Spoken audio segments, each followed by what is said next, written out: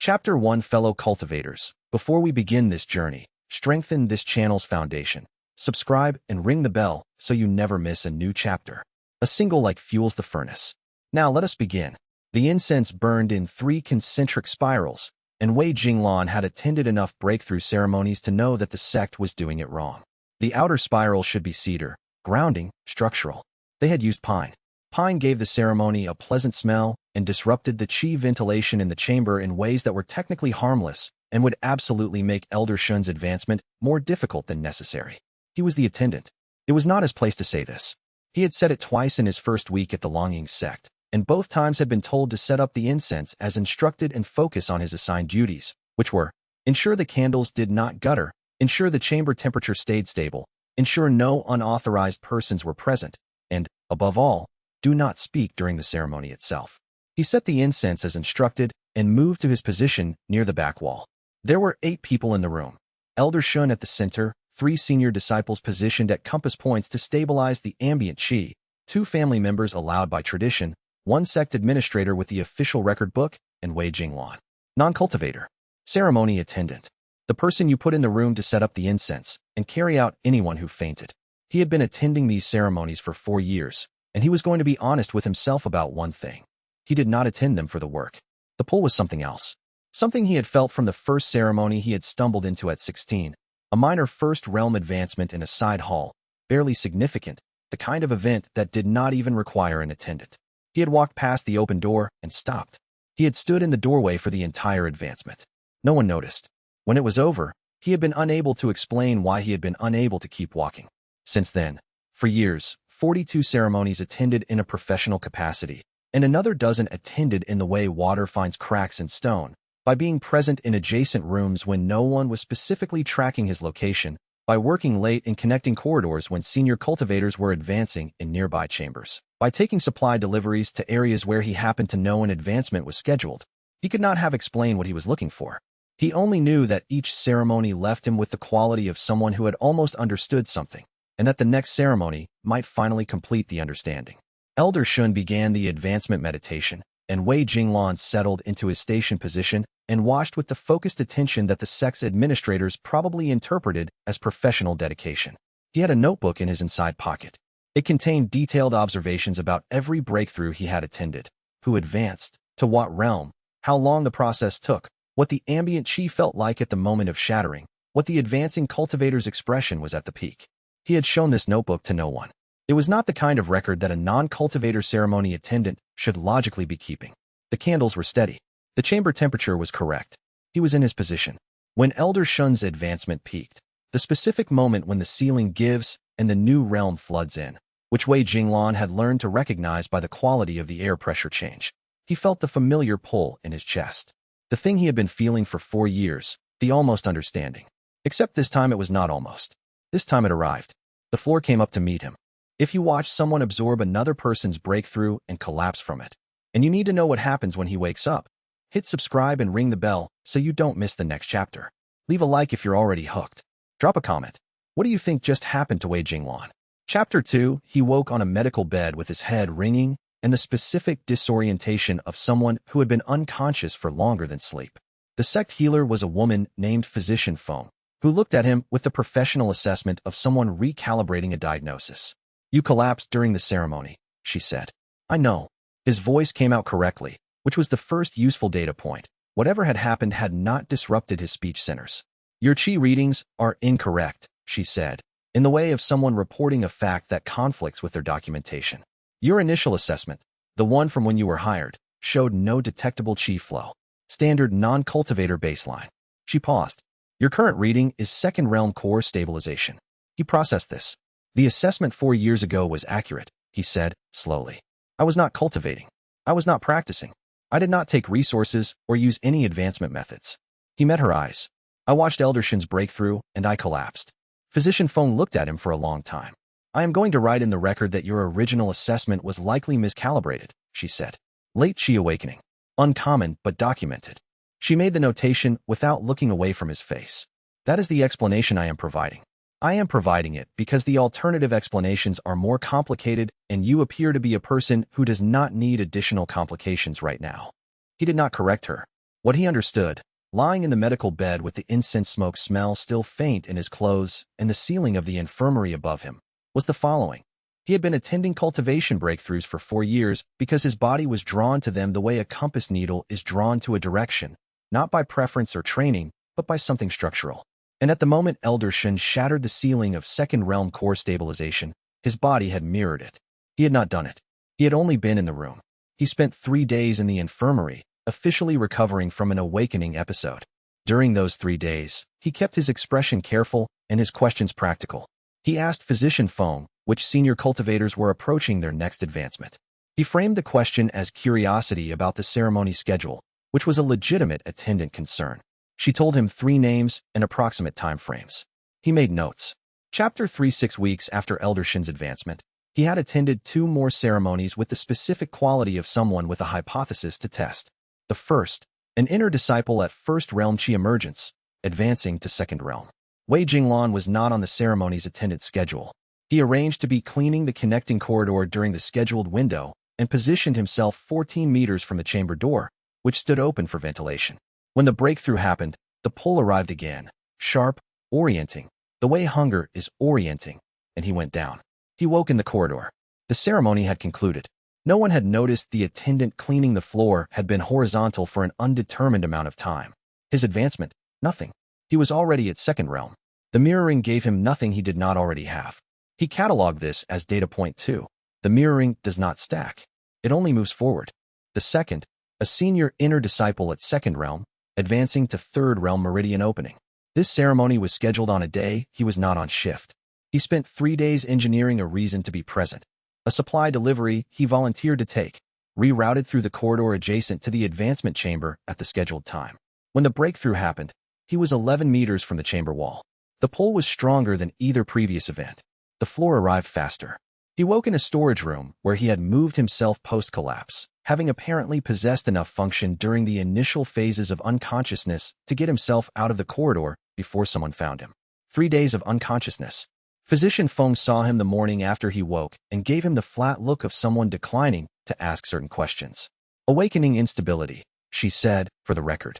Yes, he said. His chi assessment. Third realm meridian opening.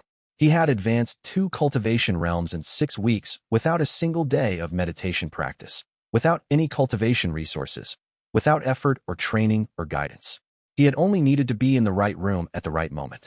He sat with this for a long time, in the storage room where he had regained consciousness, with the dust on the floor and the smell of old lacquer from stored furniture, and thought about what he was and what that meant.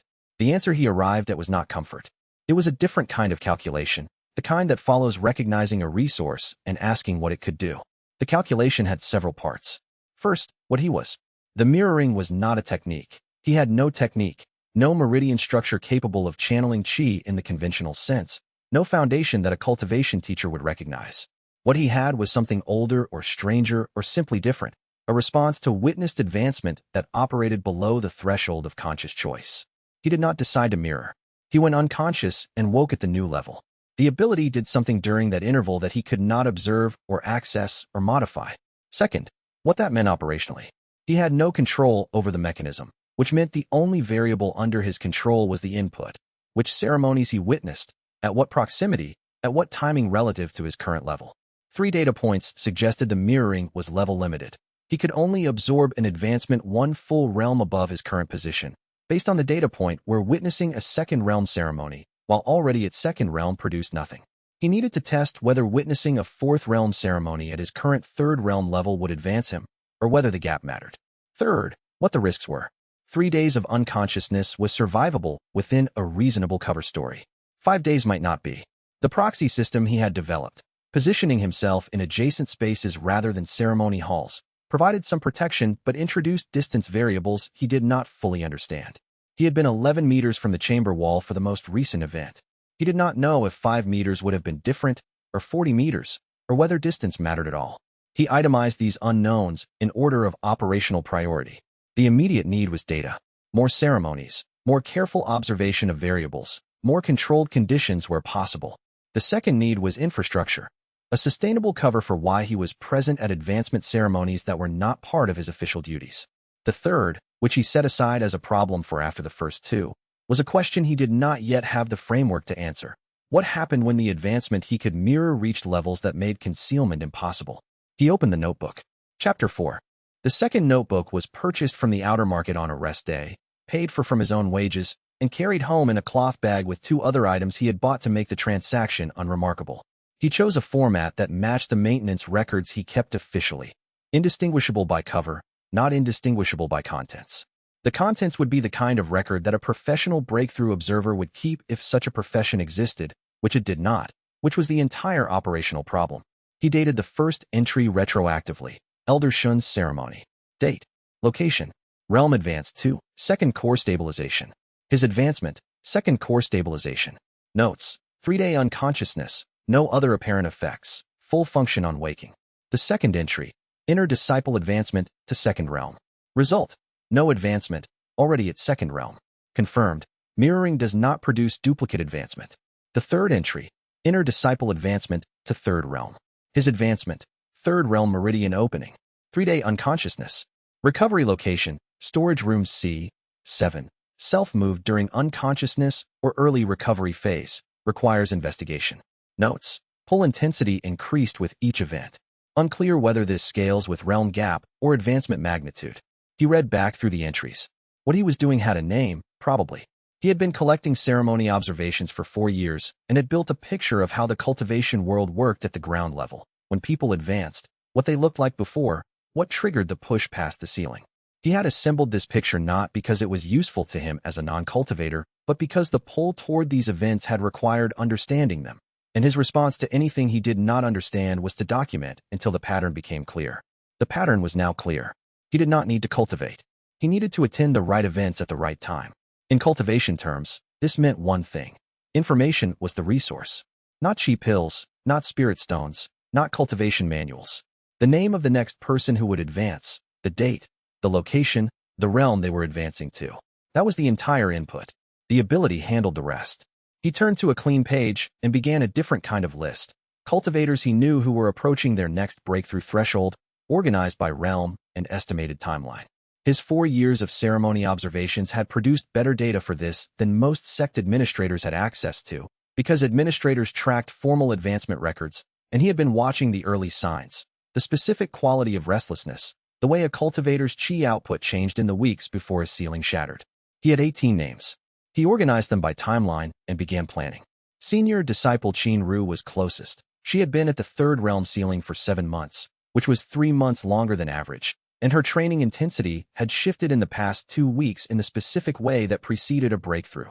Shorter sessions, more rest, the deliberate conservation of resources before a major expenditure. He estimated her advancement within the next 10 to 20 days. She trained in the Eastern Wing. He had a maintenance rotation through the Eastern Wing. The second most likely was Assistant Elder Feng Jia, who was advancing from 4th realm to 5th realm, a transition that would, if his hypothesis about level limiting was correct, require him to be at 4th realm himself before he could benefit from witnessing it. He had added a note beside Feng Jia's name, contingent on intermediate step. This was the operational constraint he had not fully resolved. Reaching 4th realm would require witnessing Qin Ru's advancement. Witnessing Qin Ru's advancement first, before Feng Jia's, was therefore a prerequisite, not a coincidence. The order mattered. For the first time in his 4 years of ceremony observation, he was not a passive collector of data. He was a person with a schedule. He felt the strangeness of this. Not discomfort exactly. Discomfort required expecting something different from what was. What he felt was the specific alertness of recognizing that the nature of the task had changed, and that the skills he had developed for the previous version of the task were not entirely transferable to the new one.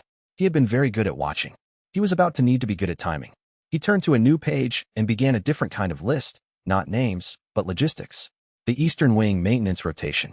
The ceremony scheduling patterns for the next month. The specific windows where he could engineer proximity without visible intent. He worked until the lamp oil ran low, then closed the notebook and lay down on the storage room floor. It was where he'd woken and the futon in his quarters felt far, and looked at the darkness above him and thought about the next 4 realms. Chapter 5. The sect elder who noticed first was not Elder Zhou. That would come later. The first to notice was Senior Sister Tenbiyu, who was responsible for the inner disciple training schedule and who was, among her other qualities, someone who paid attention to things that were slightly wrong. Your sparring performance this week, she said, during the monthly attendant evaluation, is not consistent with a third realm cultivator at your documented stage. I am new to the realm, he said. My foundation is not fully consolidated. Your footwork is. She had a flat way of speaking that did not contain hostility, but also did not contain allowance for imprecision. Your footwork is third realm. Your reaction timing is third realm. Your chi output is something we have discussed, which I understand has documentation. She looked at him. Your training hours are non-cultivator. You have not attended a single meditation session. You have not requested cultivation resources. You have not asked for any guidance. I have been working through the transitions organically, he said. The awakening process was unusual. I have been cautious. Cautious, she repeated, as if assessing the word's accuracy. Yes. She made a notation. Elder Zhou has requested an evaluation for the advanced cohort. Your performance metrics have been flagged as unusual. She passed him the scheduling form. Report to Elder Zhou on the third day of next week. He took the form. I understand. Tan Beiyu did not dismiss him immediately. She held the pause the way someone holds a question they have decided not to ask yet. You have attended 47 breakthrough ceremonies in 4 years, she said finally. The Sect's average for an attendant your years is 14. I find the work meaningful, he said. She looked at him with the expression of someone who has received a technically accurate statement and is deciding how much effort to spend on extracting what is beneath it. She apparently decided the effort was not worth it at this moment. Dismissed, she said. He walked out of the evaluation room and took the slow path back to the attendant quarters, the one that passed through the eastern courtyard where 3 senior disciples were currently in an outdoor cultivation session. He had noted their position and timing before the evaluation. The senior disciple at the eastern pillar, Jiang Peilon, 4th realm candidate, estimated advancement within 2 months by Wei Jinglan's observation, confirmed by the specific quality of her chi output today, was running forms with the distracted intensity of someone whose body was trying to push past something their mind had not caught up to yet. He walked past without slowing, his expression neutral, the evaluation form folded in his inner pocket. 2 months, his notes said. For months if she was cautious. He made a small revision. 6 weeks, if the current acceleration rate continued. He went back to work. Chapter 6. The 18 names on his planning list were people he had been watching for months before he understood why he was watching them. He had thought it was professional interest, the ceremony attendant's occupational habit of tracking who was close to advancement, because those were the people who would need ceremony services, which translated into shifts and assignment requests. That was the official reason. The actual reason was something his body knew before his mind could articulate it. Near-breakthrough cultivators had a specific quality that pulled at him the way iron filings feel a magnet even before they move. Jiang Peilon was number 3 on his list. He had estimated 6 weeks when he watched her in the courtyard. The acceleration was real. She shattered the ceiling of 4th realm on day 38. Wei Jinglan was not on the attendant schedule for that ceremony. He had arranged to be in the room by the method he had used before, a supply delivery, made personally, to a storage area 2 doors down the corridor from the designated advancement chamber. The corridor was open. The distance was within whatever the range was. He had not yet measured it precisely. The ceremony began at mid-morning. He was organizing cultivation reagent jars on a shelf with the focused attention of someone who found shelf organization genuinely interesting, which he did not, and listening to the texture of the chi in the building change as Jiang Peilon's advancement built toward its peak. When it came the way it always came. The pressure change, the audible exhalation of ambient chi, and then the pull that went from his chest to his foundation like a hook on a line, and then nothing. He woke with his back against the shelf and cultivation reagent jars on the floor around him. 2 of them cracked. He had been unconscious long enough that the ceremony in the nearby room had concluded and the corridor was empty. He was 4th realm divine sense. The realm change was not subtle. 4th realm opened something that had not been opened before, a wider perceptual aperture, the way dawn feels different from night, not only in light, but in sound and texture, in the quality of what is present. He could feel the chi structures in the building around him with a clarity he had not had before. The cultivation reagents on the shelf registered to him not as containers, but as specific formations. He could distinguish the contents by their chi signature without reading the labels. He also had 2 cracked jars to account for, which was an immediate operational problem. He pocketed the cracked ones, replaced them with intact jars from the lower shelf, and filed the loss as breakage during restocking in the supply record before leaving. The network development continued in parallel with the advancement work. He had learned, through 4 years of ceremony attendance, that everyone who moved through the spaces where cultivation happened carried information about cultivation. The attendants, the healers, the supply staff, the administrative records keepers. None of them treated their information as valuable because none of them recognized the pattern their information collectively assembled. He had begun recognizing this pattern 6 months ago and had started, carefully, asking questions that were adjacent to the questions he actually wanted answered. Not, when is this cultivator going to advance, but, I noticed they seemed particularly focused during last week's training. Has something changed in their schedule? Not, who is the most advanced cultivator in the Northern Territory, but, I'm trying to understand the regional calibration ceremony process. Who would I speak with about the scheduling? 3 conversations had produced more useful intelligence than 20 official records. He made a note. Chapter 7 Old Man Deng was not difficult to find once Wei Jinglan knew to look. He had heard his name through the supply network. The former ceremony official who had been dismissed after an unauthorized observer was found at a senior advancement. The story was framed as negligence, which was the institutional language for, we need to be angry at someone, and this person was present. The actual sequence of events, as Wei Jinglan had assembled it from 3 different accounts. The unauthorized observer had been the Sect Lord's 3rd son, who had wanted to witness his own sister's advancement, which the ceremony protocols did not permit for reasons that were traditional rather than functional. Deng had allowed it. The sister advanced successfully. The Sect Lord was privately grateful and officially furious, and Deng's career ended. He was 58 now, living in the commercial district of the outer town, doing record-keeping work for a trading house that dealt in cultivation materials. The job gave him access to shipment records for spirit stones, reagents, and advancement resources across the region, which meant he knew which sects were acquiring what, which translated into a picture of which cultivators were being supplied for major advancement attempts. Wei Jinglan bought him a meal at a tea house, not the cheapest one, but not the expensive one either, the kind of place where the food was good and the tables were far enough apart that a conversation could be had at normal volume without being overheard. Deng was the kind of person who had spent years being underestimated and had developed a very specific relationship with people who were doing the same thing. He looked at Wei Jinglan for approximately 30 seconds before he said, "You are tracking advancement schedules." "I am interested in the ceremony work," Wei Jinglan said. "You are tracking advancement schedules," Deng said again, without heat. "You have been attending ceremonies in unusual numbers for years, and you have just started asking questions through secondary channels about breakthrough timing. I am one of the people your secondary channels eventually pointed to." He picked up his teacup. "I do not have access to official ceremony records anymore. What I have is better. The trading house shipments," Wei Jinglan said. "Among other things." Deng set the cup down. "What are you trying to find?" Wei Jinglan considered how much to tell him. The standard calculation. What would he give up by being honest, and what would he lose by being dishonest? The answer was that Deng already understood the operative question, which meant dishonesty would waste the potential of the contact without protecting him from the risk of it.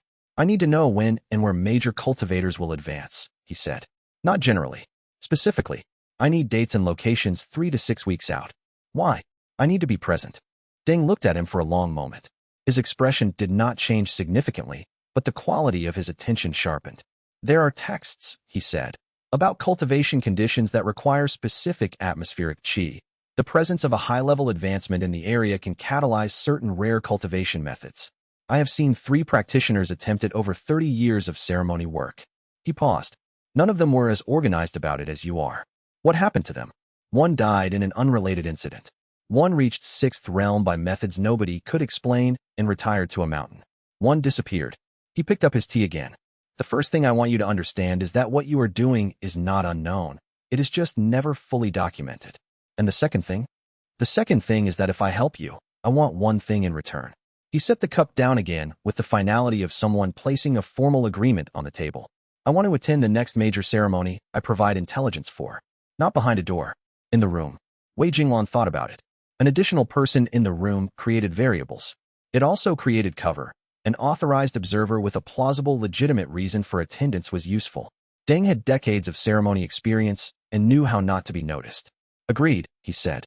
Over the next 2 hours, Deng produced from memory, verified against a small notebook he had kept hidden in his coat, a comprehensive account of the regional advancement landscape, which senior cultivators were approaching, which ceilings, the likely timeframes, the facilities most commonly used for major advancements in each territory, and the supply chains that would give him advance warning of preparations.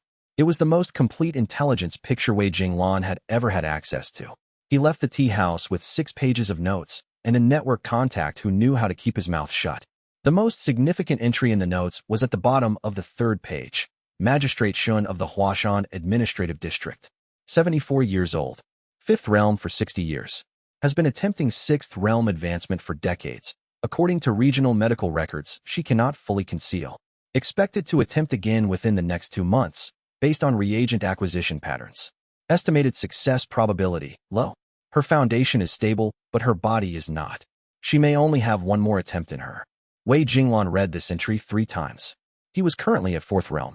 Between Deng's notes and his existing list, there was a 5th realm advancement available in 18 days.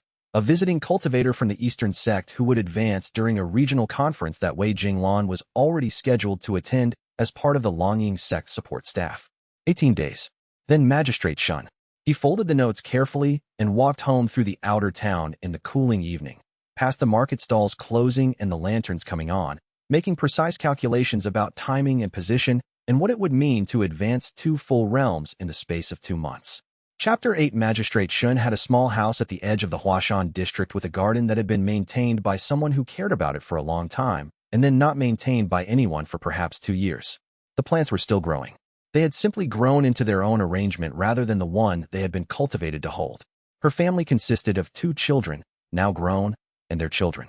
They had traveled to be with her because the healer's message had used words that families learn to interpret accurately. The room was warm from the late summer heat, and a single incense stick burning near the window, the specific kind that healers used in sick rooms. Not ceremony incense, but something quieter, less structured. Wei Jinglan had spent 3 days arranging to be here. The authorization had been the most complex part. The family had not requested a ceremony attendant. This was not expected to be a formal ceremony, and honestly might not be an advancement at all, might simply be the end of an attempt. But he had found a technical justification. Advanced medical monitoring for high-realm cultivators at critical junctures was a permitted secondary service under Sect protocols, requiring only a certified medical observer, which he had obtained temporary certification for by calling in 2 favors with physician Feng. He was standing near the back wall of the room when Magistrate Shun began her meditation. Her 2 adult children were at her bedside. 3 grandchildren sat near the door. The healer was positioned to the left. Old man Deng, who had asked to be here and who had better credentials for it than any of them, was to Wei Jinglan's right. She had been attempting this advancement for 60 years. He had read the medical records that Deng obtained. 60 years at 5th realm, longer than most cultivators' entire active careers. Each attempt had been documented. The approach, the ceiling contact, the failure, the recovery. The records showed a pattern of methodical persistence that Wei Jinglan recognized with something uncomfortably close to kinship. Someone who had kept trying the same thing because giving up was not available to them. The room grew quieter than rooms normally grow. This was the quality of high-level advancement approaching, not the chi pressure of a young cultivator pushing past a ceiling, but the specific weight of a cultivation foundation that had been pressing against the same wall for 60 years, finally finding the geometry to go through. Her children were holding her hands. Her eyes were closed. Her breathing had a quality he had learned to recognize, the particular rhythm of someone whose body was becoming secondary to the process happening inside it. He checked his position. He was 12 meters from the bed, within range. The ceiling shattered. He would think later about whether shattered was the right word for what a 5th to 6th realm transition looked and felt like. It was less like breaking and more like a wall becoming transparent, not gone, but no longer blocking the light on the other side. The chi in the room changed in a way that had nothing to do with the single incense stick or the summer heat. It had the specific quality of something ancient and very large briefly becoming present. Magistrate Shun opened her eyes. Her expression, in the moment before everything else, not triumph, not relief in the way relief usually looks. Something older than relief. The face of someone who has been carrying something for 60 years and has set it down. Her final word, spoken in a voice that was already becoming past tense. Finally, Wei Jinglan went down. When he came back, 3 days later, in the room Deng had arranged for him at an inn 2 streets from Magistrate Shun's house, he lay on the ceiling and organized what had changed. He was 6th realm immortal ascension. The world had acquired a different dimension. Not larger, exactly, more specifically present. He could feel the cultivation architecture of the buildings around him, the specific chi signatures of everyone in the inn, the movement of ambient spiritual energy through the district's geographical features. Everything that had been background noise before was now information. He thought about her final word and did not understand it yet. He filed it in the back of his second notebook, in the section he had started for things that had explanations he had not found. Later, he would understand. Chapter 9. The problem with being 6th realm was that he could not be 6th realm in public. He had been managing this problem in a minor way since 3rd realm, suppressing his visible chi output during evaluations, performing below his actual capacity in training sessions, maintaining the documented record of a late-awakening cultivator who was developing unusually well, but not impossibly so. That cover had been plausible because the gap between his documented level and his actual level was not enormous. 6th realm was a different order of discrepancy. The eldest inner disciple at Longying's sect was 4th realm. The sect's senior elders were mostly at 5th. A 20-year-old former ceremony attendant who was actually at 6th realm, at a sect where the sect master had not reached 6th realm himself, was not a thing that could exist quietly inside normal institutional structures. He had 3 days of unconsciousness to plan. The first option, leave the sect before anyone assessed him. The disadvantage was that Longying's sect was his primary access point for the regional ceremony network, and abandoning it would cost him several months of rebuilding equivalent access elsewhere. The second option, continue the cover and hope the gap between his documented level and his actual level never became visible enough to investigate. The disadvantage was that this was not a plan but an avoidance, and avoidances had compounding costs. The third option, document the cover deliberately, in a way that was accurate but structured to prevent investigation. On the second day of unconsciousness, he was lucid enough by then to work through the problem, if not to act. He arrived at a specific variant of the third option. The existing late bloomer documentation was a cover that Physician Feng had provided informally, which meant it was not fully integrated into the official records. An official record modification, done through the correct administrative channels with appropriate supporting documentation, would be more stable than an informal workaround. He needed someone with administrative access and a reason to help him. He had, through his network development, built several contacts with access. One of them, a records administrator named Li Chunhua, owed him a favor from 6 months prior when he had helped her identify a discrepancy in ceremony supply billing before it became an official problem. He sent a message through a courier on the 3rd day, while still ostensibly recovering from his advanced meditation episode. Li Chunhua's response was careful. She could enter a cultivation assessment notation into the developmental record, noting an accelerated advancement to 5th realm with foundation irregularities requiring medical monitoring. This documentation, inserted into the correct administrative section, would make any subsequent assessment results, if they showed 5th realm or below, look consistent. It would not hold if someone ran a proper comprehensive evaluation. It would hold for the standard administrative checks. The cost, one additional favor, to be named later. He accepted the terms. When he returned to the sect, he was officially documented as a promising late-awakening cultivator who had reached 5th realm through an unconventional development path, with foundation anomalies requiring monitoring. He sat at this documented level and performed accordingly, suppressing 3 full realms of actual capacity through careful chi masking during every interaction with the sect. The gap between what he was and what he appeared to be had become structural. He made a note of this in the second notebook, not as a problem to be solved, but as a fact to be managed carefully. Gaps had costs. He would need to account for the cost. Chapter 10. Elder Zhou had the specific quality of a person who did not need to ask obvious questions because he had already thought them. He was the most respected cultivation mentor in the sect, not the most powerful, which was the sect master, but the most respected in the way that requires decades of accumulated correctness rather than a single dramatic achievement. He had trained most of the sect's senior cultivators when they were young and had opinions about their development trajectories that turned out to be accurate more often than not. His evaluation room was in the inner sect, at the end of a corridor that had a very specific quality of quiet, the kind that existed because the person who used the space had maintained it carefully for a long time. Wei Jinglan had spent the week before the evaluation reading everything available about chi masking, a technique used by cultivators who needed to conceal their actual realm for competitive or political reasons. The technique was considered somewhat disreputable, associated with sect politics and territorial negotiations, which meant there was a substantial literature about it written by people who disapproved of it, and a much smaller literature written by people who used it, which he found by looking in the places that were adjacent to where such things would be officially kept. The version he had assembled was imperfect. He could suppress his chi output to the point where a standard assessment would show approximately 5th realm, with the foundation irregularities documented in his official record providing a plausible explanation for anything that didn't quite fit.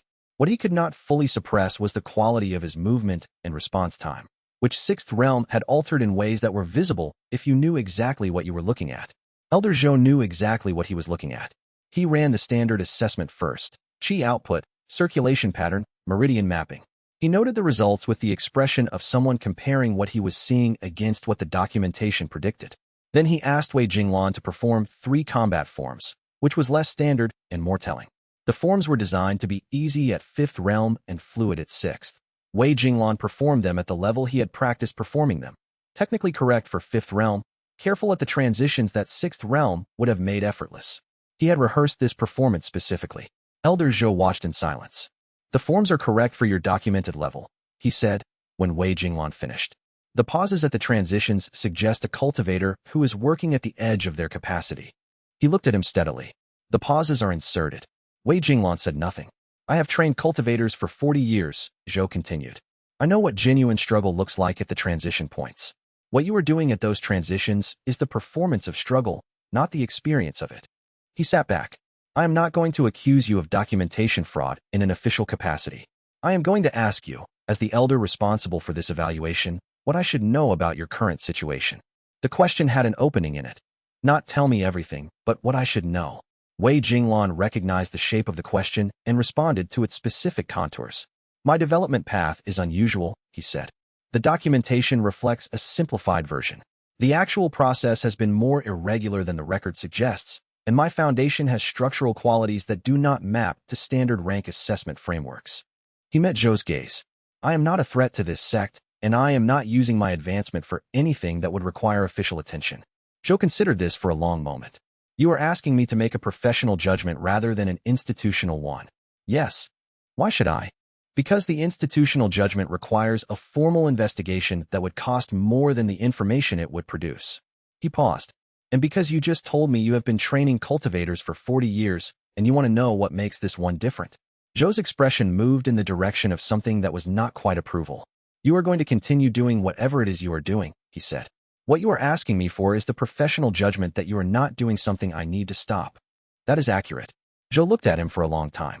I am going to document this evaluation as inconclusive, with a recommendation for continued observation. That is what the evidence supports formally. He closed the assessment record. What it does not support formally, but what I am telling you directly, is this.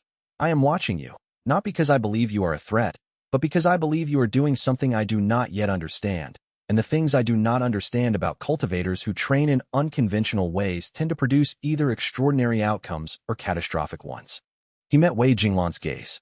Which of those it becomes will depend partly on choices you make in the next few years.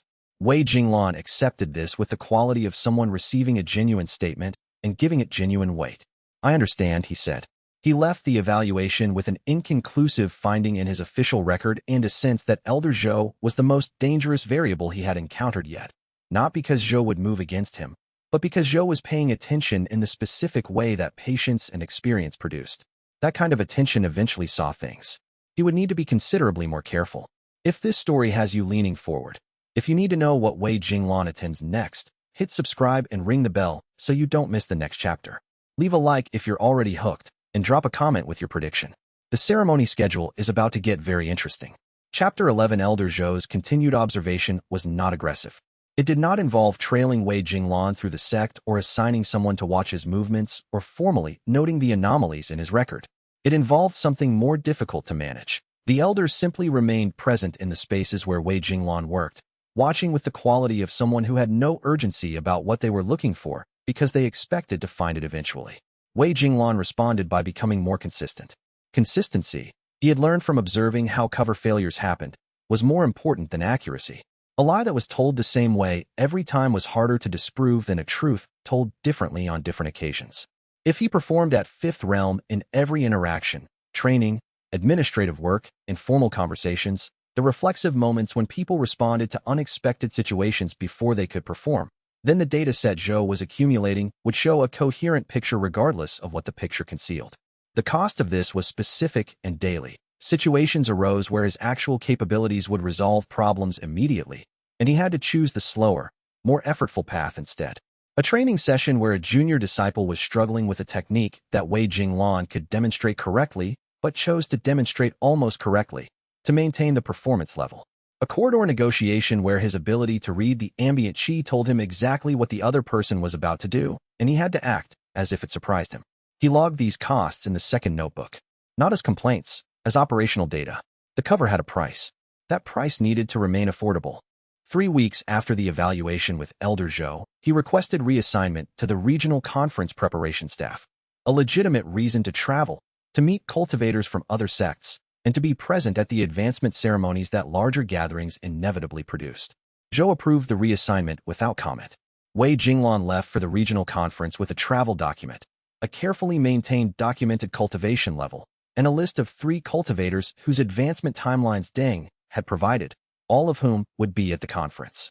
Chapter 12 Grand Master Luo Tianxing was in the region only because the main road east had been disrupted by flooding, and the detour brought him through the Longing Sect's territory, and courtesy required that a 7th realm cultivator passing through acknowledge the local sect with a brief visit. He was 68 years old, which in cultivation terms for a 7th realm practitioner was not old. He had reached 7th realm star striding 12 years ago, and had spent the intervening time refining his foundation, the second advancement at the same realm that masters spent decades on, deepening the structure of what they had achieved. His public schedule did not include a foundation refinement session because foundation refinement was private and did not require scheduling. What his private schedule included, which Wei Jinglan had learned through a combination of Deng's supply intelligence and a 2-week cultivation of a contact inside the Eastern Sect's administrative staff. A foundation refinement session that Luo Tianxing performed at specific intervals, aligned with astronomical configurations that his cultivation method used as catalysts. The next interval was 9 days away. The most convenient location, given the flooding route, was the guest quarters at Longing Sect. Wei Jinglan had 3 weeks, 2 favors, and 1 bribe standing between him and being in the correct location at the correct moment. The 3 weeks were the preparation timeline. The 2 favors were called in to secure a legitimate reason to be assigned to the Grand Master's hospitality staff, a service role that required proximity without requiring explanation. The bribe was for the scheduling assistant who confirmed the exact session timing and location within the guest quarters. He had never attempted a 7th realm event before. The previous highest had been Magistrate Shun's 5th to 6th transition. He was currently at 6th realm. The realm gap was wider. He had no information about what that meant for the mirroring's intensity. He prepared for it anyway. The guest quarters' inner courtyard had a maintenance access point that he had documented on his first day of service there. The access point was legitimate, drainage maintenance, inspected quarterly. He had volunteered for the inspection and performed it, which gave him a reason to know the space and reason to re-enter it. On the night of the session, he was in the access alcove, 11 meters from the courtyard wall. The summer night was warm and still. He could hear insects and the distant sound of the sect's water features. He could also feel, with the 6th realm perception that made ambient chi legible to him, the specific gathering quality of a major cultivator entering a deep cultivation state. The session ran for 2 hours before the refinement peak arrived. Wei Jinglan had braced himself against the alcove wall. He had also, on a practical instinct, patted the floor with his outer robe. The pull arrived stronger than anything he had felt before. Not sharp this time, but total, as if the mirroring was not only in his dantian, but distributed through his entire foundation. He had time for exactly one thought before consciousness ended. The realm gap matters. He woke 37 hours later. Not 3 days. The extended refinement session had apparently given his body a longer absorption window that spread the shock differently. He was in the alcove. No one had found him because no one had reason to look. His outer robe had a new crease from the floor. He was 7th realm star striding. The world had expanded again, but not in the direction he expected. 7th realm did not feel like more perception. It felt like different perception. Where 6th realm had made ambient chi legible as information, 7th realm made it dimensional. He could feel the cultivation histories embedded in spaces, not just current chi flows, but the accumulated resonance of who had cultivated in a place, what significant events had occurred there, how long. The guest courtyard where Luo Tianxing had just refined his foundation had a density of chi history that felt, to Wei Jinglan's 7th realm senses, like standing inside a slowly turning clock. He assessed himself methodically. His official documentation said he was approaching the upper range of 5th realm. He was actually 7th realm. The gap was now so large that any genuine assessment would produce an indefensible anomaly. He went to breakfast with the hospitality staff and performed, for the rest of the day, as a 5th realm cultivator helping an honored guest prepare to depart. Luo Tianxing left the following morning without knowing that someone in his hospitality staff had advanced to his realm during his foundation refinement session, in a drainage alcove 11 meters away. Chapter 13 The body's accounting always came due eventually. He had advanced 7 times in the span of 14 months. The mechanism did not care that each advancement was at a realm higher than the last, that his foundation was genuinely solid at 7th realm, that he had never experienced the standard cultivation stagnation or bottleneck. The channels that connected his foundation, the meridian pathways that cultivation advancement was supposed to deepen gradually and carefully, had been subjected to 7 sudden, massive structural changes, each one absorbing a force that a body built through normal cultivation development would have encountered incrementally over years or decades. The first episode was a training session where his chi circulation destabilized for 40 seconds. It felt like the difference between a working engine and an engine with a loose connection, functional, but with a vibration that should not have been there. He documented it and watched. The second episode was worse, a full minute, with visible external effects. His hands trembled, and his chi output became inconsistent. A junior disciple noticed and reported it to the medical hall. Physician Feng handled the report with the professional calm she had always used for situations involving Wei Jinglan, which was the calm of someone who had decided the situations were his to manage and her role was medical rather than investigative. But she could not examine him without finding the scarring. The scarring was documented in the old notation, foundation irregularities from the late bloomer awakening. What the scarring actually looked like, under a thorough examination, was 7 distinct layers of chi channel damage in a pattern that Physician Feng had never encountered. Each layer was a separate event. Together, they formed a record of advancement that no normal cultivation path produced. She looked at the examination results for a long time. She said, "These are not from your original awakening." "No," he said. "They are layered, chronologically distinct. Each new layer is more severe than the previous one." "Yes." She put down the assessment tools and looked at him with the expression she reserved for situations that were outside her professional framework. "I am going to refer you to Qian Ruyu," she said. "She has more experience with atypical chi channel damage." She paused. "I am also going to enter a notation that I have no basis for a diagnosis without specialist consultation, which means this file will not advance to the Sect's senior medical staff for another 30 days. "I understand. That is 30 days, she said, to be precise. "Not longer." He went to Qian Ruyu that afternoon. She was not longing Sect staff. She ran a private practice near the inner Sect district, which meant she saw people who did not want their treatment to appear in official records. The recommendation was a form of professional courtesy that Physician Feng extended to complicated cases without advertising the practice. Qian Ruyu examined him without small talk and without the hedging that professional uncertainty sometimes produced. She had the quality of someone whose relationship with unusual cases was long enough that she had stopped finding them unusual. When she finished, she set her tools aside and looked at the wall for a moment before looking at him. 7 advancement events, she said. Each one has left scar tissue in your chi channels at the exact point where breakthrough force was absorbed. The pattern is consistent with someone who absorbed those breakthroughs faster than the normal cultivation path would have produced them. She paused. Significantly faster. The normal path produces these effects over 30 to 50 years. Your scarring layers are approximately 2 years old at the oldest. He was quiet. "I can treat the inflammation in the most recent layers," she said. "The older scarring is not reversible by any method I know. The prognosis depends on whether you continue accumulating at this rate." She met his gaze. "If you do, the compounding effect will reach a point of clinical significance within, my estimate is 3 to 5 years. Beyond that point, the risk of serious chi path failure during any cultivation activity increases significantly." "I understand," he said. She picked up a treatment implement. "I am not going to ask you to explain this." She began the treatment, which involved direct chi circulation through the damaged channels, uncomfortable enough that he kept his expression carefully neutral throughout. "But I want you to understand that when I say clinical significance, I mean the possibility of death." I noted that. "Good." She worked in silence for a while. "Come back in 2 weeks." He went back in 2 weeks. Chapter 14. The Sect Library kept its medical and cultivation theory texts in the Eastern Wing, organized by a system that had been built in the library's founding generation and modified by every subsequent librarian without overall revision, which meant the organization had accumulated layers in the same way that old cities accumulated layers. Not logical, but navigable if you learned the internal logic of each individual stratum.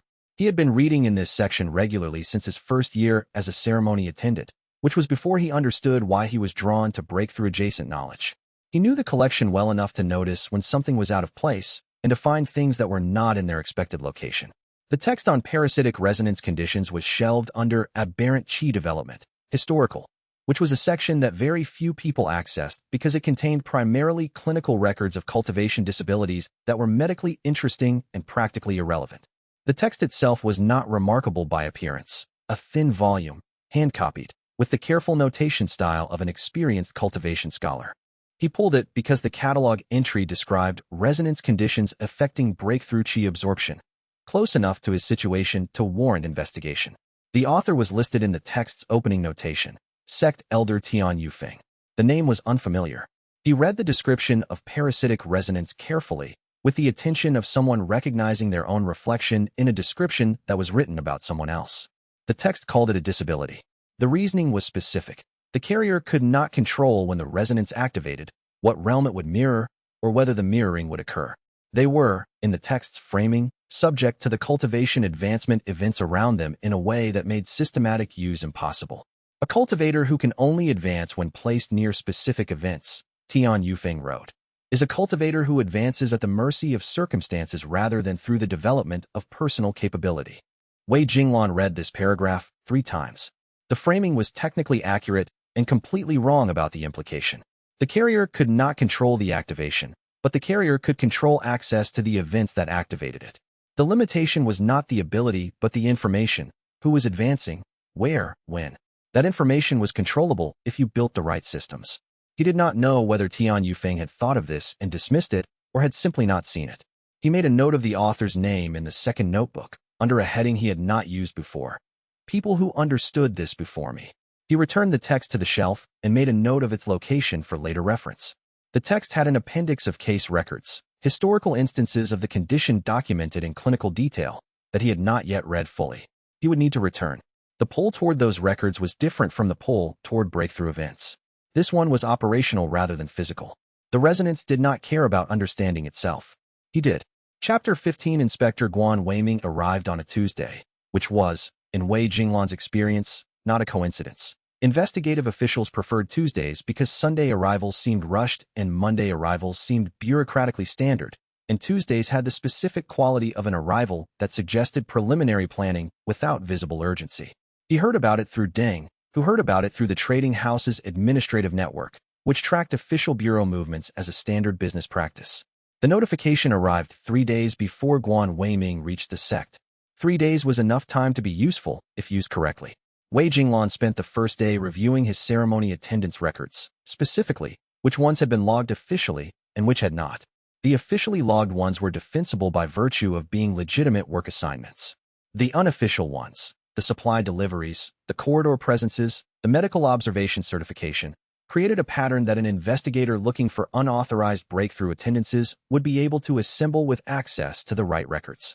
The question was which records Guan Weiming had access to and which he would need to request. The second day was spent restructuring 3 records that were independently accurate but collectively incriminating. He did not alter any factual information. He reclassified his presence at 2 specific events from unofficial to authorized by medical monitoring protocol, which was a categorization physician Feng's referral and Qian Ryu's ongoing treatment notes technically supported, if you read the protocol documents with a generous interpretation. The third record he reorganized so that its connection to a specific ceremony was administrative rather than directly ceremonial. The third day, he spent learning what he could about Guan Weiming. What he learned was not reassuring. The inspector had a professional record that was consistent and quietly thorough, not the kind of official who made a large number of arrests, but the kind who, when he determined that something was wrong, was invariably correct and invariably patient. He had closed 4 investigations in his career involving unauthorized breakthrough attendance, all of which had taken between 3 months and 2 years to complete. Wei Jinglan noted the timeline, 3 months minimum. The immediate threat was not arrest. He had nothing officially chargeable against him at this point, especially with the record restructuring completed. The threat was the accumulating pattern of attention. An investigator who had decided a situation warranted investigation had a professional interest in proving the decision correct. He prepared a cover story that was technically accurate about every element that Guan Weiming would find and strategically omitted about every element that required omitting. When the inspector arrived and began his review of the Sect's ceremony administration records, Wei Jinglan was performing a maintenance inspection in an unrelated section of the building, his documented cultivation level consistent with his assigned role, his second notebook at his lodgings, and his expression the expression of someone who found cultivation administration work genuinely interesting. He was, in all observable respects, the wrong person to be looking for. Chapter 16 Scholar Bai arrived at the Sect with a letter of introduction from the Regional Archive Commission, which gave him access to the historical records held in Longying Sect's ceremonial documentation vault. The vault contained 40 years of breakthrough ceremony records, dates, participants, witnessed ranks, atmospheric chi readings. For an archivist compiling a comprehensive history of cultivation advancement events in the region, it was a significant resource. He introduced himself to the administrative staff with the specific energy of someone who had been doing the same kind of work for years and found it genuinely engaging. Organized, unhurried, prepared with very specific questions. His name was Bai Mingquan, and he was compiling, he explained, a regional history of cultivation advancement events from a sociological rather than purely technical perspective. Not just who advanced, but where and when and what community circumstances surrounded major breakthrough events. Wei Jinglan heard about his arrival through the administrative network within hours and arranged to be assigned to the Vault Access Support role the following morning. The role involved guiding authorized visitors through the Vault organization system and ensuring they found the records they were looking for. It was a legitimate assignment that gave him 3 to 4 hours with Bai Mingquan, starting with the records Bai needed, before he could identify what Bai was actually assembling. He arrived at the vault and introduced himself as the assigned support staff. Bai Mingquan shook his hand with the distracted firmness of someone who had already cataloged him as administrative assistants, likely cooperative but not technically informed, and was mentally moving on to the records question. He asked for the atmospheric chi readings from the past 20 years of Fifth Realm and above ceremonies. Wei Jinglan found the records. He also, in the 15 minutes this took, noted the specific orientation of Bai's request. He was looking for atmospheric readings, which most cultivation history researchers were not interested in. Atmospheric readings recorded the ambient chi conditions of the ceremony space, the quality and movement of chi in the room at the moment of breakthrough. This was data that was collected because protocol required it, not because anyone had found it useful. Unless you were trying to identify whether there had been an additional chi presence in the room at the time of the breakthrough. He set the records down in front of Bai Mingquan with the expression of helpful administrative support and said, "Most researchers find the participant records more informative for historical analysis. The atmospheric readings tend to be technical rather than narrative. I'm interested in both," Bai said, already opening the atmospheric folder. Of course, Wei Jinglan sat in the adjacent chair, as his support role required him to do in case further assistance was needed. "What's the historical question you're working backward from?" Bai Mingquan answered with the specific candor of someone who had decided the administrative staff was safe to talk to. "I'm interested in whether there are discernible patterns in the atmospheric records across major breakthroughs that suggest any kind of external chi influence." He turned a page. "There are theories, not mainstream, but documented, that certain breakthrough conditions can be catalyzed or intensified by the presence of specific rare chi types in the ceremony space. I'm looking for evidence of whether that ever happens in practice, historically." "That sounds difficult to prove from records alone," Wei Jinglan said. "Everything interesting is difficult to prove." I turned another page. "The first step is establishing whether the atmospheric anomalies exist. If they do, then the question of cause can be investigated." Wei Jinglan sat with this for a moment. The scholarly language was accurate and genuine. I was not an investigator, was not working with Guan Weiming, was not looking for Wei Jinglan specifically. He was looking for evidence of the same phenomenon Wei Jinglan represented, through an entirely different methodology, for entirely different purposes, which meant he would eventually find it. "I think I can save you considerable time," Wei Jinglan said, "if you tell me what specific ceremony dates you're most interested in." He spent the next 2 hours guiding Bai Mingquan through the records with the specific usefulness of someone who knew exactly which files would not contain what he was looking for. It was the most careful misdirection he had ever performed, because it had to be invisible as misdirection, not the appearance of helpfulness while withholding, but genuine helpfulness that happened to be structured around the gaps. Bai left with 6 hours of research and 3 specific leads that would take him approximately 2 years to follow to inconclusive results. Wei Jinglan returned the records to the vault and made a note in his second notebook. "Scholar Bai is collecting the same picture I assembled. Different methods, longer timeline, no operational urgency. Requires monitoring, not immediate action." Chapter 17 The family obligation was a cousin's wedding in the outer territories. The cousin existed. The wedding existed. Wei Jinglan had not intended to attend and had already declined the invitation once. He re-accepted it with the specific quality of someone who had reconsidered, which people generally accepted without investigation because reconsidering social obligations in the direction of attendants was perceived as virtuous rather than strategic. The 3 weeks he spent in the outer territories included the wedding, 2 days, genuinely attended, with the specific quality of being fully present at an event he had no professional interest in, which was its own kind of unusual experience. He sat at the dinner table with relatives he had not seen in 3 years and listened to conversations about family cultivation advancement as an entirely different kind of intelligence operation than the one he usually ran. These were people advancing through normal means, with normal timelines, for normal reasons, and they found it entirely sufficient.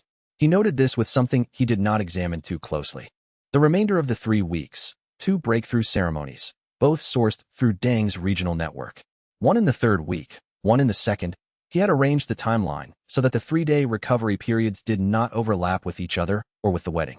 The logistics of being unconscious in a foreign territory without attracting attention required specific preparation. Private lodgings with a believable reason for closed curtains, a recovery plan that accounted for staff checking in, a cover explanation for the exhaustion that followed. The first ceremony was a mid-rank cultivator at a distant sect. The mirroring activated cleanly and cost him 3 days of unconsciousness in a rented room. He had paid 2 weeks in advance to ensure no one had reason to check on him. The second was more complex. A senior figure at a mountain retreat, whose advancement had been building for months and whose timing Deng had triangulated from supply records and regional healer consultations. Getting there required 2 days of travel and a reason to be at the retreat that would not require explanation afterward.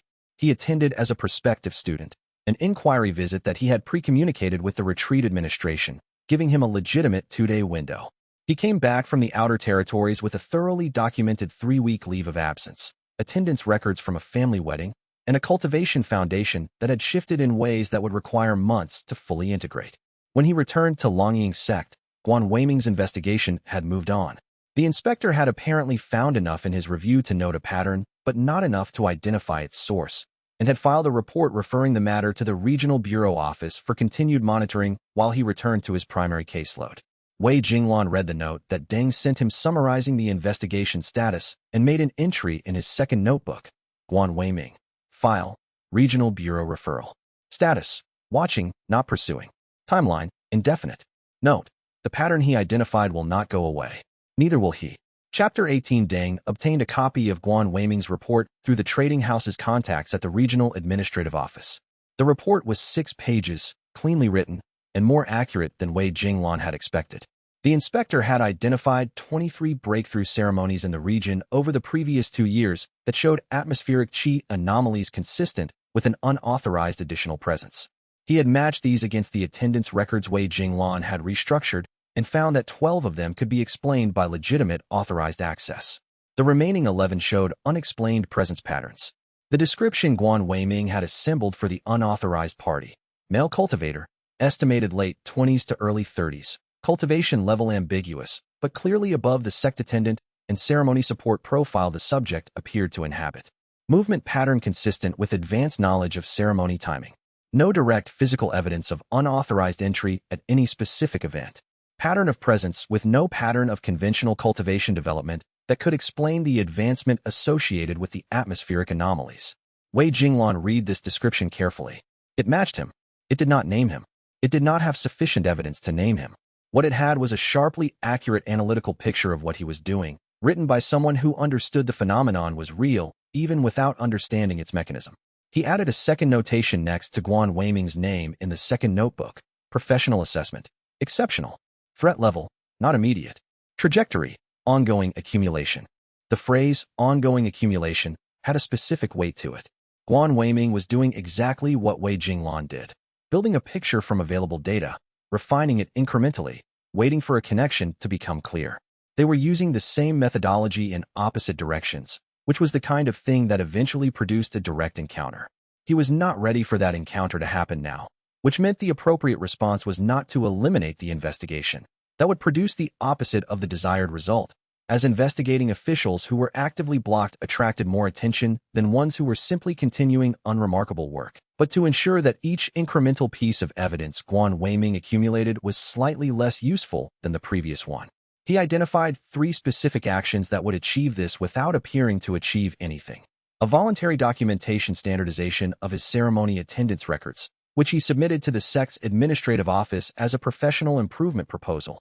A conversation with Scholar by that added a plausible alternative explanation for some of the atmospheric anomalies Guan Weiming had identified, and the establishment of a written record of his specialized cultivation condition requiring proximity to high qi flow environments, citing Qian Ryu's medical notes, and producing an officially documented reason for his pattern of presence near major advancement events. None of these changed the facts. Together, they made the facts less legible. He filed the documentation standardization proposal on a Wednesday. It was approved without comment. Chapter 19, the second evaluation with Elder Zhou, was announced with 3 days' notice, which was enough time to refine his preparation but not enough time to address the structural problem that had been developing. The structural problem was this. Zhou had been watching him for 6 months. 6 months of observations about his performance and training, his movement patterns, the specific ways he handled cultivation-adjacent tasks. Zhou had, during this period, accumulated a baseline, and that baseline, assembled from a cultivator who was performing one level while functioning at another, had begun to produce internal inconsistencies that a sufficiently attentive observer would eventually identify. He had gone to the first evaluation with a newly assembled masking technique and limited baseline data for Zhou to compare against. He was going to the second evaluation with a more polished masking technique and 6 months of observed behavior that the technique had to be consistent with. It was a harder problem. He sat in Qian Ryu's treatment room the night before the evaluation, while she worked on the current round of channel inflammation and thought through the available approaches. "You're planning something," she said, without looking up from the treatment. "Preparing for the Elder Zhou evaluation tomorrow." "That is what I said." She moved to the next channel point. "What specifically?" "I need to present consistently with my documented level and consistently with 6 months of behavior he has observed, without presenting inconsistently between those two things. And those two things are inconsistent with each other, in specific ways that require careful calibration." She worked in silence for a moment. "When I attended the last evaluation as medical observer, I noted the masking technique. It was competent." She paused at a particularly damaged channel segment. "What I also noted was that the technique masked outward projection effectively and masked internal integration less effectively. The experienced eye, and Elder Zhou has an experienced eye, can perceive integration quality without relying on outward projection data." "I know. That was the gap. The gap is harder to close than the projection." She resumed work. "If he is specifically looking for the integration gap, he will find it." "I know." She paused. "Then what are you going to do?" "Tell as much truth as I can manage and hope the truth I tell is more interesting to him than the truth I am not telling." She considered this. "That is either a sophisticated strategy or a very underprepared one." "I am aware it could be either," he said. The evaluation the following day began with the standard assessment battery. Zhou ran it without comment, noting the results with the expression he had used the first time, the comparison against documentation expression. Then he set the assessment equipment aside. "I have been watching you for 6 months," he said. "I know. You have been performing consistently as a fifth realm cultivator in every observable interaction. The performance is technically accomplished." He looked at Wei Jinglan steadily. "What I cannot account for is the absence of anything that suggests you are working toward the ceiling of that level. A fifth realm cultivator performing at their genuine level has moments of strain, of near capacity, of pushing against what they can currently do. You have none of those moments." Wei Jinglan said nothing. "You are either at a level significantly below fifth realm and performing above your genuine capacity through techniques I cannot identify," Zhou said, "or you are at a level significantly above fifth realm and performing below your genuine capacity through techniques I can identify." He looked at the evaluation equipment without touching it. Qian Ryu is waiting outside, which is interesting because she is not on the official evaluation schedule for today. She had come, apparently, on her own initiative. Zhou called her in. She came in with the expression of someone who had made a professional decision she was prepared to stand behind. She said, without preamble, "He is masking. I observed the technique during the last evaluation. I did not report it because I am not employed by this sect and my patient's confidentiality has a broad definition." She looked at Wei Jinglan. "I am here now because I believe the conversation you are about to have should have a medical observer present." Elder Zhou looked at Wei Jinglan. Wei Jinglan looked at Qian Ryu. She had come for her own reasons, which were the reasons of someone who had been treating his escalating internal damage for 6 months and who had decided that the situation had reached the point where managed disclosure was better than managed concealment. She had not warned him. This was, he recognized, her exercising the independent judgment that a person who was genuinely his ally was entitled to exercise. He looked back at Elder Zhou. What would you like to know? He said. Chapter 20. Elder Zhou asked one question. What are you doing, and does it harm anyone else? The question's structure was elegant because it contained two separate evaluative criteria, and Wei Jinglan only needed to give honest answers to one of them to create the opening for the conversation. I am attending cultivation breakthrough events, he said. When I am physically present at a genuine breakthrough, my body mirrors the advancement. I advance to the same realm the practitioner reaches simultaneously without affecting their advancement. Zhou processed this. Documented, he said.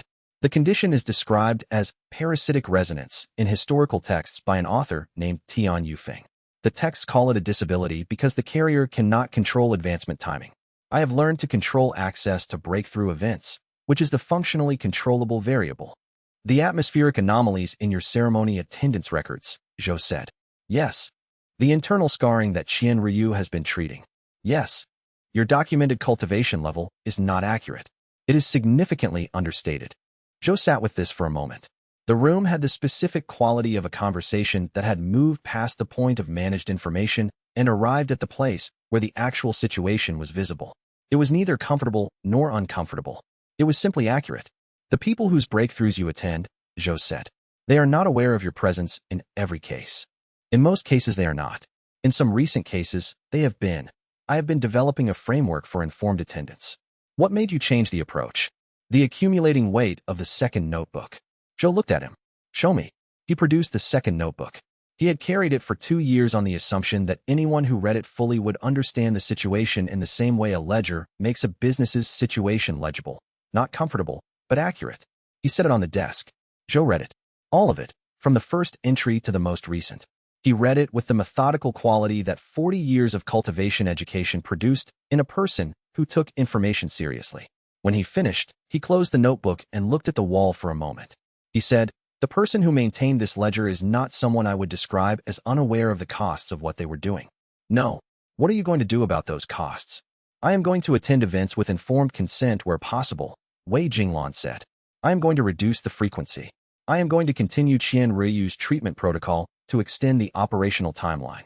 Operational timeline, Zhou repeated. He looked at the notebook. You are going to die early if you continue at the current rate.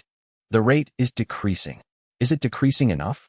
Wei Jinglan did not answer immediately, because the honest answer was, probably not at the pace I would like, and I am not certain I can slow it further without sacrificing the advancement path entirely, and I do not know if I can stop the advancement path, because I have not tried stopping it, and I am not sure the trying would be genuine.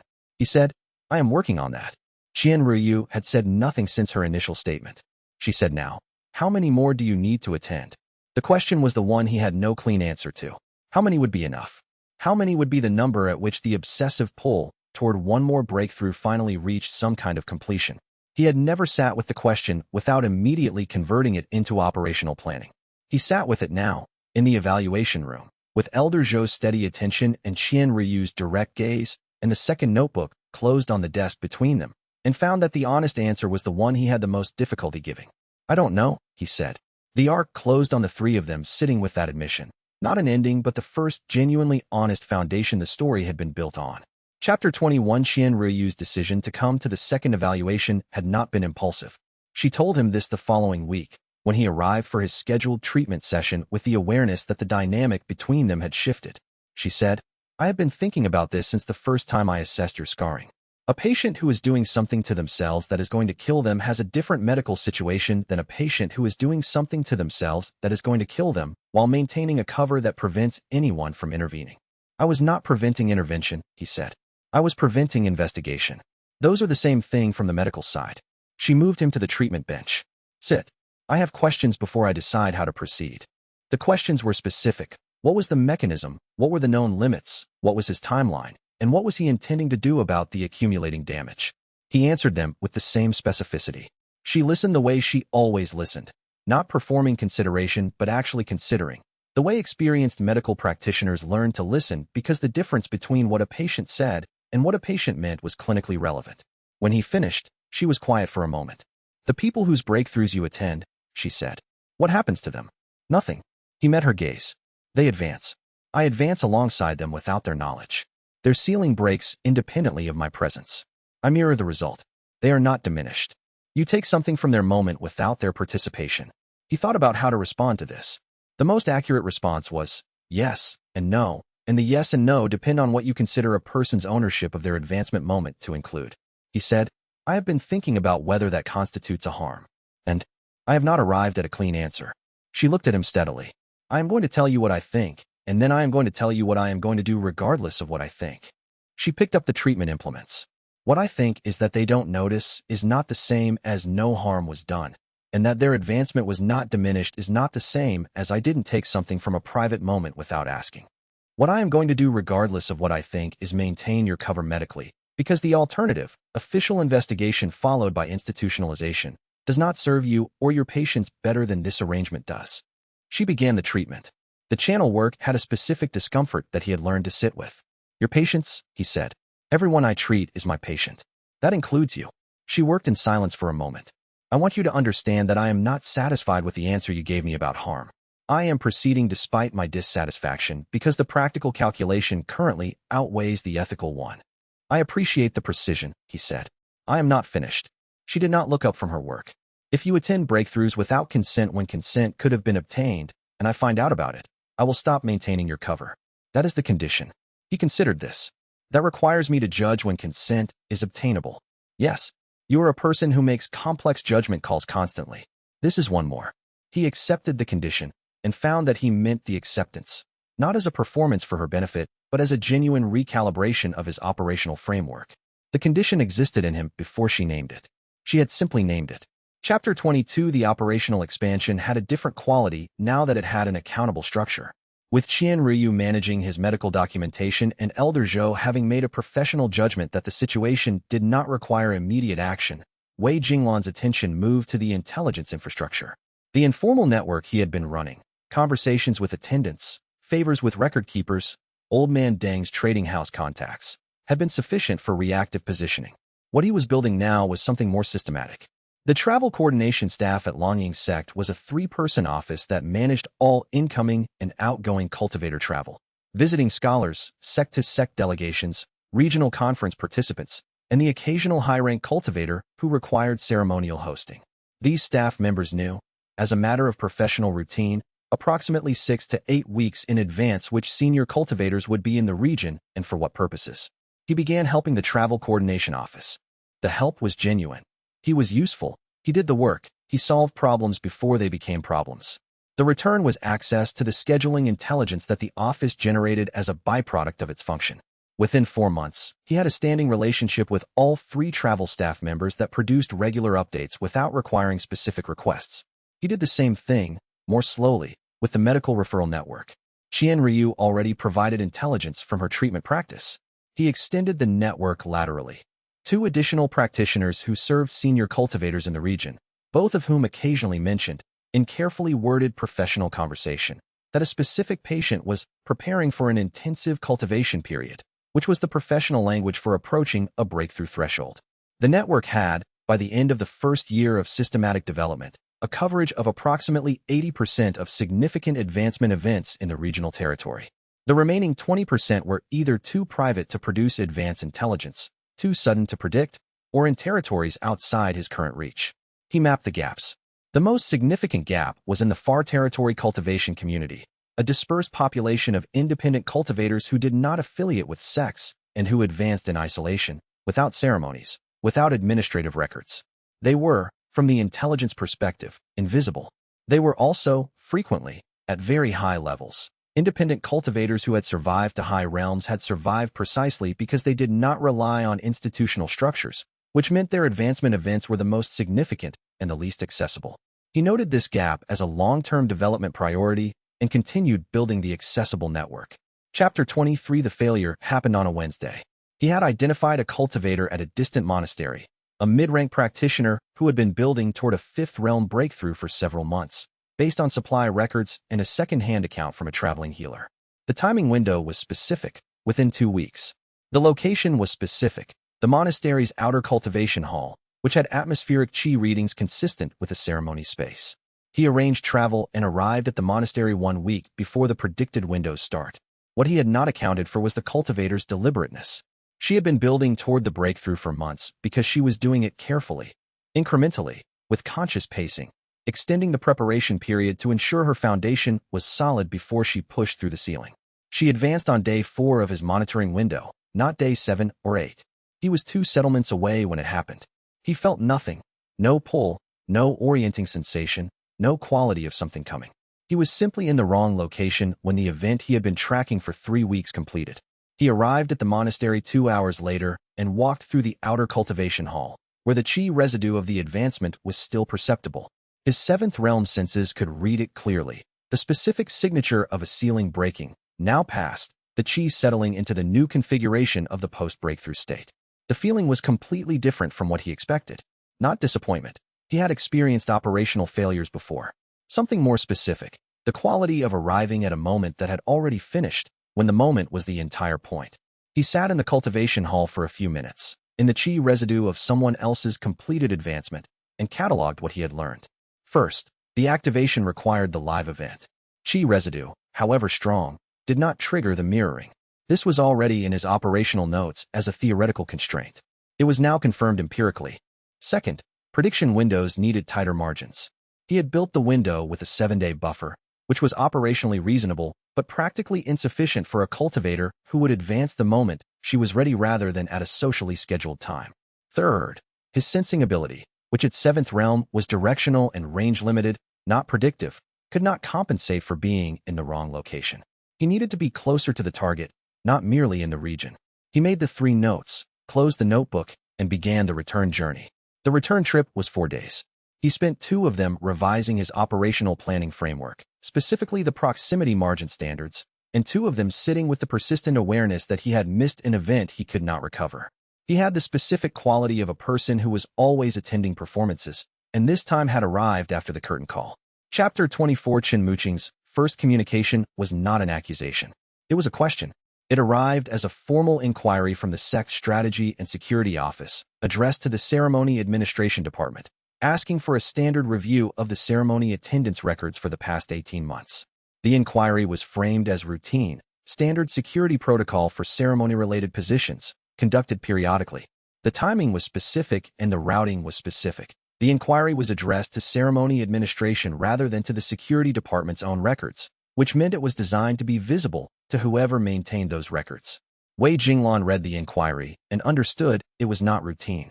He identified Chen Muqing as its author through 3 pieces of circumstantial evidence. The inquiry's specific focus on cross-event presence patterns rather than individual attendance.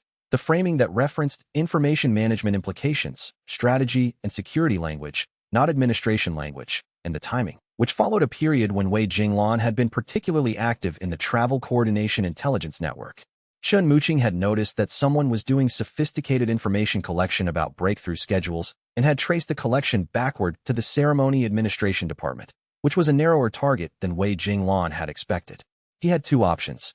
First, respond to the inquiry with the standard records, restructured to minimize the pattern. Second, make contact proactively, before Chen Muqing reached his own conclusion. The operational calculus favored proactive contact. A strategist who had already identified that someone was collecting breakthrough intelligence was a variable that would not become less active with time. Proactive contact allowed him to shape the framing of the initial conversation. Waiting until Chen Muqing completed his own investigation gave the other person the framing advantage.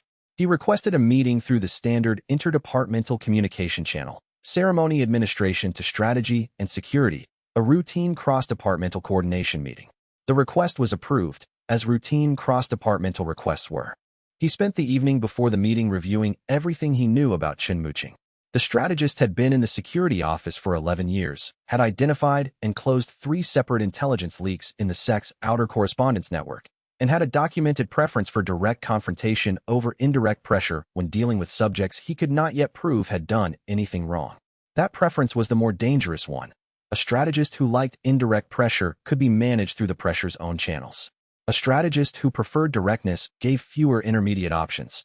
The meeting would need to be as direct as Chen Muqing was. A performance of administrative normalcy would end the conversation in the wrong direction. He would need to give Chen Muqing something real, and he would need to judge precisely how much. He arrived at Chen Muqing's office the following afternoon with the ceremony attendance summary report. That was the formal purpose of the meeting and the specific quality of someone who had decided how the conversation was going to go. Chapter 25. Chen Muqing's office had the specific organization of someone who worked with information constantly. Not cluttered, not sparse, but structured. Everything in a position that made sense to the person who had placed it there and would be opaque to anyone who hadn't. He was approximately 30, with the particular quality that strategy work produced in people who were good at it. A baseline of attention that was difficult to turn off, and that could be misread as either calm or suspicion depending on what you were expecting. He read the ceremony attendance summary for approximately 45 seconds before setting it aside. "This is not why you requested this meeting," he said. "The summary is the official purpose," Wei Jinglan said. "I know what the official purpose is. I am asking about the actual purpose." He set his pen down. "You identified that my inquiry was directed at you specifically. You arranged this meeting to get ahead of whatever conclusion I was reaching." "Yes. That is an intelligent response." He looked at Wei Jinglan steadily.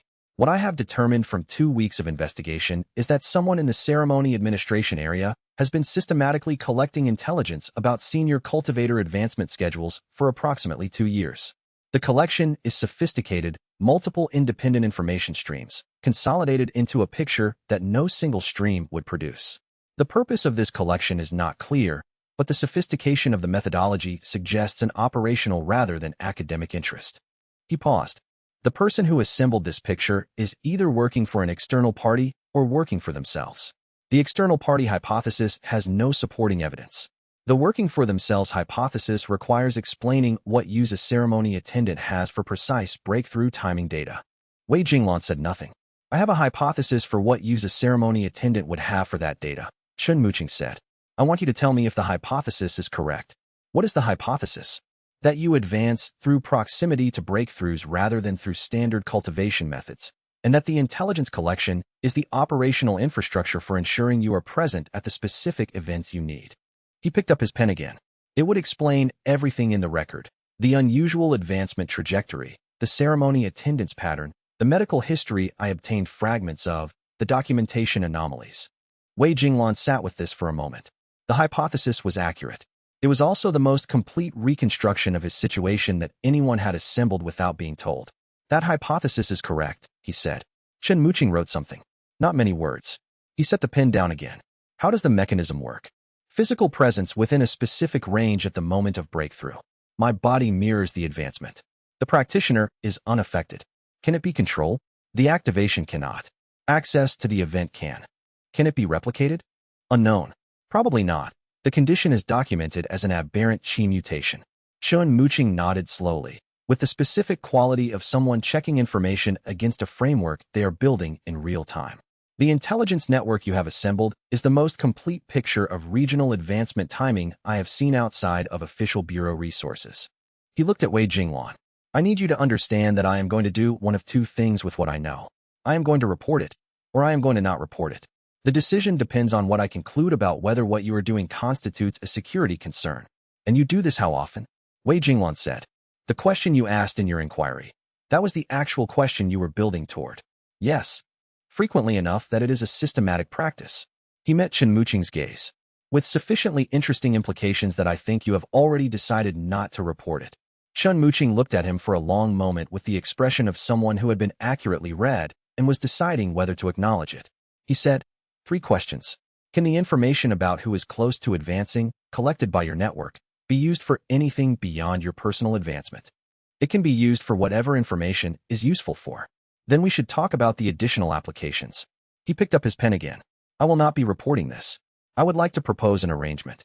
Chapter 26. The arrangement Chen Muqing proposed was specific and professionally useful. He wanted access to Wei Jinglan's breakthrough intelligence for Sect security purposes. Advanced knowledge of when senior cultivators in the region were approaching advancement allowed the Sect to make strategic decisions about alliances, resource allocation, and competitive positioning that would otherwise require either luck or expensive investigation. The intelligence network Wei Jinglan had built was, from a security perspective, a significant asset that was currently being used for only one operational purpose. Wei Jinglan's initial response was to identify the precise risks of sharing. If Chen Muqing had access to his collection methodology, he could potentially identify inconsistencies that would reveal more about the ability than he had disclosed. If the intelligence was used for Sect security purposes, the Sect administration might eventually ask questions about the collection source. He raised both concerns directly, which was the approach that experience had taught him worked better with strategists than deflection. Strategists preferred to engage with stated obstacles rather than to discover undisclosed ones. Chen Muqing's response to the first concern: he did not need to understand the methodology to use the output. The intelligence he wanted was the product, not the process. Wei Jinglan could continue collecting through whatever means he used and provide summaries in a format Chen Muqing would specify. His response to the second concern: the intelligence would be attributed to a specialized regional monitoring arrangement in all internal documentation, which was accurate without being specific. Sect administration was accustomed to the security office using indirect sources. They did not require and did not want operational detail. Wei Jinglan thought about it for a moment. The arrangement gave him a legitimate institutional cover for the intelligence collection that he had been managing through unofficial channels and documentation restructuring. It also gave him a resource in Chen Muqing, a strategist with institutional access and motivated to protect an arrangement he found valuable. There are 3 conditions, Wei Jinglan said. I expected conditions. Name them. First, the intelligence I provide does not include the names of cultivators who have specifically requested that their advancement be private. I have contacts who provide information in confidence, and those confidences are not transferable. Acceptable. Second, if the intelligence I provide is used in a way that results in harm to a cultivator I have a relationship with, anyone in my contact network, the arrangement ends immediately. Define harm. Physical, political, or reputational damage that would not have occurred without the intelligence. Chen Muqing considered this. Acceptable, with a negotiation provision for ambiguous cases. Agreed. Third, I retain the right to withhold specific intelligence without explanation.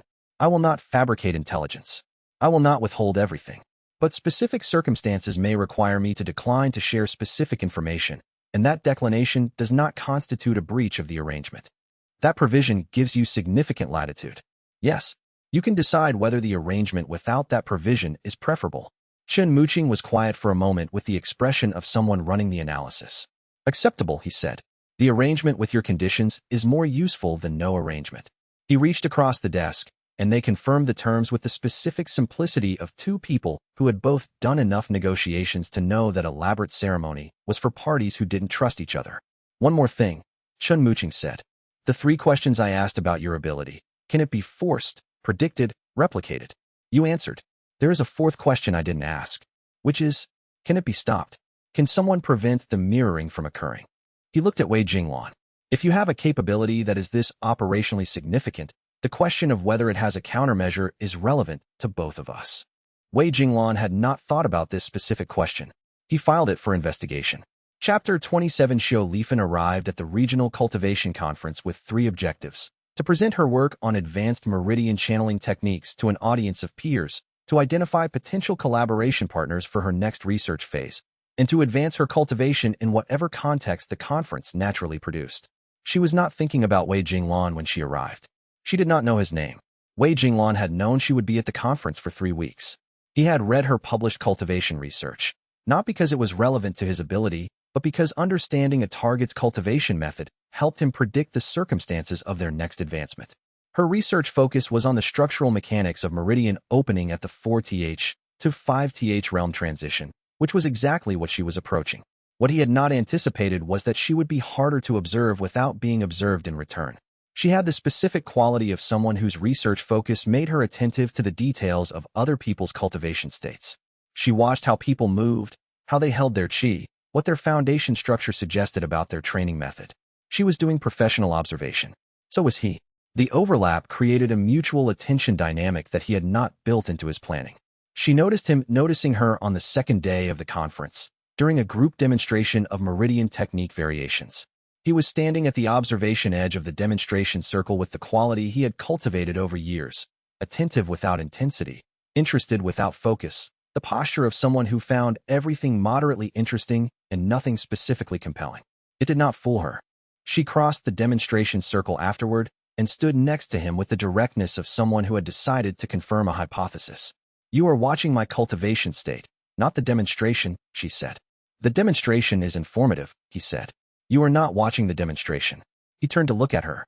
She was approximately his age, with the specific confidence of someone who had been the most technically knowledgeable person in many rooms and had learned to recognize when someone else in the room understood what they were looking at. Your foundation structure is more interesting than the demonstration, he said. This was accurate and offered more than he typically offered in a first conversation. But the standard deflection was not going to work here, and he had learned that strategically offering accurate partial information was better than offering inaccurate partial information. My foundation structure, she said. Your meridian integration at the 4th to 5th transition points. Your research explains it theoretically, but the practical implementation is further along than your published work suggests. He paused. You are not presenting your current state. You are presenting a state you were in 6 months ago. She studied him for a moment. Why would that interest you? I study breakthrough events, he said carefully. When someone is close to a significant advancement, I like to understand the approach. You have a specific reason to observe my approach. Yes. She let this sit for a moment. What reason? That is a longer conversation than this context permits, he said. If you are interested in having it, I am available. She considered him with the expression of someone deciding between the straightforward interpretation and the suspicious one. I will find you tomorrow, she said. She returned to the demonstration. He watched her go with the awareness that his operational planning for this particular advancement event had just become considerably more complicated. Chapter 28. The conversation the following day happened in the conference's outer garden, which had the specific quality of a space designed to feel private while remaining professionally appropriate. Stone benches, cultivation practice spacing between plantings, ambient chi flow maintained by the conference host Sect. Xianxia had clearly spent the previous evening deciding how direct to be. She arrived with the quality of someone who had decided on full directness and had prepared for the conversation this required. You are not the cultivation level you present, she said, without preamble. No. Significantly higher. Yes. Deliberately concealed. Yes. She sat back slightly on the stone bench. Most people who conceal their cultivation level have one of 3 reasons: competition, politics, or vulnerability. She studied him. You do not present as competitive or politically motivated. Vulnerability is possible.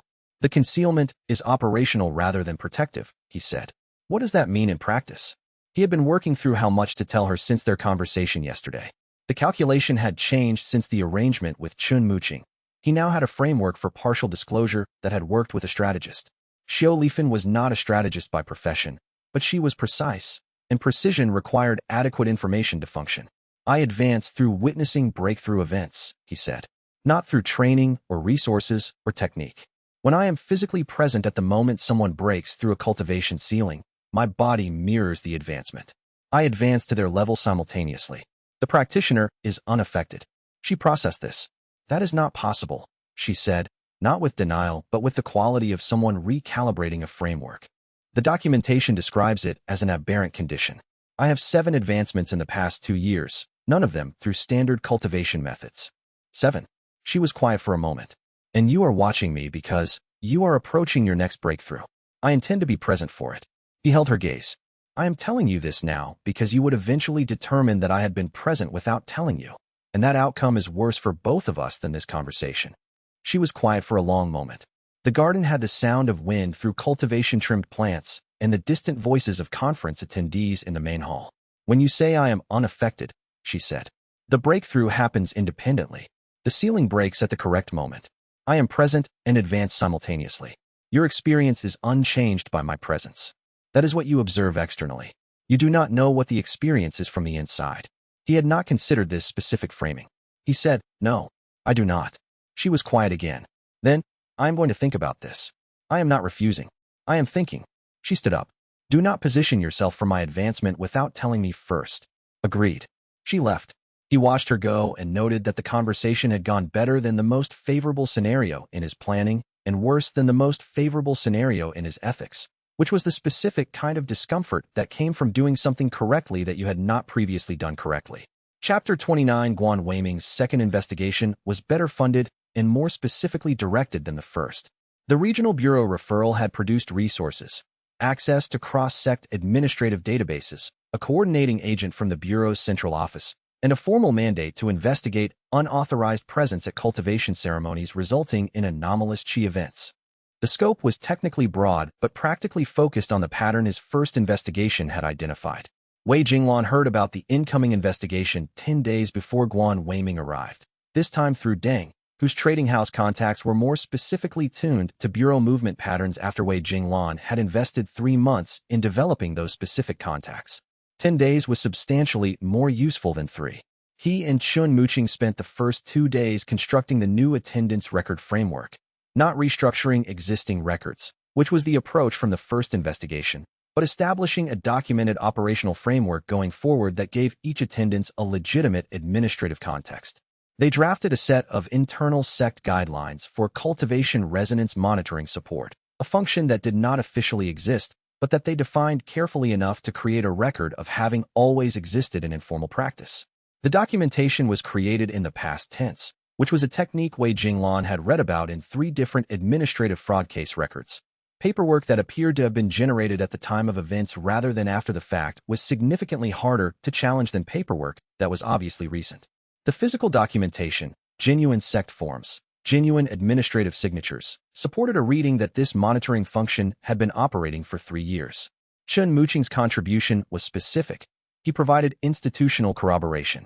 The security office had a genuine record of occasionally using external cultivation intelligence for strategic planning. He amended the existing records to reference this ceremony monitoring arrangement as a source for several past assessments. Not fabricated, genuinely sourced from Wei Jinglan's intelligence, now with retroactive attribution. Days 3 through 8. Wei Jinglan organized the network's communication protocols to generate less visible cross-event trails. Each contact now communicated through a single aggregation point rather than directly, and the aggregation point's records used the administrative framework they had created. Day 9. He briefed Qian Ryu and Elder Zhou on the investigation's approach, not in detail, but sufficiently that neither of them would be surprised by bureau inquiries. Both of them received the briefing with different qualities of acceptance. Qian Ryu with the professional calm of someone who had maintained confidentiality before, Zhou with the more complicated expression of someone who had made a judgment call and was maintaining it. Day 10. Guan Weiming arrived. Chapter 30. The interview room in the Sect's administrative section had the quality of a space used for many different purposes and therefore decorated for none of them. Functional chairs, a functional table, adequate light from a high window. Wei Jinglan had been in this room for 3 previous administrative meetings and had noted the chair angles and the window position as part of the standard environmental cataloging he did in any space he spent significant time in. Guan Weiming was exactly as the professional records had described him.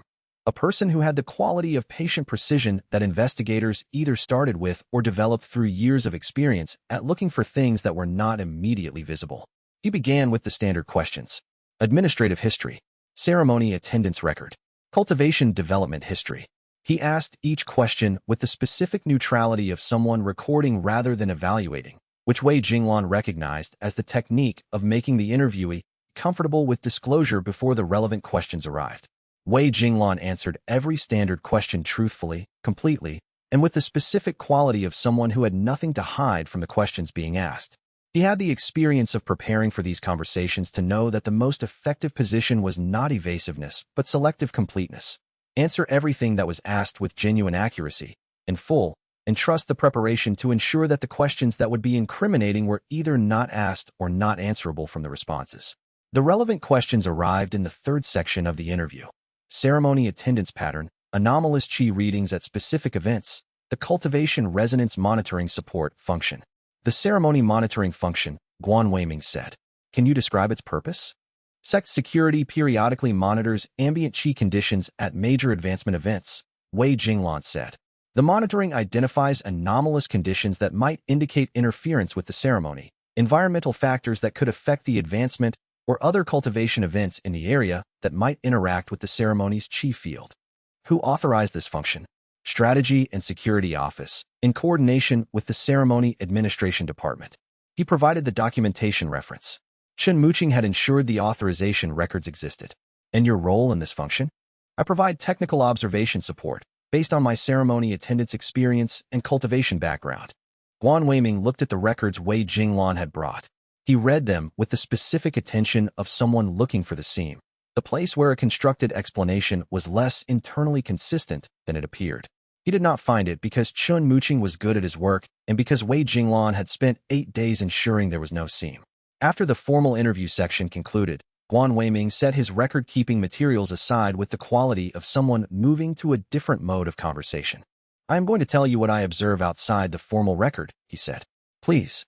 I observe that the answers you have given me today are accurate. I cannot find inconsistencies in the documentation or contradictions in your account. He looked at Wei Jinglan steadily. I also observe that the documentation I am looking at is recent, not fabricated. The administrative signatures are genuine and the paper is appropriately aged, but assembled recently and assembled specifically. A function that had existed informally for 3 years would have produced incidental documentation over that period. What I have seen is thorough primary documentation and very few incidentals. Wei Jinglan said nothing. I am not going to pursue this specific investigation further, Guan Weiming said, because I do not have sufficient evidence for a formal charge and I do not believe I will obtain it at this stage. He looked at his notes. What I am going to do is file a notation that the monitoring arrangement requires ongoing review, which creates a legitimate basis for follow-up investigation if additional evidence emerges. I understand. I want you to understand something else. He closed his record. Whatever you are doing, I have now been looking at it for 18 months. Sophisticated people doing careful things leave certain kinds of evidence patterns that get cleaner over time as they improve their methods. What I am looking for is the thing that does not get cleaner, the constraint that cannot be optimized away. He looked at Wei Jinglan with the flat patience of someone who is not in a hurry. I will find it eventually. Wei Jinglan received this with the recognition it was owed. I hope when you find it, the finding is useful rather than harmful, he said. Guan Weiming's expression moved slightly. That is a specific thing to say to an investigator. It is the accurate thing. The inspector left. Wei Jinglan sat in the interview room for a moment after the door closed, with the adequate light from the high window and the functional furniture, and made a note in the second notebook that evening. Guan Weiming knows there is a constraint. He is correct. The question is whether he finds it before I address it.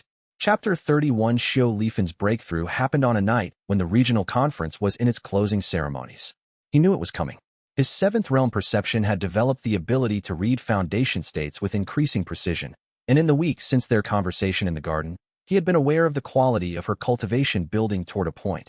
Not the specific timing, but the direction. Close. She had not sent word, which he had agreed to wait for before positioning himself. The agreement had been precise. Do not position yourself for my advancement without telling me first.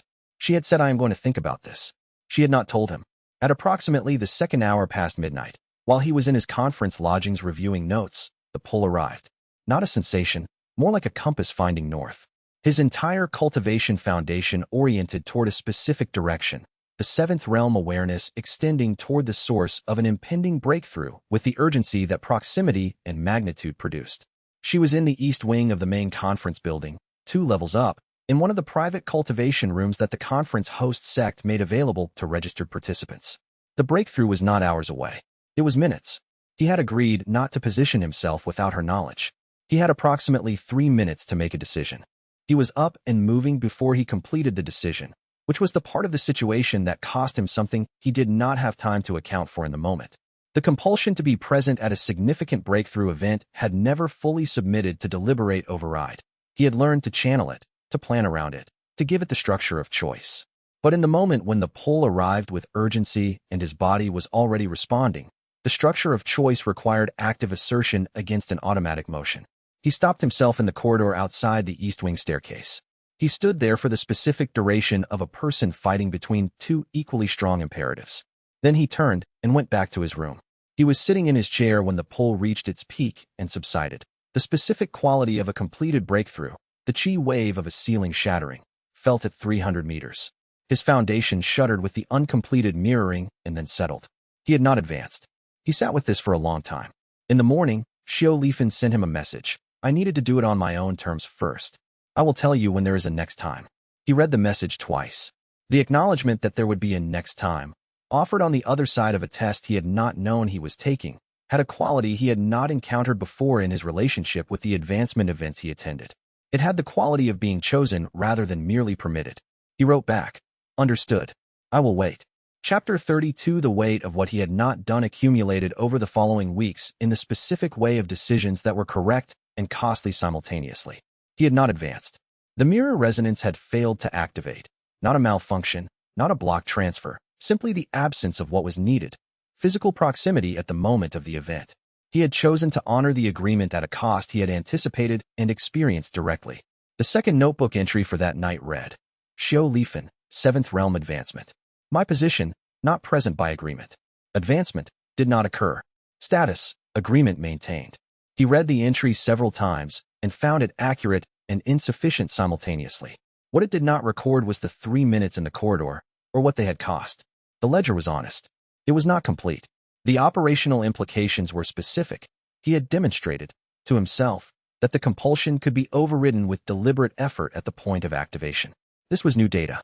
Previously, his understanding of the ability was that he could control access to breakthrough events through planning, but that once the pull activated, presence was automatic. The corridor experience suggested the automation was real but not total. The override was possible at significant effort. He filed this with the recognition that it was both useful and uncomfortable.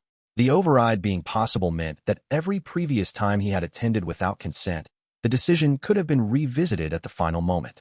He had not revisited it because he had not believed the override was available. It had been available. He had not known. He made a second entry below the first. The compulsion is overridable at the point of activation. This was not previously tested. The previous assumption of automaticity was incorrect. Qian Ryu reviewed his condition 2 weeks after the conference and noted something she had not noted before. The internal scarring had not progressed in the period since the conference. His damage accumulation rate, which had been her ongoing concern, had paused. "You did not advance during the conference period," she said. "No." She made her notation. "The scarring stabilizes when you do not advance. That is expected. What is relevant is the duration of the stabilization." She looked at him. "If you could extend the interval between advancements significantly, the healing I am providing to the older damage would have time to take better effect." "I understand. That is not a recommendation to stop entirely," she said. "It is data." "I know." He added the data to the operational planning framework. Chapter 33 Chun Muqing's proposal for network expansion came 3 months after the conference, when the arrangement between them had been running long enough to have produced specific results that verified its value. He sat across from Wei Jinglan in the strategy office with the preparation quality that characterized his approach to any conversation involving resource allocation. "The regional coverage is adequate for current operational needs," he said. "The gap is in the outer territories and the independent cultivation community. Closing that gap requires either significantly more time or different resources." "Both," Wei Jinglan said. "Both. What I am proposing is that we develop a second-tier information structure. Contacts in each outer territory who can identify and communicate advancement events without being aware of why the information is useful. The contacts do not need to know about each other or about the purpose of the collection. They need only to be motivated to pay attention to cultivation advancement events and to communicate what they observe." Motivation structures? Academic research credibility for some. Scholar Bai's historical project provides a legitimate cover that attracts cultivation historians and archivists who are already collecting this information. Financial compensation for others, structured as cultivation research consultation. Social reciprocity for the third category, information exchange with contacts who have their own reasons to track advancement events. Wei Jinglan processed the proposal with the recognition that Chun Muqing had spent the previous 3 months identifying the specific motivational structures available for each category rather than arriving at this meeting with a generic expansion plan. It was the quality of his work that had made him useful. 3 concerns, Wei Jinglan said. "I expect at least 3. First, second-tier contacts who are not aware of the purpose of their information will not apply judgment about what is relevant. The signal-to-noise ratio will be high, addressed by an aggregation step that applies relevance criteria before the information reaches your planning. Who applies the criteria? Standardized reporting format with built-in filters. Contacts report using a template that captures the relevant variables and excludes the irrelevant ones without requiring the contact to understand relevance." Wei Jinglan considered this. Second concern, contacts who don't know the purpose of the collection cannot consent to it in any meaningful sense. Chun Muqing paused. "Define what you mean by consent in this context." "They are providing information that contributes to an outcome they are not aware of. Whether that constitutes a harm depends on what the outcome is, and whether the information would have been shared willingly if the outcome were explained. In most cases, they would share willingly. This is cultivation advancement information that is not private to the individual contacts, collected from public events and professional networks." He met Wei Jinglan's gaze. "Your concern is about the specific cases where the information leads to you being present at a practitioner's advancement without their knowledge." "Yes. That is addressed by your operational practice, not by the collection methodology." Wei Jinglan sat with this. It was accurate and slightly unsatisfying, which was the quality of accurate responses to genuine ethical concerns. Third concern, second-tier contacts who become aware of the pattern through independent observation represent a different kind of exposure risk than first-tier contacts who understand the arrangement. Managed by structure. No second-tier contact should have enough visibility to identify the pattern from their contribution alone. Compartmentalization. Agreed on the third. He paused. The first two require the arrangement to include a consent provision that applies to situations where the collection leads to unconsented attendance. Xianxia accepted this. Define the provision. When my network intelligence identifies a specific cultivator approaching advancement, I make a reasonable effort to contact them and disclose my interest before positioning for the event. Reasonable means attempts appropriate to the circumstances. Not every event can support pre-notification, but the effort should be genuine. That provision will reduce the number of events you can attend. Yes. You accept that reduction. I accept it. Xianxia wrote the provision into the arrangement documentation. The expansion moved forward. Chapter 34. The construction of the expanded network was the most complex operational project Wei Jinglan had undertaken. He had built his initial network by developing individual relationships over years, understanding each contact's motivation and delivering value accordingly. The expansion Xianxia proposed required building similar relationships at scale, which meant either identifying an existing structure to attach to or creating a structure that could recruit contacts faster than one-by-one relationship development allowed. Scholar Bai's historical project was the natural attachment point. He met with Bai Mingquan 3 times over the following month, each meeting advancing a specific part of the plan. The first meeting, Wei Jinglan offered to contribute systematic contemporary documentation to Bai's historical project, detailed atmospheric qi readings from regional ceremonies, organized in the format Bai's project used. This was genuinely useful to Bai and cost Wei Jinglan nothing he was not already collecting. The second meeting, Bai mentioned, in the course of discussing documentation standards, that he had been having difficulty finding reliable fieldwork contributors in the outer territories. Local historians, he explained, were often present at regional advancement events, but did not know how to document them in a way that was useful for cultivation history purposes. He had been considering developing a fieldwork training program. Wei Jinglan volunteered to help design the training program. The third meeting, the training program was drafted. It covered documentation methods, atmospheric qi reading interpretation, and reporting standards, all framed as cultivation history methodology, all structured in the format that Wei Jinglan needed for his own collection purposes. Bai took it to his academic network for distribution. Within 4 months, Bai Mingquan's cultivation history fieldwork network had 47 contributors across 12 territories, all collecting the information Wei Jinglan needed and reporting it in the format Xianxia's aggregation system could process. The contributors were genuine cultivation history researchers and archivists doing genuine academic work. The academic purpose was real. The secondary purpose, providing Wei Jinglan with the most comprehensive regional breakthrough intelligence network currently operating, was not disclosed to them, which was the part of the expansion that he noted the debt in the second notebook. The entry was brief, 47 researchers receiving a secondary benefit from their academic work without their knowledge of that benefit. He did not minimize it in the notation. It was what it was. The question was whether the intelligence value produced justified the cost, and that question had no clean answer, only a provisional one that would need to be revisited when the intelligence was used. Chapter 35. Scholar Bai appeared at the Ceremony Administration Office 3 weeks after the Fieldwork Network launched with a look Wei Jinglan had learned to read, the expression of someone who had assembled a picture they hadn't intended to assemble. You contributed to the training program design, Bai said. Yes. The training program is being used by my Fieldwork Network. Correct. The documentation format you contributed to the training program is identical to the aggregation format that the Sect's security office uses for cultivation intelligence. He set a document on the desk, side by side, the two formats. They were nearly identical, which they were because Wei Jinglan had designed both. I want to understand whether I have built a cultivation history fieldwork network or an intelligence collection network. Wei Jinglan looked at the two formats side by side. Both, he said. The cultivation history data is being collected and will be used for its academic purpose. The format also allows aggregation for security monitoring purposes, which the Sect Strategy Office has an interest in. You designed my fieldwork network for dual use. I contributed a documentation format that serves both purposes. I studied him. He was not a strategist and not an investigator, but he had spent his career working with information and had a specific quality of recognizing when information had been managed. My contributors are academics, he said. They agreed to contribute to a cultivation history project.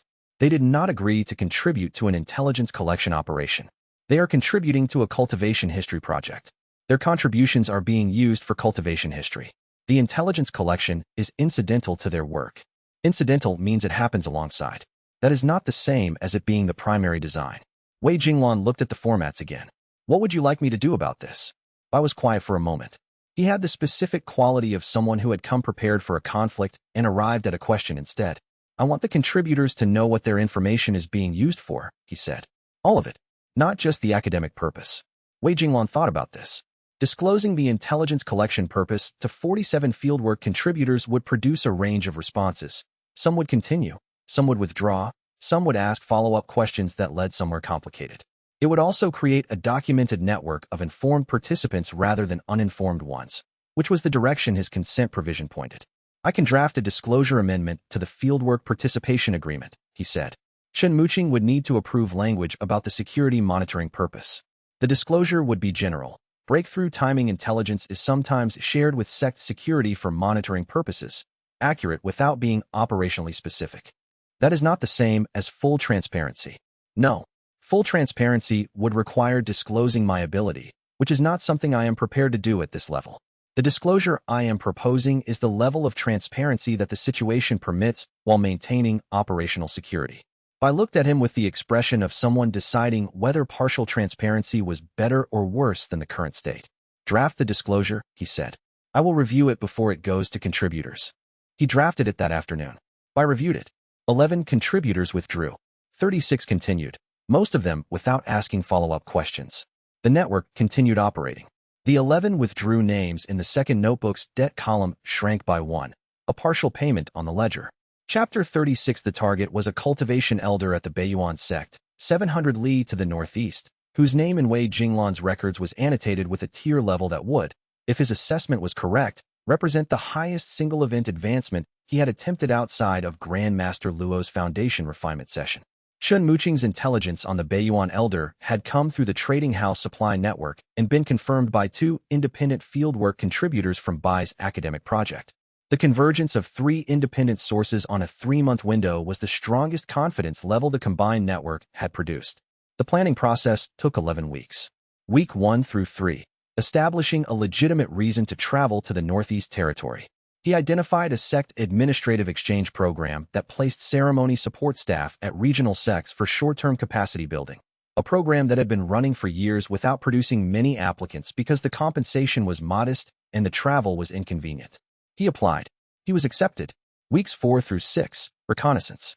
The Beiyuan Sect's ceremony protocols, obtained through the Academic Fieldwork Network, indicated that major advancement events used a dedicated hall in the inner sect's second compound. The access protocols required intersect clearance. He identified the administrative pathways for an exchange staff member to obtain ceremony support access.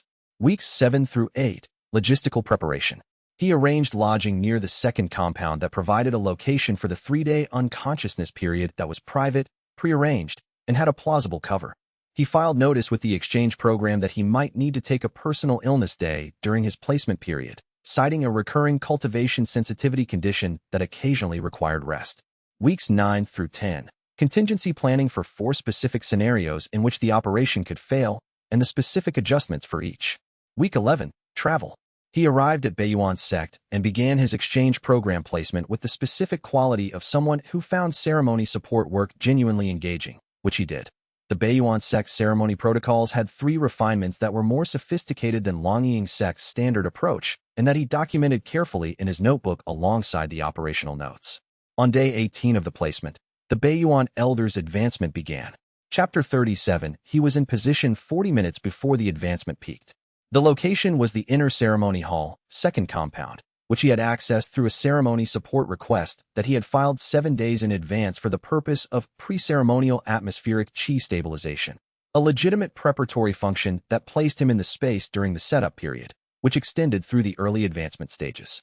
The advancement itself lasted 3 hours. He maintained his position in the service alcove at the hall's western end, documenting atmospheric readings in the official notation format, which was his legitimate purpose and also his cover for what he was actually doing. When the ceiling broke, his cultivation foundation oriented and the pull arrived with the weight of a truly significant advancement, not the sharpness of a young cultivator's first ceiling shattering, but the slower, deeper quality of an elder's advancement, built on decades of foundation work. The chi wave moved through him differently than previous events. He had time to close the atmospheric reading notebook, move to the alcove's corner where the stone floor was smooth, and arrange himself before consciousness ended. The room he had rented was 3 streets from the second compound gate. He woke in it. He woke in it knowing 2 things. He was still the same person he had been before, and something in his foundation's architecture had deepened in a way that he did not yet have the language for. He lay on the ceiling. The metaphor had always been accurate in the specific way of the immediate post-advancement state, where you were above the familiar view of yourself for a moment before settling back down, and took stock. The debrief with Chun Muqing, conducted 3 days later in the strategy office, had the quality of 2 people reviewing a plan that had worked correctly and identifying the elements that had been necessary versus the elements that had been effective. The week 11 travel window was too tight, Chun Muqing said. We had 4 days of margin. 3 contingency scenarios of the 4 required at least 7 days to activate. The placement program window was fixed. The margin was the best available without changing the program structure. Then for future operations, identify the placement program parameters earlier in the planning cycle and build the operation around them rather than around them. He made a notation. What else? The advance illness notice was correct.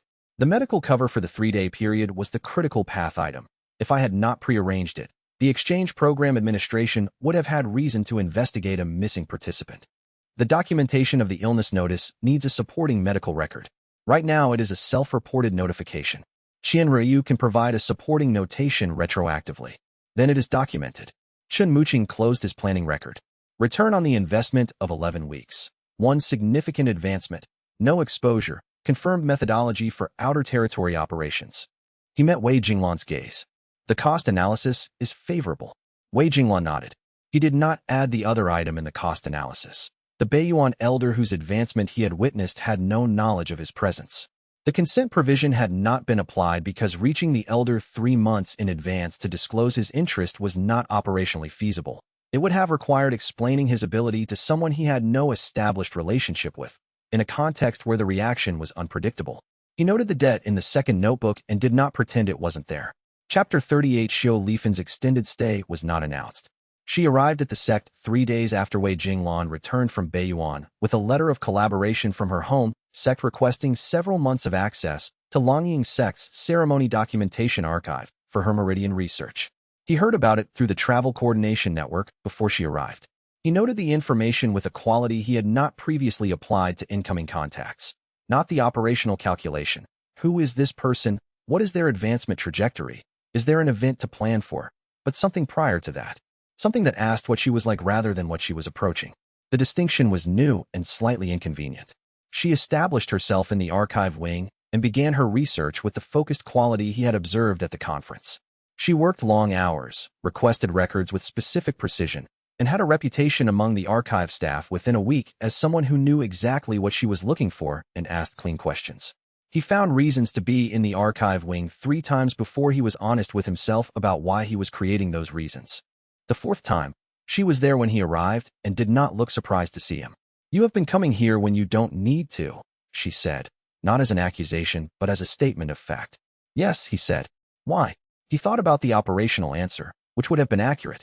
He thought about the accurate answer, which was simpler. I find your company interesting, he said. She considered this for a moment. You find everyone's cultivation state interesting. That is separate from finding the person interesting. She studied him with the specific attention she applied to complex data problems. You are distinguishing between cataloging me as a resource and being interested in me as a person. Yes. When did that distinction develop? The night of the conference. When I chose not to be present. She was quiet for a moment. That affected how you see me.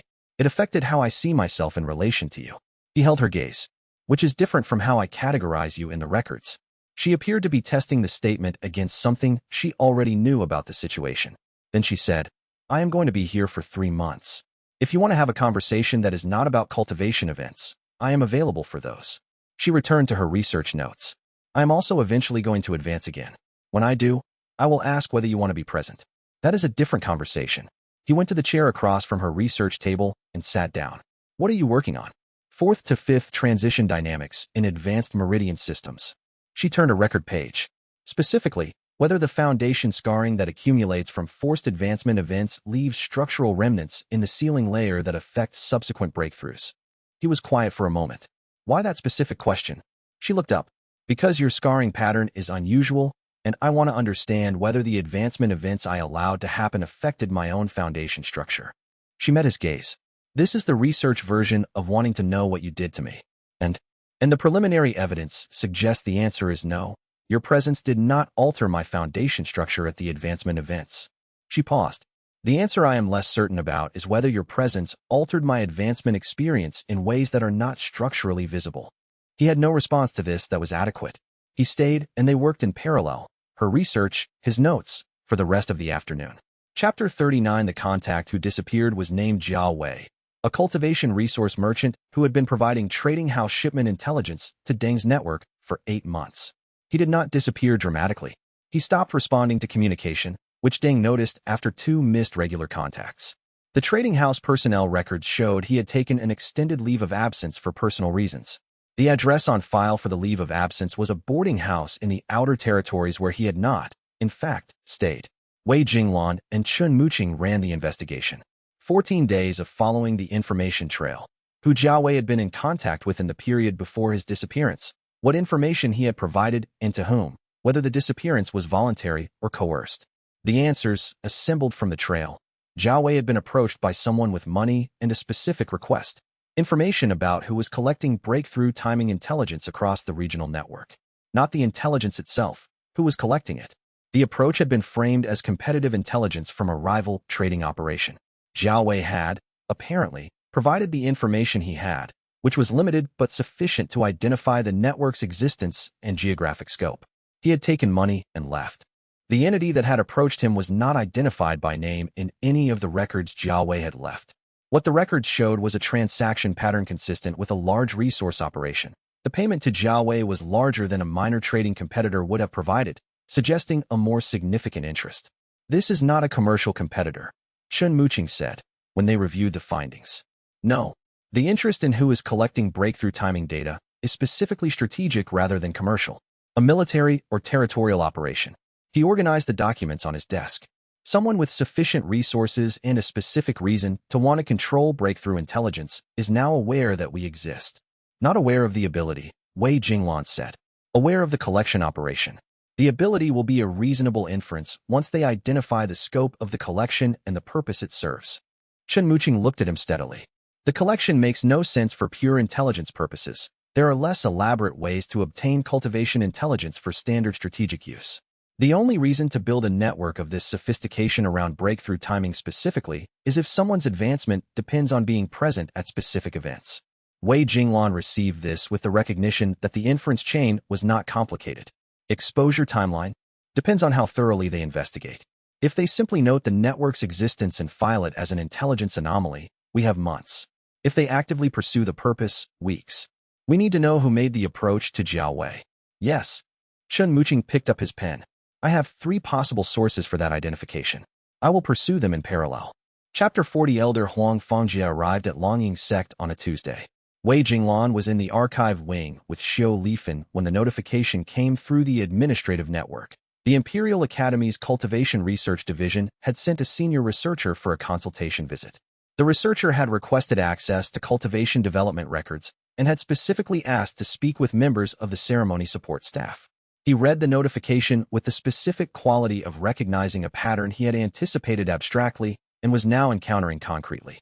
The Imperial Academy had the most comprehensive collection of cultivation research in the known world.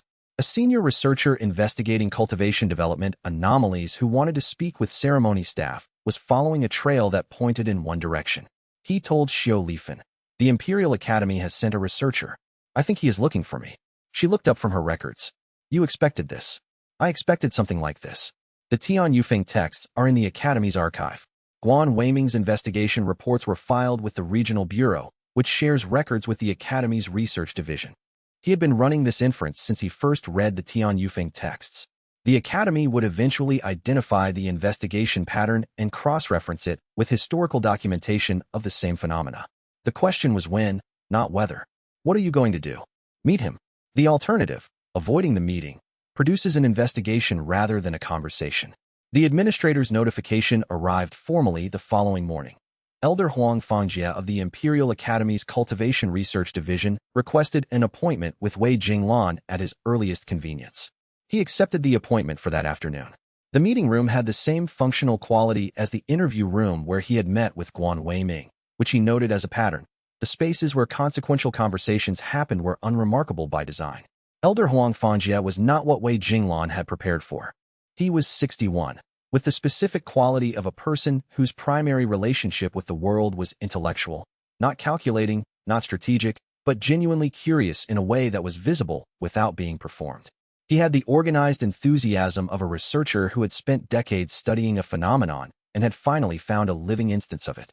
"I am not here to investigate you," he said, before Wei Jinglan could establish the conversation's framework. "I want to be clear about that because the sequence of events that led me here, bureau reports, research cross-referencing, institutional inquiry, has the texture of an investigation. It is not. I am here because you may have a condition that I have spent 15 years studying and which is going to kill you significantly earlier than necessary if the historical pattern holds." Wei Jinglan sat with this framing for a moment. "You know what it is. I believe you are a mirror resonance carrier. I have been looking for a living carrier for 15 years. I have read the Tian Yufeng texts, the 3 historical case records, and Guan Weiming's investigation file." He set his hands on the table. "I know about the acceleration problem. I know about the internal scarring. I know that 2 of the 3 documented historical carriers died between the ages of 30 and 40 from accumulated channel damage. And the third," Huang Fangjie paused, "the third is not fully documented. The records stop before a confirmed death. We do not know what happened to the third carrier." He held Wei Jinglan's gaze. "I need to speak with you about a condition you may not fully understand." The arc closed with the 2 of them in the functional meeting room, the afternoon light moving across the table between them, Wei Jinglan waiting to hear what the researcher, who had spent 15 years looking for him, had found.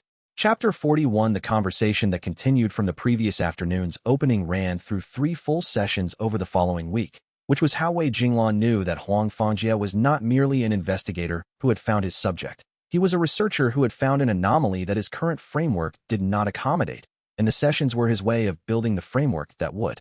The first session established the facts. Huang had them mostly correct. Wei Jinglan confirmed. The condition was as documented in the Tian Yufeng texts, operational in the specific way described, with the advancement history his investigation had assembled. He disclosed the internal scarring and Qian Ruiyu's treatment notes. He disclosed the second notebook, not its contents, but its existence and purpose. Huang listened to the confirmation with the specific attention of a researcher hearing a thing he has hypothesized for years confirmed precisely. He said, "The previous carriers." He opened a document case and produced 3 files, each thin. The first documented carrier, 700 years ago, advanced to 4th realm in 4 years.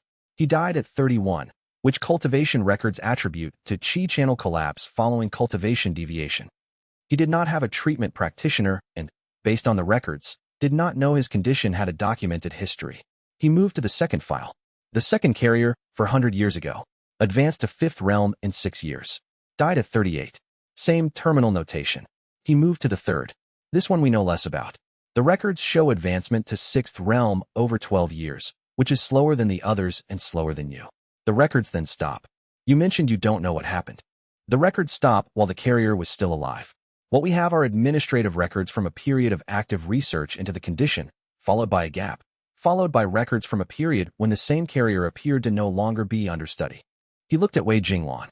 The third carrier survived significantly longer than the others. And then the institutional record simply stops referring to the condition, as if it stopped being relevant. The implication was specific. Wei Jinglan let it sit for a moment. What is the most likely explanation for that? 3 possibilities. 1. The carrier died in a manner not captured by the records I have accessed. 2. The carrier became sufficiently powerful that the institution chose not to document further. 3. The carrier chose not to be documented. Huang closed the file. What is relevant to you is that 2 of 3 documented carriers died before 40, and the third demonstrates that the 40-year ceiling is not absolute, which means the condition is not uniformly fatal at a specific age. Correct. Which means the factors that determine whether you become the third carrier's outcome or the first 2's outcomes are identifiable and potentially addressable. He looked at Wei Jinglan with the focused quality that the session had been building toward. You have been managing this condition with impressive sophistication for 2 years. What you have not had is access to what the Academy knows about the specific mechanisms of qi channel deterioration and the techniques we have developed for addressing it. You are offering treatment.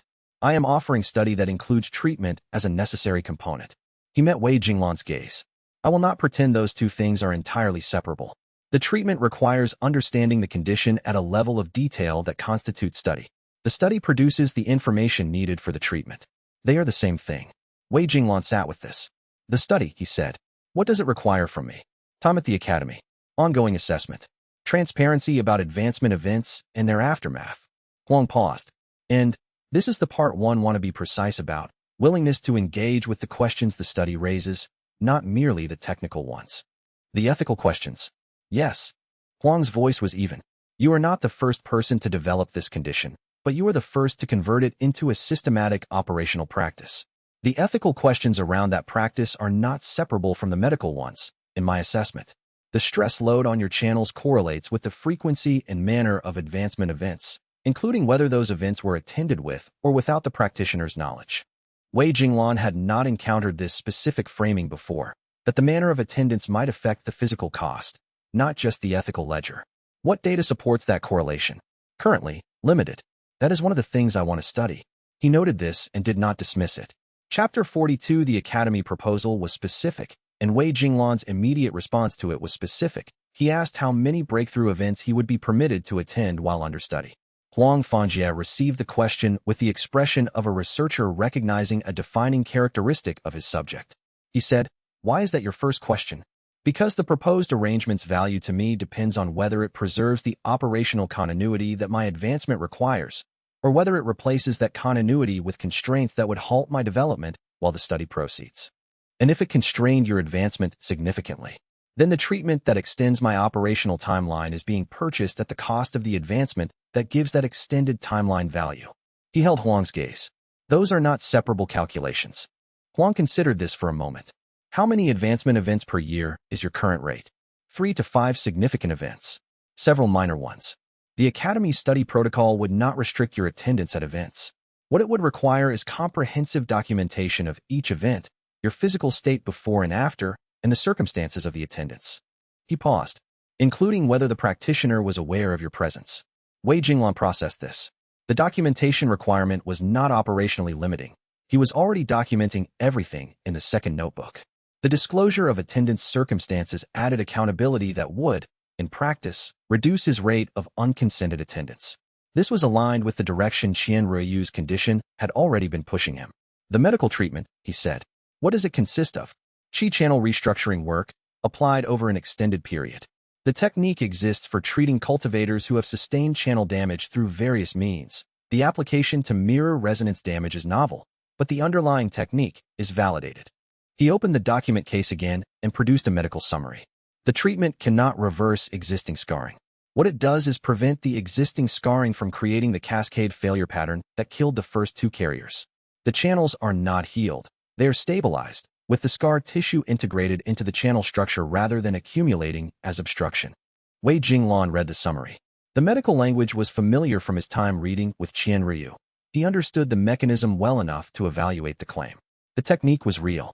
The application was novel, which meant the efficacy was uncertain, which was the part that concerned him. What is the failure scenario? He said.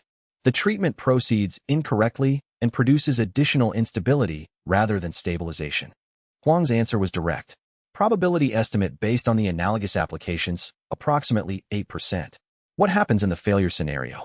Accelerated deterioration. Months rather than years to the terminal threshold. He sat with an 8% chance of accelerated death against the alternative of guaranteed progressive deterioration. The actuarial calculation was in favor of treatment. The emotional calculation had a quality he did not have a standard framework for. This was not an operational decision, which meant the variables were not entirely the ones he was accustomed to evaluating. I will consider it, he said. That is not a no, Huang said. It is not a no. Chapter 43, the second session, moved from fact establishing to argument. Huang Fanjie had the quality of a person who had spent his career as the most knowledgeable person in most rooms, and who had learned to make arguments carefully because the people he was arguing with were usually smart enough to recognize a weak one. He did not make weak arguments. I want to discuss something that is not medical, he said, in the session's second hour. Wei Jinglan had expected this since the first session's mention of ethical questions. Then discuss it. The people whose breakthroughs you attend without their knowledge. You have a framework for this. The second notebook, the consent provisions you have developed, the debt column. He met Wei Jinglan's gaze. What I want to raise is whether the framework adequately accounts for the nature of what you are taking. The practitioners are not diminished. That is the claim. I want to examine the claim. He spoke with the even pace of someone who had organized his argument carefully. When a cultivator shatters their ceiling, they are not merely advancing their rank. They are completing something that is specific to them, the particular configuration of their foundation, the specific way their meridians have developed, the quality of what they have built over years or decades of cultivation. The breakthrough moment is the completion of that specific work. He paused. You are present at that moment, and you receive an advancement. You did not build the foundation that produces the breakthrough. You receive the completion of someone else's work. Wei Jinglan considered this framing carefully. The completion is not diminished by my receiving it. No, but my question is not whether they lose something. My question is whether you take something. He leaned forward slightly. The performance of a piece of music is complete whether or not an unauthorized person listens through the wall. The listener takes something, the experience of the music, without the performer's participation. The performer is not diminished. The listener has taken. He held Wei Jinglan's gaze. The fact that they don't notice doesn't make the taking less real. The analogy was accurate in the way that good analogies were accurate. Not perfect, not capable of resolving the question, but precise enough that dismissing it required engaging with its terms rather than simply denying it. Wei Jinglan had not encountered this specific framing before. He sat with it. The music analogy breaks at one point, he said. The listener receives an experience. What I receive is an advancement that has operational consequences for my cultivation path. The scale of the taking is different. Yes, Huang said. The scale is significantly larger, which is, if anything, the opposite of a counter-argument. Wei Jinglan was quiet. I am not arguing that you should have remained a non-cultivator, Huang continued. The conditions of your birth and the nature of your ability created a situation you did not choose. What I am arguing is that the framework you have been using, they are not diminished, therefore no harm has been done, is not a sufficient framework for what you are actually taking. He let the silence sit for a moment. Whether you are right that this was the only available path does not tell you whether the path was right. Those are different questions. The distinction was one Wei Jinglan could not immediately resolve into a clean position. He had been arguing the first question with himself and with Qian Ryu for 2 years, the argument that his advancement was justified because the alternative was worse. Huang was not challenging the justification. He was challenging whether justification was the relevant category. He left the session with the specific quality of a question that had not replaced a previous answer, but had arrived in a space that the previous answers had not addressed. Chapter 44. The third session was Wei Jinglan's turn. He had spent the interval between sessions working out the counter-argument, not defensively, but with the same precision he brought to operational planning, because imprecise counter-arguments were worse than no counter-argument. The practitioners are not diminished, he said, in the session's opening. I want to hold that point even as I accept your framing of what is being taken. The taking is real. The taking is also, in every documented case, costless to the person from whom it is taken. Costless as I have defined it, Huang said, which is, no reduction in their advancement, no reduction in their foundation quality, no perceptible effect on their breakthrough experience. Yes, under your definition, costless. He held Huang's gaze. Now, the alternative. I am born with a condition that makes standard cultivation unavailable to me. The only path available produces advancement through proximity to breakthrough events. The condition did not ask my permission. The alternative is not a better path. The alternative is no path. He paused. I am aware that justification is not the same as rightness. What I am arguing is that the specific wrongness you are identifying, the taking from a moment without participation, occurs in a context where the wrongness is not creating harm. It is creating advancement for a person who would otherwise have none, from events that cost the participant nothing. That framing makes your advancement the standard against which the taking is measured, Huang said. But the people whose moments you attend did not consent to be measured against your needs.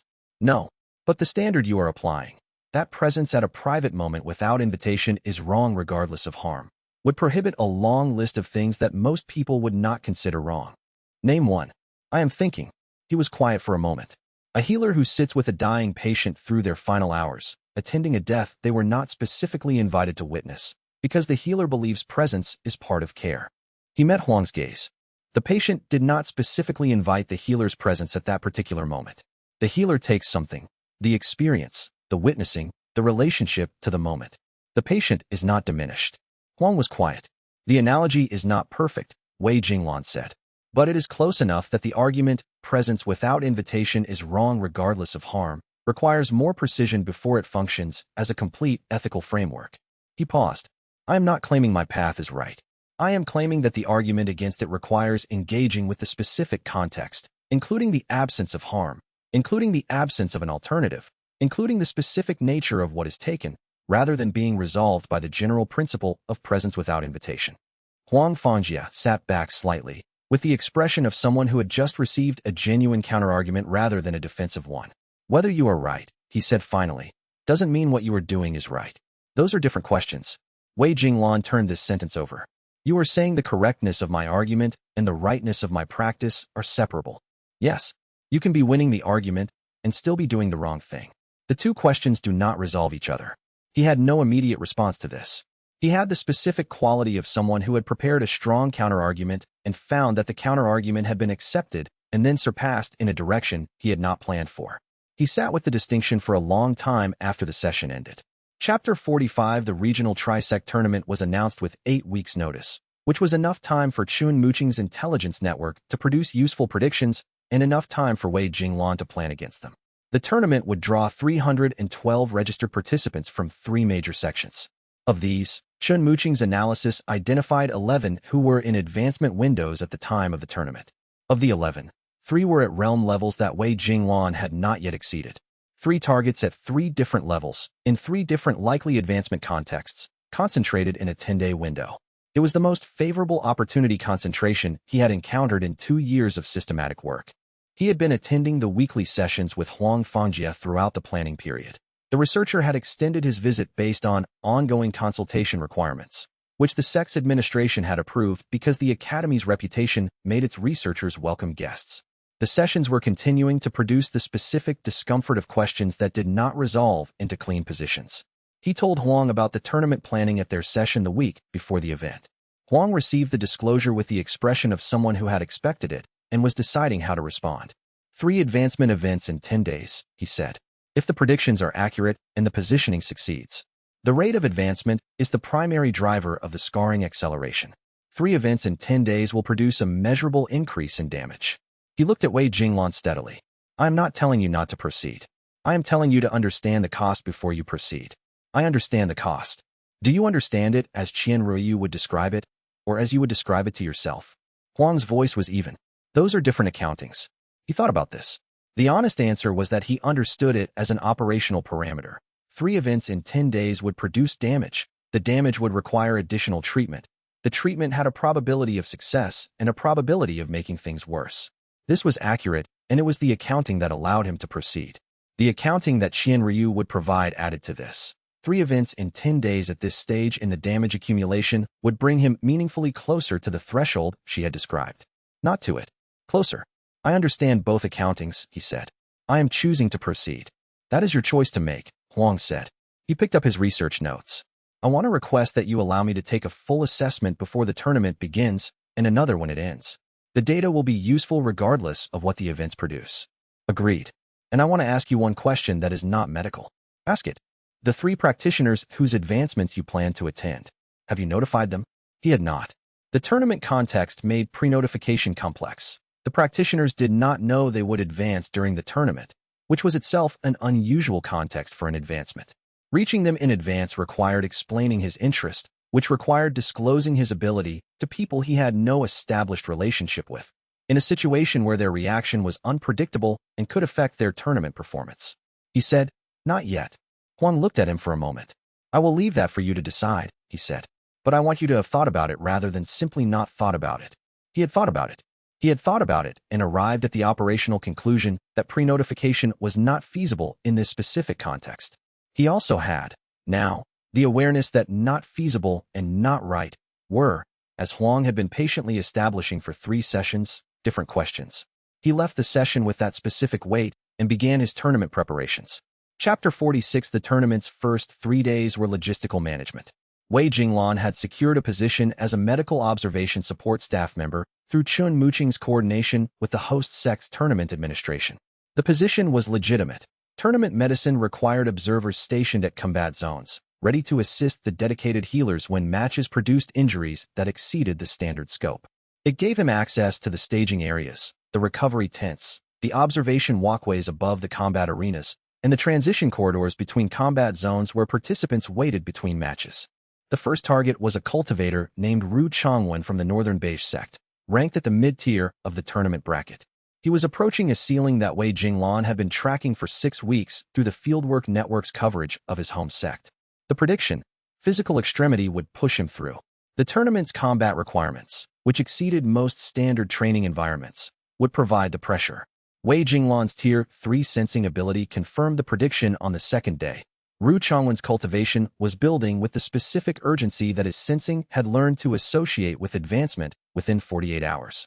He adjusted his duty rotation to ensure he was stationed near the semi-final arena on the third day, when Ru Chongwen's match was scheduled. The match ran 40 minutes, which was long for a tournament combat. Both participants were in the upper bracket's slower-paced tactical range, where matches were decided by endurance and positioning rather than by spectacular technique. He watched from the medical observation walkway, 3 meters above the arena floor, with the cultivator sensitivity that his realm provided making the ambient qi as readable as a written text. In the 37th minute, when Ru Chongwen absorbed a strike that his body registered as exceeding its established limit, the ceiling gave. The pull arrived in the medical observation walkway. Wei Jinglan had his hand already on the walkway railing before he completed the sentence of thought that would have been "I need to." He went down in the walkway, which was the scenario Qian Ryu had anticipated and prepared documentation for. When the tournament medics arrived, she was already there. She had taken a position in the adjacent medical tent specifically for this purpose. Her assessment to the medics. Medical observer experiencing a cultivation sensitivity episode. I know his condition. He will need to be moved to the recovery tent. They moved him to the recovery tent. He woke in it 2 days later, while the tournament had continued through 3 additional rounds. With the now familiar quality of having advanced through a ceiling he had not built up to, solid at the foundation level, raw at the channels. Qian Ryu had stayed. She was reading a medical text in the adjacent chair when he woke, and she put it down with the expression she reserved for post-advancement recoveries. Professional assessment followed by whatever question she had chosen not to suppress. She said, Huang Fangjie sent a message. He wants to do a channel assessment before you attempt the second event. How long do I have? The second target's advancement window is in 3 days, by Chun Muqing's estimate. She looked at him. Huang can do the assessment tomorrow. He can have results the same day. Then tomorrow. That is what I told him. She picked up the medical text again. The damage progression from this event is consistent with the model. Not worse than expected. She turned a page. Not better either. Chapter 47. The second target was a cultivator named Shen Wuling, from the Eastern Coast Sect, whose advancement window had been the most confident prediction in Chun Muqing's analysis. She was at the edge of her ceiling, and the tournament's demands would push her through within days of her bracket placement. Wei Jinglan tracked her through the first 3 days of the tournament, his sensing ability reading her cultivation state's urgency with the confidence of weeks of familiarity with the approaching breakthrough signature. She was advancing. The timing was converging on the third competition day, the afternoon bracket. He prepared his position, the medical observation station adjacent to her scheduled arena, close enough for the mirroring to activate. She broke through at 2 in the morning of competition day 3, in her private lodgings at the host sect's guest wing, following a particularly brutal quarterfinal defeat earlier in the evening that she had not expected to survive emotionally. He was asleep in the recovery tent. He had been tracking her advancement signature through the day and had assessed the timing as later, the afternoon bracket, during competition, when the physical pressure would be highest. He had not accounted for the specific dynamic that Huang had mentioned in their second session. Psychological trauma could trigger breakthroughs as effectively as physical pressure. The defeat had done what the combat hadn't. He felt nothing when she advanced because there was no pull without proximity. What he felt was the absence, the sudden absence of the familiar building pressure from her direction, which meant the ceiling had already given and there was nothing left to pull. He woke fully at 3 in the morning with the quiet that followed an event that had completed without him. He lay in the recovery tent for a moment, measuring the quality of missing the thing he had been planning for specifically.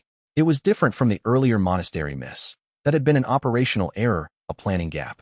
This was a situation where his planning had been correct, his positioning had been correct, and the event had occurred outside the predicted parameters. He made the notation in the second notebook. Shen Wuling. Advancement occurred outside predicted window, physiological trigger rather than physical extremity trigger. Result, missed. New planning category added. Emotional trauma as advancement trigger requires monitoring protocols separate from combat pressure monitoring. The tournament continued without him having advanced from the second target. He assessed the operational state. 1 advancement achieved, 1 missed, 1 remaining target. The predicted concentration of 3 events had become 2. He adjusted his planning and continued. Chapter 48. The third target was the one that changed things. Her name was Xiao Yunmei, and she was not competing in the tournament. She was a senior healer from the third participating sect, who had come as part of the medical staff delegation and who had been approaching a cultivation threshold for months, based on the Fieldwork Network's records. She was also someone Wei Jinglan had sent a disclosure notice to. He had done it 2 days before the tournament began, in a brief written message through the inter-sect correspondence network. His name, his role, a brief description of his condition and its mechanism, and a request to be informed if she was willing to allow his presence at her advancement when it occurred. The message was specific and professionally framed. She had not responded. Not a refusal. The absence of a response was different from a refusal. He had proceeded with the operational planning while noting the ambiguity. On tournament day 7, his sensing ability registered the specific urgency that meant advancement within hours rather than days. It was coming from the medical compound where Xiao Yunmei was stationed. He went to her. She was in the compound's outer cultivation area, running low-intensity qi circulation exercises, the kind of practice that was standard pre-advancement preparation for senior cultivators who could feel the threshold approaching. She saw him arrive and did not look surprised. "You felt it," she said. "Your advancement is within 2 to 4 hours." She looked at him with the expression of someone who had spent 2 days since his message deciding what she thought about it. "You described your condition accurately in the message. I investigated the historical documentation afterward." She paused. 3 previous carriers. 2 dead young. You have the condition that killed them. I have the condition that killed 2 of them. The third outcome is not documented. She studied him. She had the quality of a senior healer, the specific attentiveness of a person who had spent decades learning to read physical states and had extended that attentiveness to all information. "If I allow your presence, what happens to you?" "I advance to your realm simultaneously. I will fall unconscious for approximately 3 days. And what happens to me?" "Nothing.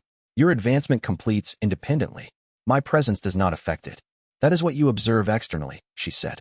"My experience of the advancement. Do you know whether your presence affects that?" The question was Xiao Lifan's question, asked from a different angle. He said, "No, I do not know." She was quiet for a moment. "I received your message," she said. "I chose not to respond because I was not certain what I wanted to say. I am still not certain." She looked at the cultivation area's perimeter wall. "I am going to ask you to make a decision. You may stay or leave. My advancement will proceed in either case. If you stay, your condition activates, and I will not have consented or declined. You will have acted on the ambiguity. Yes. If you leave, you will have foregone an advancement that your condition requires. Yes." She looked at him. "What do you choose?" He considered it. Then he said, "I will stay on one condition. After your advancement, if you are willing, I would like to know what the experience was like from your side. Not for operational purposes. Because I genuinely do not know, and I should." She nodded once. "Stay." He was present for her advancement. He felt unconscious in the cultivation area. When he woke 3 days later, she had not left a message with the medics. He found her in the medical compound on the 4th day. She said, "The experience was mine. You were present, and I knew you were present, and the knowing felt different from the times I did not know." She met his gaze. "I cannot tell you whether your presence affected it physically. I can tell you that knowing about it changed what it meant to me. I think it changed it toward more complete, not less." He wrote this in the second notebook. Something else had changed. At the moment of Xiao Yunmei's advancement, when the mirroring activated and his cultivation foundation responded, it had felt different. Not the quality of the advancement itself, but something in the channel structure, as if the processing of the breakthrough force moved differently through channels that had been prepared to receive it with the practitioner's awareness. A difference too small to measure. A difference he noticed. He made a note. Investigate whether informed attendance affects the internal mechanics of the mirroring. The investigation would take months. The possibility changed the shape of the ethical question in ways he had not yet worked through. And then the Tier 3 sensing ability activated at full strength for the first time. 5 simultaneous cultivation states in the tournament compound registering as approaching advancement simultaneously, with urgencies ranging from days to weeks, their specific qualities distinguishable one from another. The new perception was not like a compass. It was like a map, reading the entire field at once with directional and temporal precision. He stood in the cultivation area and spent 20 minutes mapping every cultivator in the compound by their advancement distance. The operational transformation was immediate. He no longer needed to predict. He could read the state directly. Chapter 49. Xiao Lifan reached the final four. Wei Jinglan watched her matches from the medical observation walkway, which gave him both the professional cover and the specific angle of observation he had not previously applied to watching her. Attention that was not calculating advancement probabilities, but following the competition as competition. Her style was specific and self-consistent. She did not fight the way most high-rank cultivators her age fought. She did not press for advantage, did not chase exchanges, did not respond to the other combatants' strongest moments with her own strength. She managed position and pacing with the patience of someone who had decided that the most sustainable path to winning a long match was to not lose the early exchanges, and who had the foundation depth to execute on that decision for 2 hours if necessary. In the quarterfinal, she faced a cultivator 30 pounds heavier with a technique set focused on overwhelming physical pressure. He had won his previous 3 matches through straight force and was widely expected to win this one the same way. Xiao Lifan spent the first 40 minutes refusing to meet his strongest exchanges, redirecting rather than blocking, retreating at angles rather than directly, until his energy management curve had produced a 2% deficit that was imperceptible to observers, but that her sensing had been measuring the entire time. She ended the match in the 43rd minute by meeting one of his direct charges at the specific angle and moment where his foundation's deficit was maximally exploitable. He fell. The match was over in 2 strikes after 40 minutes of positioning. Wei Jinglan watched this from the walkway and recognized in the approach something he had spent 3 years developing in a completely different domain. Not the strongest position, but the most sustainable one. The patience to let the environment's own dynamics produce the outcome rather than forcing an outcome through direct application of the strongest available resource.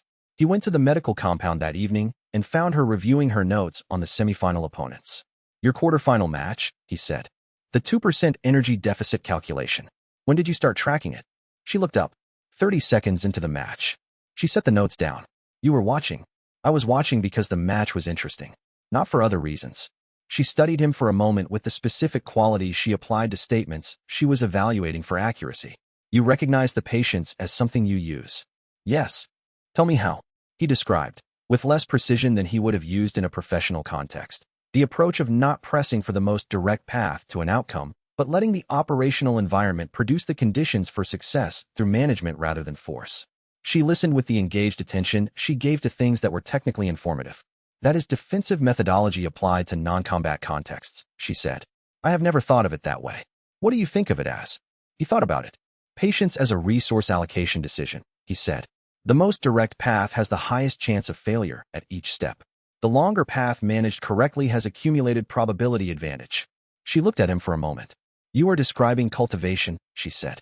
He had not thought about his operational approach to advancement events through that lens. Maybe, or at least what cultivation should be, she said. She picked up her notes. My semifinal opponent uses a technique that exploits the same energy deficit calculation in reverse. He manages his own depletion so gradually that standard monitoring protocols don't catch it until the final exchange. I have been trying to develop a counter for 2 years. She looked at him. I want your perspective on the patience versus patience dynamic. He sat down, and they spent the next 2 hours working through it. Chapter 50. The tournament ended, and Huang Fangjia's renewed proposal arrived with timing that suggested he had been waiting for the tournament's conclusion before pressing it. The channel assessment he had done between the first and second tournament advancement events had produced specific data. The damage accumulation had accelerated relative to the pre-tournament baseline. Not catastrophically, the rate was within the range his calculations had considered, but the trend line had steepened. He presented the updated assessment to Wei Jinglan in the session following the tournament's conclusion. The numbers were not hidden behind academic language. The current rate of advancement, sustained for another 3 to 4 years, will put you at the threshold Qian Ryu identified.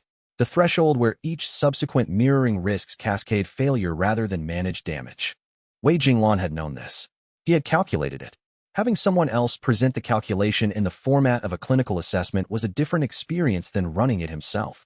The calculation was the same, but the quality of it arriving from outside rather than from inside had a different weight.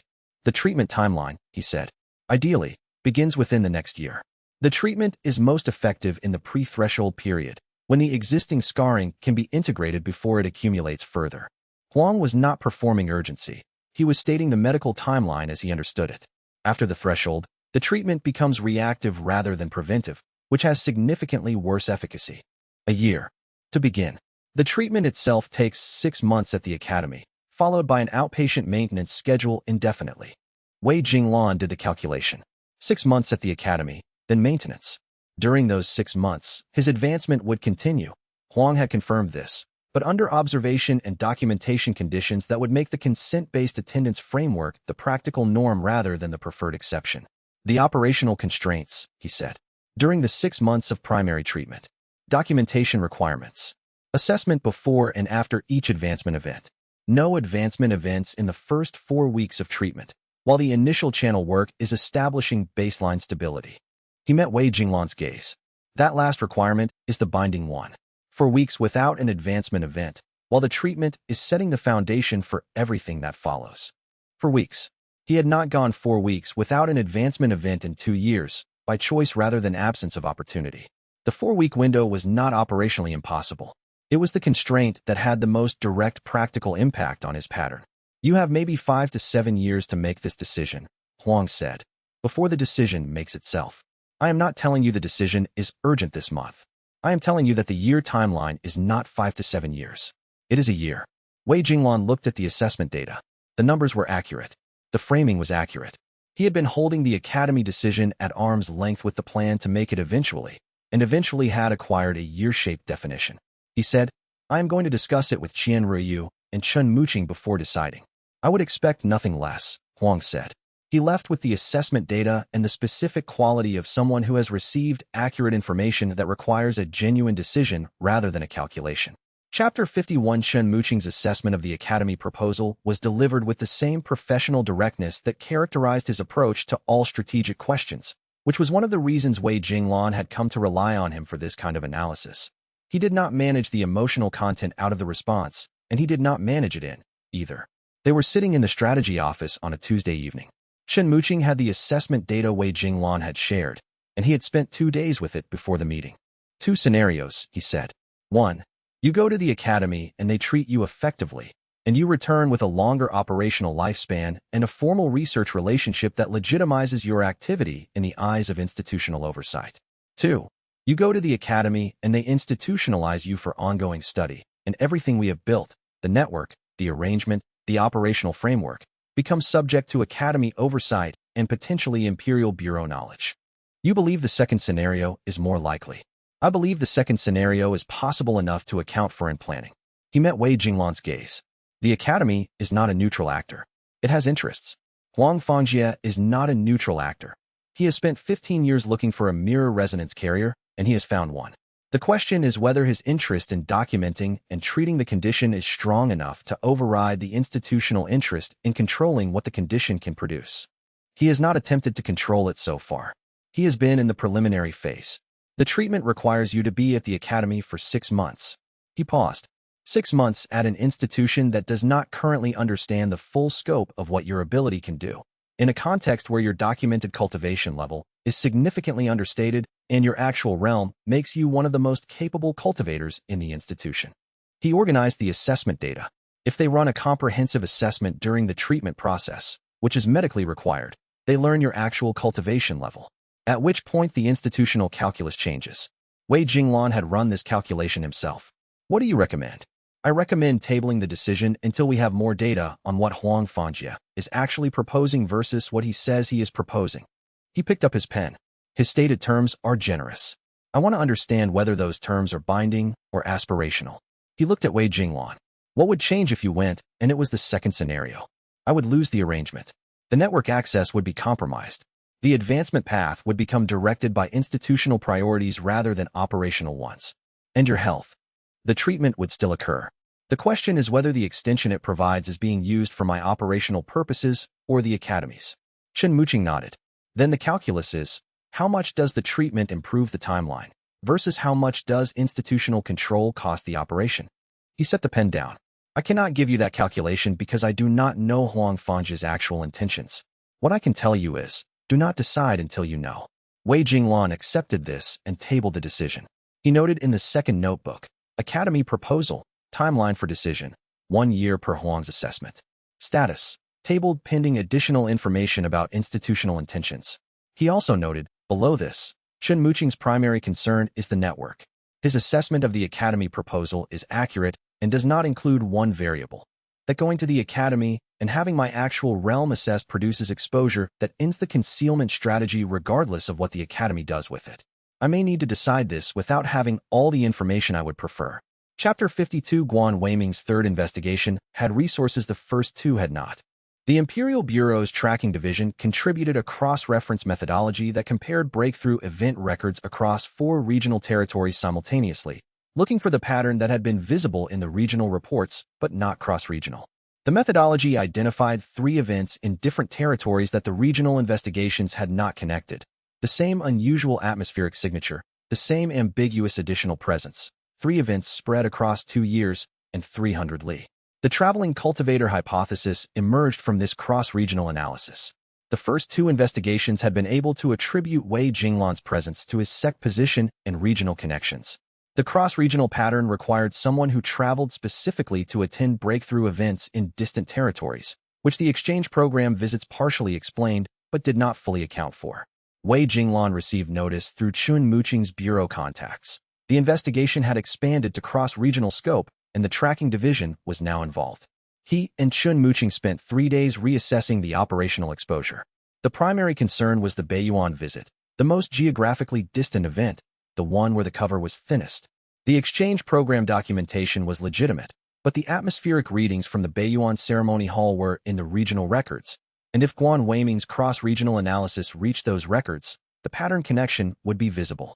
We need to widen the alternative explanation, Chen Muqing said. The current institutional cover, ceremony monitoring for Sect security, works at the regional level. At the cross-regional level, we need a function that explains traveling to multiple territories for breakthrough observation. Huang Fangjia's research, Wei Jinglan said. Chen Muqing paused. Explain. Huang Fangjia is conducting a documented research study of anomalous cultivation advancement conditions. I am, effectively, his research subject. His research activities require regular assessment of my condition in relation to breakthrough events. He looked at Chen Muqing. If I accept a formal research relationship with the Academy, the travel associated with advancement events can be attributed to the research protocol rather than to the Sect security function.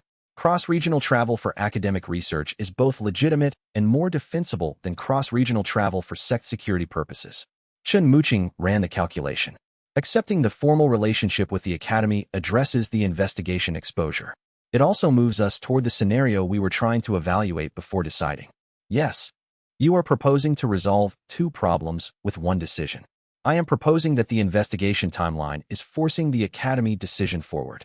He held Chen Muqing's gaze. We had 1 year. We may have less. The cross-regional investigation finding a connection between the Beiyuan visit and the other documented events is a matter of months at the tracking division's current methodology.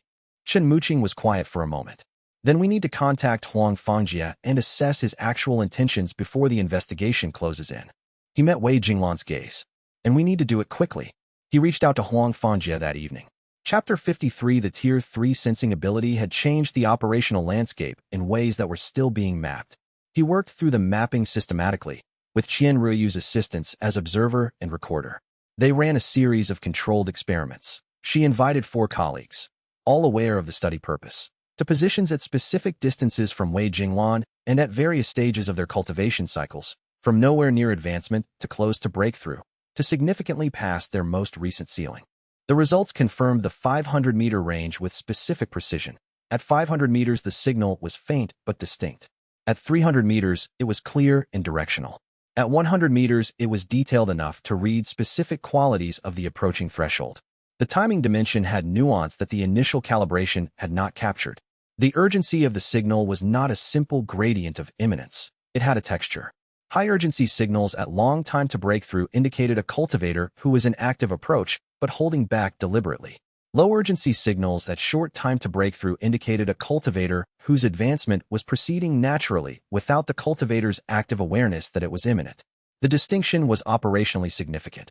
A cultivator who was actively approaching their breakthrough could be expected to advance when they chose to. A cultivator who was not aware of their own imminence might advance at any moment, in any location, including locations where Wei Jinglan was not positioned. He expanded the sensing experiment to public spaces. Standing in the Sect's main courtyard, He could read 12 distinct cultivation states simultaneously, with directional data that let him identify each person by position.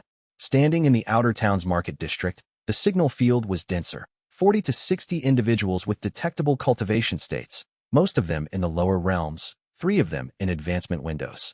The map was not complete. The 500-meter range meant he was reading a sphere, not the full regional territory. But within that sphere, he had real-time data that made prediction obsolete for the relevant range. He noted the operational transformation in his planning framework. The intelligence network remained essential for identifying advancement events beyond the 500-meter range.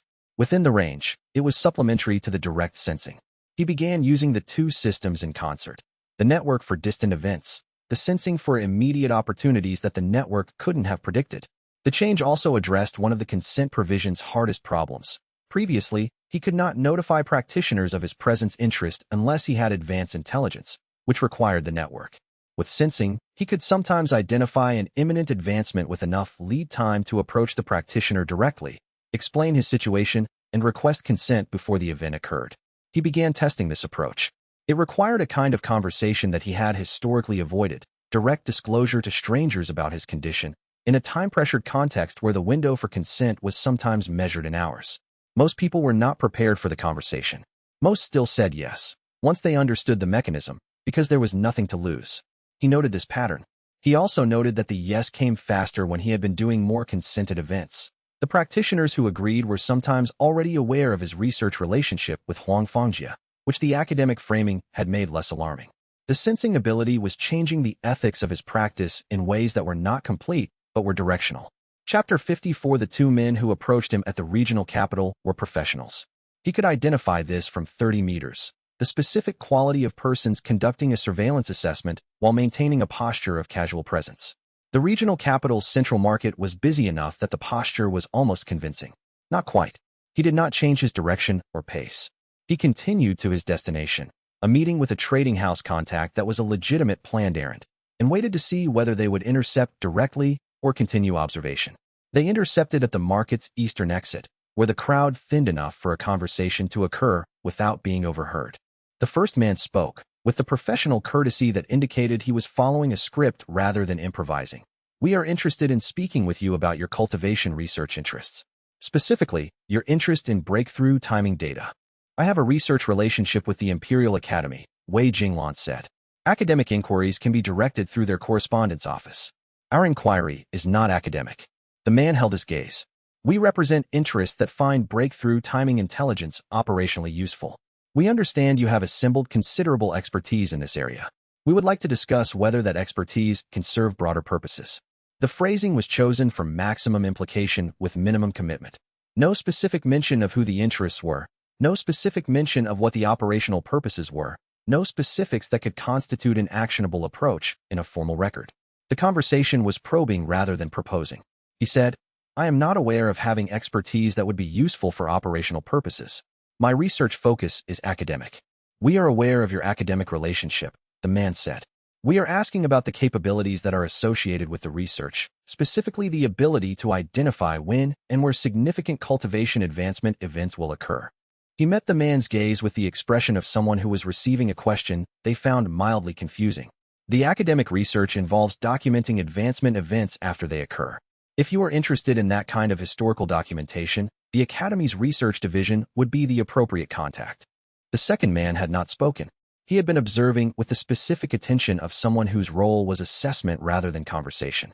He said, quietly, You identify the events before they occur. The shift from the scripted courtesy to the direct statement indicated that the assessment phase had produced a conclusion. Wei Jinglan held the second man's gaze without changing his expression. He said, I do not have a productive response to that statement. He stepped past them with the ease of someone who had reached the end of a conversation. Good afternoon. He did not run. He continued at the same pace to the trading house contact meeting, conducted it normally, and returned to the Sect by the same route. He checked for surveillance twice and found none. He reported to Chun Muching that evening.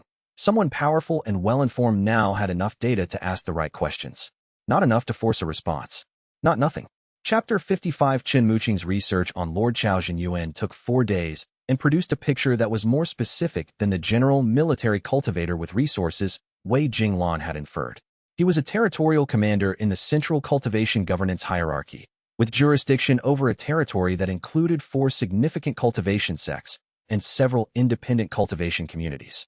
His primary concern, professionally, was the cultivation ceiling distribution within his territory, who was advancing, who was stagnating, and whether the territory's overall cultivation power was positioned to compete with adjacent territories in the governance hierarchy's power assessments. Advancement ceiling intelligence was, in this context, genuinely militarily valuable. Knowing when a cultivator in an adjacent territory was about to advance to a realm that would shift the power balance allowed for preemptive resource allocation or alliance adjustment. The standard intelligence methods for this, observation, informant networks, resource acquisition tracking, produced results that were accurate but slow. A source who could identify advancement timing with the precision Wei Jinglan's network provided would be operationally transformative. His interest in you is not personal, Chen Muqing said. It is functional. You are a tool he wants to acquire. The tool's specific mechanism is secondary. What he needs is the intelligence output. If he identified that the tool's mechanism was mirror resonance rather than just intelligence collection, then his interest would intensify significantly. Control over your advancement path would give him the ability to place you near specific high-value targets, not just to observe their advancement timing, but to advance to their realm simultaneously, making you aware of their cultivation structure in ways that standard intelligence cannot access. He met Wei Jinglan's gaze. At that point you are not a tool, but a weapon. Wei Jinglan considered this framing. A weapon that is also damaged goods from his perspective, the internal scarring, the mortality timeline. He does not know about the scarring. His intelligence is deep enough to identify your ability exists, but not deep enough to know its medical costs. Then his projected acquisition timeline would assume I have longer operational life than I do. Yes, which means his resource offer, when he formalizes it, will be large enough to be credible, but not large enough to account for the actual complexity of the situation. Chen Muqing picked up his pen. There are 3 things we need to do before Chao Jinyuan formalizes his approach. First, accelerate the academy relationship decision. The formal research affiliation changes the institutional context in which any acquisition attempt occurs. Second, identify his information sources. He knows enough about your ability to ask specific questions. Someone in your contact network has provided more information than Jiao Wei's disappearance accounts for. Third, develop a response protocol for when his formal approach arrives. He paused. Because it will arrive. Wei Jinglan added a 4th item to the list, which he said aloud. I need to understand what Chao Jinyuan believes about whether my ability can be coerced versus only operated cooperatively. If he believes it can be coerced, his approach will be different from if he believes it requires my willing participation. Chen Muqing wrote this. That is the most important question, he said. It determines whether his interest in you is a recruitment problem or a containment problem. They worked for 3 more hours, building the response framework for an adversary whose approach had not yet arrived, but whose shape was becoming clear. Chapter 56. Xiao Lifen had been at the Sect for 2 months when she made the approach. He had been aware, in the way he was now aware of all cultivation states within his sensing range, that she had been processing something, not an advancement, but a decision.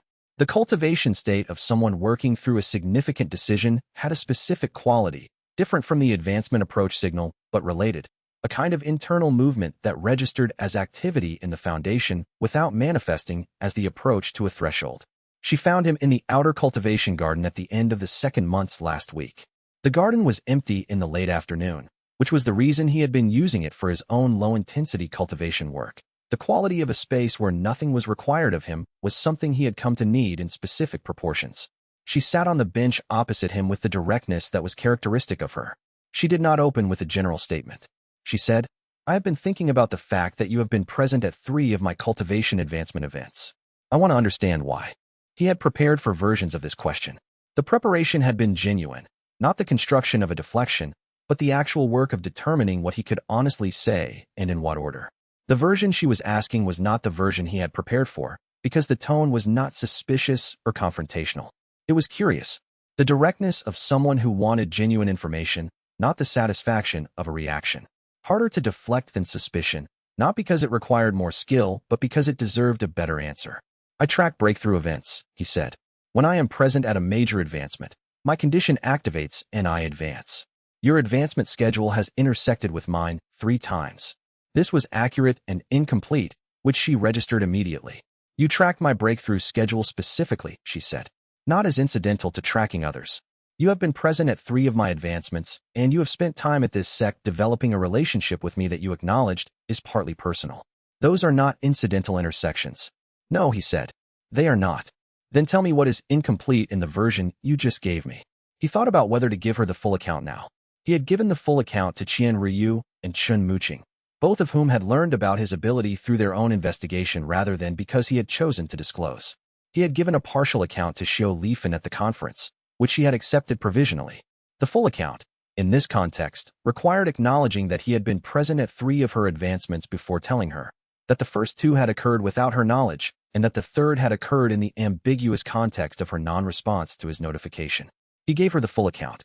She listened without interrupting.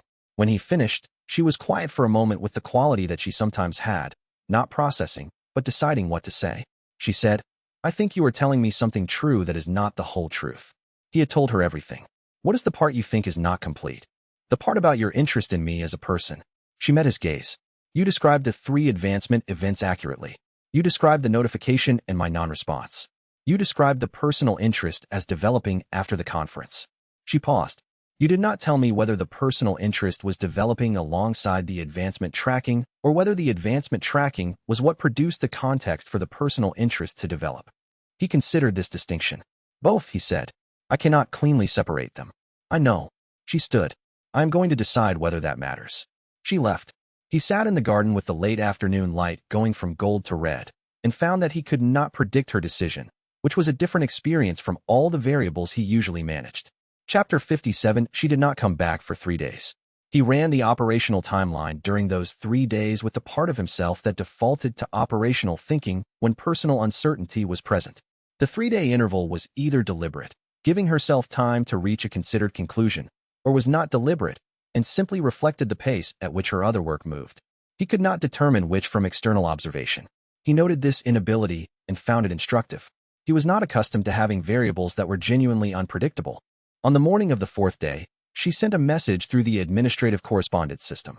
It read, I have been thinking about the question of whether it matters. I do not have a complete answer.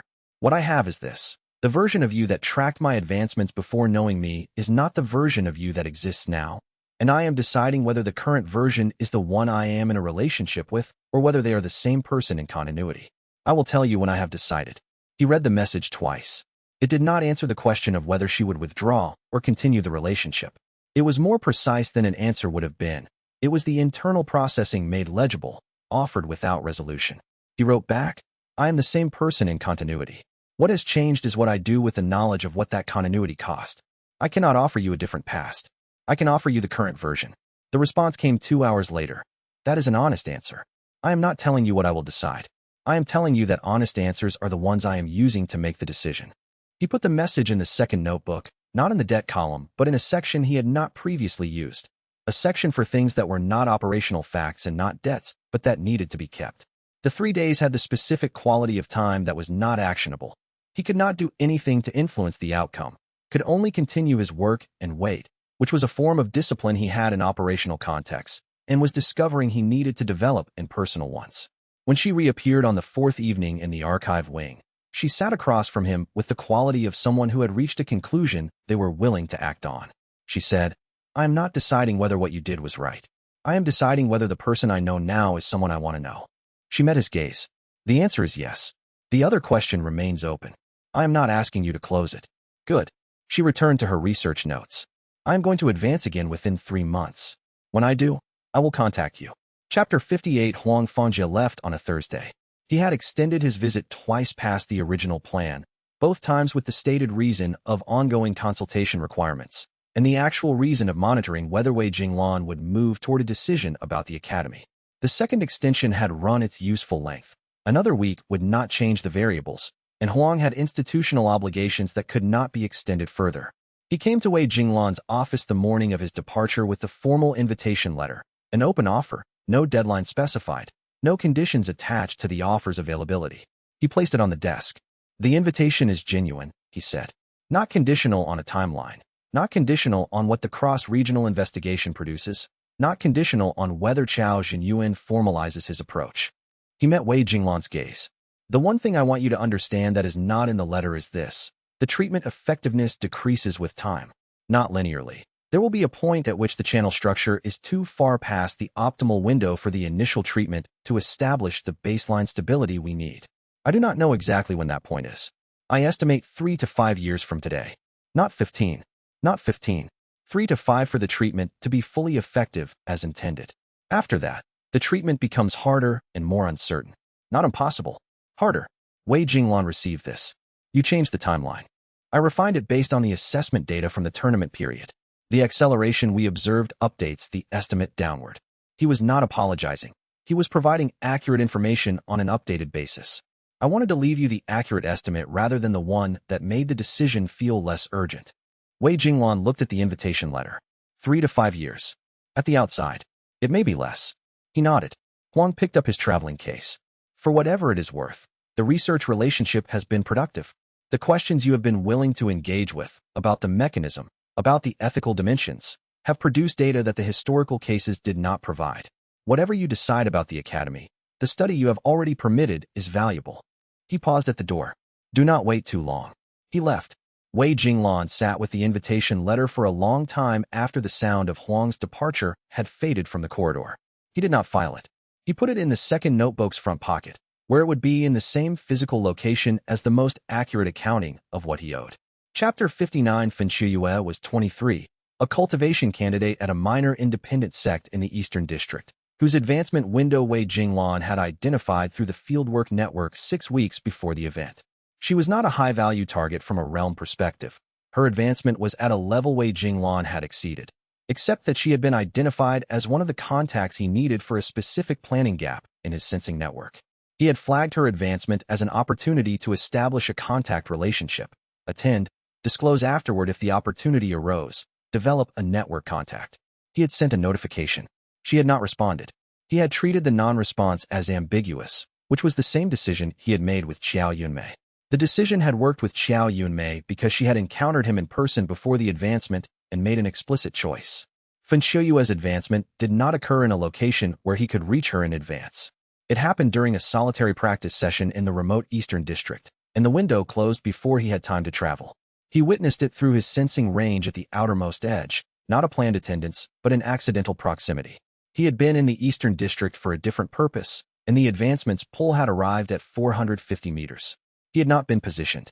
He had not been prepared. He had simply been within range. The mirroring activated. He fell unconscious in the courtyard of the guest house, where he had been staying for the other purpose. He woke 3 days later. He sent a message to the sect. The response came 2 days after that. Fen Shiyue had died. The cultivation deviation during the advancement had been acute. The breakthrough had completed. The advancement had occurred, both for her and, through the mirroring, for him. But the chi discharge from the deviation had been fatal. She had died at the moment of her ceiling shattering, in the remote practice area, alone. He sat with this information for a long time. The mirroring had activated at the moment of the shattering. Whether she had survived or died was not a variable that the mirror resonance mechanism cared about. The ability's function was the function. It took what it took regardless of what happened to the source. He wrote the entry in the second notebook. The entry read, Fen Shiyue, Advancement Event. Realm. Tier Notation. My advancement, successful. Outcome for practitioner. Cultivation deviation, fatal. Notes, accidental proximity within sensing range. Notification sent in advance, no response. Advancement occurred before direct contact was established. He read what he had written. The accuracy was complete. The weight of the accuracy was something he did not have a framework for filing. Chapter 60. He was in the outer cultivation garden at night, 7 days after Fen Shiyue's death, working through the second notebook by lantern light. He had not been sleeping the full span of nights. This was not an unusual state for him.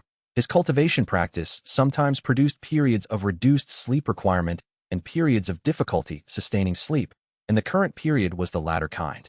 He had come to the garden because the space had the quality of being outside institutional observation, and the second notebook was the kind of document that required the outside observation quality to engage with honestly. He had written the Fen Shiyue entry 7 days ago. He had opened the notebook 3 times since and not been able to write anything below it. Tonight, he had come with the specific intention of writing what was below it. He opened to the entry. He looked at it. He picked up the brush. He wrote, The advancement occurred regardless of her outcome. The mechanism does not make exceptions. I have spent 2 years developing a consent framework because I believe consent addressed the ethical problem. The xianxia event demonstrates that consent cannot address the fundamental mechanism, only the circumstances of attendance. She did not consent. I was present accidentally. The outcome would have been the same if I had been there deliberately without her consent, there deliberately with her consent, or there by accident.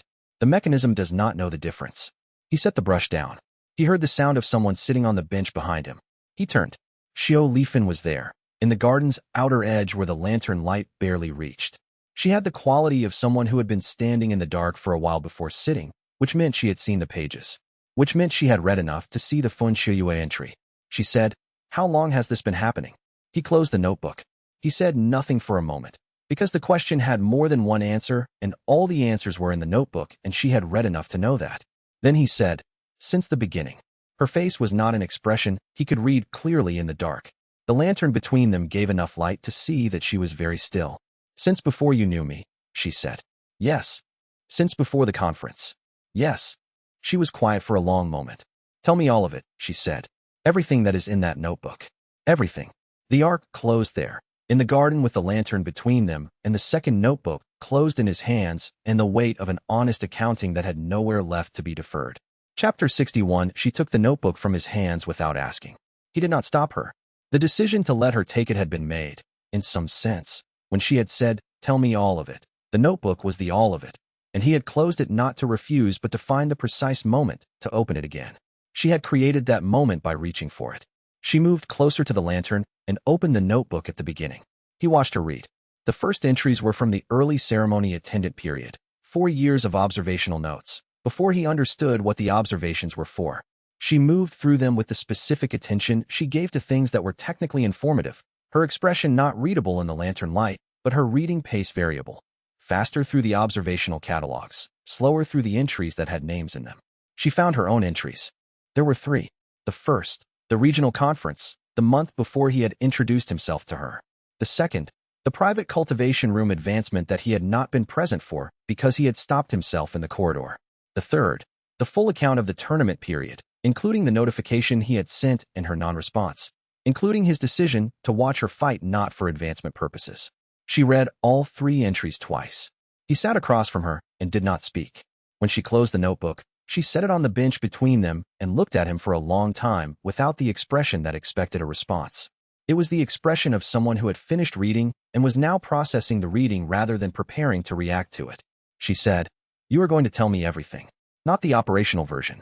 Everything." "The notebook is everything," he said. "What would you like that is not in it?" "The notebook is the record. I want the experience." She looked at him steadily. "Why did you stop yourself in the corridor?" He thought about this. The corridor had been the first time he had run the test and found the result. "Because you had said, 'Do not position yourself for my advancement without telling me first.' And I had agreed." He paused. "And because I wanted to know if the agreement was real or performative." "What did you find out?" "That it was real. That overriding the compulsion at the point of activation was possible with sufficient effort." He held her gaze. "That I was not willing to violate the agreement even when the compulsion was present." She was quiet for a moment. "What did that cost you?" "The advancement." He paused. "And 3 weeks of processing what it meant that I had chosen not to take it." She looked at the notebook. "The xianxia entry," she said. "She died." "Yes." "You did not cause her death." "No. The deviation was in her cultivation, not produced by my presence." He was precise about this because imprecision in either direction would have been dishonest. "My presence was accidental. The advancement occurred regardless of whether I was present. Her death occurred regardless of my presence." He paused. "What I took from her advancement was still taken. The notebook records it accurately." She looked at him for a long moment. Then she said, "Tell me the rest. Everything that is in the notebook and everything that is not." He sat across from her in the garden until the lantern burned lower and told her everything. Chapter 62. She listened through the full account with the quality that he had come to associate with her attention. Not passive absorption, but active receipt, maintaining the thread of what was being said while placing it against what she already knew, asking clarifying questions only when a gap appeared. He told her about the abilities discovery, the first ceremony, physician Feng's impossible assessment, the 3 days of lying in the medical bed turning over what had happened. He told her about the early systematic development, the 17-name list, the second notebook's first entry. He told her about Magistrate Shun, the small house with the unattended garden, the 3 family members, Dang in the corner, the advancement and the death, and the final word. Finally, he had not understood it then. He understood it now only partially.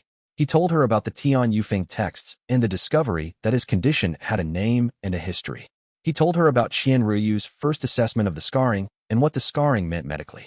He told her about Elder Zhou's evaluations and the professional judgment Zhou had made to not pursue the investigation. He told her about the 3 to 5 year window Huang Fangjia had left him with. He told her about the Beiyuan operation, the 11 weeks, the atmospheric records, the Beiyuan elder's advancement, and the 3 days in the rented room and the debrief with Chun Muqing. He told her about Fenshiyue. When he finished, she was quiet for a long time. The lantern had burned low enough that the garden was mostly lit by moonlight, which was indirect and diffuse, and made the space feel larger than it was. She said, "I need to think." "I know." She stood. She did not take the notebook. She left it on the bench between them, which was its own kind of statement. "I will come back in 3 days, or not at all. If I come back, we will continue the conversation. If I do not, you will know what I decided." He said, "I understand." She left.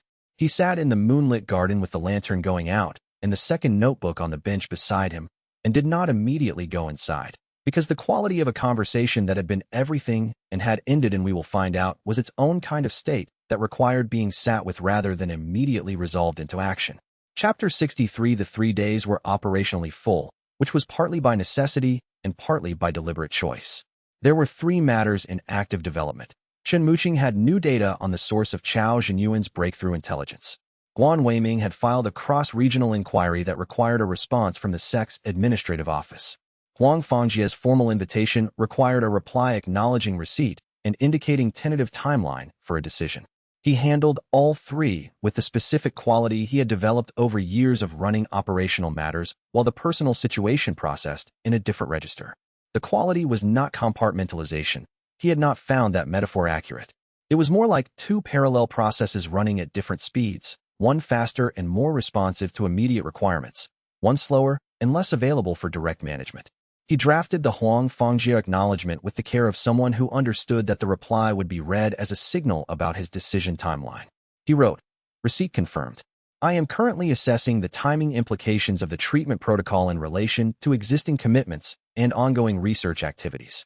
I anticipate being able to provide a substantive response within the next 3 to 4 months." He read it twice and found it accurate and minimally revealing. He reviewed Chun Muqing's data on the Chao Zhenyuan intelligence source. The source was more deeply embedded than the Jiawei disappearance had suggested. A second contact, not previously identified, who had been providing information about Wei Jinglan's advancement events directly rather than about the network's existence.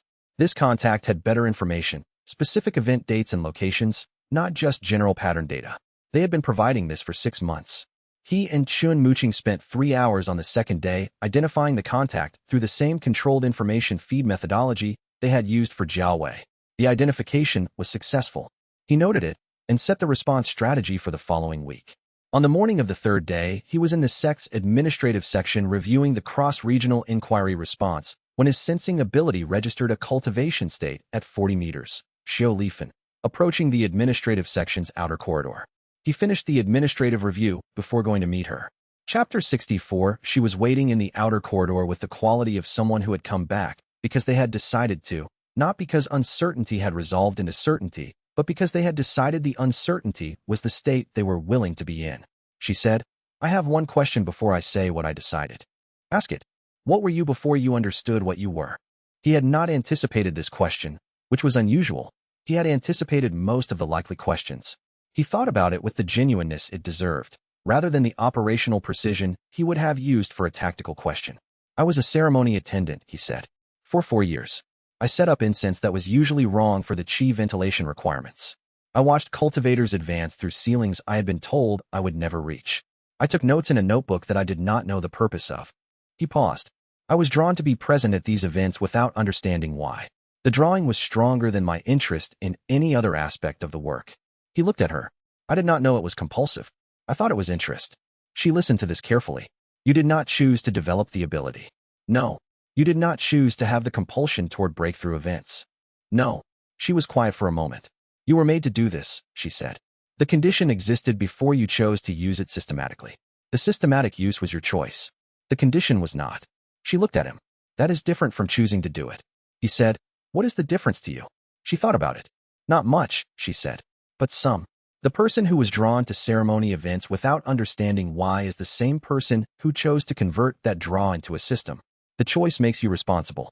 The draw makes you not less responsible, but less entirely self-authored. You did not invent your situation. You chose how to navigate it. She looked at him. I find it easier to be in relationship with someone who did not invent their situation, but chose their navigation, than with someone who did both. He sat with this.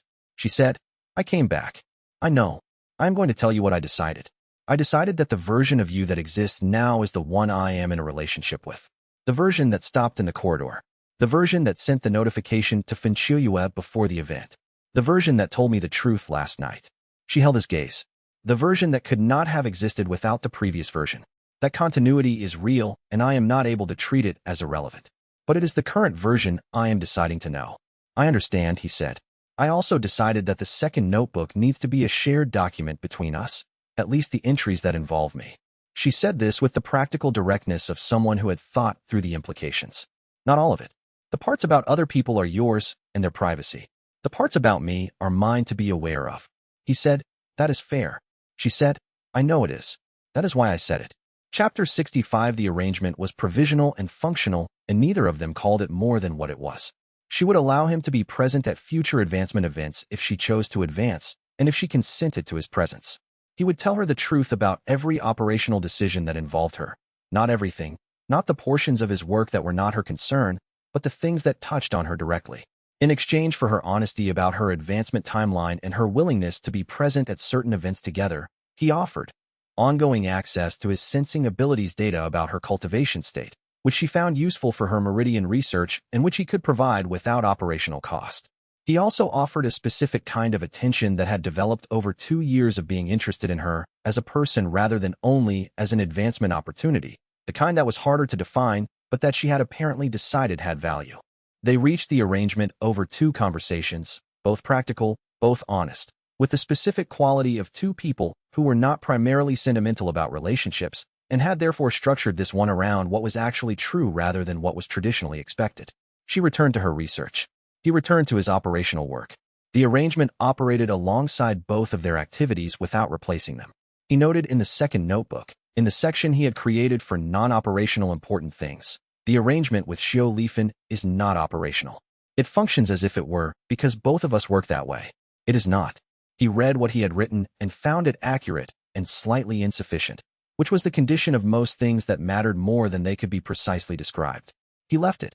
Chapter 66. Lord Chao Zhenyuan's formal approach arrived through the Sect's administrative correspondence system, addressed to Wei Jinglan by name and professional title, marked with the governance seal of the Central Territory's Cultivation Administration. The letter was 4 pages and very politely written. Wei Jinglan read it twice and summarized it for Chun Muqing in 3 sentences. Resource offer including medical access and institutional protection from current investigations. Request for a service relationship involving directed attendance at breakthrough events. Framed as partnership, but structured as recruitment with the partnership's terms subject to Chao Zhenyuan's unilateral direction. The medical offer is real, Wei Jinglan said. He knows about the scarring. Not the specific timeline, but the existence of the damage. Which means his intelligence on you is more detailed than we thought. Chun Muqing looked at the letter. The institutional protection from Guan Weiming's investigation. Is that a genuine offer? He has the standing to make it. The Bureau investigation is conducted under authority structures that Chao Zhenyuan has formal influence over at the regional level. He set the letter on the desk. He is offering to make a real problem go away in exchange for control of my advancement path. The advancement path control is the binding term. Not the resources, not the medical access. Those are the legitimizing package. The core is directing where and when you attend breakthrough events. Chun Muqing met his gaze. If he can tell you which cultivators to attend, he has real-time advancement intelligence on every cultivator he targets. He also has the ability to advance you to specific realms that serve as tactical needs, which makes you a cultivation weapon he can calibrate. Wei Jinglan had already mapped this. And the ability to prevent my advancement by controlling access, by ensuring I am not present at any event above his desired ceiling for me. Yes. Chun Muqing was precise about this because it was the most dangerous implication. The offer gives him positive control, directing what events you attend, and negative control, preventing advancement by controlling access. Together, those are complete control of your cultivation path. He looked at Wei Jinglan. Decline. But do it carefully. The careful part was the part that required planning. An abrupt rejection would signal that Wei Jinglan understood the full implications of what was being offered, which would confirm the extent of his operational self-awareness and potentially accelerate Chao Zhenyuan's decision to use coercive means rather than recruitment. A slow rejection, structured to appear reluctant rather than certain, left room for Chao Zhenyuan to believe that the right terms might still produce acceptance, which created time. They spent 3 hours on the declination. Chapter 67. The declination letter that emerged from those 3 hours was 2 paragraphs. The first paragraph expressed genuine appreciation for the offer's resources and the institutional support, which was honest. The resources were significant and the investigation protection was real. The second paragraph declined on the grounds of existing commitments to the Imperial Academy's ongoing research relationship, which was also honest. The research relationship existed, and accepting Chao Zhenyuan's service requirement would be incompatible with the Academy's research independence terms. It did not say no. It said currently unable to accept due to prior commitments. Wei Jinglan sent it and waited. The response came 3 days later, a single line. Your current commitments will not protect you from what comes next. He read it and showed it to Chen Muqing, who read it with the expression of someone confirming a predicted outcome. He has moved past the recruitment phase, Chen Muqing said. This is the transition to a different approach. What approach? Unknown yet. 3 options. Legal coercion through the Bureau investigation, which requires compromising Guan Weiming's independence, direct pressure through institutional channels that he controls, or physical coercion outside institutional structures.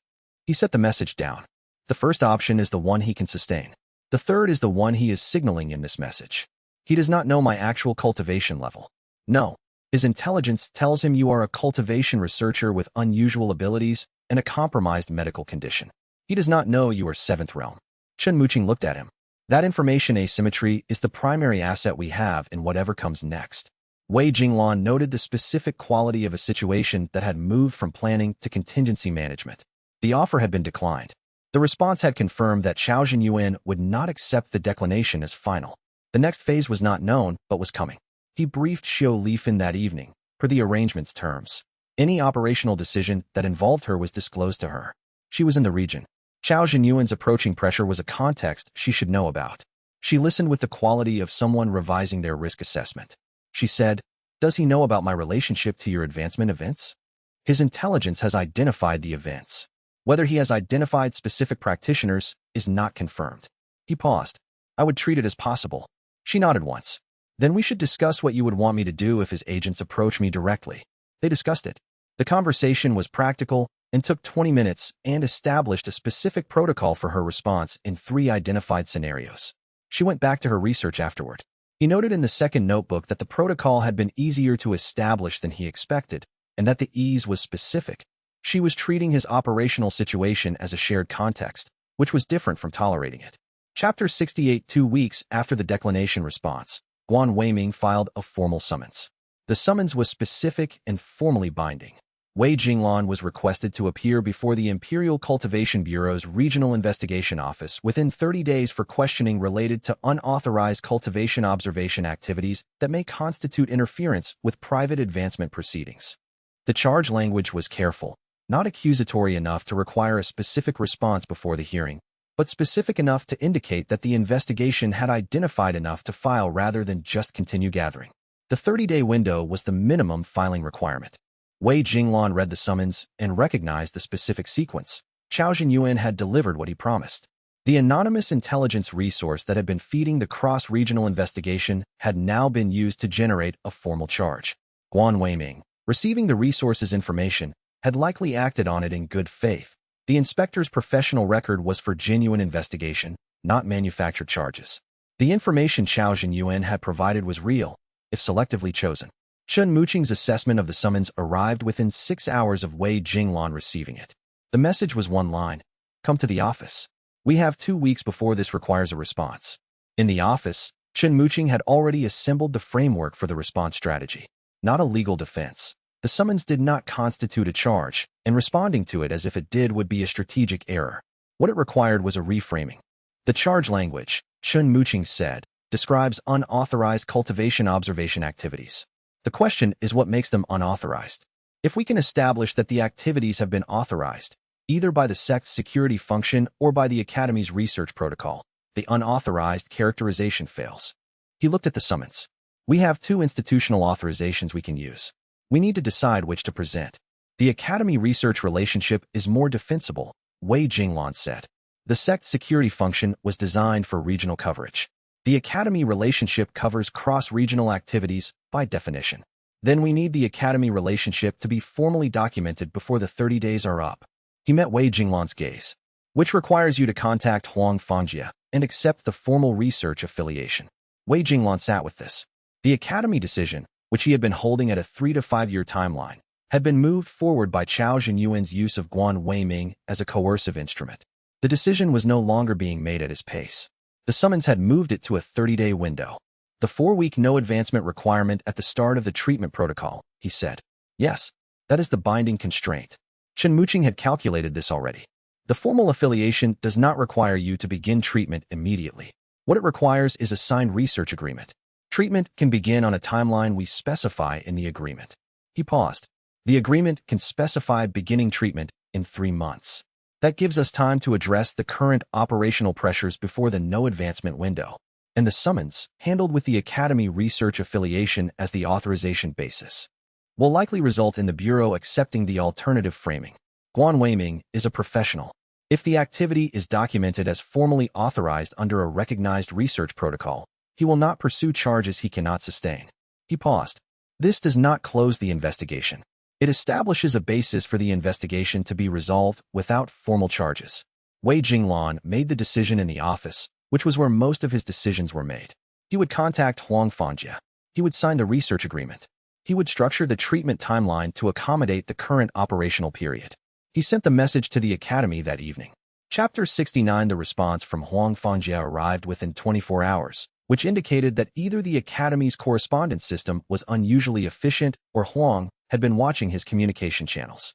The response was warm, professionally organized, and contained a draft research agreement that Huang had apparently already prepared. The draft was dated 4 weeks earlier, which meant he had anticipated Wei Jinglan's decision and had the document ready. Wei Jinglan noted this with the recognition that researchers who spend 15 years looking for something do not leave their response to chance. He reviewed the draft with Chen Muqing over 2 days. The agreement was largely as Huang had described in person. Documentation requirements, assessment protocols, treatment timelines specified by mutual agreement, no restriction on advancement event attendance except during the treatment's initial stabilization period. The draft specified the no advancement window as 30 days rather than 4 weeks, slightly more conservative than the verbal estimate. The terms were reasonable. Chen Muqing identified 3 modifications that added protective language around the Academy's use of the research data and publications, ensuring Wei Jinglan had review rights before any findings were made public. Huang accepted all 3 modifications without objection. Wei Jinglan signed the agreement. The formal affiliation notification was sent to the Imperial Bureau's Regional Investigation Office the following day, with documentation of the research protocol and the authorization basis for Wei Jinglan's cross-regional attendance at breakthrough events. Guan Weiming's response came in 7 days, precisely within the formal inquiry response window, which was characteristic. The response acknowledged receipt of the Academy Research Affiliation documentation and noted that the Bureau was reviewing the authorization basis. It did not withdraw the summons, but indicated that the review would determine whether the hearing was required. Wei Jinglan noted this. He is assessing whether the authorization is genuine. It is genuine, Chen Muqing said. There is nothing for him to find that contradicts it. What he will find is that the research agreement was signed recently and that the Academy relationship is new. The research relationship is new. The activities it authorizes have been ongoing for longer than the formal relationship. He met Wei Jinglan's gaze. That is a gap that a careful investigator will notice. Whether he pursues it depends on how the Bureau's leadership responds to Chao Zhenyuan's intelligence resource. If they instruct Guan Weiming to pursue the investigation, the gap becomes a problem. If they instruct him to accept the authorization, it does not. And the Bureau's leadership will follow institutional politics in making that decision. As they always do. They waited. Chapter 70. The Bureau hearing was held in the regional capital in the 3rd week of the 30-day window. Wei Jinglan arrived with Chen Muqing in an advisory capacity, the formal Academy research documentation, and the specific quality of someone who had prepared for the conversation to go multiple directions and had determined which direction he wanted to move it. The hearing was not adversarial. Guan Weiming ran it with the procedural correctness of someone who was operating within formal parameters and had decided to let the parameters do the work. He had reviewed the academy documentation. He had reviewed the prior investigation records. He had reviewed the formal summons and the authorization claim. He asked 3 questions. The first, was Wei Jinglan's attendance at the documented breakthrough events conducted under the Academy Research Protocol or under a prior arrangement?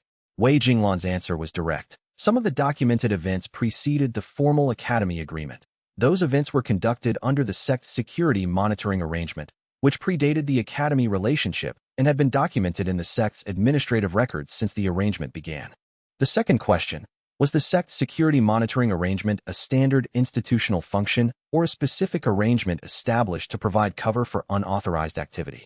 The answer was the most carefully prepared. The function did not exist in standard cultivation institutional frameworks. It had been developed at this Sect in response to a specific operational need and had been documented and authorized by the Sect's Strategy and Security Office. Unusual, not standard, not therefore unauthorized. He provided the documentation, including the administrative records Chun Muqing had ensured were properly established. The third question was not from Guan Weiming. It came from the Bureau's regional administrator, who had been present without speaking. She said, "The documentation you have provided establishes a pattern of legitimate authorization for the activities described in the summons. What it does not address is the underlying capability you appear to have for identifying advancement events before they occur. The Imperial Bureau has an interest in understanding whether that capability constitutes a cultivation ability that requires formal registration." Wei Jinglan looked at the regional administrator. She was not asking about authorization. She was asking about the ability itself. He said, "I have a documented research relationship with the Imperial Academy that includes assessment and documentation of my cultivation condition. The Academy Research Protocol governs the disclosure of that condition's specifics. The relevant Academy documentation has been provided to this hearing." She looked at the Academy documentation. The documentation refers to an anomalous cultivation condition under academic study. It does not describe the condition. The condition is documented in the Academy Research Archives under the Research Agreement's confidentiality provisions. He held her gaze. The provisions exist because the condition has medical implications and the Academy's ethical standards require patient confidentiality during active treatment. She sat with this for a moment. The confidentiality provisions are recognized by the Bureau. Yes. She looked at Guan Weiming. He gave a small, precise nod, the expression of someone who had identified the point where the investigation had reached its formal limit. The hearing concluded without a finding of unauthorized activity. The summons was suspended pending the Bureau's review of the authorization documentation. Guan Weiming told Wei Jinglan privately, after the formal proceedings closed, "The authorization framework is solid. I cannot find grounds for a formal charge." He paused. "What I can tell you is that the question the administrator asked, about the capability, will be asked again at a higher level. The Bureau is aware that something is operating in the regional territory that is not adequately categorized by existing frameworks." The hearing resolved the unauthorized activity question. It did not resolve that. Wei Jinglan received this.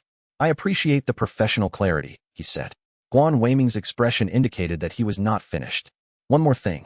The intelligence resource that accelerated this investigation has been identified by the Bureau's internal review as an interested party rather than a neutral source.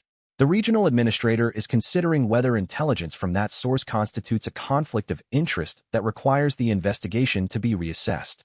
He held Wei Jinglan's gaze. "You may find that Chaozhen Yuan has overreached in ways that are useful to you." He left. Wei Jinglan stood in the hearing room after everyone else had gone and thought about the hearing's outcome.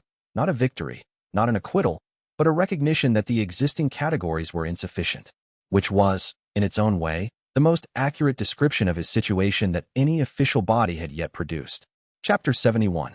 The idea came to Wei Jinglan in the hearing room after everyone had left, standing alone with the summons still technically active and the Bureau's recognition still technically incomplete, and he turned it over for 3 days before he showed it to Chun Muqing. The core of it was this. The regional administrator had asked whether his capability required formal registration. She had asked it because no existing framework covered what he was. The answer he had given was legally correct, but operationally provisional. The Academy's confidentiality provisions were a shield that depended on the Academy relationship remaining intact and the Bureau choosing to accept the shield rather than test it. What he needed was not a better shield. He needed a different category.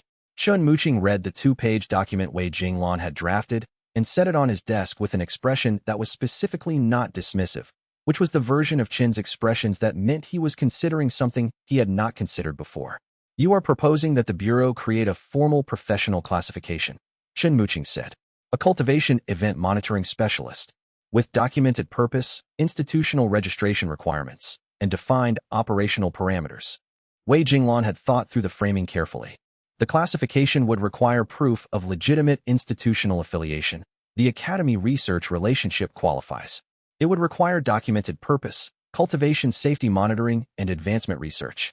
And it would require the monitoring function to be non-coercive, which mine is. And in exchange, the monitoring specialist category would be formally recognized as an authorized cultivation activity. Chen Muqing looked at the document again, which means when Guan Weiming or anyone else investigates an individual operating under this classification, the investigation's first question is not, was this authorized? It's, does this person hold the relevant classification?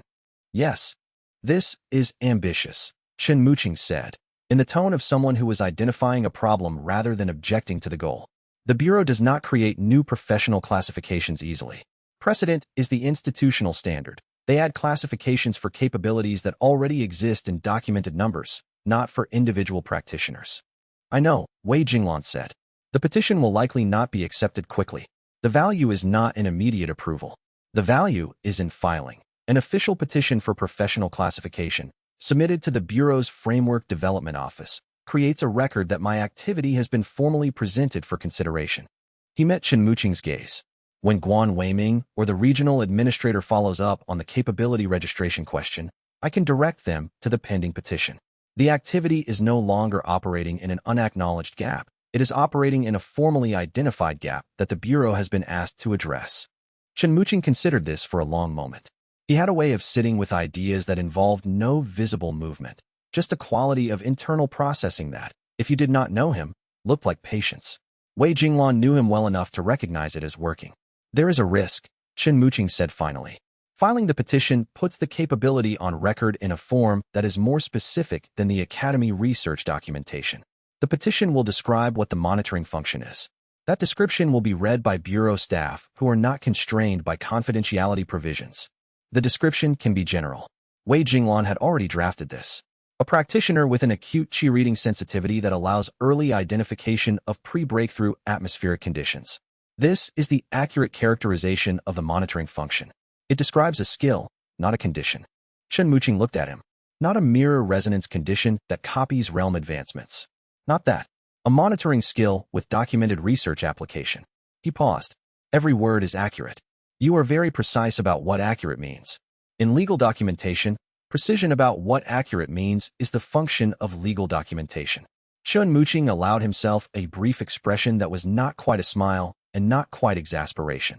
The expression he used when Wei Jinglan said something that demonstrated both capability and the specific kind of audacity that had led to the current operational situation in the first place. Draft the full petition, he said. I will review the legal framing before you file. I want the capability description tight enough that the Bureau cannot use it as the basis for a broader inquiry. Wei Jinglan drafted the full petition over 2 days and submitted it to Chen Muqing for review on the 3rd. Chen Muqing identified 4 places where the language needed to be tighter and 2 places where the precedent citations needed updating. Wei Jinglan made the changes. The petition was filed with the Bureau's Framework Development Office on the 11th day after the hearing, addressed formally, with the Academy Research affiliation documentation attached and the legal review completed. The Bureau sent a receipt confirmation within 48 hours. The receipt confirmation was a standard administrative document that said nothing substantive. But it was dated, and it was official, and it existed. He added it to the second notebook's documentation section. Chapter 72. The Bureau's formal response to the petition arrived in 6 weeks, which was within the standard review window for non-urgent classification proposals. The response was not a rejection. It was a status notification. The petition had been forwarded to the Bureau's Emerging Capabilities Assessment Committee for review. A substantive response would be issued within 3 to 6 months, pending committee schedule. Wei Jinglan read the notification and recognized it for what it was. The bureaucratic equivalent of being taken seriously enough to be placed in the correct queue. Not accepted, not rejected. Noted. He sent the notification to Chen Muqing, who responded with a single line, better than I expected for the first filing.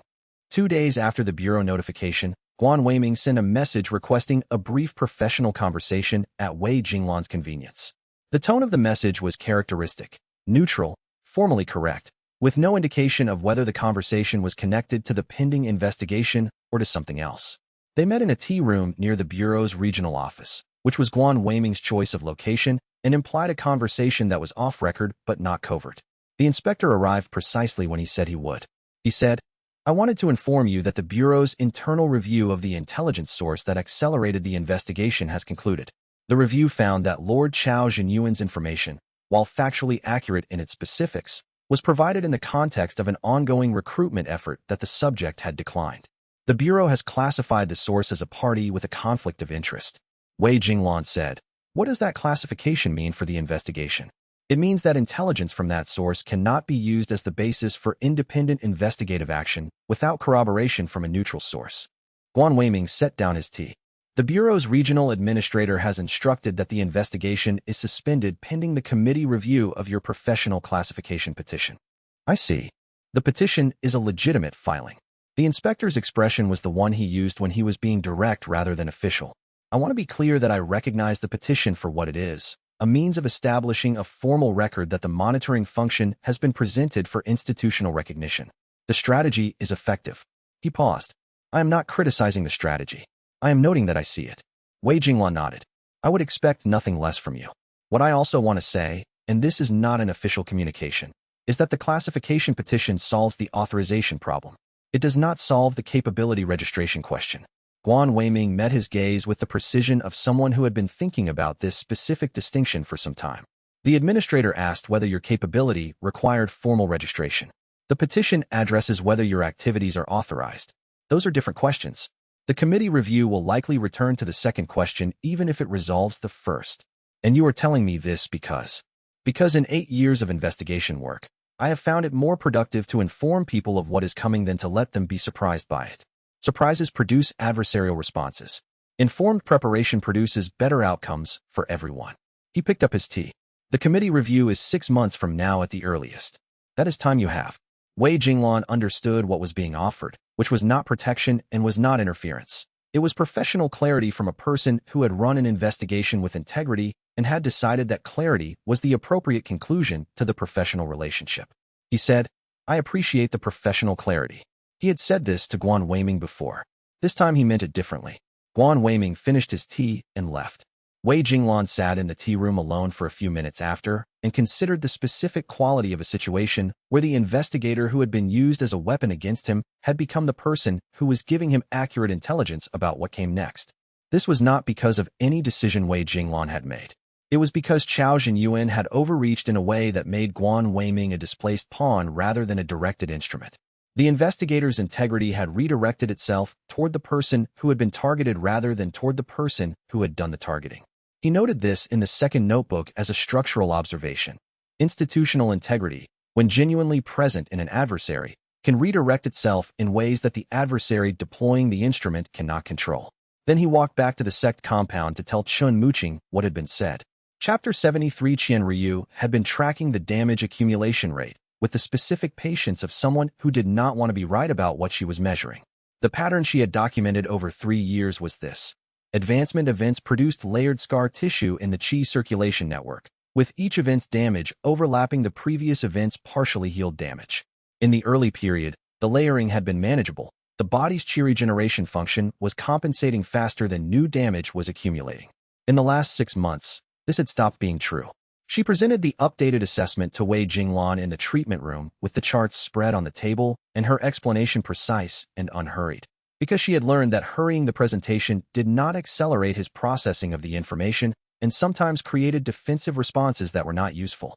"The compensation rate has declined," she said. "Your qi regeneration function is operating at approximately 70% of its prior capacity. This is not dramatic. 70% is still functional for daily use, for the masking technique, for the monitoring function. But it means that the buffer between current damage level and the point where damage becomes circulatory disruption is narrower than it was." Wei Jinglan looked at the charts. He could read cultivation medical documentation with the competence of someone who had spent 3 years learning it because the subject was directly relevant to his survival. Narrower by how much? The previous estimate for the treatment window was 3 to 5 years. I want to revise that. She looked at him directly. 2 to 4 years is more accurate given the current rate. The lower end of that range assumes stable attendance frequency, not increasing. The upper end assumes significant reduction in attendance. He was quiet for a moment. The treatment at the academy would halt the damage accumulation. The initial stabilization protocol would, yes. There is a 4 to 6 week disruption period during which new advancement events would be contraindicated, but after that stabilization, the damage rate should normalize. She paused. I have said this before. You have. I am saying it again because the chart says it more clearly now than it did before. He looked at her. She was making the specific expression she used when she had determined that the information was urgent enough to state plainly rather than present neutrally. You are telling me to accept Huang Fang's offer. I am telling you that the treatment window is narrowing and that the Academy research agreement you already signed specifies that treatment timing is by mutual arrangement. She began collecting the charts. You have already signed the agreement. The research affiliation is documented. The only remaining step is contacting Huang to schedule the initial assessment and begin the stabilization protocol. She looked at him as she stacked the papers. The logistics already exist. The decision that remains is not whether to enter treatment. It is when. Wei Jinglan understood the distinction she was making. In the operational situation, the Bureau investigation is suspended. The petition is filed. Xiao Zhenyuan's intelligence source has been formally discredited. She set the charts aside. I have been watching you manage operational pressures for 3 years. I do not know the operational situation as well as Chun Muqing does, but the pattern I have seen is that there is always an operational pressure, and the medical situation becomes more serious with each cycle of operational pressure resolved. She met his gaze. I am not able to tell you there will be a better moment. I can tell you that this moment is more favorable than most, and that the chart I just showed you is going in one direction. He received this. She was correct in the specific way she was often correct, not in terms of operational analysis, which was Chun Muqing's domain, but in terms of identifying what was actually structuring the decision beneath the operational framing he was using to avoid making it. I will discuss it with Chun Muqing and Xiao Lifan, he said. Qian Riyu's expression indicated that she recognized this as more direct than he would have said a year ago. The two people whose assessment matters most to you on this. Yes. She nodded once. Come back in 3 weeks regardless. We will do another measurement. She paused at the door. The chart is going in one direction. She repeated, not to pressure him, but because the chart actually was. Chapter 74. He told Xiao Lifan about the updated medical assessment the same evening, per the arrangement's terms. Operational decisions involving her were disclosed. The medical assessment did not directly involve her, but its implications did. She was in her research room with a cultivation meridian diagram spread across the table, her preferred working environment, which she rarely interrupted for anything she did not consider worth interrupting. She interrupted it for him in a way that was becoming less notable precisely because it was becoming normal. She listened to the revised timeline without expression changes. When he finished, she said, 2 to 4 years from now, or 2 to 4 years from when the damage pattern was established? From now? The current trajectory, not the historical baseline. She looked at the meridian diagram for a moment. Qian Riyu's assessment is that this is the right time to begin treatment. That is the implication of what she presented. She looked at him. What is your assessment? He had been turning this over since the treatment room conversation. The answer was not strategic, and he did not try to make it into one. I have known the treatment window was finite since Qian Riyu's first assessment 3 years ago. I have consistently found operational reasons to postpone the decision. The reasons have been real. There have been genuine operational pressures at each postponement point. He paused. The pattern is the problem, not the individual decisions. She heard the admission in this, which was the kind of thing she had described in the garden conversation as the current version of him. The one who could say the pattern was the problem rather than reframing the pattern as responsible management. She did not comment on it directly. She asked, the stabilization protocol. 4 to 6 weeks of no advancement events. Yes. During which you would be in the Academy's care. Under the research agreement's terms, yes.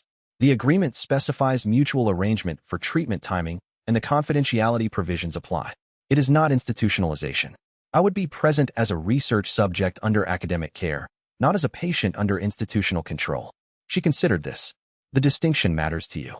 It does. He was direct about this because she would have known if he was not. The Academy relationship is the one I chose. The terms are ones I reviewed and accepted. The confidentiality provisions protect my operational independence during the treatment period. He looked at her. What I am saying is that the decision I have been postponing has better terms than I had when I first started postponing it. Xiao Lifan was quiet for a moment. She had the quality of someone who processed important information by letting it settle before responding. Not slowness, but a specific discipline about not answering before the answer was formed. She said, I have been planning to attempt my next advancement in approximately 4 months. This was news. He registered the significance of it, her advancement pattern, the fact that she was telling him, and the specific timing in relation to everything else. She continued, I am telling you this because the arrangement includes disclosure of advancement timelines. And because, if you begin treatment at the academy in the next month or 2, the stabilization period might overlap with my attempt timing. She looked at him steadily. I am not asking you to delay treatment to be present at my advancement. I am telling you the timing so you can factor it into your decision-making. Wei Jinglan held her gaze. She was being precise about what she was and was not asking for. The distinction was important to her, and she maintained it carefully. You are not asking me to be present. No. But you are telling me in advance, as agreed. Yes. He said, if the stabilization period ends before your 4-month window, I could potentially be present for your advancement if you wished it. The timeline would need to align. I said I was not asking. I know. He paused. I am noting that it is possible, not that it is required. She looked at him for a long moment. Start with Qian Ryu and Chun Muqing, she said. If the timing has any flexibility, that matters for more than my advancement attempt. She returned to her meridian diagram, which was her version of this conversation being finished, not dismissed, but concluded. Tell me what you decide. He left her to her work, and noted in the second notebook that the conversation had been easier than he expected. The specific ease of it was that she had told him about her advancement plans without framing them as a reason for him to delay medical treatment, which was exactly the kind of thing the arrangement was supposed to make possible. Honest information exchanged without instrumentalizing the relationship to extract a preferred outcome. Chapter 75. He sat with Chun Muqing the following afternoon to map the actual logistics. The question was specific. Given the current operational state, was there a window in the next 2 to 3 months where the 4 to 6 week stabilization protocol would not create critical exposure? Chun Muqing's method for this kind of assessment was methodical rather than intuitive. He pulled the active threat calendar, the pending institutional deadlines, and the schedule of known breakthrough events in the network. Chao Zhenyuan, he said first. He is not resolved. He has lost one instrument, Guan Weiming, but that does not mean he has abandoned the project. He will identify another approach. He marked the threat column. The timing risk is, if you enter a 6-week reduced capacity period and he identifies that timing, he may move during the window. He does not know about the medical situation. He knows about the scarring in general terms. His recruitment letter referenced it. He does not know the current severity or that you are approaching a treatment decision. Chun Muqing added a note. That information gap is protective, but it is contingent on the medical consultation remaining contained. Qian Ruyu, Xiao Lifan Yu. No one else. Huang Fangjie will know once treatment begins. Huang's institutional interest is in my continued cooperation as a research subject. He has no reason to share the medical timeline with anyone who could use it adversarially. He paused. He also has confidentiality obligations under the research agreement. Chun Muqing accepted this. The second risk is the Bureau Committee review. 6 months from now, they will raise the capability registration question. If you are in treatment at the academy during the committee review, you are physically located within an institution. The academy's response to the committee would need to be coordinated. Wei Jinglan had thought about this. The research agreement gives the academy the right to respond to formal regulatory inquiries about the research subject's condition within the agreement's terms. Huang Fangjie has already navigated this kind of regulatory relationship. He has been working with mirror resonance carriers or the research surrounding them for 15 years.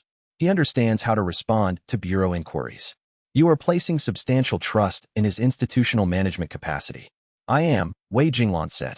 He has given me 15 years of evidence that he is careful, patient, and genuinely interested in the research rather than in control of the subject.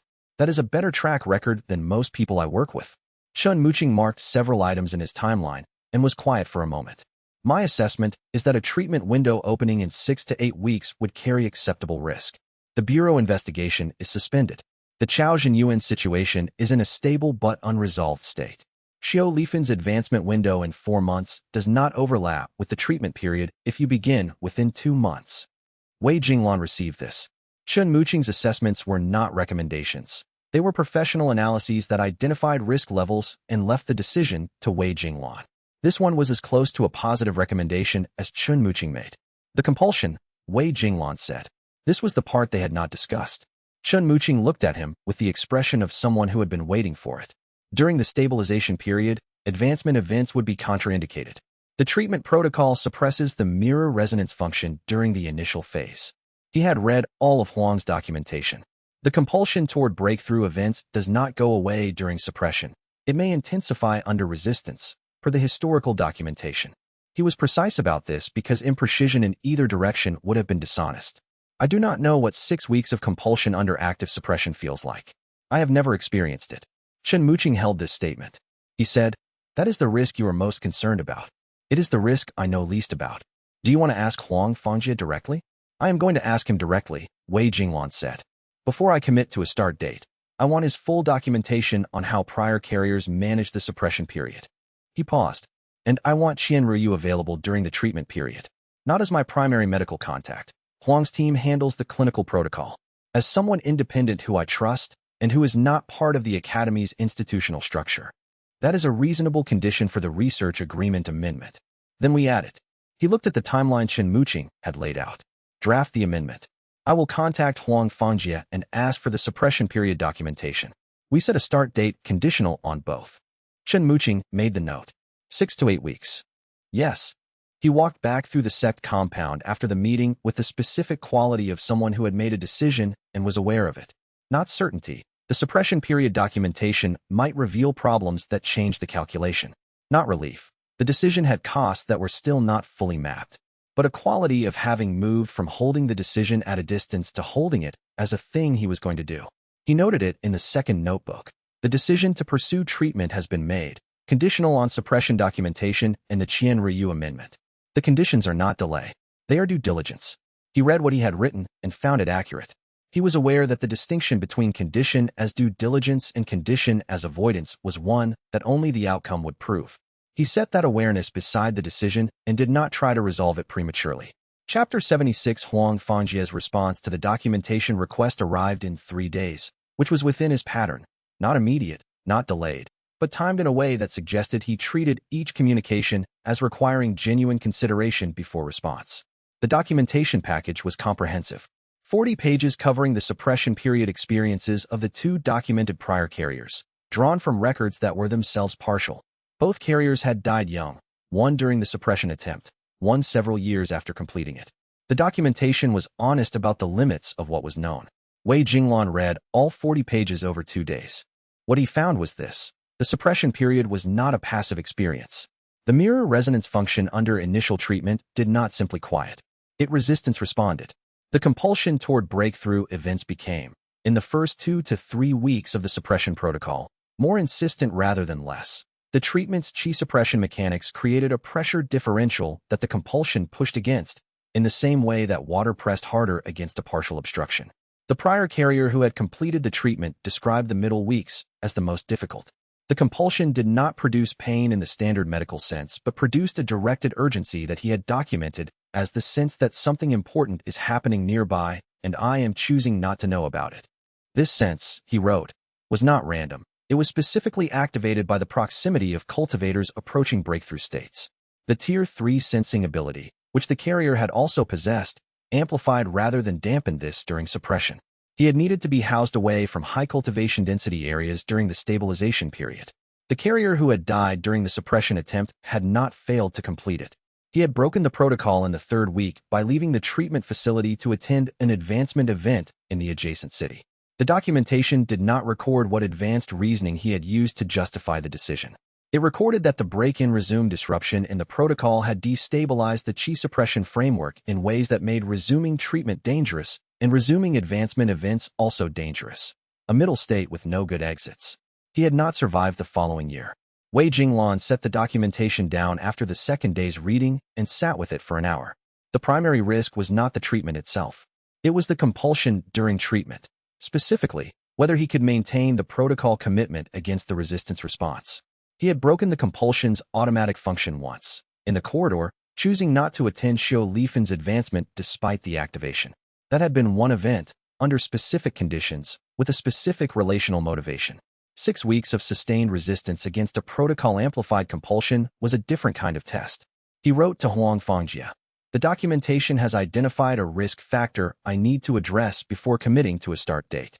The resistance response during the suppression period requires a containment arrangement that I do not currently have. I would like to discuss what arrangements the prior carrier who successfully completed treatment used during the stabilization period. Huang's response came the following day. He lived in the Academy's outer research compound for the duration of treatment. He had a designated companion present during the first 2 weeks, a colleague he trusted who had authority to physically accompany him away from any area where a breakthrough was in progress. The companion knew about the condition. This was the arrangement that made completion possible. Wei Jinglan read this and understood the practical implication immediately. The arrangement required someone who knew the full situation, could be physically present for extended periods, and had both the standing and the willingness to function as a constraint during the compulsion's peak resistance weeks. There were exactly 2 people who met all 3 conditions. Chapter 77, he asked Xianxia first, because she was the clinically informed party and because asking her confirmed both her availability and her read on the arrangement's necessity. She said, "The documentation is accurate about the resistance response.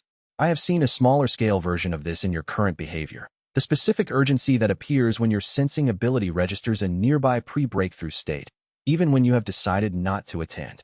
She paused. "I can be present for part of the stabilization period. I have clinical obligations that cannot be suspended entirely, but for the first 2 weeks, I can arrange availability. And the remainder of the 6 weeks." She looked at him steadily. "You know who has the standing and the time and the understanding of the situation. I am not going to name the person for you." He had known before he asked. He had asked Xianxia first, because asking the person he was actually thinking about required a different kind of decision. He went to find Xiao Lifan. She was not in her research room. Her assistant told him she had gone to the outer cultivation fields for her daily practice session, which was her invariable routine in the late afternoon, the one thing she did not interrupt for correspondence or obligations. He went to the outer cultivation fields and found her in the eastern section, working through a qi circulation form with the precision and internality of someone for whom daily practice was not maintenance but thought. He waited at the field's boundary until she finished, which was another 11 minutes. She came to the boundary without surprise at seeing him there. He had been in her sensing range for most of those 11 minutes. He said, "I need to ask you something that I have no operational justification for. The arrangement does not require this. Our agreement does not require this. This is a request, not an expectation." She looked at him with the expression she used when she was listening for the actual content rather than the framing. "Ask it." He told her about the suppression period documentation, the resistance response, the prior carrier's companion arrangement, Xianxia's partial availability. He said, "For the remaining 4 weeks of the stabilization period, I would need someone present who could accompany me away from areas where breakthrough events were developing, who understood the compulsion's mechanics well enough to recognize when the resistance response was operating and could function as an effective constraint." He paused. "I am asking if you would be willing to be that person." Xiao Lifan was quiet. Her quality of quiet was different from most people's quiet. It was active rather than passive, a working state rather than a preparatory one. He waited without trying to fill it. She said, "You are asking me to spend 4 weeks functionally monitoring your behavior and physically redirecting you when the compulsion becomes acute." "Yes. That is a different kind of relationship than what we have." He held her gaze. "I know," she said. "What I need to understand is whether you have considered what it asks of me specifically, not whether it asks something. What specifically it asks." He had considered this. It asks you to take on a caretaking function in a situation where the caretaking is not reciprocal. I am the one with the condition, not you. It asks you to be physically present in a way that imposes on your research schedule and your advancement preparation. It asks you to be directly involved in managing something that you did not choose when you chose to continue the arrangement. He met her gaze. It asks you to be responsible, in a real way, for how the treatment goes. She looked at him. "Yes," she said. "Those are the things it asks." He did not say anything further. The request had been made fully. The decision was hers. She said, "I will do it. On one condition." "What condition?" "If I see that the compulsion is overriding your decision-making at any point. Not just resistance response, but active override. You have agreed in advance that I have standing to involve Xianxia and Huang Fangjia immediately, without consulting you first. You cannot invoke the arrangement's autonomy provisions to override clinical judgment during the suppression period." He considered this. It was an unusual condition because it required him to agree in advance to a specific override of his own autonomy in a defined context. He had not been asked something like this before. He said, "Agreed." She nodded once. "Then I will be there for the 4 weeks." Tell me the start date when you know it. Chapter 78, he contacted Huang Fangjia the following morning and confirmed the conditions. Huang's response was prompt and professionally warm, which was his pattern, enthusiasm disciplined by precision.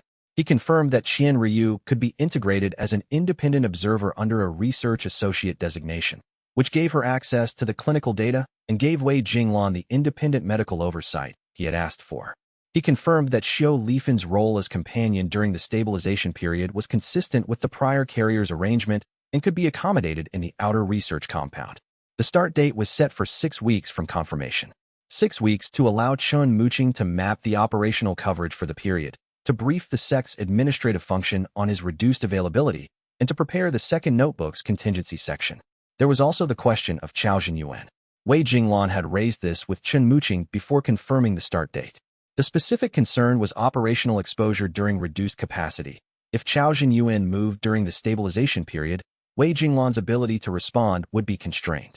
The 7th realm cultivation was still present during suppression, but the monitoring function and the full Tier 3 sensing ability would be dampened. Chun Muqing's response had been, Chao Jinyuan has lost his institutional instrument. His next approach will take time to prepare, identifying a new leverage point, building a new operation, managing the Bureau's conflict of interest finding. 6 weeks is less time than his operational planning will require. That is an estimate.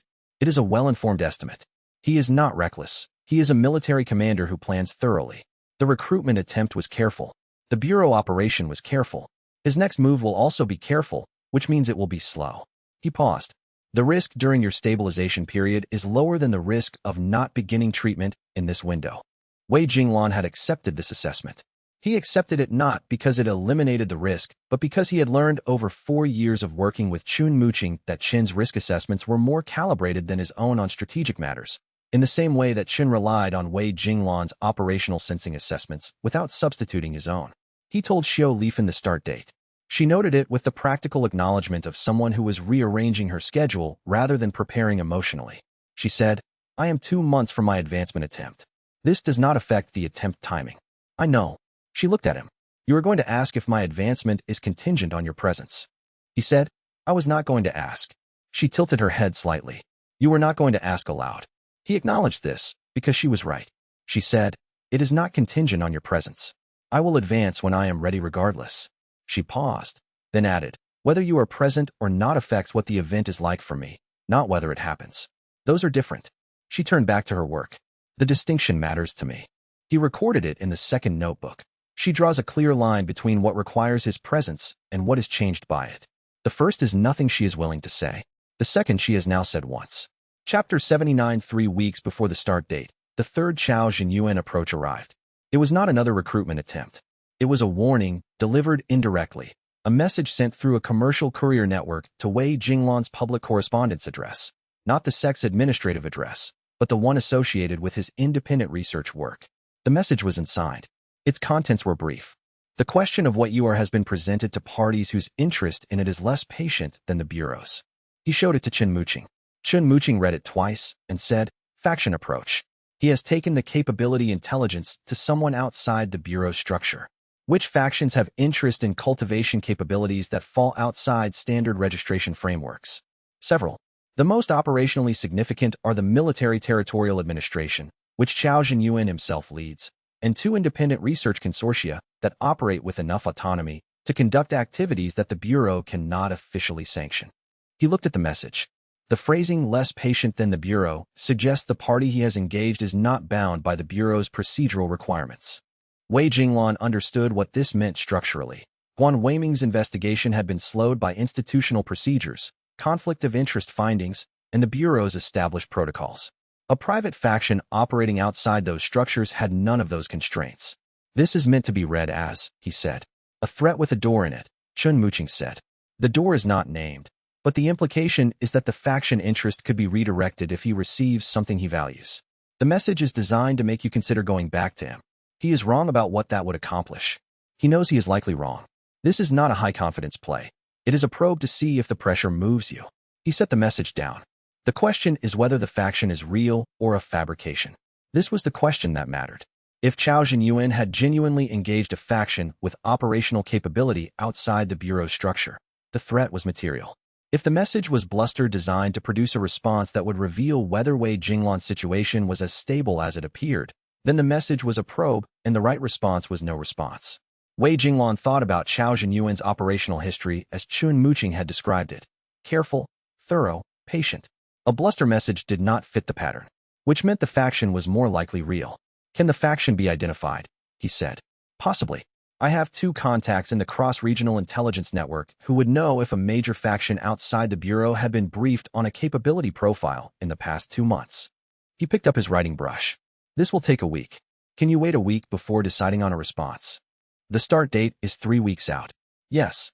Chun Muqing sent the inquiry. Wei Jinglan went back to his preparation work and did not let the waiting move faster than it moved. Chapter 80. The answer Chun Muqing received from the intelligence network was not a faction identification. It was a gap. Both contacts confirmed that no major cross-regional faction had been briefed on a novel cultivation capability profile in the prior 2 months. The contacts were reliable at the level of major faction movement. They would not necessarily catch a smaller or more compartmentalized operation. Chun Muqing's assessment. Either Chao Zhenyuan has engaged a smaller independent group, which is consistent with someone who wants to avoid the Bureau's oversight, or the faction is fabricated and the message is a bluff. Which do you assess as more likely? He paused. 60% probability that a small independent group has been engaged. 40% probability that the message is entirely bluff. He met Wei Jinglan's gaze. Neither option changes my recommendation. A small independent group operating outside the Bureau does not have the operational infrastructure to move against you before your stabilization period ends, if they have just been briefed on the capability profile. Building an operation takes time, and if it is a bluff, there is nothing to respond to. The start date stands. The start date stands. He paused. I want to add one operational element to the coverage plan for the stabilization period. I have a person in the cross-regional network whose function is specifically to monitor for unusual movement in the independent faction space. I want her briefed on the possibility of movement directed at you during this period and positioned to give early warning. Her name, Mei Xiaoshan. She operates out of the Eastern Corridor capital and has been in my network for 6 years. She has never breached operational security in that time. He looked at Wei Jinglan. You do not need to meet her. She would simply be watching a different set of indicators than the ones I normally track. Wei Jinglan trusted Chun Muqing's operational assessments. He trusted them specifically because Chun had never used them to expand his own position or his network scope beyond what the situation warranted. The Mei Xiaoshan edition was precisely scoped. 1 person, 1 function, 1 period. Add her, he said. The start date was 3 weeks away. He spent the last week before departure in a specific mode of operational completion, closing every open thread that could be closed, documenting every active arrangement in the contingency notes, and meeting once more with each of the people who would be managing things while he was in the Academy's care. Guan Weiming, through Chun Muqing's channel, informed of extended absence without specific reason. The investigation was suspended. The petition was pending. Nothing required his active management. Old Man Deng, who had been providing breakthrough intelligence for 3 years and who had developed, over those 3 years, the specific quality of investment in Wei Jinglan's continued operational functioning, told only that the intelligence feed should be held for a period. Deng asked no questions, which was characteristic. He said, the regional autumn season produces 4 to 6 7th realm advancement attempts. I will document them for when you return. Qian Ryu, in the treatment room, for a final pre-departure assessment. Your qi levels are as stable as we can make them before the protocol begins. What you are feeling now is the baseline. She looked at the charts and then at him. I will see you at the academy in 2 weeks. Xiao Lifen, at the compound gate on the morning of departure, present without ceremony, which was her way of being present for things that mattered. She had a pack that indicated she had organized her research materials for remote work. She had told her assistant she would be available only for critical correspondence for 6 weeks. She said, I have one question before we go. Ask it. The compulsion, when it resistance responds during the suppression period. Will you tell me when it is operating?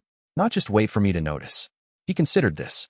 He had not thought about it from this angle, whether he would narrate his internal state during the resistance response or whether he would try to manage it without disclosure. He said, yes, I will tell you. She looked at him with the expression of someone who had asked a specific question and received the specific answer she needed rather than the one she expected. She picked up her pack. Then let's go. They left the Sect compound and traveled toward the academy, with the start date exactly what it had been on the calendar, and the decision that had taken 3 years to make finally having been made. Chapter 81. The third week of the stabilization period was the week the protocol indicated would be the most difficult, and it was also the week that Huang Fangjie had scheduled the most intensive phase of the treatment's Qi channel adjustment sessions. The adjustment sessions were technically precise and physically unpleasant in the specific way that repair work was unpleasant, correct, necessary, and carrying the distinctive quality of someone working carefully in spaces that had been damaged and had partially healed wrong. Huang's methodology was to restore the damaged channels to functional integrity before attempting to normalize the resonance response. The treatment addressed the scarring first and the compulsion's mechanism second. Wei Jinglan had been in the Academy's outer research compound for 18 days. The compulsion's resistance response had been present for all of them, but its pattern had evolved from the first documentation as Huang had predicted, acute in the initial days, building through the first week, leveling into a sustained baseline pressure rather than escalating peaks by the second.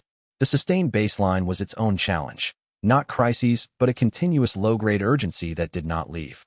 Xiao Lifan had been present and had managed the sustained urgency with the specific competence of someone who had asked the right question before departure and received the answer she needed. He told her when it was operating. She did not respond to the information with alarm or management strategies. She acknowledged it, noted it, and continued what she was doing. The effect of being acknowledged rather than managed was something he had not anticipated and found difficult to describe precisely. On the 18th day, the problem arrived without warning. He was returning from a treatment session in the late afternoon when his Tier 3 sensing function, even at the suppressed level the stabilization protocol allowed, registered a cultivation state in an unusual configuration. The signal was 70 meters north, in one of the Academy's inner research wings. The configuration was specific, a cultivator at the edge of a realm boundary, in the involuntary pre-breakthrough state. Not prepared, not scheduled. The natural accumulation of months of cultivation work reaching its tipping point at an unplanned moment. He stopped walking. The resistance response activated immediately. The sustained baseline pressure spiked. He told Xiao Lifan, who was 6 steps behind him, someone in the north wing. Pre-breakthrough state. Involuntary. She came up beside him.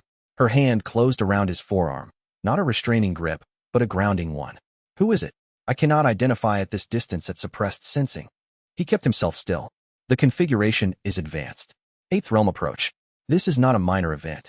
She was quiet for a moment. Do you want to go? The compulsion said yes with the specific quality of everything he had spent 3 weeks managing turned up abruptly. He said, I want to go. I am not going. She held his arm. Tell me when it passes. It did not pass quickly. He stood in the compound path with Xiao Lifan's hand on his arm and counted the minutes while the event in the north wing developed without him. His sensing ability tracked its progress in the peripheral monitoring range even at suppressed levels, not detailed, but present. He knew the moment it peaked and the moment the breakthrough completed. He also knew, when the breakthrough completed, that he had not advanced, which meant the event had not activated the mirror resonance despite his proximity. The suppression protocol was working. He said, It's done. She released his arm. She looked at him. That was difficult. Yes. She said, You told me when it was happening. That helped. He understood that she was not offering comfort. She was giving him information that was accurate. He received it as that. They walked back to the compound in the late afternoon light, and he made a note in the second notebook. The protocol held. The compulsion's resistance response peaked and subsided. The mirror resonance did not activate despite proximity. 3 hours later, he learned who had broken through in the north wing. Huang Fangjie had been running a long-term analysis of a particular Qi channel configuration, a theoretical exploration that had occupied him intermittently for 2 years. The work was not intended to produce advancement. It was intended to produce data. But the process of analyzing the configuration had involved Huang sustaining a specific internal Qi state for extended periods, and that state, held long enough, had moved his own cultivation into breakthrough range without him noticing until it was already happening. The breakthrough had been involuntary. Huang had managed it successfully. When he came to find Wei Jinglan that evening, he was carrying the specific expression of someone who had understood something in a new way. He said, I owe you an apology. Wei Jinglan looked at him. For what? You told me about the abilities mechanism for 3 years. You explained what it felt like from the side of the person attending the breakthrough. He met Wei Jinglan's gaze with the precision of someone who was being professionally exact. 3 hours ago, I was on the other side of it. The proximity sensing. The resonance activation. The specific way someone at a breakthrough is aware of being attended, even when they cannot identify why. He paused. I had a theoretical understanding. I now have an experiential one. They are not the same. Wei Jinglan said. The resonance did not activate. I know. The protocol held. Huang's expression shifted. I want to check something in your advancement records for today. The records showed that Wei Jinglan had not advanced. But Huang ran the diagnostic with the thoroughness he applied to every session, and what the diagnostic found was not a new realm advancement. It was a structural change. The Qi channel restoration that Huang had been conducting over the previous 18 days had strengthened the architecture of Wei Jinglan's cultivation base in a way that was distinct from advancement. Not new height, but new stability in the existing structure. The months of treatment had rebuilt something that the rapid multi-realm advancement had left fragile, and the near-activation event had, in testing the rebuilt structure, revealed that it was more solid than the pre-treatment diagnostic had indicated. Huang looked at the diagnostic output for a long time. He said, "Stand up. I want to repeat the full resonance assessment." Chapter 82. The full resonance assessment took 4 hours and required Huang to draw on every diagnostic tool in the Outer Research Compound's archive. The result was not the result either of them had been expecting. Wei Jinglan was still at 7th realm. The mirror resonance function was suppressed. But the advancement event that had been suspended, Huang's own breakthrough, sensed and not attended, had left a specific mark. Not a realm advancement, but an activation record. The resonance function had registered the event at the threshold level and held rather than completing. Huang had never documented this phenomenon before because no prior carrier had been in an active suppression protocol within range of a breakthrough event. The prior documentation covered breakthroughs attended and completed or breakthroughs missed entirely. The edge case of a breakthrough sensed, engaged by the resonance function, and then not completed because the protocol held was new data. What does it mean? Wei Jinglan said. Huang set down the diagnostic papers. He was quiet for a moment in the way he was quiet when he was assembling an explanation that was accurate rather than reassuring. The standard model of mirror resonance describes the function as binary. You are present at a breakthrough, it activates, you advance. The model does not account for partial activation under suppression. He looked at Wei Jinglan. What the data suggests is that the resonance function registered your proximity to my advancement, engaged to the threshold level, and then, when the suppression protocol prevented completion, held the engagement rather than releasing it. Meaning the advancement energy my breakthrough produced, which your resonance function would have absorbed under normal conditions, is currently stored rather than dispersed. He was precise and careful. Not inside you. I need to be clear about that. The protocol prevented absorption. But the resonance function is holding a kind of latent register of the event, like a door that was opened and not walked through, but has not closed. Wei Jinglan sat with this. When the suppression protocol ends, when it ends and the resonance function normalizes, the latent register will likely complete its activation. Huang held his gaze. You will advance off my breakthrough, possibly rapidly after the protocol ends rather than requiring proximity to a new event. The specific quality of this information was that it was good news, guaranteed advancement, no proximity requirement, delivered in a way that required him to sit with an additional fact. He said, "You understand that this means I advanced off your breakthrough regardless of the protocol. The mechanism just has a delay." Huang said, "Yes." His expression was the one he used when he was being honest about something uncomfortable. "I spent the last 3 hours in exactly the position of everyone whose advancement you have attended without consent. And I have to tell you that the experience clarified something for me about the conversation we have had many times. The consent question. You have argued that the lack of consent is not harmful because the attended person is unaffected. You are technically correct that my advancement occurred regardless of your presence." He paused. "What I noticed in the hours before I identified what was happening was that I was aware, at a level below conscious thought, that something was present in my cultivation space that was not mine. I could not identify it. I did not find it harmful, but I found it notable." He looked at Wei Jinglan. "I am not retracting the ethical argument I made about consent. I am adding an empirical data point that might be relevant." Wei Jinglan received this. He said, "The people who were not told experienced what I experienced.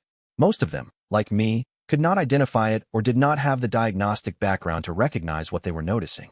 Huang was precise. "Some of them may have attributed the sensation to something else. I attributed it to a treatment interaction before I identified the advancement connection." He picked up the diagnostic papers and set them aside. "I understand now why you told Xiaolifan. The informed consent changes the experience of it even if the mechanism is identical." Wei Jinglan said, "Does it change whether what I did to the people who didn't know was wrong?" Huang considered this with the seriousness it deserved. "No," he said, "but it changes whether you can be forgiven for it." Wei Jinglan looked at him. "Those are different." "Yes, the wrong does not require forgiveness for it to be wrong, and forgiveness does not undo the wrong. But they are different, and they apply differently going forward. He stood. The protocol continues. 3 more weeks. But I want to add daily resonance monitoring for the latent register. I need to know if the held activation is stable or if it is building in a way that could affect the protocol's completion. He went to add the monitoring parameter to the treatment schedule. Wei Jinglan sat in the research room after he left and thought about the specific category of knowledge that had no practical application except to change the quality of the understanding.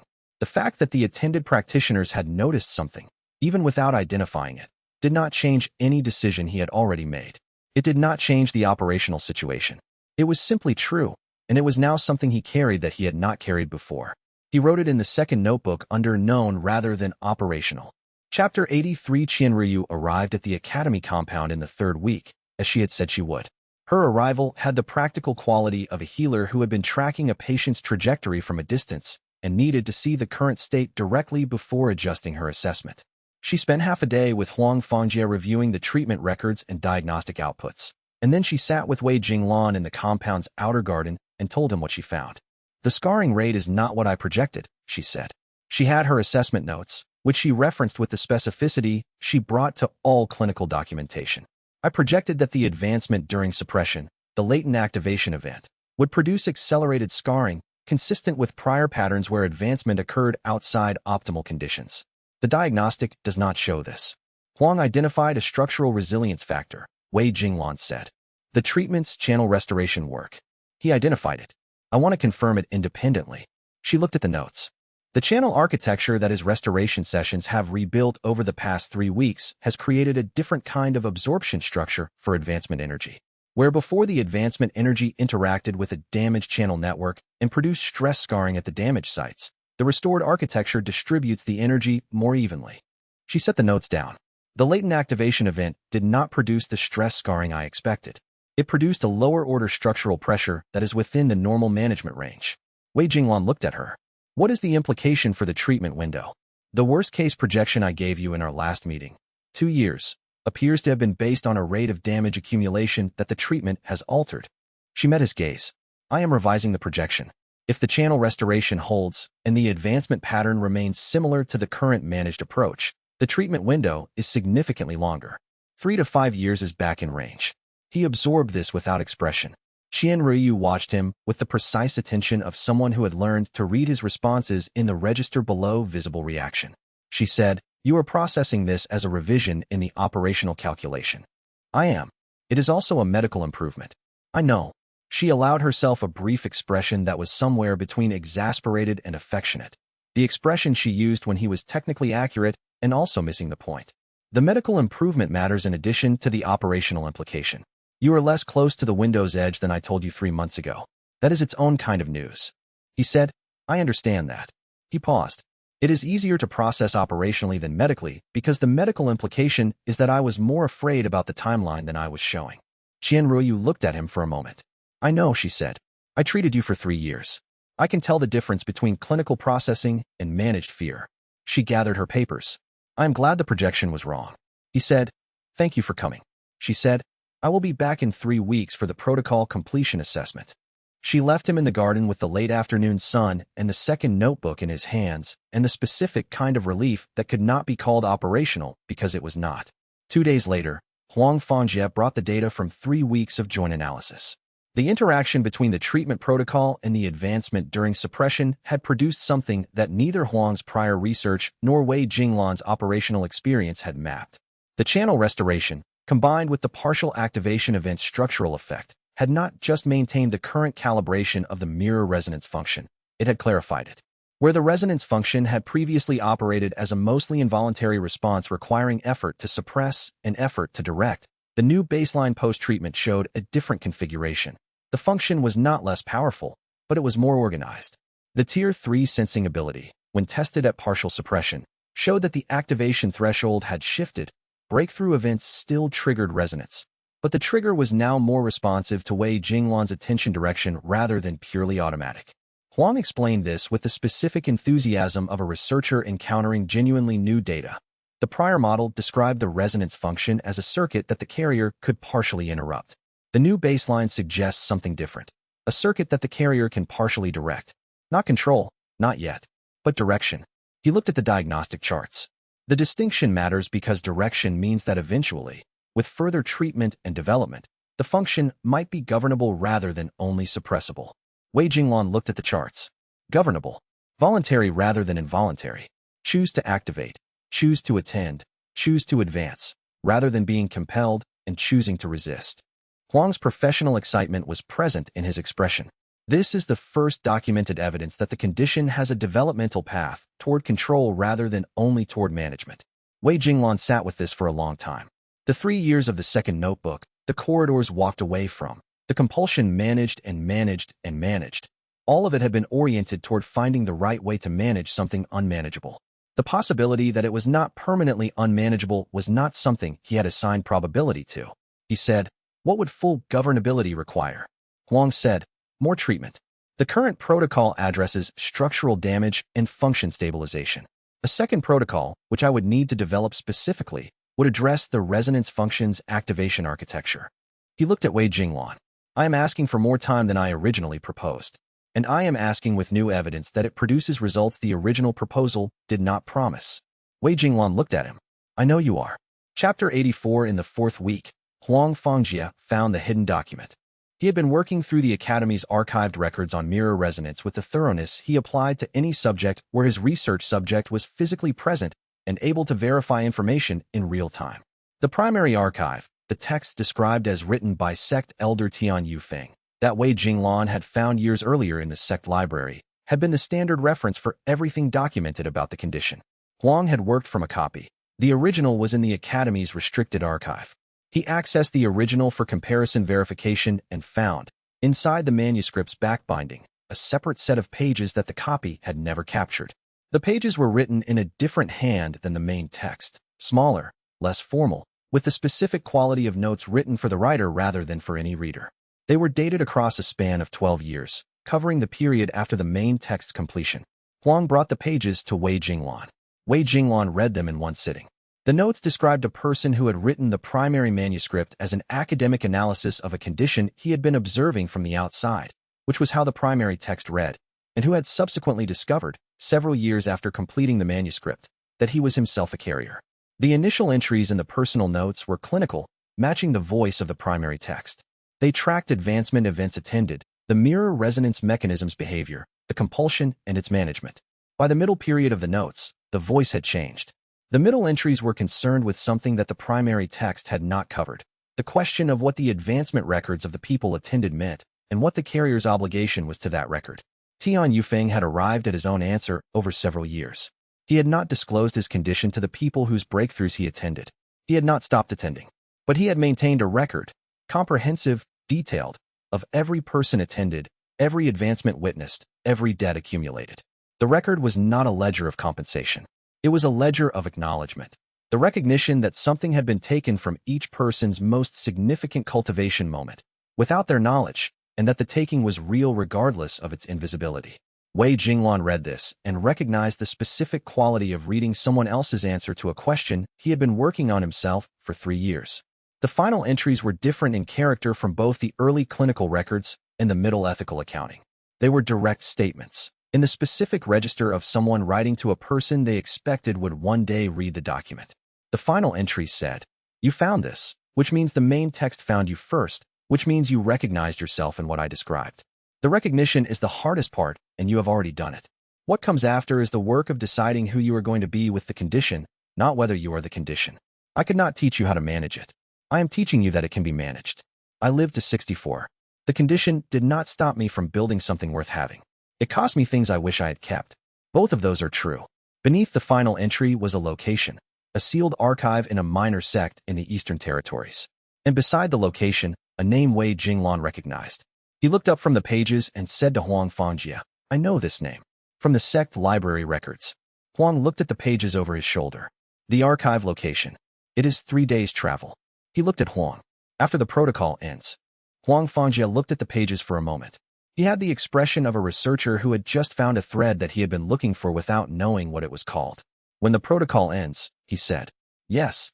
Chapter 85. The protocol completion came in the 5th week, a few days earlier than the conservative 6-week estimate. because the channel restoration work had proceeded faster than Huang's pretreatment modeling had projected. The accelerated completion was not rushing. Huang ran 3 separate diagnostic confirmation rounds before he would sign the protocol as complete, each one a full assessment requiring 8 hours.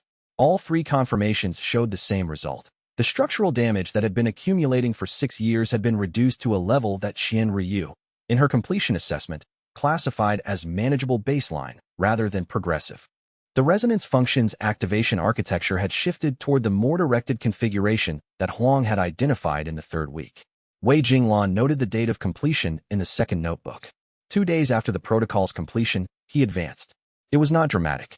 He was in the compound's outer garden in the early morning, alone, when the latent activation event that had been registered 3 weeks earlier completed itself. The advancement was clean. The channel restoration work had done what Huang had predicted and distributed the advancement energy through the rebuilt architecture rather than concentrating it at damaged sites. He did not collapse. He sat with the advancement for several hours, processing the dimensional shift that each realm boundary crossing produced, the specific change in how Qi was perceived, and what could be done with it at the new level. When Huang found him in the garden and ran the diagnostic, the result was 8th realm. Huang's professional reaction to seeing the result was contained and precise in the way his reactions always were when the data was significant. He ran the diagnostic twice and made notes and said, "The channel architecture held through the advancement. The damage accumulation rate should be stable at this baseline for the foreseeable future." He looked at Wei Jinglan. "Are you experiencing any instability?" "No." "Any compulsion spike related to the completed advancement?" The mirror resonance function activated, completed, and resolved. It felt organized in comparison to previous advancements. Huang made a note. "Consistent with the direction shift we identified. The function is beginning to respond to completion rather than compulsion." He set down the notes. "This is the best possible outcome for the protocol. I want to be direct about that." Wei Jinglan looked at him. "You did not expect it to go this well." "I expected the scarring to be addressable. I did not expect the activation architecture to shift at this stage." He was honest. The latent activation event was not planned. Its effect on the protocol outcome was beneficial in ways I could not have engineered deliberately. He paused. "My own breakthrough, which I also did not plan, produced the data that changed what the treatment could accomplish." Wei Jinglan said, "The debt ledger is going to need a new entry." Huang looked at him. "What will you write?" Huang Fangjia. Advancement attended, involuntary on both sides. Outcome, protocol completion, structural restoration, direction shift, and resonance function. He paused. "I cannot characterize this one as dead in the same way." Huang was quiet for a moment. "Write what is accurate. I attended your treatment willingly. You did not attend my breakthrough willingly. You held the protocol against the compulsion for 3 weeks, and the event happened in a context you did not seek." He met Wei Jinglan's gaze. "If there is something in the ledger, it belongs on my side, not yours." The day after the protocol completion, they left for the Eastern Territories. The sealed archive location Tian Yufeng had recorded was 3 days' travel from the academy. Huang had made arrangements for research access through the relevant institutional contacts. Xiao Lifan, whose presence at the compound was no longer required now that the protocol was complete, returned to the Sect ahead of them with specific messages for Chun Muqing and Xianxia about the protocol's outcome. They traveled east with the morning light and the specific quality of a task that had been held at distance for years and had now become simply the next thing. Wei Jinglan noted in the 2nd notebook, "The archive exists. Tian Yufeng wrote to a future carrier and expected to be found. The least I can do is arrive."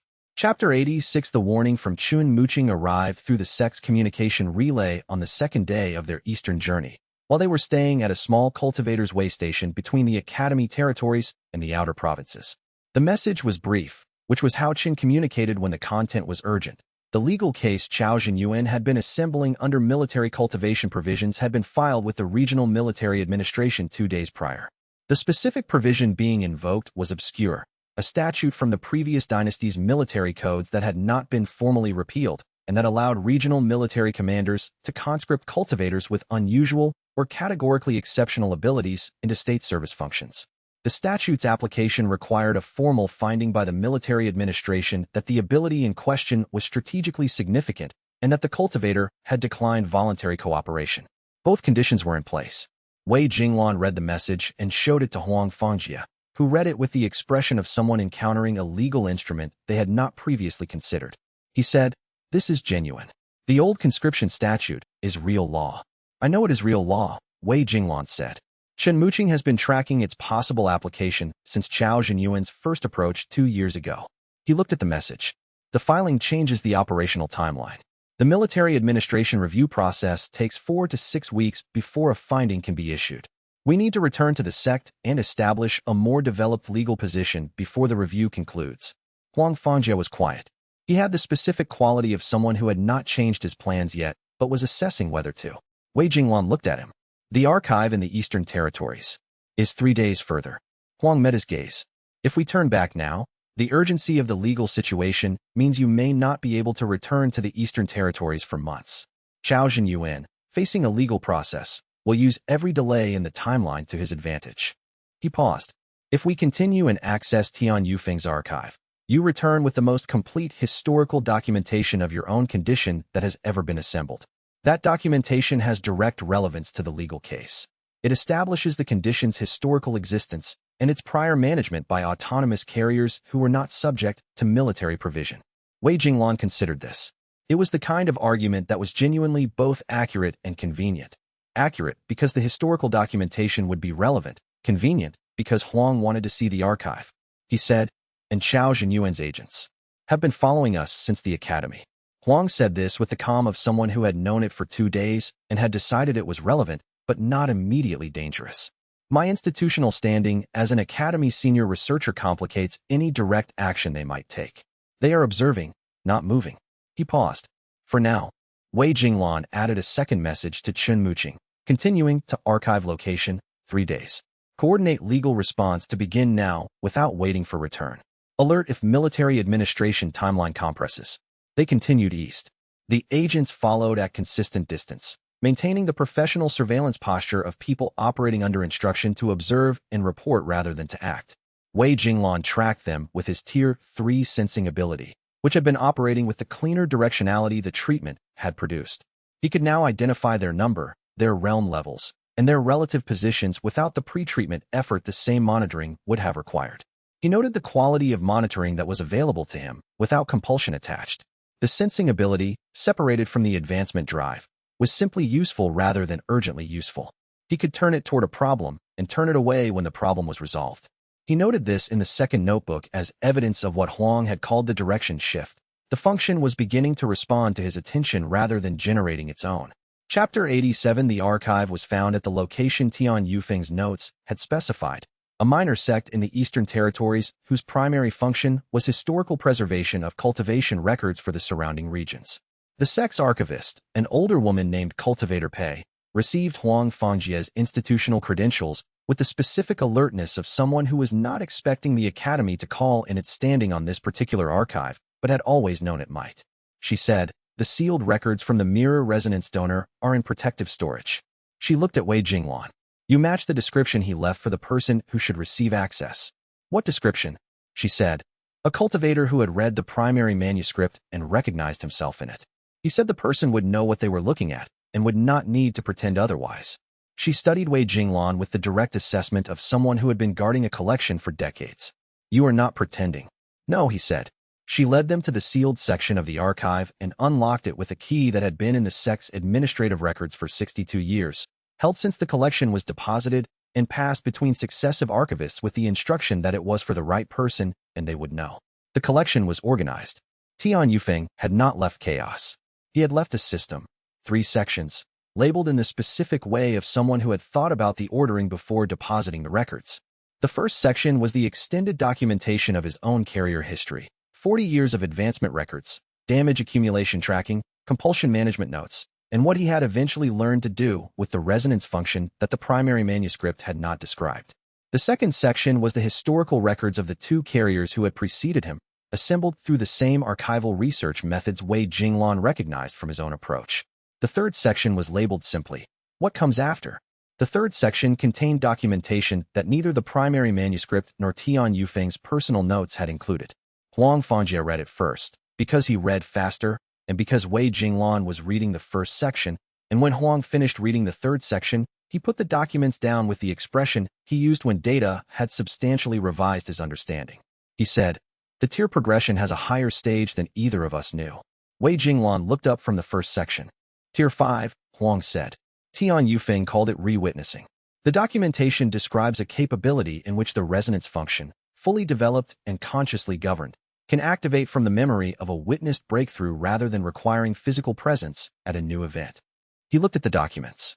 The carrier can re-witness a past advancement, a breakthrough they attended, and draw on the residual resonance record stored in their cultivation structure. Wei Jinglan set down what he was reading.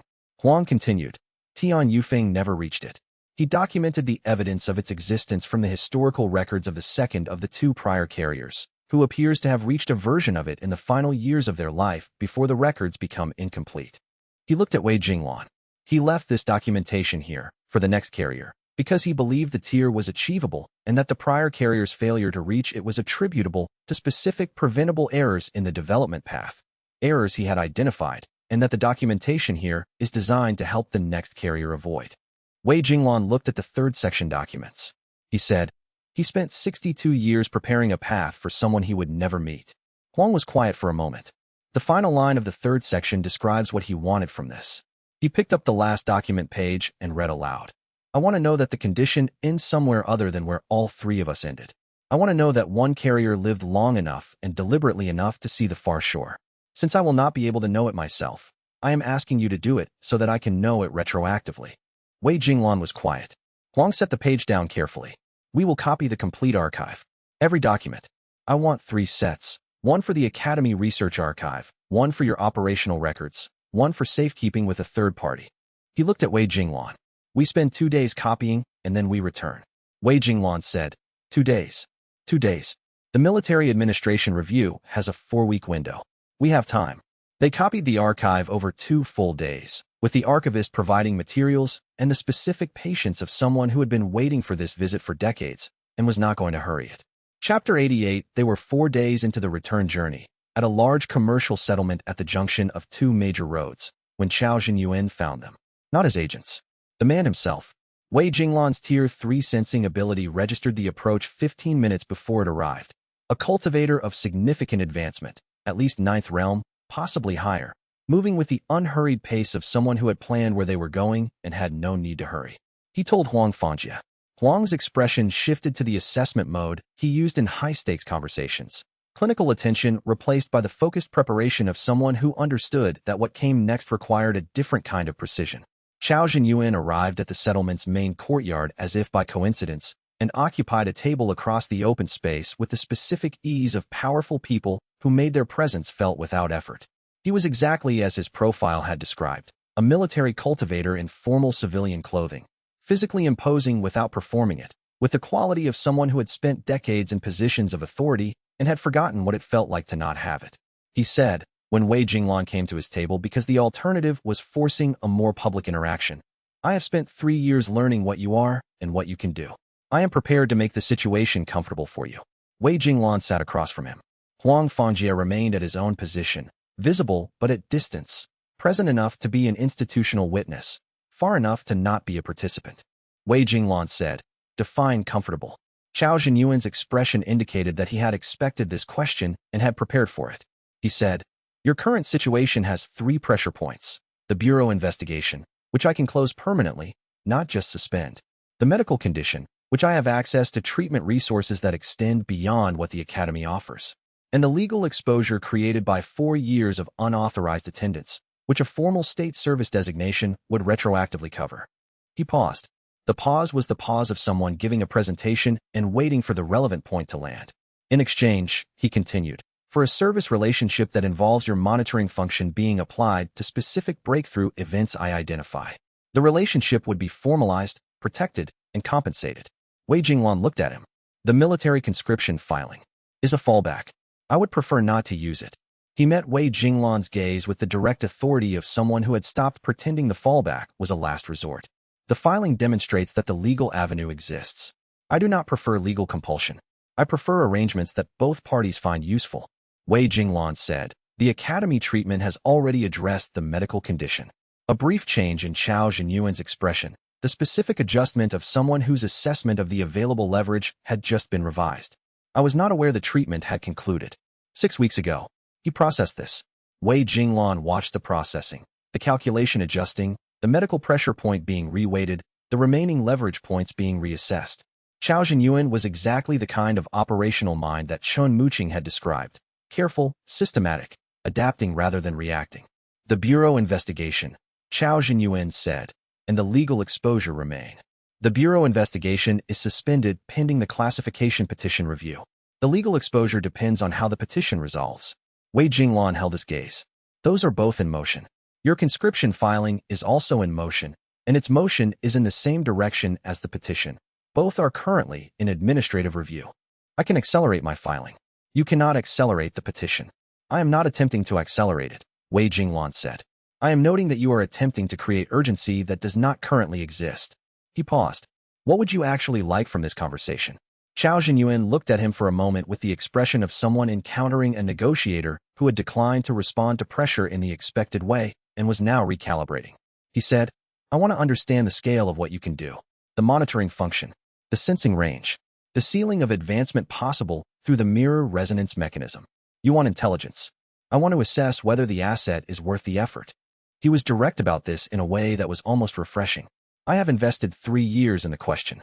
Before I either escalate or abandon the conscription approach, I want to know whether what I am investing in is strategically significant at the scale I believe or whether I have overstated it. Wei Jinglan considered this. The request for an honest capability assessment from an adversary who had spent 3 years building legal leverage around the capability was either a trap or a genuine recalibration point. He spent a moment reading the quality of the request. He said, I will tell you what is accurate. Not the ceiling. I don't know the ceiling. The current operational parameters. He paused. And in exchange you tell me what you intend to do with the information. Chao Zhenyuan looked at him. That is an unusual negotiating position. I am an unusual negotiator. The corner of Chao Zhenyuan's expression moved in a way that might, in a different context, have been a smile. Agreed, he said. Chapter 89. The conversation that followed was 2 hours and covered more ground than any of the prior exchanges had. Wei Jinglan told him the current operational parameters of the monitoring function, stated in terms of scope and accuracy rather than mechanisms. Breakthrough events identifiable within 500 meters at the Tier 3 level, with approximately 70% accuracy in identifying specific realm targets. Advancement occurred only at realm boundaries higher than the current level. Mirroring below the existing level was not possible. Each advancement event required the witnessed cultivator to be in genuine breakthrough state. Artificial or failed attempts produced no resonance. He did not tell Chao Zhenyuan about the direction shift the treatment had produced, or about Tian Yufeng's archive and the Tier 5 documentation, or about the medical timeline revision. These were not part of the agreed exchange. Chao Zhenyuan listened with the specific attention of a military strategist who was computing force multipliers. When Wei Jinglan finished, he said, the sensing range is the most significant element. A cultivator who can identify breakthrough events within half a kilometer, in advance of public knowledge, has intelligence value in every realm of competition, political, military, territorial. I know. The advancement element is secondary to that. The sensing alone is worth the resource investment. He looked at Wei Jinglan with a direct assessment of someone who had completed his calculation. You have been operating this monitoring function as a personal advancement tool. I am looking at it as an intelligence infrastructure.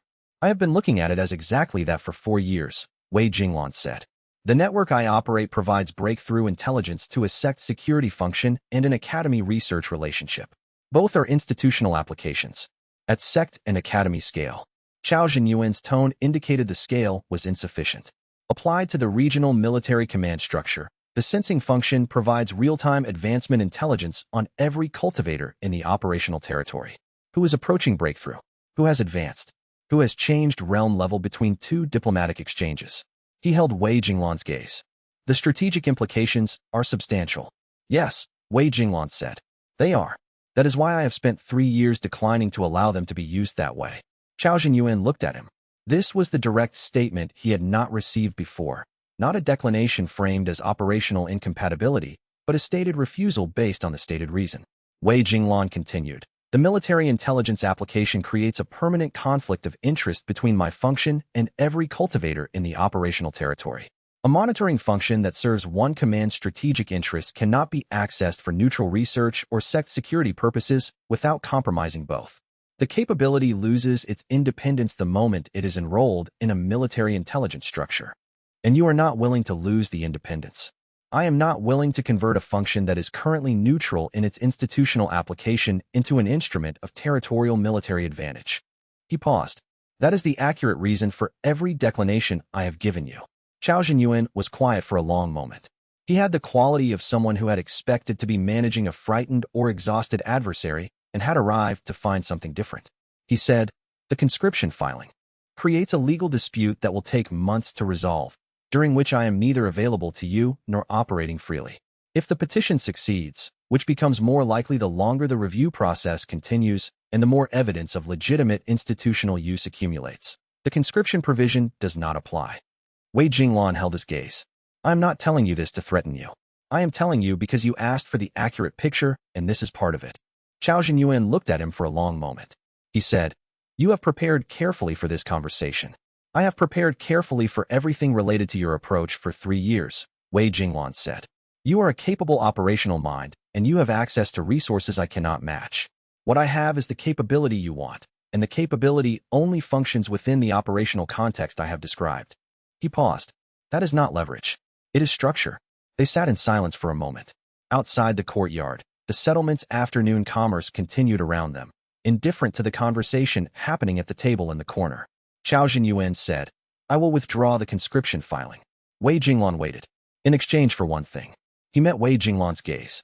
"If you encounter a breakthrough event of genuine strategic significance, not cultivation research, not sect security, but a political or military breakthrough at senior realm level, you come to me first, before any other institutional contact. Not to advance, not to serve my intelligence interests, to inform me that the event occurred." Wei Jinglan considered this. The condition was narrow enough to be specific, broad enough to be meaningful, and carefully designed to create a minimal ongoing relationship rather than no relationship. He said, "Define genuine strategic significance." They spent another 30 minutes on the definition. By the end, the agreed condition was specific enough that it applied to perhaps 3 or 4 events per year at most, and the obligation was notification rather than service. He accepted it. The conscription filing was withdrawn before they left the settlement. Chapter 90. Chun Muqing's message reached them the following morning. The formal petition for Breakthrough Monitoring Specialist classification had been filed with the Imperial Bureau the previous day, with Huang Fangjia's academic endorsement attached. Huang looked at the message with a brief expression of having been 2 steps behind something. "Chun Muqing filed while we were in the settlement. He filed when I sent word that the conversation with Chao Zhenyuan was beginning." Wei Jinglan read the message carefully. The petition's timing was coordinated. If the conversation resolved without agreement, and Chao Zhenyuan proceeded with the conscription filing, the petition's filing creates a direct legal conflict. Military provision cannot compel a practitioner whose activity is under formal classification review by the civil regulatory body. He looked at the message. The filing was the fallback if the conversation failed, and instead it arrived as a legal fact that was present during the conversation without being raised in it. Chao Zhenyuan knew the petition was in the committee review stage. That information has been part of the Bureau's public record for 2 months.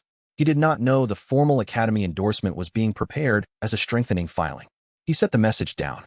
He would have known about it if we had left the settlement with no agreement and he had proceeded. Huang Fangjia looked at him with the specific expression he used when Wei Jinglan had done something that had multiple valid interpretations. "You allowed the conversation to proceed without informing him of the incoming endorsement filing." The filing was not relevant to the conversation if the conversation succeeded. It was relevant only if it failed. He met Huang's gaze. "I told him every accurate thing that was relevant to the conversation we were having. The pending endorsement filing was relevant to the legal dispute, not to the substance of the conversation." Huang was quiet for a moment.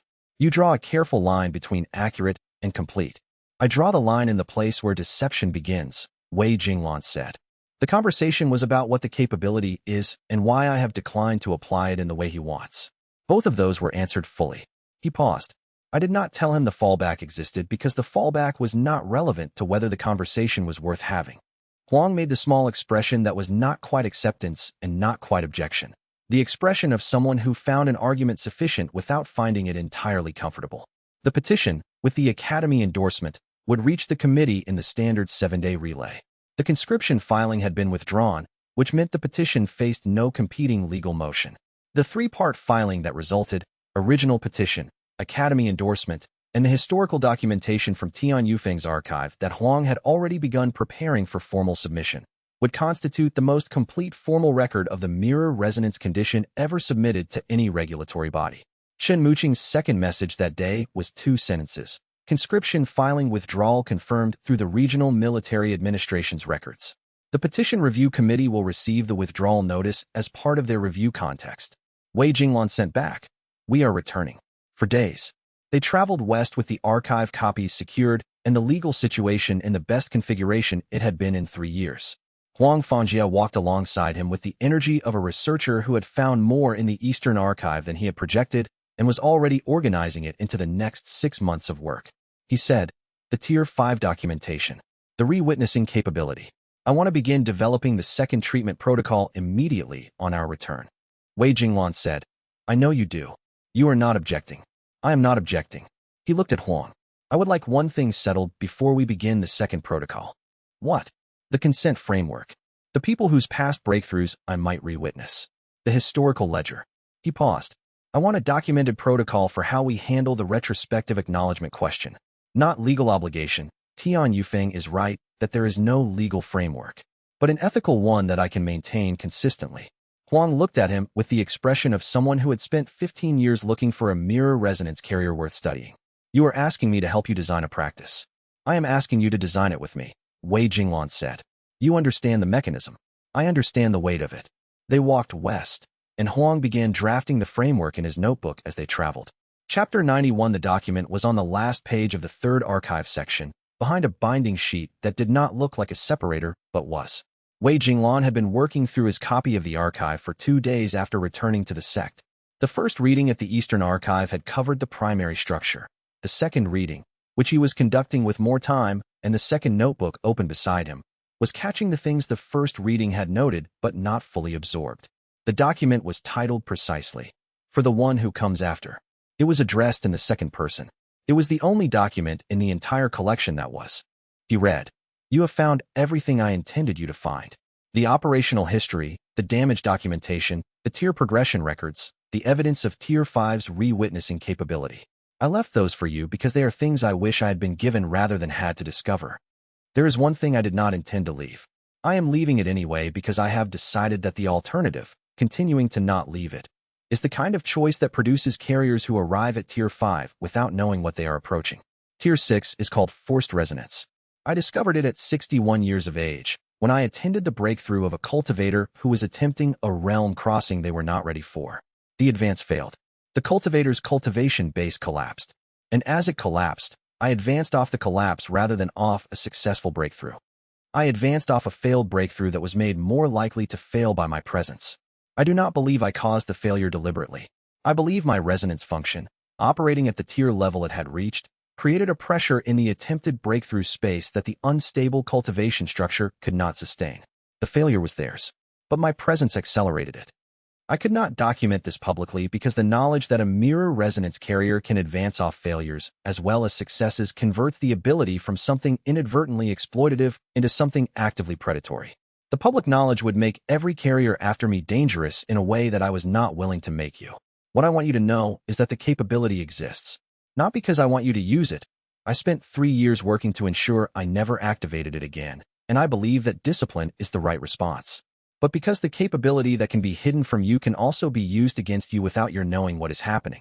If someone else discovers what Tier 6 does and attempts to use your resonance function against you by engineering a proximity to controlled failures, you need to know the mechanism exists in order to recognize it.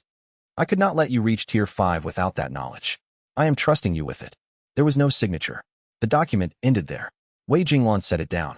He sat for a long time with the specific quality of information that reorganizes what you thought you understood about the shape of what you are. Not threat, not revelation, not instruction. The precise account of a person who had found the darkest edge of their own capability and had chosen to know it instead of fleeing from the knowledge. He read the document again more slowly. The phrasing, I am trusting you with it, was not rhetorical. Tian Yufeng had made a specific choice about what the next carrier deserved to know and had put it in writing 62 years before Wei Jinglan was born. He wrote in the second notebook, Tier 6 documented. Forced resonance. Tian Yufeng's guidance. Know it exists. Decide separately whether to use it. Never use presence near unstable attempts as an advancement tool. The last is not a prohibition from outside. It is a line I am drawing myself. He closed the notebook and went to find Huang Fangjia. Chapter 92. Huang Fangjia read the Tier 6 document with a specific attention he brought to data that substantially revised existing frameworks. When he finished, he set it down and looked at the wall for a moment in a way that was not meditation and was not distress, but was the specific working state of someone updating everything built on a prior model. He said, "The capability changes the risk calculus for the second treatment protocol." Wei Jinglan said, "How?" "The second protocol is designed to develop the direction shift toward voluntary activation. If the resonance function reaches Tier 5 and then Tier 6 under development, the forced resonance capability would need to be the specific subject of the third protocol, containment architecture built around the Tier 6 activation threshold." He looked at Wei Jinglan.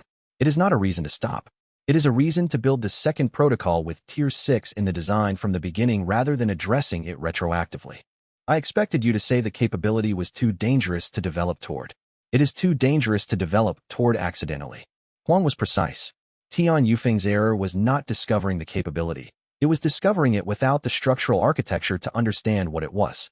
He spent 3 years living with a capability he could not analyze because he had no research framework for it. He looked at the document. "We have the framework. The second protocol can include specific diagnostic monitoring for activation threshold proximity. We will know when you are approaching Tier SIXS range. We will have a choice about what to do with that knowledge," Wei Jinglan said. "And if the choice is to stop the development at Tier 5. Huang met his gaze. "Then we stop at Tier 5. That decision belongs to you, not to the protocol." He paused. "I want to say this clearly because I have not always been clear about it. The research relationship exists to understand and address your condition. It does not exist to advance the research at costs you have not agreed to." He held Wei Jinglan's gaze with the steady precision he brought to clinical disclosures. "You can stop the development wherever you determine is the right place to stop. My role is to ensure you have accurate information to make that determination." Wei Jinglan received this. It was the statement Huang had been working toward for years and had now made directly rather than through implication. He said, "The operational question is whether the information about Tier 6 should be shared beyond the current circle." Huang considered. Tian Yufeng's reasoning for hiding it was that public knowledge converts the ability from inadvertently exploitative to actively predatory, creates an image of all mirror resonance carriers as potential threats to unstable breakthroughs. He paused. "That reasoning is sound for public documentation. For a small circle of people who already know about the ability's existence and who need accurate information to provide effective support, the information is necessary." Qian Ruoyu, Chen Muqing, Xiao Lifen. "Yes." He looked at the document. "You trust all three with the full picture." "I do." He was certain of this without needing to examine it. Chen Muqing needs it for accurate threat assessment. Qian Ryu needs it for treatment monitoring. Xiao Lifen, he paused, has a standing right to know what I am. Then tell them. Huang picked up the document. "I will prepare the research notes on Tier 6 for the second protocol design. You tell the people who need to know." Chapter 93. Xiao Lifen came to him first, before he went to her, which had been her pattern when the thing she wanted to discuss was something she had decided to address directly rather than wait for him to raise. She said, "I spoke with Huang Fangjia before you left the academy." "Not at the academy, before you left." "The day before." She looked at him steadily. "He told me about the previous carriers. How all three died before reaching old age. He told me about the treatment and what it was intended to address." Wei Jinglan said, "You did not tell me you spoke with him." "No." She paused. "I was deciding what I thought about it before I said something." She looked at him. "You did not tell me the previous carriers all died." He could have said that it was in the second notebook, which she had been given access to for entries involving her. But the notebook entries were operational notes, not the kind of disclosures she was describing. She was describing a different kind of conversation. He said, "I was managing the information." "Yes." Her tone was not accusatory. It was precise.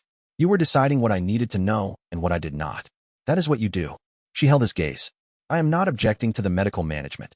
Qian Ryu handles that with your authorization, and she tells me what is relevant. I am saying that the previous carrier's dying is not medical information. It is a fact about the arc of your life." She paused. "I decided I wanted to know the arc of your life when I came back after 3 days." He held her gaze. "You are right," he said. "I should have told you. I know I am right." She was not satisfied by the acknowledgement in the way someone would be satisfied by an apology that closed the matter. She was satisfied in the way someone was satisfied when an accurate thing was confirmed. "What else are you managing that is not medical?" He told her about the Tier 6 document. He told her about the forced resonance capability and what Tian Yufeng had written. He told her about Huang's assessment of the second protocol and the decision about where to stop the development. She listened through all of it with the attention she brought to things that mattered, asking 2 questions, both technical, both clarifying, and then sitting with the information for a long moment. She said, Tian Yufeng lived to 64. Yes. With 3 years of managing a capability that he did not have the framework to understand, at the end of a life that had already produced everything he left in that archive. Yes. She looked at him. I am not afraid of the arc of your life. She said this with the directness of someone who had thought about it for the weeks he had been at the academy and had arrived at the answer. I am afraid of not knowing what it is. She paused. Those are different fears. I want you to stop managing toward the first one and trust me with the second. He said, I will. She looked at him with the expression she used when she was deciding whether a statement was genuine or operationally convenient. After a moment, she appeared to decide. She returned to her research materials on the table between them. She said, Tell me how it went. Not the operational summary. The experience. He told her. She listened until he finished. Chapter 94. The attack came 11 days after the return from the academy. On a morning when Wei Jinglan was traveling to a scheduled meeting with Scholar Bai at the academy's regional research branch. 3 agents. He registered them at 400 meters. His Tier 3 sensing ability now had the cleaner resolution the treatment had produced, and the specific signature of cultivators in ambush preparation posture was not difficult to distinguish from neutral presence.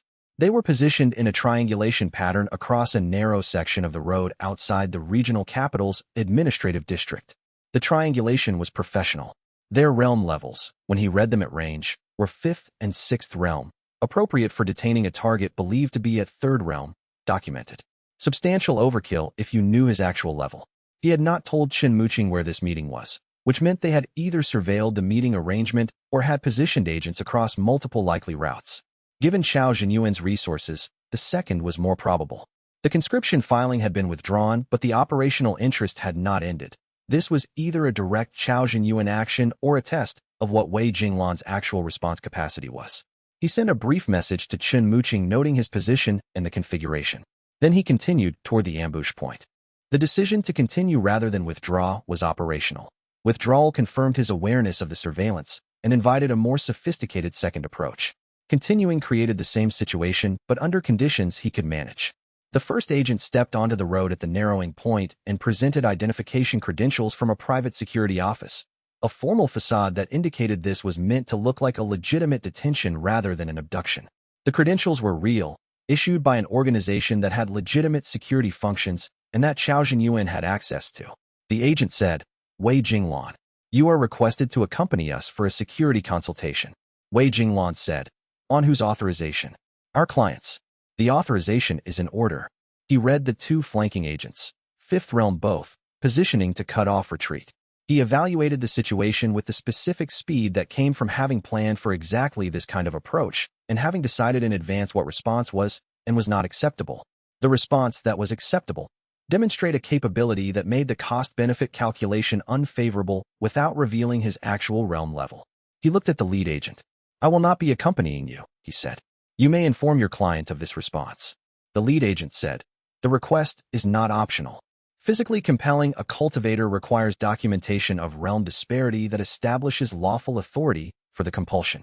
He met the agent's gaze with the specific steadiness of someone who had spent 3 years learning exactly where the legal edges were. Your client's authorization documents the activity for a practitioner at my documented realm level. That documentation is incorrect. A brief exchange of looks among the 3 agents, reading each other's assessment of what incorrect implied. The lead agent said, demonstrate your actual level. I am not going to do that, Wei Jinglan said. What he did instead was allow a specific and small amount of his 8th realm qi output to be legible in the local qi field. Not demonstration, not performance, but the ambient signature of someone who was not suppressing their baseline entirely. At 8th realm, the ambient signature was sufficiently above 6th realm that the gap was legible without identification. The 3 agents read it. The lead agent held position for a the moment where the cost-benefit calculation was being revised. Then he said, we will confirm the documentation and return. They withdrew. Wei Jinglan watched them go and then continued to his meeting with Scholar Bai, which was about the Historical Advancement Records project and which took 2 hours and was productive in the ways it had been designed to be. Chapter 95. He briefed Qin Muqing that evening.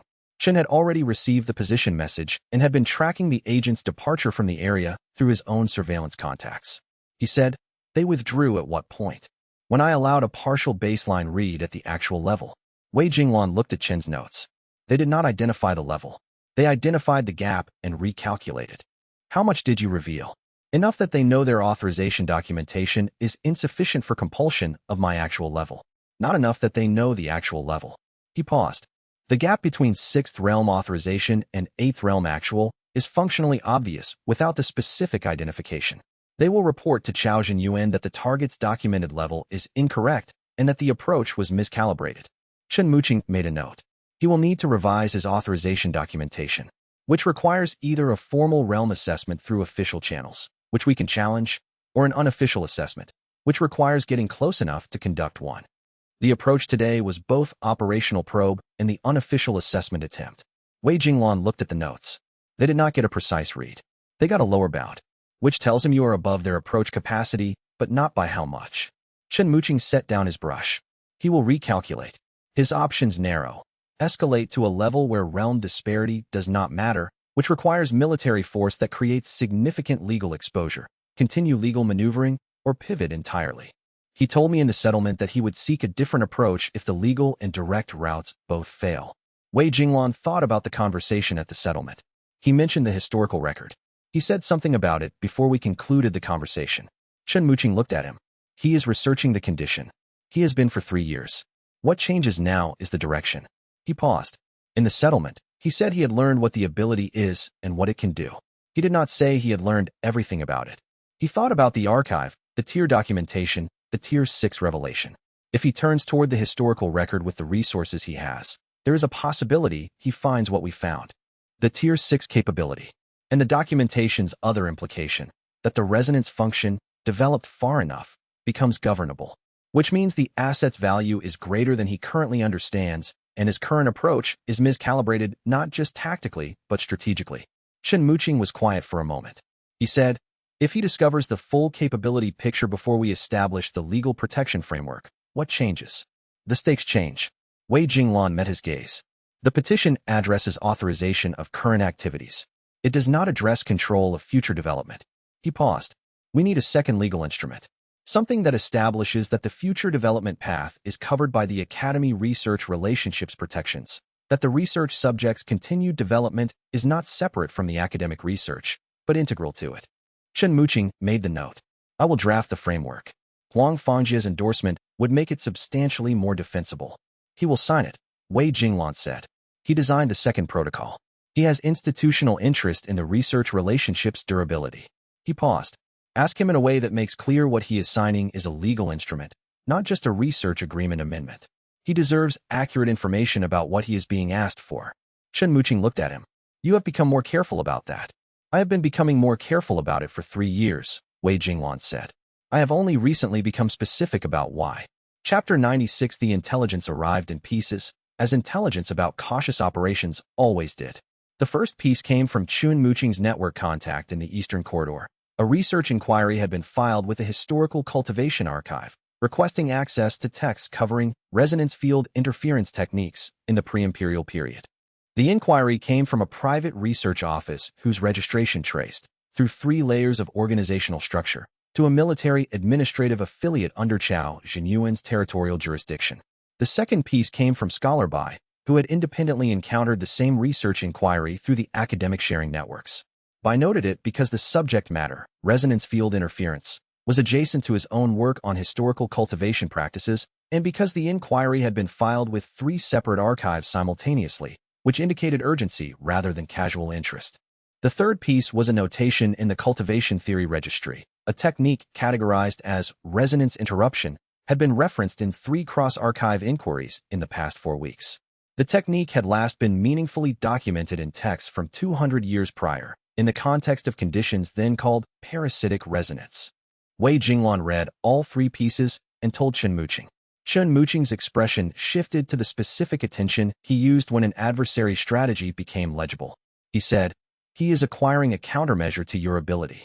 Resonance interruption.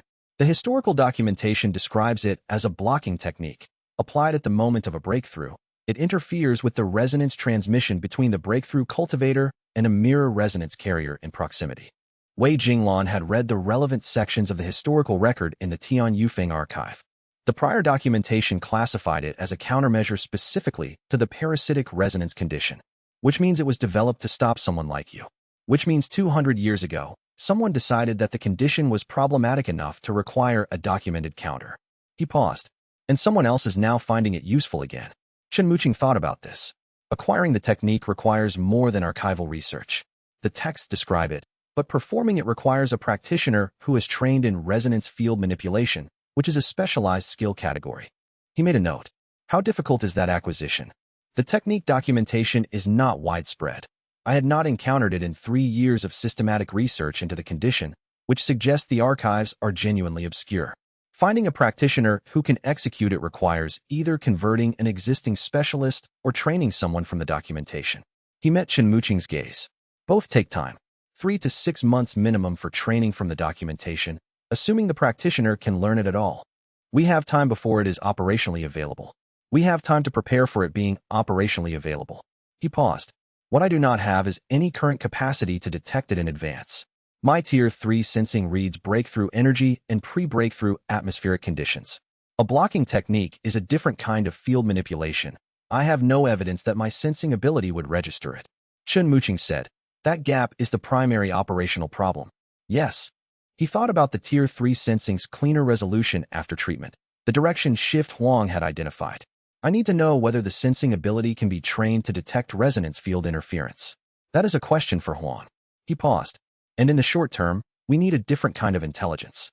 Not the breakthrough's timing and location, which is what the network currently provides. Whether a site has active field manipulation, which requires either direct presence before the event or a very different kind of information source. They spent the afternoon developing the first-generation response framework. It was incomplete, which both of them acknowledged, because the information about the technique was incomplete. They were preparing for a capability they had not yet seen operate. The preparation had a specific quality, working on a problem before the problem was active, which was more comfortable than working on it after.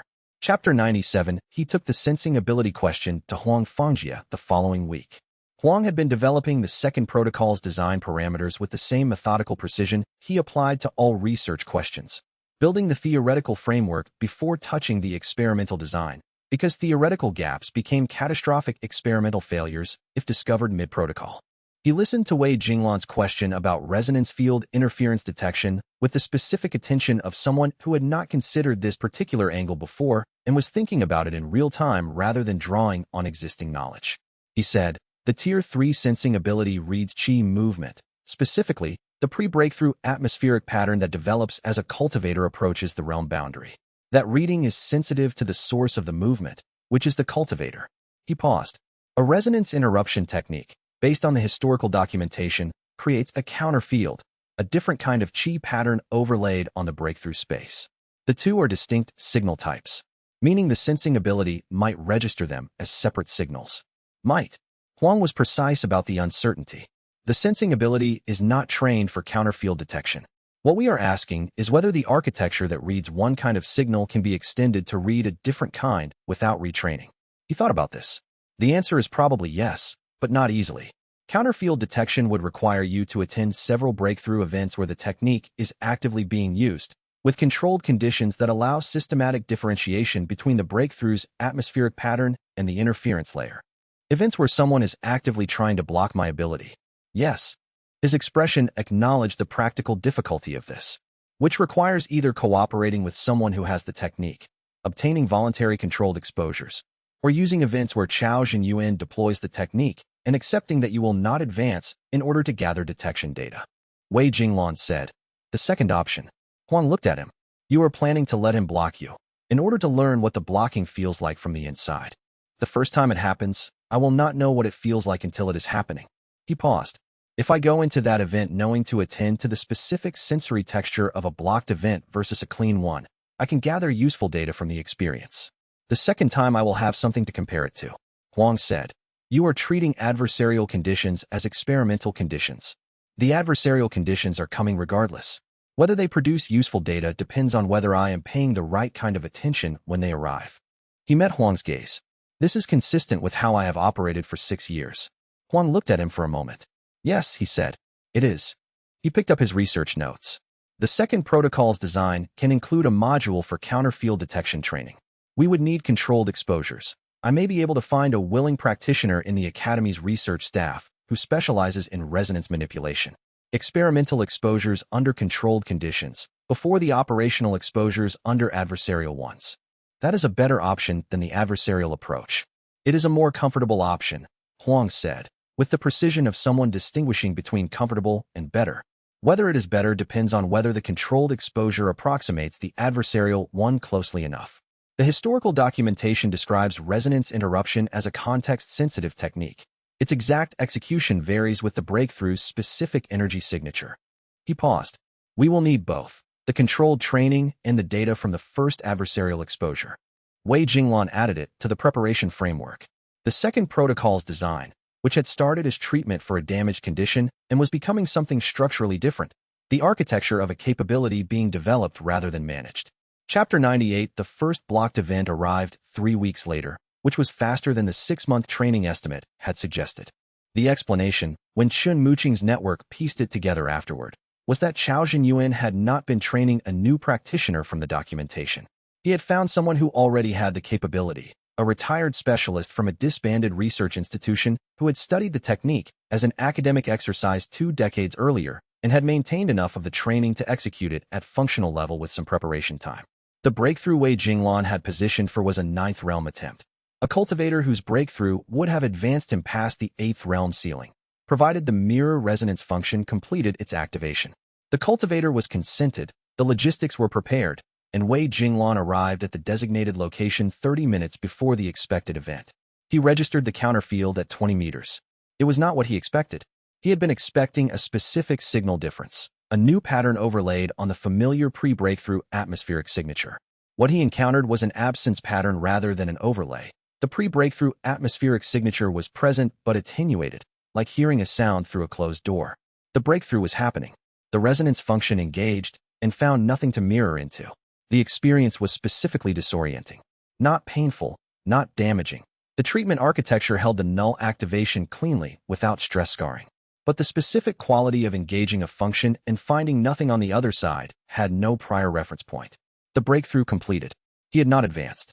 He exited the location without disrupting the event and walked to a public tea house 3 streets away, where he sat for 20 minutes with the specific task of characterizing what he had experienced before the memory of it became less sharp.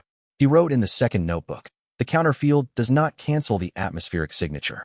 It attenuates it, reduces the transmission intensity below the threshold required for mirror resonance completion. The signature is still readable. The function still activates. What it does not do is complete. He added, the attenuated atmospheric signature is distinguishable from a clean signature once I have experienced both. I can learn to read it. I need Huang's controlled exposure design to confirm whether what I read today is consistent and reproducible. He wrote to Huang with the data from the experience. Then he wrote to Chun Muqing. They have deployed the technique. The approach works as documented. I was not harmed. We have the first data set.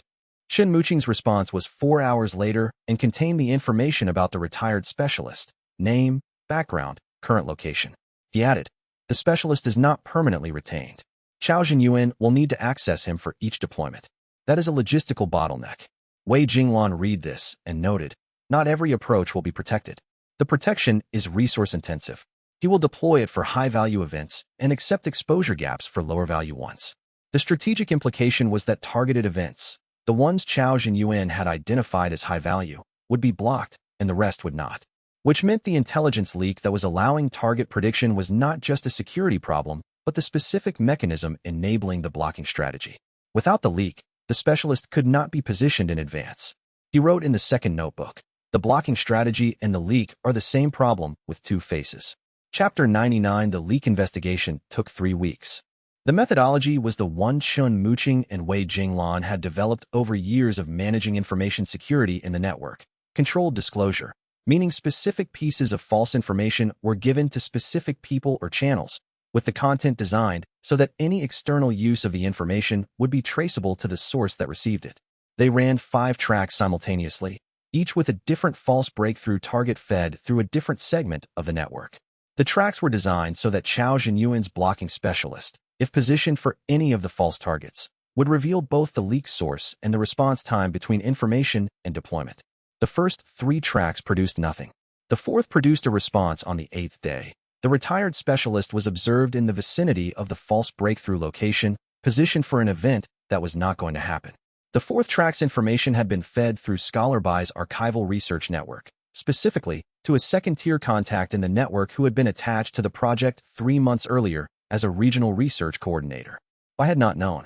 When Wei Jinglan met with him to present the findings, the scholar's response was the characteristic expression of someone confronting an accurate fact they had not wanted to be true. Not disbelief, but dismay, which was what happened when a person who valued the integrity of their work encountered evidence that their work had been compromised.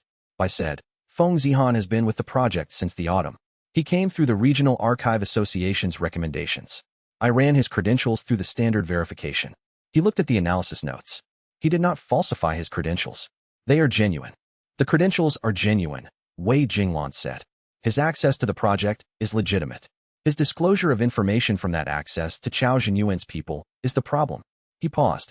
He may have been compromised without his knowledge. There are methods for extracting information from a contact who does not know they are being extracted. I am not asserting that he is knowingly working against the project.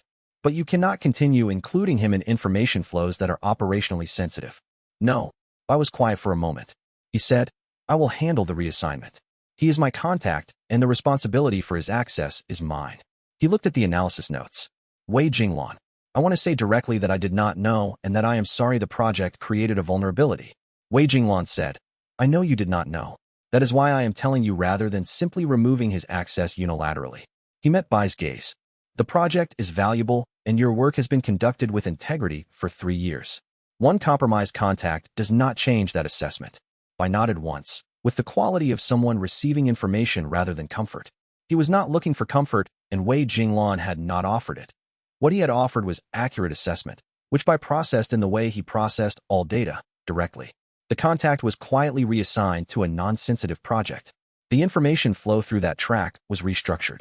Shen Muqing's network conducted a secondary review of all second-tier contacts across all active tracks, identifying 2 others with similar risk profiles, who were also reassigned. The blocking strategy's deployment advantage was substantially reduced. Without reliable advanced positioning intelligence, the specialist could not be placed for specific events. Chao Zhenyuan would adapt. He always adapted. But the specific adaptation he had been building required the leak, and the leak was closed. Wei Jinglan sat down with the second notebook to make the ARC's operational entries. Chapter 100. He opened the second notebook to the current operational section and found an entry he had not written. He looked at it for a long moment without moving. The entry was in the format he used, brief, direct, without the rhetorical framing of external communication. It was written in an older script style, the same formal character set, but with specific strokes that matched the handwriting in Tian Yufeng's personal notes from the archive. He recognized the style because he had spent 2 days reading those notes, and the visual pattern had settled in his memory. The entry read, You are not the first. You are not the last. The residue is watching. Do not advance to Tier 7 alone. Below it, a date. Not today's date. The date was formatted in a calendar system that had not been in official use for at least 150 years. He checked the notebook's physical state. No evidence of the pages having been touched by anyone other than himself. No disrupted binding. No marks on adjacent pages. No evidence that the notebook had been opened and closed while out of his possession.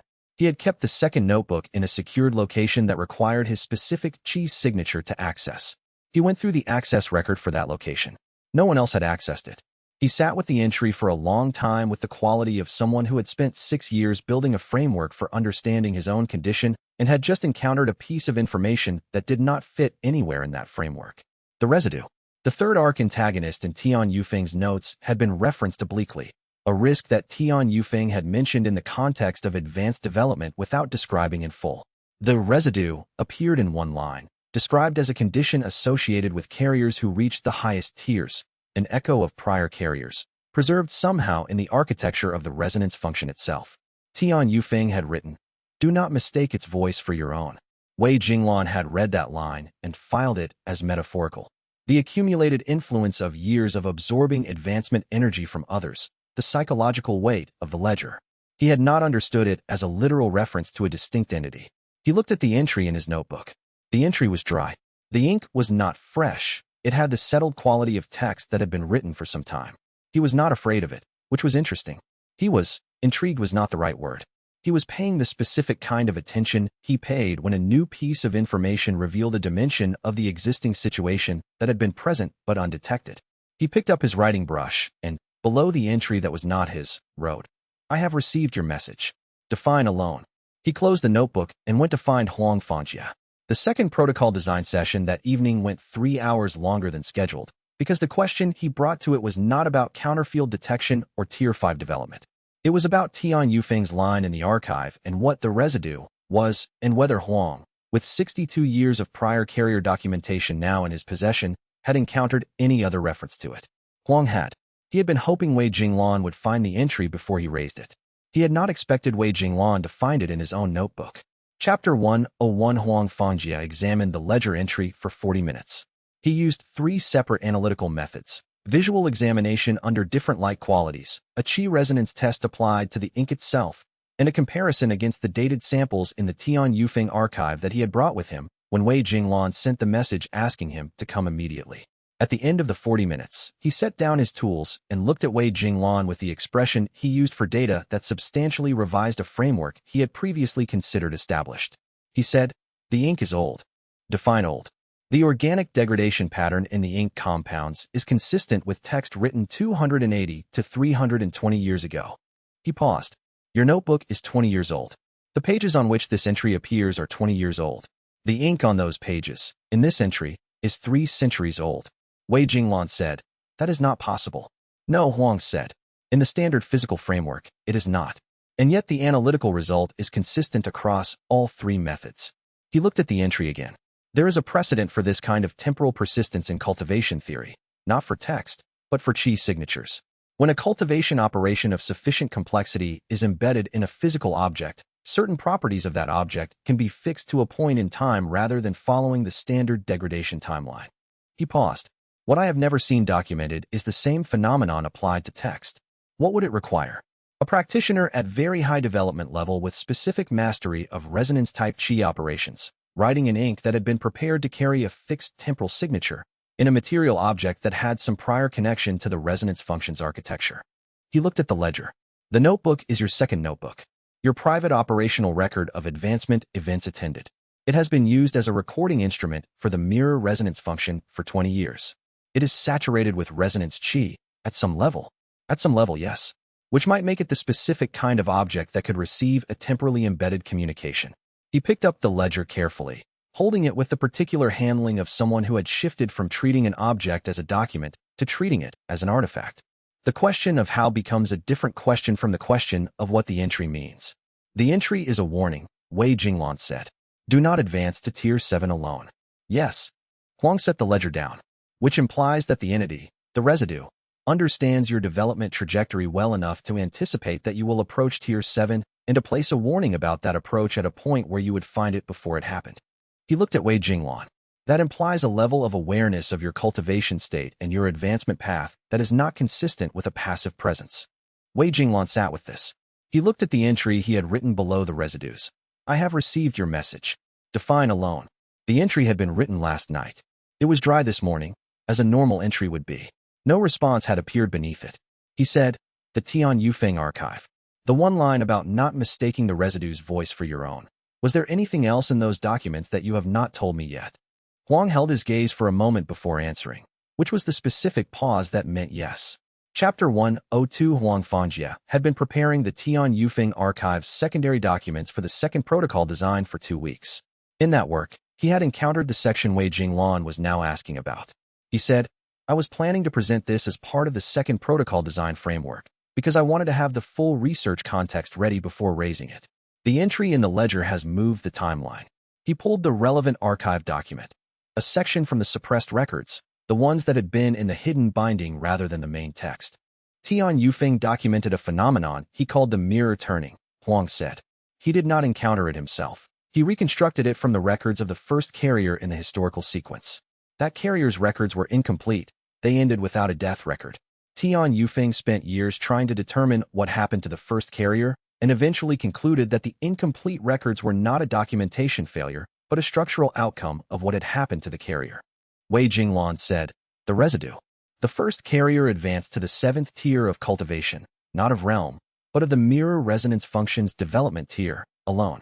No one present at the advancement. No stabilizing witness. Huang held the document with careful hands. The mirror resonance function at the 7th development tier is, according to the theory Tian Yufeng assembled, capable of its own kind of breakthrough. Not the carrier's cultivation realm advancing, but the resonance function itself undergoing a structural expansion. And if that expansion occurs without stabilization, the function turns inward, rather than completing the expansion outward, into the resonance field, into the capacity to interface with breakthrough events in the world. The expansion force has nowhere to go and reflects back into the carrier's consciousness structure. He set the document down. The carrier's physical body survives. The carrier's cultivation base survives. What does not survive is the undivided occupancy of the consciousness space. Wei Jinglan looked at the document. A fragment of the carrier's consciousness detaches from the primary structure and attaches instead to the chi signature of the incomplete advancement event. It persists as a semi-autonomous remnant, carrying the carrier's memories, their cultivation understanding, their desire to complete what was interrupted, but no longer unified with the original person, who continues as a diminished version of themselves. He paused. The first carrier lived for 19 more years after the mirror turning, but Tian Yufeng's reconstruction of those years describes someone operating with significant cognitive limitations. The fragment had taken something with it. Wei Jinglan was quiet for a long moment. Tian Yufeng's summary of this phenomenon was careful. Huang continued. He said, "The residue is not what happened to someone who failed. It is what happened to someone who succeeded alone. The mirror turning is not a collapse. It is a success that has no one to witness it, and so the resonance function witnesses itself." Wei Jinglan looked at the ledger entry, and the fragment persists. For 3 centuries, apparently. Seeking subsequent carriers because only another carrier's resonance architecture is compatible with hosting a fragment of this kind. The body must be built for mirror resonance or the fragment cannot attach. He looked at Wei Jinglan. "You are the first compatible host it has had access to in at least 300 years. Wei Jinglan said, "It does not want to harm me." No. Huang was precise. It wants to complete what it began. The advancement, it was partway through when the mirror turning occurred. For that completion to happen, it needs a host whose resonance architecture can support the resumed advancement. He met Wei Jinglan's gaze. If it succeeds, you survive. You are diminished in the same way the first carrier was, and the fragment completes its advancement using your architecture as the vehicle. Wei Jinglan sat with this. He said, "The warning in the ledger. Is the fragment telling you that it is watching, that it is aware of your development trajectory, and that if you advance to its breakthrough point alone, it will have the opportunity it has been waiting 3 centuries for?" Huang held his gaze. Whether the warning is a threat or, in some sense, something more complex, I cannot determine. Chapter 103. He did not tell anyone else for 2 days. The 2 days were necessary because the specific quality of the information was the kind that changed the shape of every prior decision when viewed through it, and he needed to do the reshaping internally before he could present it to anyone else without the reshaping showing. What he was reshaping was this. The residue had been waiting for him. Not for a carrier generally, for a carrier at a specific development level, approaching a specific advancement threshold, who would have the resonance architecture capable of hosting the completion it needed. 3 centuries of waiting. And the waiting had required the specific patience of a consciousness that could not die, but also could not complete itself. He understood that patience in a specific way. He had spent 6 years managing a compulsion that he could not eliminate, in service of a development path that he could not abandon, toward a goal that was not fully defined. The parallel was uncomfortable precisely because it was accurate. The residue was not his enemy in any conventional sense. It was what he might become. The warning, "Do not advance to Tier 7 alone," was not altruistic. If he advanced alone and the mirror turning occurred, the resulting fragment would not be available for the residue to host. It would be a new fragment, competing with the existing one, in a consciousness space that could not hold both. The residue's warning was strategic. It needed him intact and unturned in order to eventually complete itself through him. He wrote this in the second notebook. In a new section he labeled the residue. He also wrote, "The residue's goal is fatal to me if it succeeds. The fact that its goal is not malicious does not change that it is fatal. The ethical complexity here is not about whether I should treat it with consideration. It is about whether consideration changes the fact that I cannot allow it to succeed." On the third day, he told Huang Fangjie and Chen Muqing. Huang's response was clinical and precise. The countermeasure that Tian Yufeng documented is the one the warning already points to. The presence of a witness, someone present during the advancement to Tier 7, who can anchor the resonance function's expansion outward rather than allowing it to reflect inward. He paused. The witness does not need to be a mirror resonance carrier. They need to be someone whose resonance field is stable enough to provide an external anchor point, and someone who can be present for an advancement event at that tier without being harmed by the process. At 8th realm or above, yes, the resonance field of the expansion at Tier 7 would be significant. He made a note. I would be the natural candidate, given the research relationship and my own advancement level. Or Xiao Lifan, Wei Jinglan said. Huang looked at him. At 8th realm. She is at 8th realm. Huang was quiet for a moment. That is an advancement she has not publicly disclosed. No. Wei Jinglan did not elaborate on how he knew. The mirror resonance function's sensing range at the current sensitivity level had registered her advancement 3 weeks earlier. During a breakthrough, she had attempted alone at the outer cultivation fields. He had known and had not told her that he knew, which was the kind of thing the arrangement's terms required him to examine carefully. He had not told her because she had not told him, and the advancement was hers to disclose on her own timeline. He would need to tell her about the residue. When he told Chen Muqing the full account, Chen's response was practical and compressed. The residue is an active threat to your consciousness integrity during the Tier 7 advancement, which is a development you are now actively pursuing under the second protocol. The threat is not immediate. It requires you to attempt Tier 7 alone for the mirror turning to occur. The countermeasure is structural rather than operational, but it needs to be in place before you reach that threshold. How long until the threshold? Huang's estimate for the second protocol's timeline is 12 to 18 months before Tier 7 is within range. Then we have time to prepare the witness architecture. Chen Muqing made his notes. This changes the second protocol's design in one specific way. The advancement itself now requires planning as a witnessed event rather than an internal development milestone. He looked at Wei Jinglan. Tier 7 will need to be treated like one of the breakthrough events you attend for others. Coordinated, witnessed, not left to develop alone. Wei Jinglan said, I spent 6 years attending other people's most significant advancement moments. Chen Muqing looked at him with a brief expression of the specific kind of irony that was too precise to be called humor. Yes, you have. Chapter 104. He went to the outer cultivation fields on the 4th day after the ledger entry, in the early morning, when the fields were empty and the pre-dawn atmospheric qi was at its most stable. He sat in the eastern corner, which had the best resonance ambient of any outdoor location he had found near the sect. He had been using it for meditation since the treatment, partly because the clean resonance field helped with the direction shift work Huang had been guiding him through.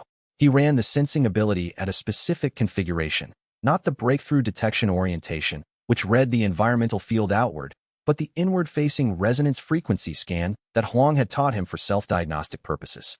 The scan read his own cultivation structures, qi signature layers, which at the current development were complex enough that full scanning took about 20 minutes. At the 12th minute, he found it. It was not prominent. If he had not been looking for it specifically, if he had not been told what to look for, he might have continued treating it as a normal structural feature of his cultivation base's resonance architecture. It had a specific quality, the same frequency as the normal mirror resonance function, but at a phase offset, like two waves of the same origin that had started at slightly different times and were now running parallel rather than combined. He held his attention on it with the care he used for things that could not be pushed. The impression arrived gradually, the way adjustment to low light arrived. Not a voice and not an image. A quality of presence, something that had been here for a long time, in the specific patient way of something that had no option but patience, and that had been waiting for this exact kind of attention. The impression it conveyed was not language. It was more like emotional residue, in the specific sense that the word residue actually meant. The accumulated weight of a long waiting. He held it. He did not try to speak or direct it. He simply held the attention and allowed the impression to develop. What came through? Something like recognition. Not of him specifically, but of the resonance architecture, the familiar structure it had been seeking for 3 centuries, finally available at sufficient development. And beneath the recognition, something that was almost like relief. And beneath that, the specific quality of interrupted intent. Not anger, not grief. The specific quality of a thing that had been moving toward a completion and had been stopped mid-motion and had been stopped for 300 years. The impulse toward continuation, preserved and unchanging because the consciousness fragment that held it could not change, only wait. He held it for 20 minutes and then carefully, deliberately, redirected his attention outward. The impression subsided. It did not disappear. He understood now that it did not disappear, that it had been a background frequency in his resonance structure for some time, but it returned to the phase offset baseline he had identified. He wrote in the second notebook, first direct contact, meditation state. The residue is not hostile. It is incomplete. 3 centuries of incompletion, preserved exactly as it was. It recognized the architecture and responded with relief. He added, I am not able to dismiss it as simply dangerous. What it is makes that impossible. What I am also not able to do is allow it to complete itself through me. He wrote a line beneath this, and then paused, and then wrote it anyway. The distinction between what it deserves and what I am able to give it is not a moral failure. It is structure. He looked at what he had written and found it accurate and insufficient, which was the condition of most things that required him to hold 2 accurate but incompatible realities at once. Chapter 105, he told Xiao Lifan the following day. He told her about the residue, the ledger entry, Huang's analysis, the first contact in the cultivation fields. He told her about the mirror turning and what it meant for the Tier 7 advancement. He told her the residue's goal and why he could not allow it to succeed and why dismissing it as simply a threat required ignoring what it actually was. She listened through all of it. When he finished, she said, You are trying to figure out if you are obligated to it. He said, I am trying to figure out what the situation actually is before I decide how to respond to it. That is the same thing. She looked at him with the directness she used when she had identified what was actually at stake beneath the framing he was using. You cannot extract another person's advancement without their knowledge and call it harmless because they were unaffected, and also dismiss a consciousness fragment that wants to complete an advancement as simply dangerous because it is inconvenient. She paused. Those positions are inconsistent, and you know they are inconsistent. He said, I know. The residue is you, in a specific sense. It is what happened to someone who is exactly like you who advanced at the wrong moment. The desire it has, to complete what it started, is the same desire you have run towards 6 years of compulsive attendance to serve. She held his gaze. You understand it more completely than you want to. Yes. She was quiet for a moment. Understanding it does not obligate you to let it use your body to complete itself. I am not saying that. She was careful and precise about this. I am saying that dismissing it as simply an enemy is a way of making the decision easier than it is. And you do not generally allow yourself to do that. He said, No. So what are you actually going to do? He had been thinking about this since the cultivation fields. He said, The warning said do not advance alone. The residue does not want the mirror turning to occur. It wants me intact and available for its eventual completion. The warning was in its own interest. He paused. What I am taking from it is this. The mirror turning can be prevented, and its prevention does not require destroying the residue. It requires ensuring that my Tier 7 advancement is witnessed, which is the structural countermeasure. Yes. He met her gaze.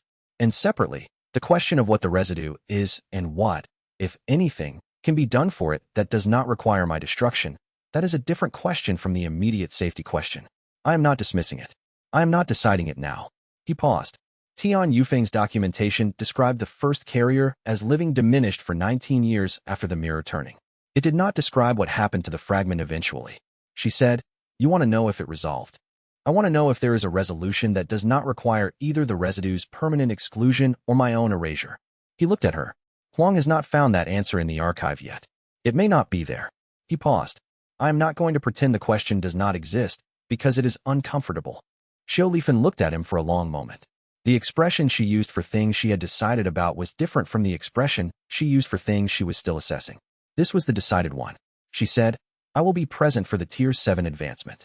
When it is time. He said, I know. He had known since the first night. He had understood what the mirror turning required. I was going to ask you. She said, I know you were. She picked up her research materials, which was her signal that the conversation had reached its completion point. Tell me when Huang's second protocol timeline gives a clearer window. He said he would. He left her to her work and walked back through the Sect compound with the specific quality of someone who was carrying 2 things at once. The weight of a problem that had no clean solution and the specific kind of steadiness that came from knowing who would be standing next to him when the moment arrived. Both were real. He held them together without trying to resolve one into the other. Chapter 106 The intelligence arrived from Chun Muqing's Eastern Corridor network on a cold morning 6 weeks after the ledger entry. The intelligence was this. Chao Zhenyuan had commissioned a private research effort into the historical phenomenon called resonance remnants, the the cultivation theory category that covered exactly what the Tian Yufeng archive had described as the residue. The research effort had identified 3 historical cases and was focused specifically on documentation of cases where a remnant had successfully merged with a subsequent carrier. Chen Muqing's assessment, appended to the intelligence report, he understands what the residue is. He may be attempting to facilitate the contact in the belief that the resulting inhabitation would make you controllable. Wei Jinglan read this and sat with the specific quality of an adversary's misunderstanding that was simultaneously useful and dangerous. Chao Zhenyuan's model of the residue's function was incorrect in a specific way. He appeared to believe that the residue's consciousness, once merged with Wei Jinglan's, would remain distinct enough to direct that the resulting merged entity would be 2 separate intelligences, one of which he could influence. The historical documentation that Wei Jinglan and Huang had assembled painted a different picture. The mirror turning did not produce a controllable 2-intelligence system. It produced a diminished carrier whose primary consciousness had lost coherence, and a completed fragment that had no ongoing interest in serving the person who had facilitated its completion. Chao Zhenyuan was trying to weaponize a phenomenon he did not fully understand. That was the dangerous part. The useful part was that not fully understand had a corollary. If he was facilitating contact between the residue and Wei Jinglan, he was providing the residue with information, location, advancement state, development timeline, information that might accelerate the residue's ability to identify the moment to press for merger. He sent a message to Huang Fangjie with one question. Can the residue receive information about my cultivation state from an outside source and act on it? Huang's response came in 4 hours. Theoretically, yes. The residue is a resonance fragment. It is sensitive to resonance field information in the same way the mirror resonance function itself is sensitive to breakthrough energy. If Chao Zhenyuan is providing it with specific information, exact chi coordinates, advancement timing, it could use that information to optimize its contact attempts. He paused in the message and then added, this changes the urgency of the dispersal question. It is no longer operating on its own 3-century timeline. It may begin operating on Chao Zhenyuan's. Wei Jinglan wrote this into the second notebook's residue section and then, on a new page, began mapping what he knew and what he did not know and what needed to be decided before the decisions were made for him. The Tian Yufeng Archive's cooperative dispersal method. The requirement for partial merger. The risk of consciousness overwhelm. The 12 to 18-month timeline Huang had estimated before Tier 7 was in range, which was the timeline that mattered for the mirror-turning risk. He was no longer working on Huang's timeline. He was working on a timeline someone else was trying to compress. Chapter 107, he could not fight the residue. This was not a limitation he was frustrated by. It was a structural fact that changed what kind of problem this was. The residue had no physical form. Combat techniques, cultivation attacks, realm-level force. None of these addressed a consciousness fragment that existed in the phase-offset layer of his own resonance architecture. The architecture was his. The fragment was in it. There was no version of combat that did not also target himself. He could not avoid it indefinitely. This was the second structural fact. The residue's attachment was to his chi signature, the specific resonance pattern of a mirror resonance carrier at development level. He could suppress the chi signature, which the treatment protocol had demonstrated was possible. But the suppression protocol required controlled conditions, a residential treatment environment, and significant cost to his functional capacity. He could not live permanently in suppression. And suppression did not disperse the fragment. It only made the contact less frequent. He returned to the Tian Yufeng Archive's 3rd section, which Huang had been working through systematically. The relevant section was in the later pages, which Tian Yufeng had labeled approaches I considered and did not take. The cooperative dispersal. Tian Yufeng had not taken it because he had discovered the Tier 6 forced resonance capability 3 years after becoming aware of the residue. And his reasoning was that a carrier who had the Tier 6 capability, regardless of whether they chose to use it, was operating at a risk profile where introducing additional consciousness contact events was inadvisable. He had avoided the residue's contact entirely by maintaining disciplined suppression for his final decades. The suppression approach had allowed him to live to 64 without the mirror turning. It had not resolved the residue. His notebook entry on this choice. I could not give it what it needed without risking what I have. I chose to keep what I have and acknowledge that the choice left an unpaid obligation behind. Wei Jinglan read this and understood that Tian Yufeng's choice had been the right one for his specific situation. It was not the right choice for Wei Jinglan's, because Chao Zhenyuan had changed the variables. The cooperative dispersal required allowing the residue to partially merge with his consciousness in a controlled way, not the full inhabitation it sought. but contact sufficient for it to complete enough of the incomplete advancement to release its 3-century attachment. The documentation described it as offering a drink to something that had been thirsty for hundreds of years, not the full quenching it wanted, but enough that the thirst no longer drove behavior. The risk was precise. During partial merger, his consciousness was not separate from the residues. In that contact space, if his own sense of himself was insufficiently stable, the residue's will, which was 3 centuries old, which had nothing it wanted more than completion, could gain ground. He needed to be stronger in his own foundation than the residue was in its desire. He brought this to Huang and laid it out plainly: the timeline, the risk, the requirement, and his assessment of the current state of his own foundation. Huang listened and then said, "Can you do it now?" "No," Wei Jinglan said. "Not safely. The treatment has strengthened the channel architecture. It has begun the direction shift. But the second protocol was designed to develop Tier 5 before we approach anything near this territory." He paused. "I am asking whether we can accelerate the second protocol's relevant aspects. Not the full tier progression, the specific work on foundation stability and intentional resonance direction." Huang was quiet for a moment, calculating. "Certain elements can be prioritized," he said. "The consciousness architecture stabilization work. I had scheduled that for months 6 through 9. I can move it earlier." He met Wei Jinglan's gaze. "But acceleration carries its own risks. If we push the foundation work faster than the natural consolidation timeline, we are doing deliberate work versus allowing development to settle." "I know. I am asking you to tell me the risk level of acceleration versus the risk level of xianxia compressed timeline for the residue." Huang sat with this comparative calculation for a long minute. Accelerated foundation work, done carefully. Moderate risk of temporary instability during the work, lower risk of lasting damage. Xianxia compressed residue timeline, unaddressed. Increasing probability of contact events at non-optimal moments. He met Wei Jinglan's gaze. "I assess the acceleration risk as lower. Conditionally." "What condition?" "You do not attempt the dispersal until I assess you as ready. Not until you assess yourself as ready. Until I assess you as ready." He held Wei Jinglan's gaze with the specific firmness he used when the point was not negotiable. "You have a history of proceeding under adverse conditions when you have assessed the risk as acceptable. I need final authority on the readiness question for the dispersal." Wei Jinglan said, "Agreed." He meant it. Chapter 108 Huang described the dispersal process in clinical detail over 3 sessions.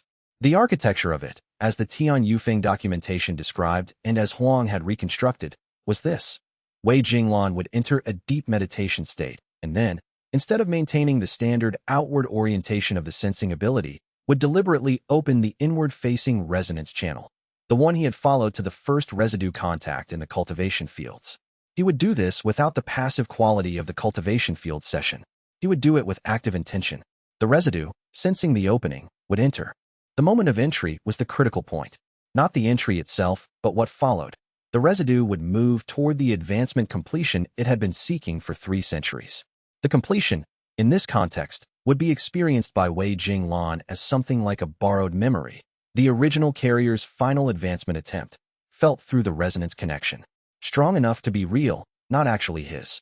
If he held his own sense of himself clearly during that experience, if he did not lose the thread of his own cultivation base, his own consciousness structure, his own identity within the shared resonance space, the residue's completion would draw from the contact rather than from him.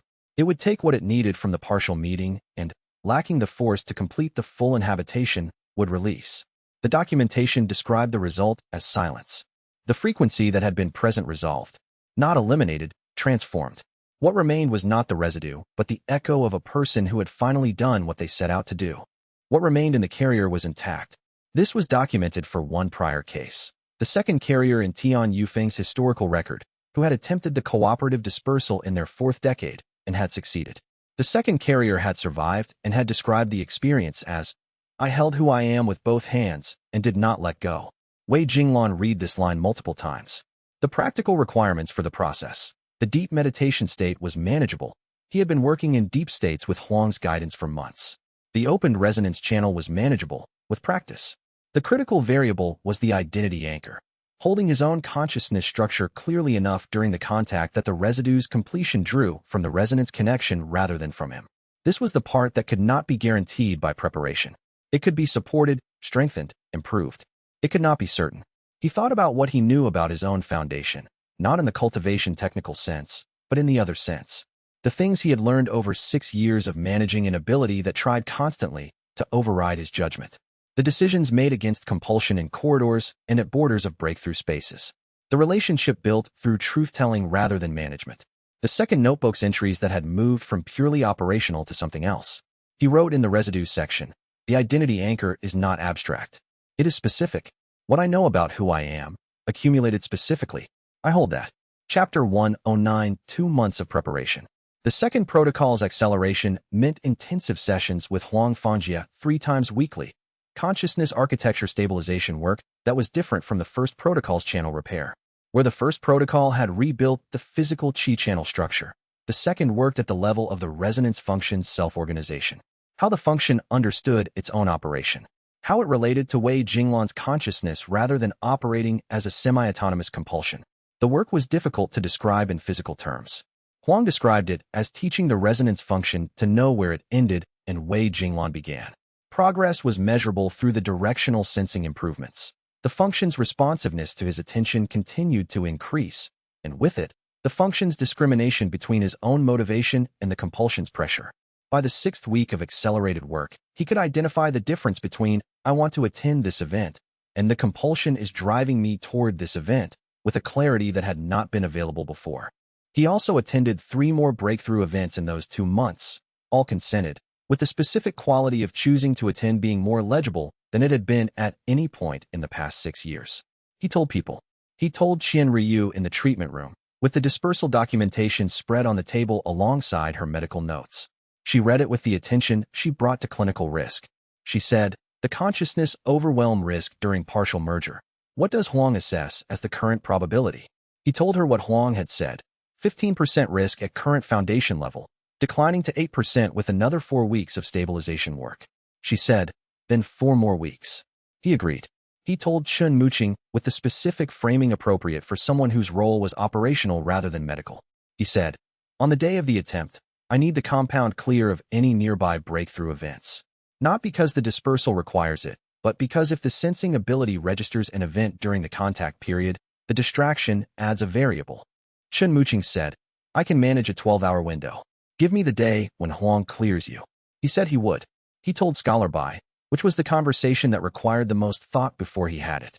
Bai's involvement in the situation was indirect. The leak from his network, now closed, had contributed to Chao Zhenyuan's facilitation of the residue. Bai did not know the full scope of what his network's compromise had set in motion.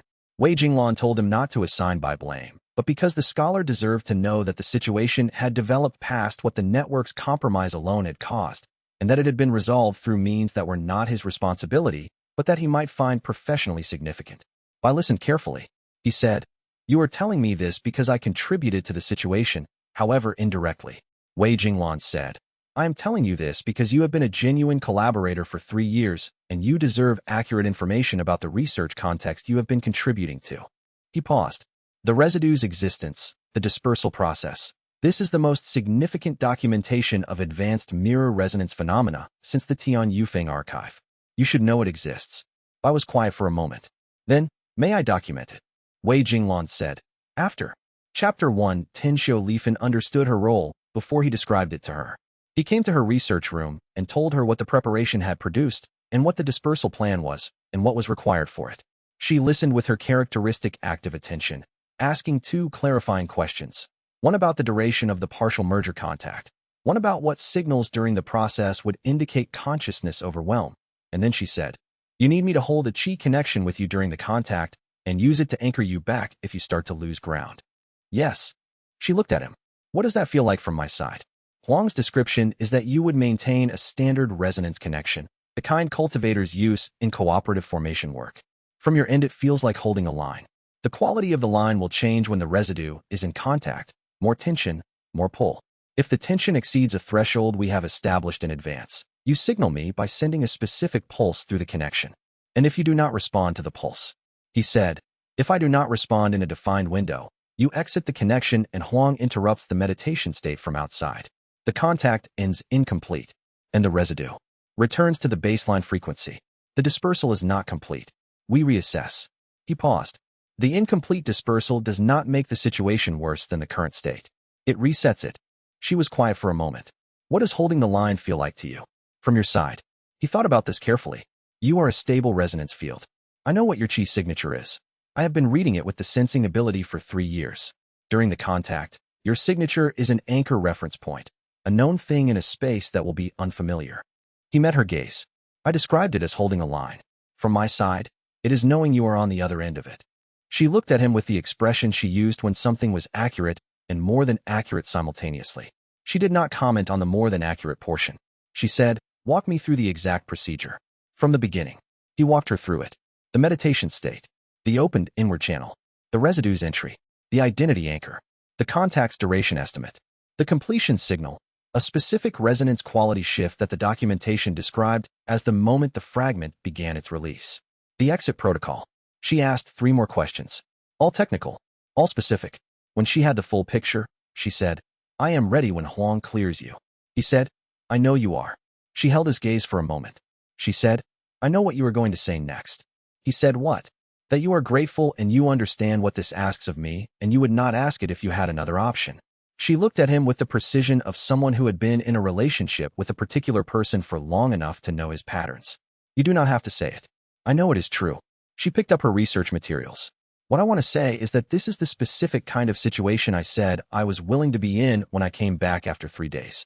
You told me the truth, and I chose to continue. She looked at him. Being present for this is not an exception to the arrangement. It is the arrangement working as designed. Wei Jinglan looked at her. He said, the arrangement was the best decision I have made in 6 years. She said, yes, it was. She returned to her research. Tell me when Huang clears you. Chapter 111 Huang cleared him at the end of the 4th week. The clearance assessment took a full day. Huang ran every diagnostic in the second protocol's framework, including 3 that he had developed specifically for this purpose. And the result was consciousness architecture stability within acceptable parameters, resonance function direction control at the level required, foundation work sufficiently consolidated. He said, the probability of consciousness overwhelm at current baseline is 7%. Wei Jinglan said, you said 8 last week. The 4th week produced faster consolidation than projected. He held Wei Jinglan's gaze. 7% is not 0. I need you to understand that. I understand it. If the contact becomes overwhelming before the completion signal appears, if the tension in Xiao Lifan's connection exceeds the threshold before the residue releases, you exit. You do not attempt to accelerate completion by holding longer. You exit. Yes. I mean this as a condition of the clearance, not a suggestion. He met Wei Jinglan's gaze. The dispersal incomplete is recoverable. The dispersal failed because you pushed past the threshold is not. Wei Jinglan said, I will exit if the threshold is reached. He sent word to Qin Muqing. Cleared, proceeding. Request 12-hour window beginning the morning of the following day. Qin Muqing's response came in 2 hours. The window was possible, with one complication. Xiao Zhenyuan's network had identified the outer research compound as a likely location for the procedure. The intelligence leak had been closed, but the compound was known as Wei Jinglan's primary academy-adjacent location. Interruption specialists had been observed in the area. The counter-operation had been prepared in advance. Qin Muqing had constructed a false site with appropriate Qi resonance characteristics, a building in the commercial district that had been prepared with a specific ambient field that would register to surveillance as cultivation work in progress. 2 of Qin's network contacts would maintain a visible presence there beginning the previous evening. The actual procedure would take place at a location that only 4 people knew. Huang's personal research quarters in the inner academy compound, which was a registered research space under confidentiality provisions that Xiao Zhenyuan's field agents could not legally enter. Wei Jinglan confirmed the arrangement and spent the evening with the second notebook, writing the entries he wanted written before the procedure in case something went wrong. Not final statements. He was not writing final statements, because that would be predicting failure. Entries that marked the state of things as accurately as he could. The people who mattered and what they had meant to the work and to him. The arrangement with Xiao Lifan. The choices that had produced the current state. Both the ones he had made well and the ones he had made poorly. He wrote, 6 years of attending other people's most significant moments, and the most significant moment of my own work requires someone present to witness it for me. He found this accurate and slightly humbling, which was the appropriate response. Chapter 112 The morning was clear. Qin Muqing sent confirmation at first light. Interruption specialists had been observed establishing positions around the false site. The window was clean. They gathered in Huang's inner research quarters at the hour before dawn. Huang, Xiao Lifan, and Wei Jinglan. Qian Ryu had requested to be present and had been told that the space needed to be limited to the functional participants. She had accepted this and was stationed at a communication relay with instruction to be available for anything that was needed afterward. Huang ran the preparation diagnostics. All stable. Xiao Lifan established the qi connection in the formation position they had practiced. Her resonance field extended toward his, the line between them clear and steady. He registered the quality of her cultivation base from the inside of the connection for the first time, different from sensing it with the monitoring ability, more direct. He noted it as a specific kind of trust that had a physical quality. He entered the meditation state. The transition was smooth. The second protocol's training had made the deep state accessible without the long preparation it would have required 6 months earlier. The outward orientation of the sensing ability settled into neutral. He turned the inward channel open. The residue's approach was immediate. It had been waiting. The contact did not feel like invasion. It felt like a tide coming in a space that had been built at the shoreline. The presence was large and very old and very specific. It had the quality of someone who had been traveling toward a destination for 3 centuries and had finally arrived. He held himself, not rigidly. He had been warned that rigid resistance would convert the contact into something adversarial. He held himself the way he held the line in the corridor the first time, years ago, present, grounded, aware of the compulsion but not moved by it. This is where I am. The residue's advancement was not slow. He had expected something gradual. What he experienced was a cascade. Memories arriving in sequence, not his memories, each one landing with the weight of genuine lived experience. He processed them with the specific skill of someone who had spent years learning to observe without absorbing. A sect, a ceremony position, a first advancement, involuntary, terrifying, without the framework to understand it. The years of learning. The construction of a system, different from his, older and less refined, built without the support of Tian Yufeng's texts or Huang Fangjia's research or Chun Muqing's operational mind. Built alone, he held himself through the memories. I am this, not them. The memories kept coming, faster as the contact deepened. He felt the line to Xiao Lifan, steady, clear, the reference point Huang had described. He did not grip it but held it in awareness, the way you hold a landmark in peripheral vision while navigating an unfamiliar space. Then the final sequence of memories. Chapter 113, The Memory Landed Whole. A room. A cultivator at the edge of advancement. A 7th realm breakthrough. The same advancement level that waited in Wei Jinglan's future. And the carrier, 3 centuries ago, who was present. Who was being asked, implicitly, to have someone else there. There had been a person who could have been asked. Someone who knew about the ability, who understood the requirement, who would have agreed to witness the advancement. The carrier knew this, and had not asked. Not because asking was impossible. Because asking meant being seen, at the most fundamental level, needing something from someone. Being vulnerable in the specific way that the mirror turning itself was vulnerable. The mirror function pointing inward, which is what happened when you advanced alone, was less frightening to the carrier than allowing another person to be present while it completed outward. The carrier had advanced alone.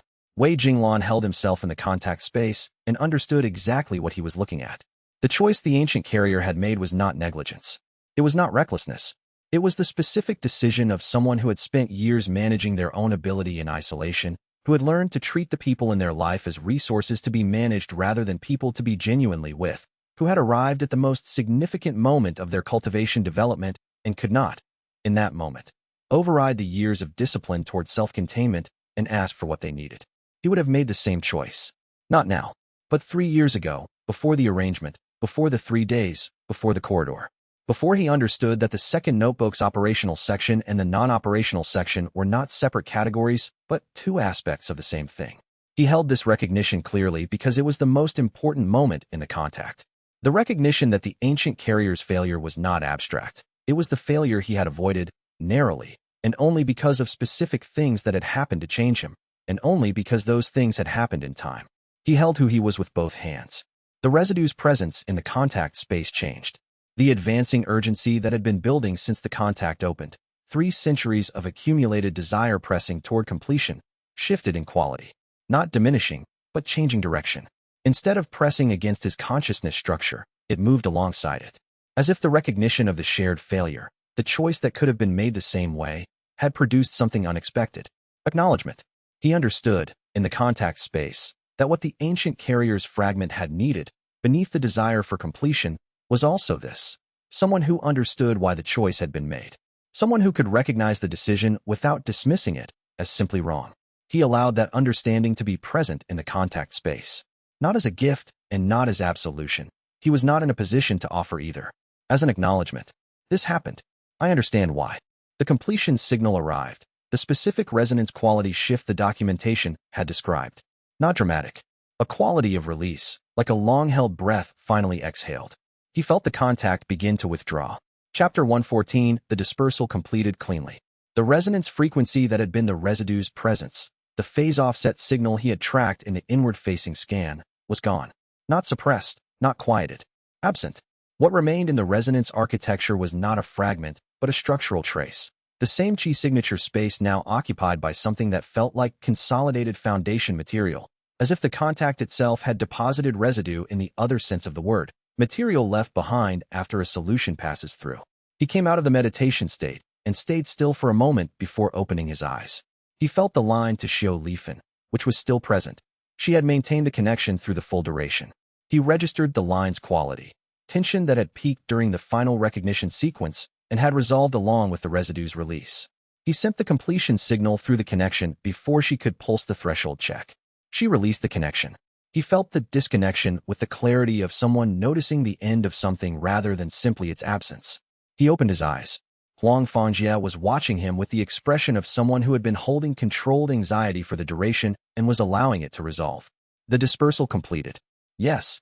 The consciousness architecture. He did not phrase it as a question. Intact. Wei Jinglan sat with this for a moment. He understood the choice he made. I told him that, and he understood it. He looked at Huang. I do not know if that was the right thing to do. Huang said. The documentation describes the completion as requiring acknowledgement rather than rejection. He paused. What you described sounds like acknowledgement. Xiao was watching him with the specific attention she gave to things she was assessing rather than managing. She said, Are you yourself? He thought about this carefully rather than answering immediately. He said, Yes, but I have something I did not have before. The memories. Not absorbed. Present. He looked at his hands in the way people looked at their hands when they were checking whether something had changed. 3 centuries of operational history from a carrier who built everything without the support I had. Every breakthrough attended. Every mistake made. Every choice. He paused. Available as reference material. Not directive. Huang said. That is consistent with the documentation for the successful dispersal case. The second carrier described having access to the first carrier's operational history as an inherited archive. He made notes with the speed of someone capturing data before it developed in ways that made the initial impression less clear. How accessible is the material? As accessible as my own memories. I can locate specific events from the ancient carrier's history the same way I can locate specific events from mine. He paused, including the full documentation of the Tier 7 Echo breakthrough. Everything Tian Yufeng described in the 3rd section, and more. The ancient carrier reached it and documented it from the inside. Huang looked at him with the expression of a researcher who had just been handed the complete dataset for a question he had been working on for 15 years. Wei Jinglan said, I know. He was aware of what the material represented in terms of the research relationship. We have time to work through it. There is something else I need to tell you first. Huang looked at him. What? Magistrate Shun, he said. The one whose breakthrough I attended in my 8th event. Her final word. He held Huang's gaze. I finally understand what she meant. Chapter 115 Magistrate Shun had waited 60 years. The ancient carrier's archived memory made this clear in the specific way that direct memory made things clear, not reconstructed from evidence, but experienced from inside the moment. The carrier, who had lived 3 centuries earlier, had attended Magistrate Shin's family ceremonies 4 decades before she was born. Not Shin herself, but her ancestors. The mirror resonance sensitivity that ran in her family line. Not the full ability, but an ancestral echo, a structural predisposition in the Qi channel architecture, had been known in their family for generations. Known and managed in silence. Because the echo created a specific problem, certain cultivators in the lineage could not complete advancement events without the presence of a genuine mirror resonance carrier. The resonance sensitivity in their architecture created a dependency on the carrier's resonance field as a stabilizing element during breakthrough. Without it, their own advancement attempts reached the threshold and could not complete. Not failed attempts, suspended ones. The threshold was reachable. The crossing was not. Magistrate Shun had been stuck at 5th realm for 60 years. Her family records described the dependency and named it. They also documented that mirror resonance carriers were extraordinarily rare, that in the 2 centuries since the last documented carrier in their lineage's regional history, no carrier had been identified. Her elder relatives had tried to arrange for the documentation of other carriers. None had been found within reach. She had been told, by her grandmother, what to watch for. The ceremony attendants who were drawn to breakthrough events without being cultivators themselves. The ones who appeared at multiple events with no apparent professional reason. She had been watching for 40 years before a young man was assigned to set up incense at her colleague's advancement ceremony, and she had felt the resonance field's specific quality in the room, and she had known. She had not said anything to him, not because she was afraid of the answer, but because she was afraid of hoping and being wrong. She had waited. She had watched him attend events. She had kept watch on his cultivation activities through her administrative position in the region, noting the rapid advancement, the unusual pattern.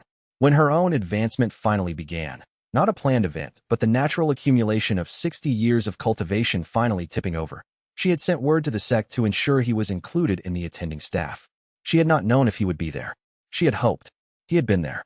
And when the breakthrough completed, when 60 years of suspended advancement finally crossed, she had exhaled the word that was the summary of everything she had been carrying. Finally, addressed not to anyone in the room, addressed to the young man in the corner whom she had been watching for 4 years, who had advanced alongside her to 6th realm without understanding why he was compelled to be there, who had not known that his presence was the specific thing that had made her crossing possible. Wei Jinglan sat in Huang Fangjia's research quarters with this knowledge and held it. The ledger entry from Magistrate Shun had always read, advanced from her deathbed. My advancement, successful. Her final word, finally. Unable to determine referent. He could determine the referent now. He opened the second notebook to the Magistrate Shun entry and, below the original text, wrote, the referent was me. She had been waiting for a mirror resonance carrier for 60 years. Her family records documented the dependency. She identified me through the ceremony attendant pattern 4 years before her death. Her breakthrough was not possible without a carrier's presence. She arranged for me to be there without telling me why. He paused and then added, she did not take something from me. I gave her something without knowing I was giving it. The debt in this ledger entry runs the other direction than I understood. He read what he had written and found it accurate. Not comfortable. It changed the quality of what the ability was, not only what it did, but accurate. He closed the notebook. Huang, who had been working through the echo breakthrough documentation with the focused intensity of a researcher who had received a primary source, looked up. The Magistrate Shun insight. I will explain it fully when I have processed it completely, Wei Jinglan said. What I can say now is that it changes the ledger's interpretation for that event. He paused. And possibly for others. Huang looked at him with the expression of someone who understood that the research they had been building together had just acquired a new dimension that would take months to work through. He said, when you are ready. Yes, Wei Jinglan said. When I am ready. Chapter 116. The dispersal's chi release was visible across 30 kilometers. This was not something anyone had accounted for. The Tian Yufeng documentation described the cooperative dispersal in terms of the carrier's experience, the internal event, the consciousness contact, the fragment's release. It did not describe what 3 centuries of accumulated consciousness, releasing its resonance attachment all at once, looked like from outside. What it looked like, to every cultivator in the surrounding territories with chi sensing capacity above 4th realm, was a single pulse of resonance energy with no identifiable source signature. Unusual resonance events were not inherently alarming. Cultivation research, sect boundary work, legacy artifact activation all produced detectable field disturbances. But the pulse's specific quality was something most cultivators had never encountered before, a frequency that carried the distinct character of consciousness resonance rather than chi manipulation. Old, patterned in a way that predated modern cultivation categorization systems. 12 major cultivation institutions filed incident reports within 48 hours. Wei Jinglan became aware of the scope of the attention on the second day, when Chun Muqing sent account of the inquiry communications that had arrived in the Sect's administrative office. 31 messages, ranging from academic research inquiries to formal requests from 2 regional cultivation administrations for explanation of the event's origin. He looked at the count and recognized the specific quality of a situation where the operational discipline of 6 years had just been complicated by an event that could not have been fully anticipated. He sent a message to Huang Fangjia. The dispersal was more visible than projected. I need your institutional assessment of the management options. Huang's response came within an hour. I know. Come to the academy. I have been drafting the public framework since the morning after.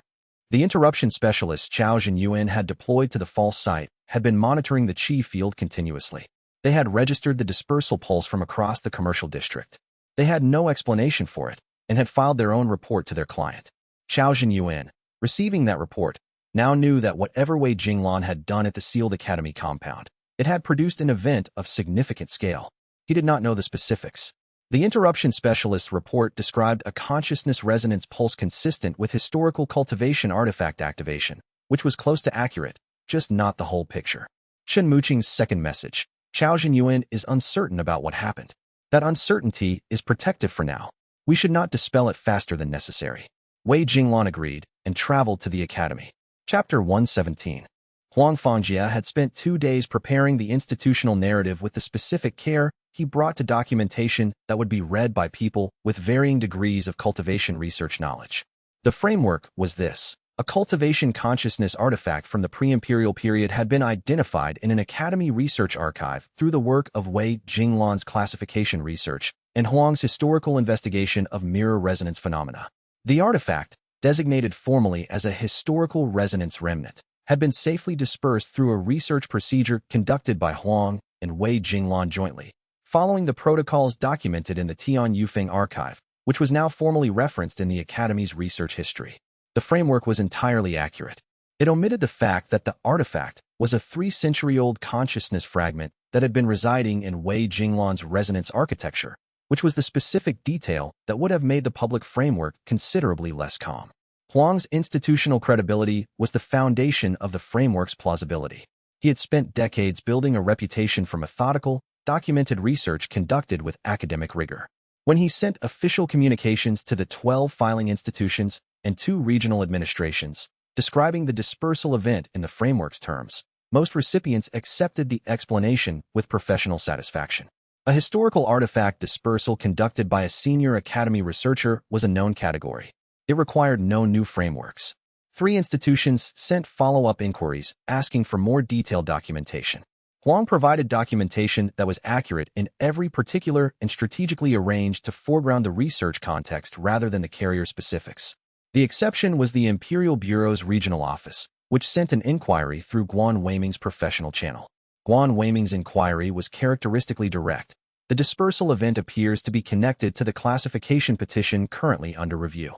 Request documentation of the research activity underlying the event and its relationship to Wei Jinglan's documented cultivation condition.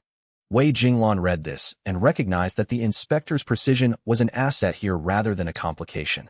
Guan Weiming was asking for accurate documentation, which was exactly what they had.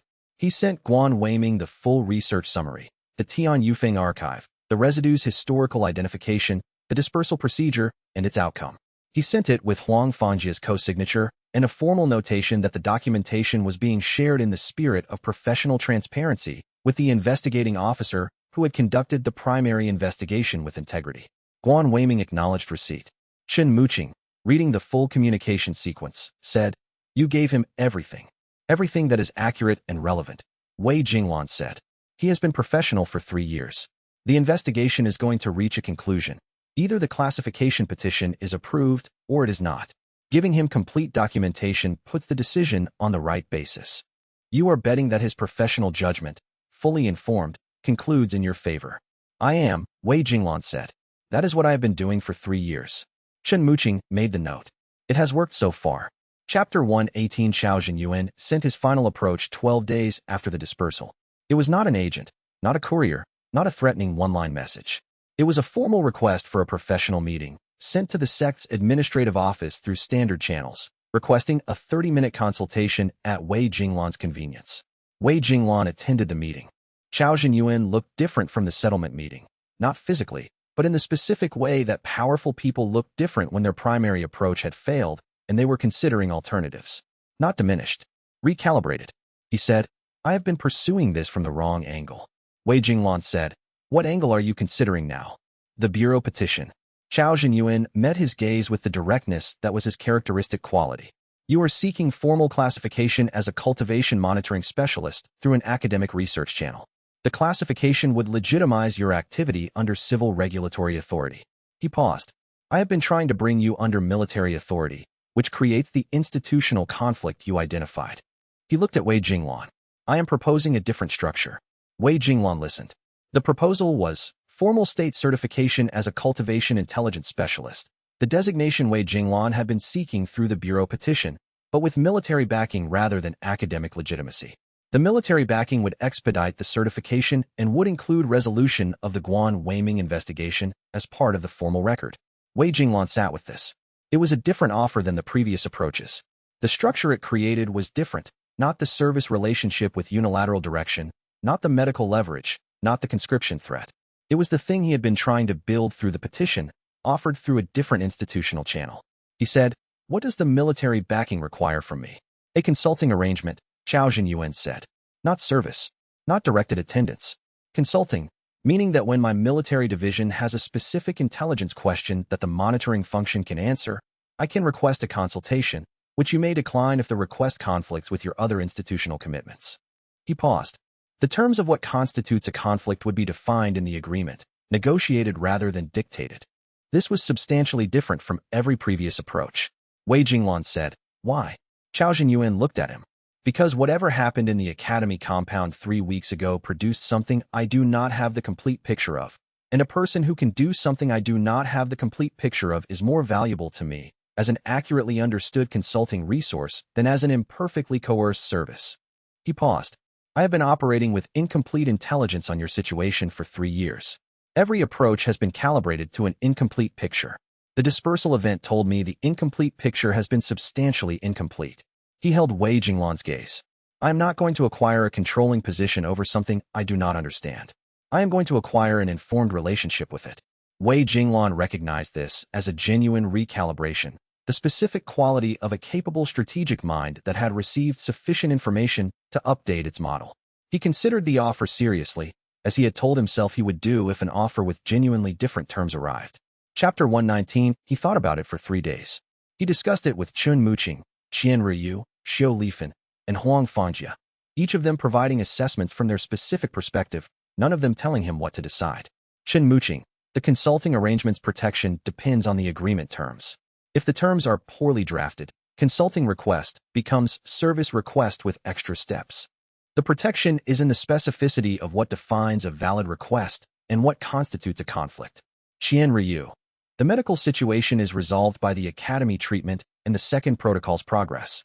He has no medical leverage. This offer's terms are purely institutional. Xiu Lifan, he adapted when he had to.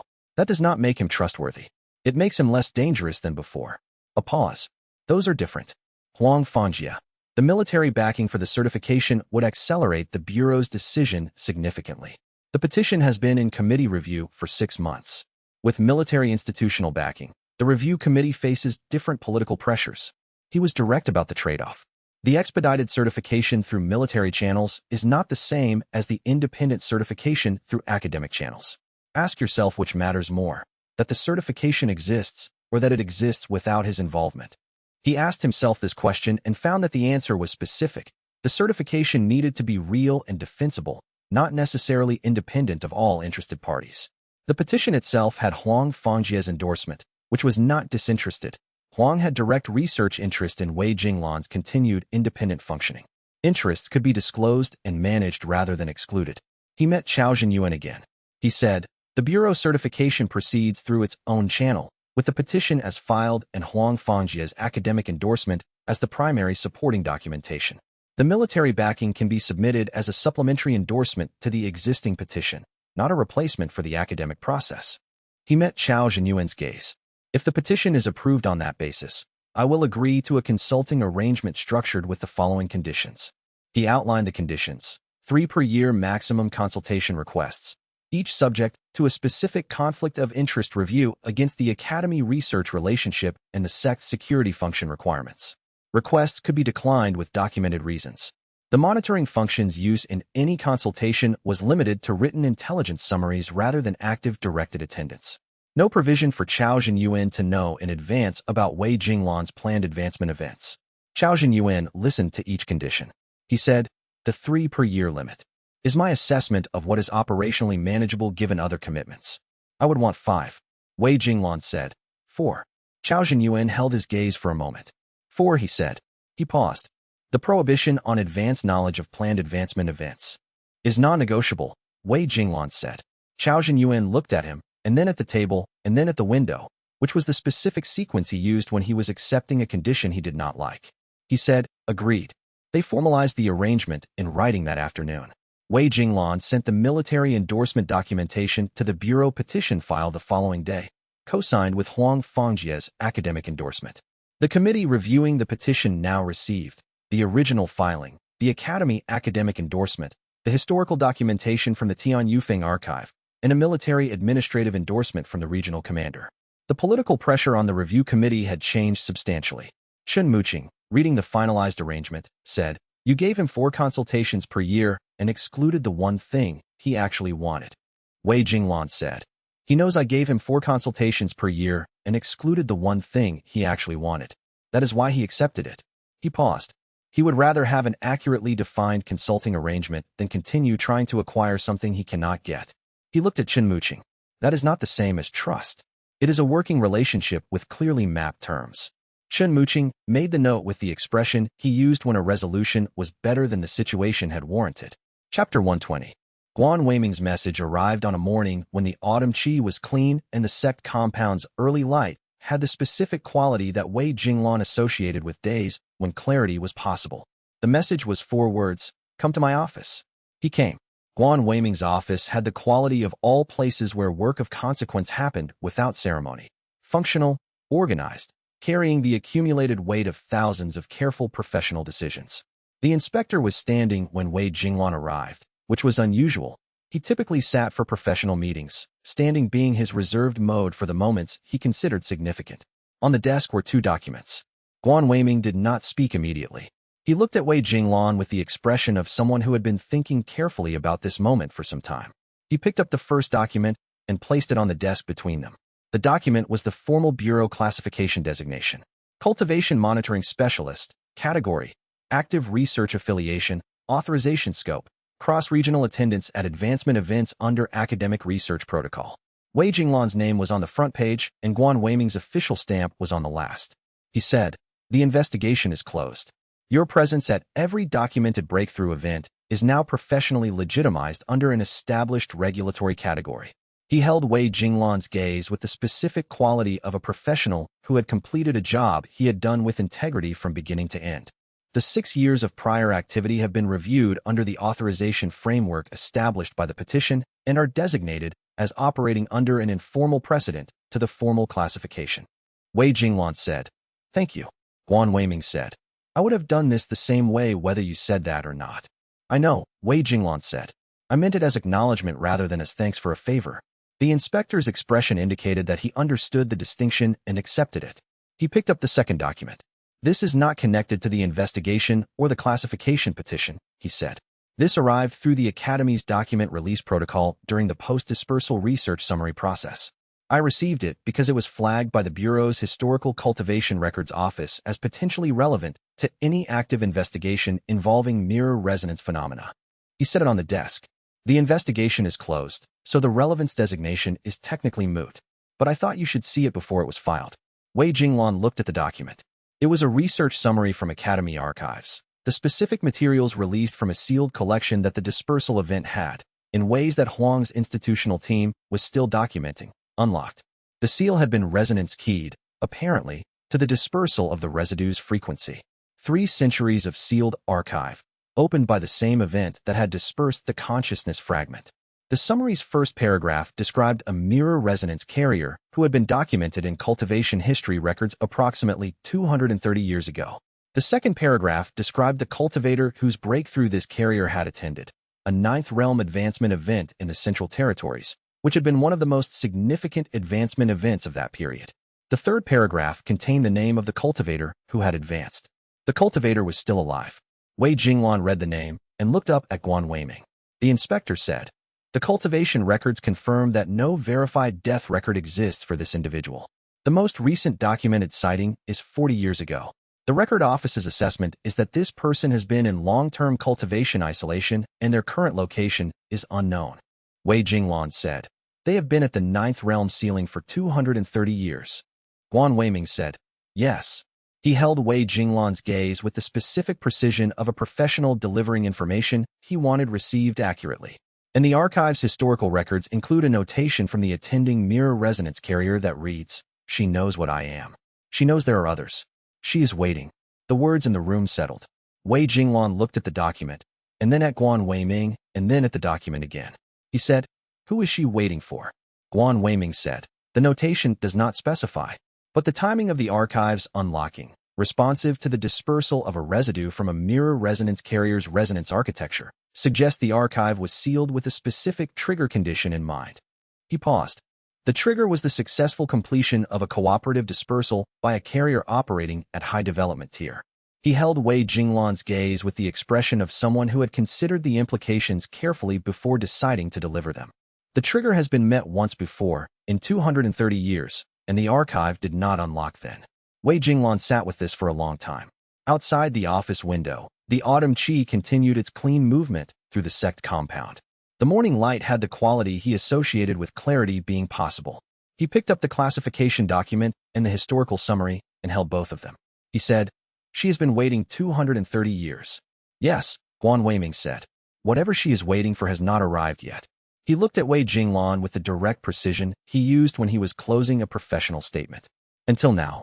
Chapter 121. The historical summary from Guan Weiming's office had provided a name, a general location, and a 230-year cultivation record. It had not provided a current address. Wei Jinglan had learned, over 6 years of cultivation intelligence work, that the absence of information about a subject was itself information. The question was what kind. He began with what the summary provided. The sealed sect in the mountain territories, identified in the 200-year-old record as the location where the ancient mirror resonance carrier had last been documented. Sects did not maintain continuous operation for 2 centuries without institutional continuity. If the sect still existed, which the cultivation world's general knowledge suggested it did, someone had been running it for the full duration. He asked Old Man Deng first, because Deng's knowledge of regional cultivation history extended to places that formal documentation did not cover. Deng's response was the most informative thing about the sect he would encounter before the journey. The old man had stopped mid-sentence when Wei Jinglan named the sect, and had been quiet for a moment. He said, carefully, "I know that name. I know what it is." Another pause. "I am not going to tell you what it is." This from a man who had spent 3 years providing Wei Jinglan with comprehensive breakthrough intelligence in exchange for meals. Wei Jinglan said, "Why?" "Because some things you learn when you arrive," Deng said. "Not before." He looked at Wei Jinglan with the specific expression he used for serious things, which was different from his usual sardonic observation. "I will tell you this. The cultivators who visit and do not return are not coerced. They choose. And the choice, from what little I know, is not a bad one. Just not reversible." Wei Jinglan filed this and moved to his intelligence network. He asked 6 contacts across 3 regional territories who had enough cultivation history knowledge to know the sect's reputation. Every one of them knew the name. Every one of them refused to describe it in detail, not with fear, which would have been a different kind of information, but with a specific quality of respectful silence. As if the sect was a subject that required a different kind of handling than ordinary cultivation institutions. He noted the uniformity. 6 people with different backgrounds, different cultivation levels, different institutional affiliations, all responding the same way to the same question. The uniformity of the response was not coincidence and was not conspiracy. It was the natural response of people who had encountered something that their framework could not adequately categorize and had chosen careful quiet over inadequate words. He told Chen Muqing what he had found. Chen Muqing said, "The uniformity tells you the sect is real and significant. It does not tell you whether approaching it is wise." Wei Jinglan said, "I know. What does Guan Weiming's historical summary say about the cultivators who visit and don't return?" "Nothing directly. The Cultivation Record Office's notation is that no death records exist for them. They are categorized as status unknown in the administrative records rather than deceased." He paused. Status unknown in cultivation administration typically means the last known location was outside jurisdiction. Chen Muqing said, "Or it means no one looked very hard." "Or that," Wei Jinglan said. "We need more data before the decision." Chapter 122. Chen Muqing's research methodology was different from Wei Jinglan's. Where Wei Jinglan worked through human intelligence networks, conversations with individuals who had direct knowledge, Chen worked through institutional records, looking for patterns in documented history. The pattern he found took 10 days to assemble. He brought it to Wei Jinglan as a timeline, a list of senior cultivators who had visited the Mountain Territories sect and had subsequently disappeared from cultivation world records, spanning 200 years of documented history. 23 names. The gaps between them ranged from 11 to 41 years. The realm levels of the disappeared. All of them had been near the ceiling of their cultivation level at time of disappearance, 8th or 9th realm, with multiple years of stalled advancement documented before the visit. Chun Muqing said, "The pattern is too specific to be coincidental. These are not people who wandered into the mountains and got lost. These are cultivators who had been at their advancement ceiling for years, who traveled to this specific location, and who were never recorded again." Wei Jinglan looked at the timeline. None of them came back. Not one. In 200 years. He paused. If the sect were dangerous in the standard sense, if cultivators who visited were dying there, some of them would have been found, or the families would have filed formal missing persons investigations, or the cultivation world's broader awareness would have categorized it as a dangerous location. None of that appears in the record. He met Wei Jinglan's gaze.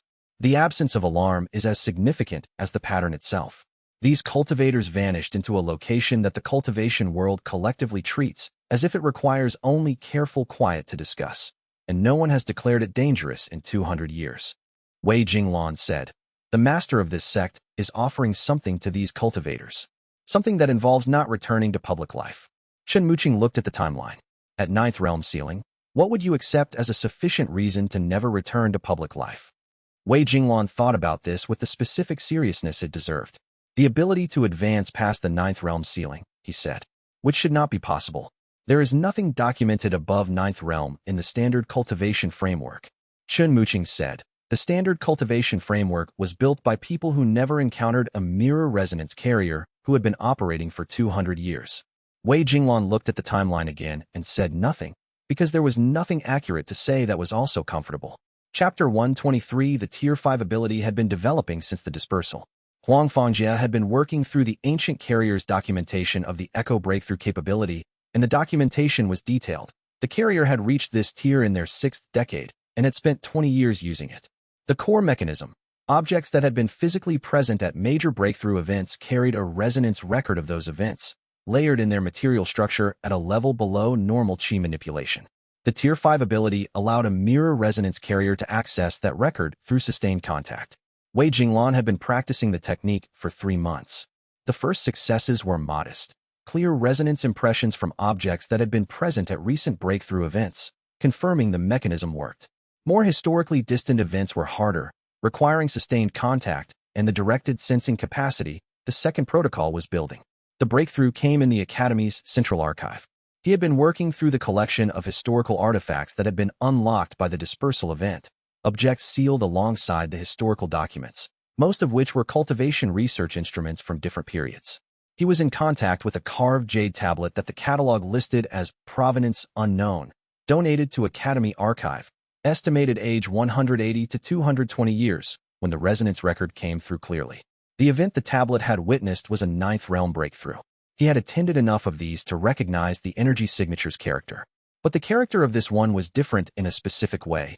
The breakthrough had not been generated entirely by the cultivator whose advancement it was. The cultivator's own qi was present, dominant, doing the primary work of crossing the realm boundary. But there was a second frequency in the resonance record that he had felt before in every major advancement event he had attended. Mirror resonance. Someone had been in that room 200 years ago at that 9th realm advancement, with the same fundamental resonance architecture that defined his own cultivation condition. And the breakthrough had completed. He held the tablet carefully and followed the resonance record as far as it would go. The object's record was partial. It captured the event's peak rather than its full duration, but it was enough to identify the carrier's resonance signature with the precision his Tier 3 sensing had developed. The signature was not his. It was not the ancient carrier whose memories he carried. It was a third carrier, older, more developed, the resonance function operating at a level above anything in his own experience or in the ancient carrier's documentation. He noted the frequency with the specific precision of someone who had spent years cataloging resonance signatures. When he matched it against his memory of the cultivation world's active resonance fields, looking for any current presence that carried the same character, he found it. The mountain territories. The sealed sect. A resonance field so subtle it was barely distinguishable from the ambient cultivation environment. The specific subtlety of someone who had been practicing concealment for 2 centuries.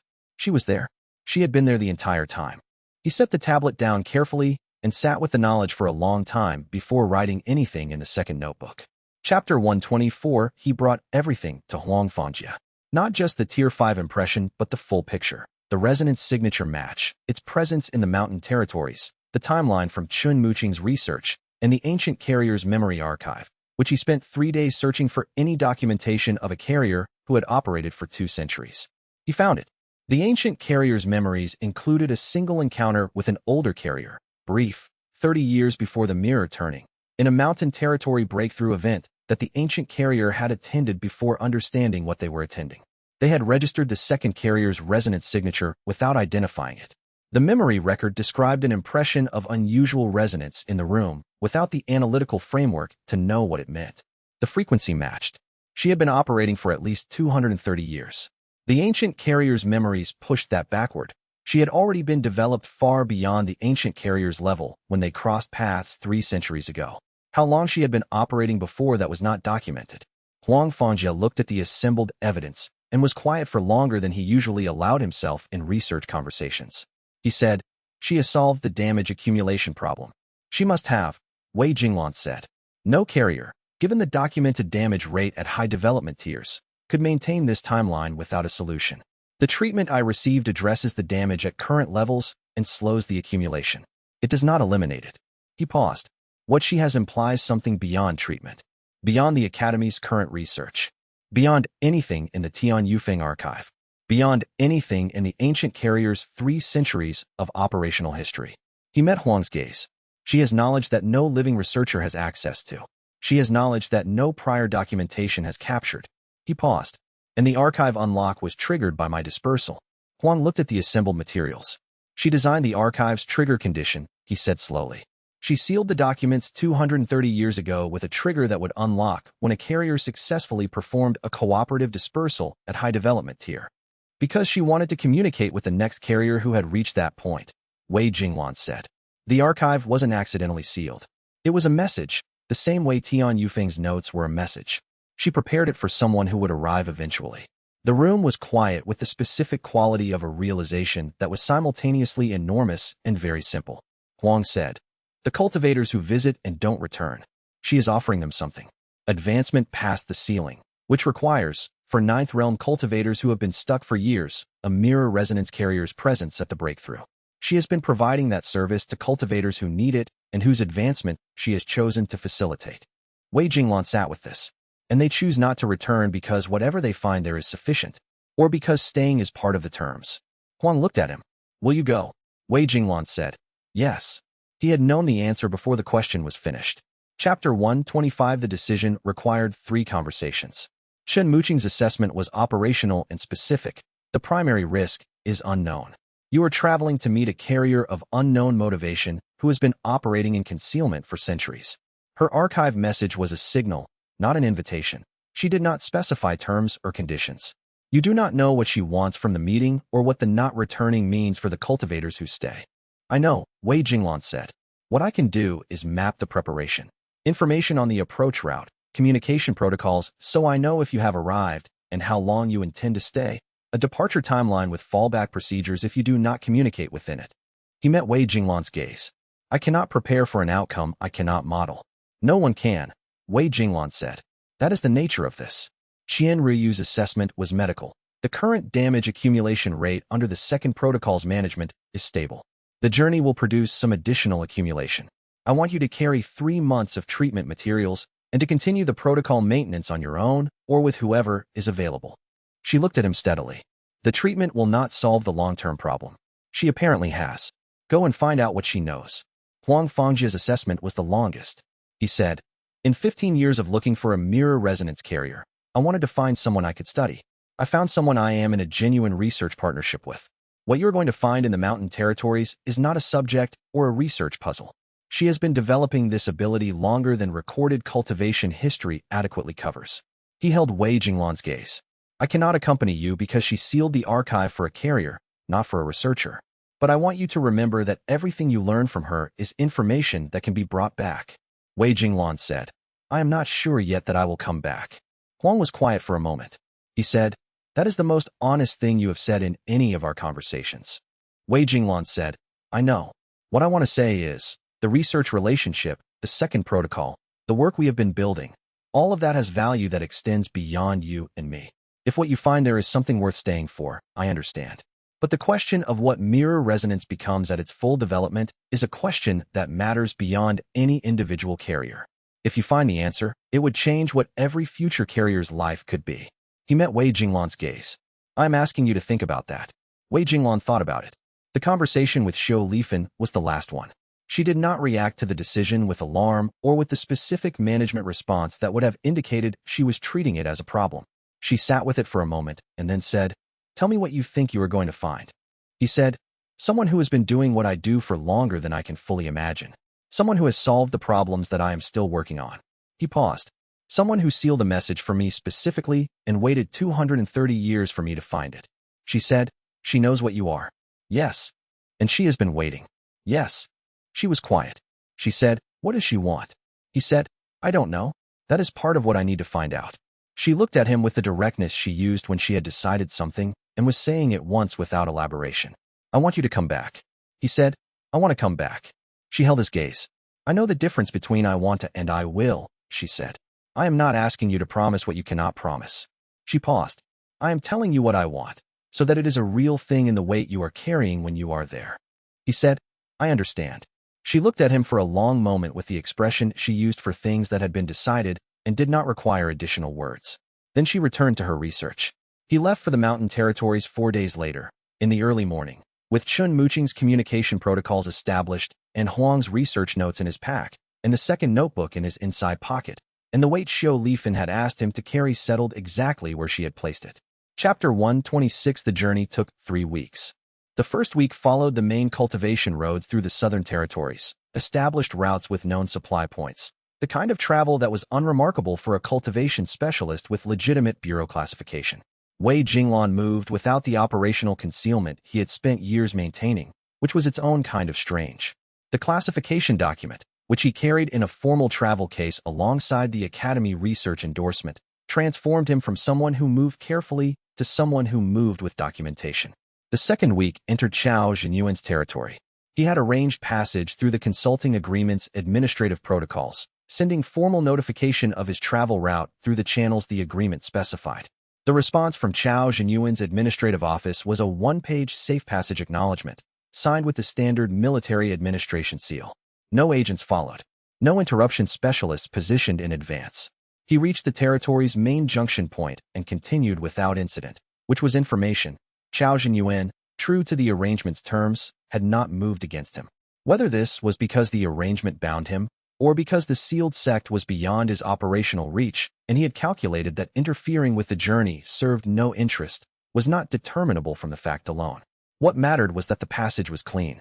He thought about Chao Zhenyuan during the second week's travel. The man was a capable strategic mind operating from genuine conviction about the value of cultivation intelligence at military scale. The consulting arrangement had been accepted because the accurate partial picture was more valuable to him than the inaccurate complete picture he had been trying to force. This was not trust. It was the specific kind of working relationship that resulted when two parties had sufficient respect for each other's operational capability to accept that coercion was not the optimal approach. Wei Jinglan had spent years categorizing Chao Zhenyuan as an adversary. He was not certain the category was still accurate, and he was not certain what category replaced it. He wrote in the second notebook during the second week's evenings, "People who try to coerce you and then accept a negotiated arrangement when coercion fails can be trusted to honor the arrangement. Not because they are trustworthy in general, but because they are operating from consistent self-interest, and the arrangement serves that interest. The arrangement is the trust mechanism, not the person." He read what he had written and found it accurate and slightly less cynical than he would have written it a year earlier. The third week was the mountain territories. The road became less traveled, the settlements smaller, the cultivation ambient shifting to the specific quality of high-altitude terrain where the chi movement was slower and more stable. He registered the sealed sect's presence at his maximum sensing range, 60 kilometers out, the resonance signature he had identified in the Academy archive tablet, subtle and very old. He sent Chun Muqing the standard communication, arrived in mountain territory, 3 days to destination. Communication frequency shifting to weekly. Fallback procedure triggers at 14 days without contact. Chun Muqing's response, understood, watching. He continued. Chapter 127. The Sect gate was open. He had been preparing mentally for the approach for the 3 weeks of travel. The formal challenge, the credentials presentation, the explanation of why he was there and what he sought. He had drafted 3 different versions of the introduction, each calibrated for different possible responses from whoever staffed the gate. The gate opened before he reached it. A junior disciple, perhaps 20, with the unhurried quality of someone who was precisely where they expected to be, emerged and said, "Wei Jinglan. She is expecting you." He said, "How long has she been expecting me?" The disciple thought about this with the quality of someone who had been asked an interesting question. "Since the dispersal event, I think." But she said the preparation has been longer than that. He followed the disciple inside. The sect's interior had a quality that he noticed immediately and could not immediately categorize. He had visited 40 or 50 cultivation sects in 6 years of operation. Each had the specific accumulated atmosphere of its institutional history, the sect's purpose and its cultivator's character and its decades of practice, all leaving a residue in the physical space. This sect's atmosphere was different. Not the accumulated character of many people over many years, but the accumulated character of one consciousness sustained over more years than any cultivation sect's standard history covered. The architecture, functional, maintained, not obviously unusual, had the quality of rooms that had been configured and reconfigured until they matched the preferences of the person who lived in them at a level that went below conscious arrangement. Doorways wide enough for a specific person's movement.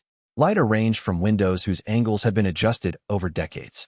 The qi circulation pattern of the compound's ambient cultivation field flowing in a path that matched, precisely, the optimal resonance conditions for a mirror resonance carrier at advanced development tier. He registered the ambient field quality with the specific attention of someone who had never encountered it before, a resonance environment that had been shaped by the same practitioner for 2 centuries. The disciple led him to a study on the compound's north side, which had the highest qi stability of any location he had sensed in the compound. The door was open. He entered. Chapter 128, she was standing at the window when he came in. She appeared to be 50, with the specific quality of 50 that resulted from a cultivation discipline that had compressed what 2 centuries of living looked like into a frame that was still recognizable as a person who had aged. Not young, not ancient, somewhere that had no standard reference point in normal cultivation aging patterns.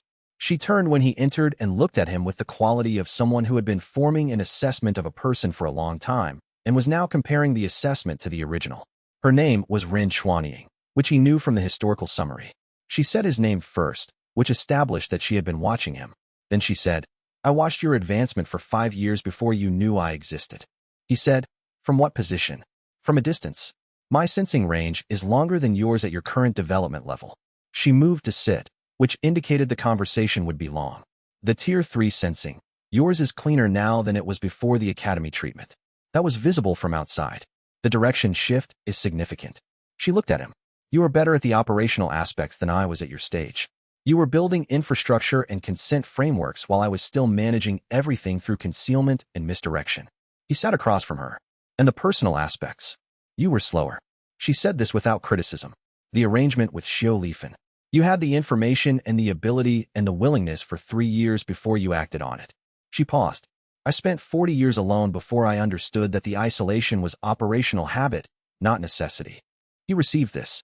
The statement was accurate in the way that statements from people who had made the same mistakes were accurate, not instructive, exactly, but confirmed by the specific authority of having lived it. He said, "The archive. I sealed it 230 years ago with the residue dispersal trigger," she said. "The previous carrier, the one whose residue you dispersed, was the first carrier I had encountered after decades of isolation. I could not reach them before the mirror turning. By the time I identified their presence, the timing was already critical." She looked at him with the expression of someone who had been holding a specific failure for centuries. "The archive was the preparation for the next time. I could not prevent the mirror turning from happening to them. I could leave documentation for the one who dispersed it." He said, "You prepared for me specifically." "I prepared for a carrier who would reach the dispersal threshold," she said. "I hope for someone like you specifically. The preparation was for whoever arrived." She met his gaze. "The fact that you are who you are is better than the worst case." He said, "Tell me about the damage accumulation solution." She said, "Yes." She shifted to the quality of someone who had been preparing this explanation for a long time and had decided to give it fully. "But first tell me about Xiao Lifen. Not the operational context. The relationship." He looked at her. She said, "I spent 40 years solving the damage accumulation problem before I could share the solution with anyone. If you are going to carry this for another 2 centuries, I want to know the parts of your life that are worth carrying it for. She held his gaze with the specific directness of someone who had learned, over a very long time, that the operational aspects and the personal ones were not separate categories. Tell me about her, and then I will tell you how to survive. He told her. Chapter 129. The damage accumulation solution was operational, not medical. She said, the standard model of mirror resonance advancement treats every breakthrough as equivalent. You are present. The resonance activates. You advance. The channel architecture bears the trauma of absorbing an advancement force your body was not built to handle. She looked at him. This model is correct for first-time breakthroughs. A cultivator crossing a realm boundary for the first time generates a maximum resonance event. Full force, full novelty, full structural shock. Wei Jinglan said. And the echo breakthrough. A master cultivator who refines their foundation at a realm they have already reached generates a different kind of resonance event, less powerful than the original crossing. Structurally more stable. The cultivator's own channels have already adapted to the realm's requirements, and the refinement operates within that adapted architecture rather than forcing a new adaptation. She held his gaze.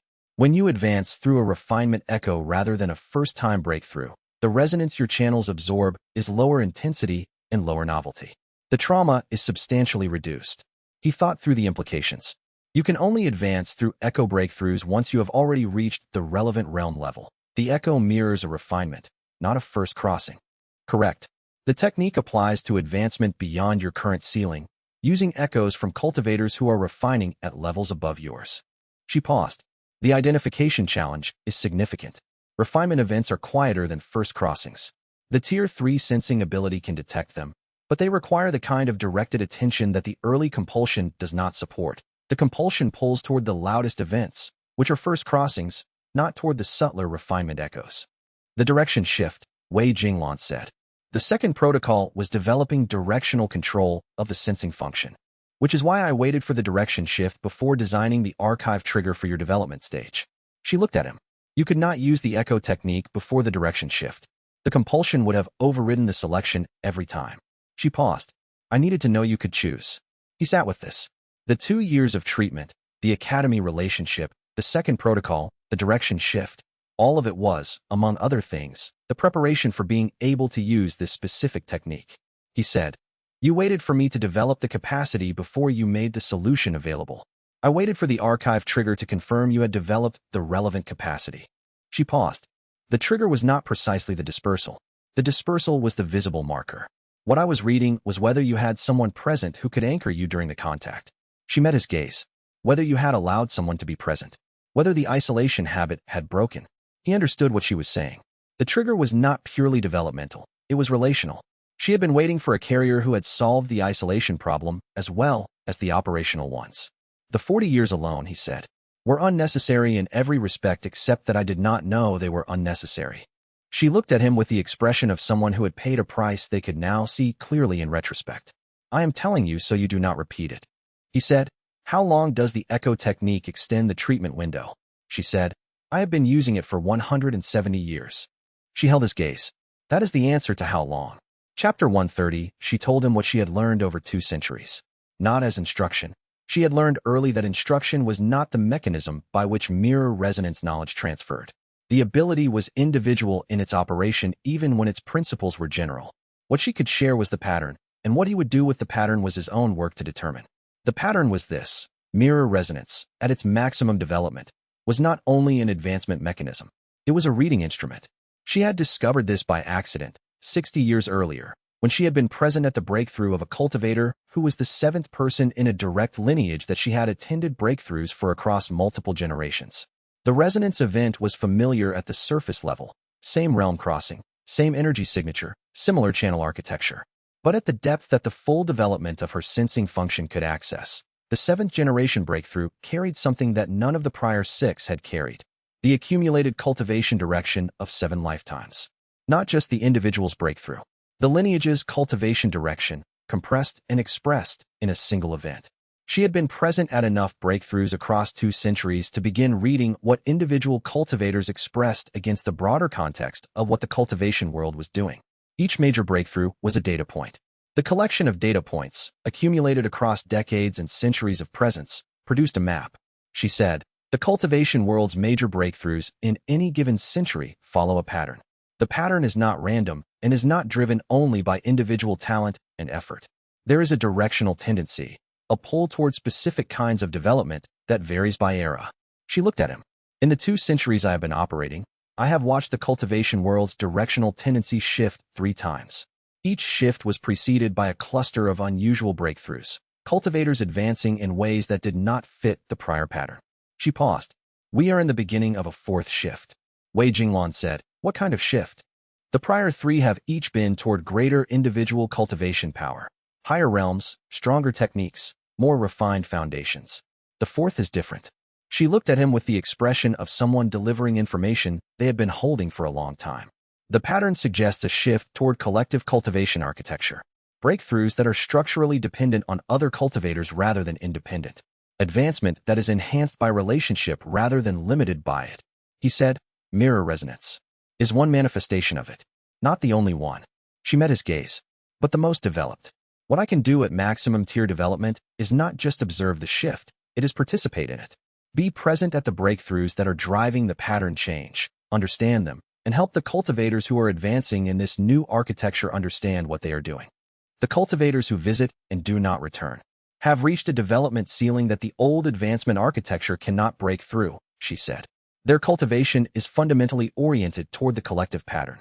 In the old framework, that orientation reads as stagnation. They cannot advance because the old framework's advancement mechanism requires isolation and individual effort, and their cultivation has grown past the point where isolation is structurally possible. She paused. I have been present at their final breakthroughs. They do not return because what they advance into is not compatible with the public cultivation world's current categories. They would have no place in it. They stay because here is a place built for what they have become. Wei Jinglan sat with this for a long time. He said, you built this sect for them. I built it for the cultivation world that is coming, she said. I have been building it for 150 years. She looked at him with the expression she had been holding since he arrived, the one he had not been able to fully read until now.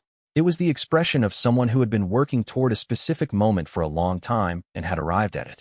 I built it for the next mirror resonance carrier, when they came far enough to be useful. I built it for someone who had solved the problems I had not solved at their stage. She met his gaze. I built it for you. He looked at her. He looked at the room, the compound, the ambient cultivation field that had been shaped over 2 centuries to support one very specific person's long work. He said, what do you need from me? She said, to continue what I am doing when I am gone. She paused. I am stable, not permanent. The echo technique extends the window, not the nature of it. 60 to 80 years remaining, estimated. She held his gaze. And in the meantime, a genuine partner who can read what I am reading and help me understand what I am seeing. Because 2 centuries of isolation has its own distortions, and I have not trusted my own pattern reading fully in 30 years. He said, you need someone to disagree with you.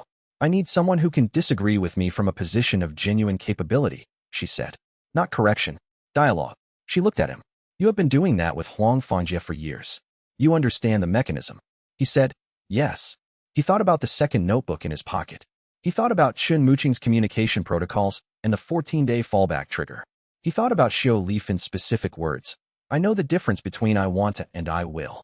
I am telling you what I want, so that it is a real thing in the weight you are carrying. He had been carrying it for 3 weeks. He said, I need to send a message and I need to return home first. There are things I have committed to and people who deserve to know what this is before I decide how to proceed. He held her gaze. I am not declining. I am requiring time to do this properly. She looked at him for a moment with the expression of someone who had not expected this specific response. Then she said, with the quality of someone who had been waiting for 2 centuries and could wait a little longer. Of course. Take the time you need. She paused. I will be here. Chapter 131. He spent 3 days at the sealed sect. The first day was the meeting, the account, the fundamental reorientation of understanding what mirror resonance could become. The second day was a working session, Ren Xuanying walking him through the echo technique's mechanics with the patience of a teacher who had been waiting a long time to teach this specific thing to a student who could actually use it. The third day was a conversation he had not expected. She said, before you return and make your decision about whether to come back, there is something I need to tell you. He had been developing the sense that there was a third thing, something beyond the survival solution and the civilizational pattern. The quality of her careful arrangement of what she had shared and the order she had shared it in suggested someone managing a sequence. She said, I have attended more breakthroughs without consent than you have. He looked at her. In 2 centuries of operation, the number of cultivators whose advancement I attended without their knowledge is approximately 200. Some of them I knew personally. Some of them I identified only through their resonance signature and their advancement timing. Some of them were the most significant cultivators of their generation. She held his gaze with the specific quality of someone who had been thinking about this statement and its delivery for a long time. I am not going to tell you I would do it differently. I am not going to justify it as necessary. I am going to tell you what it is because you need to know what you are dealing with before you decide whether this is something you want to continue. He said, why didn't you stop? Because the long view I was taking required data I could not obtain any other way. She was precise about this.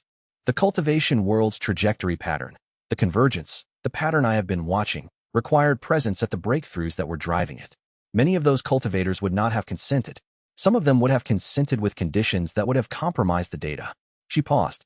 I decided the pattern was worth the cost. You decided for all of them. Yes.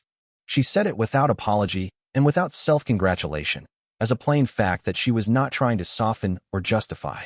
I made the same decision you made in your early years, scaled by a factor of 2 centuries. She held his gaze.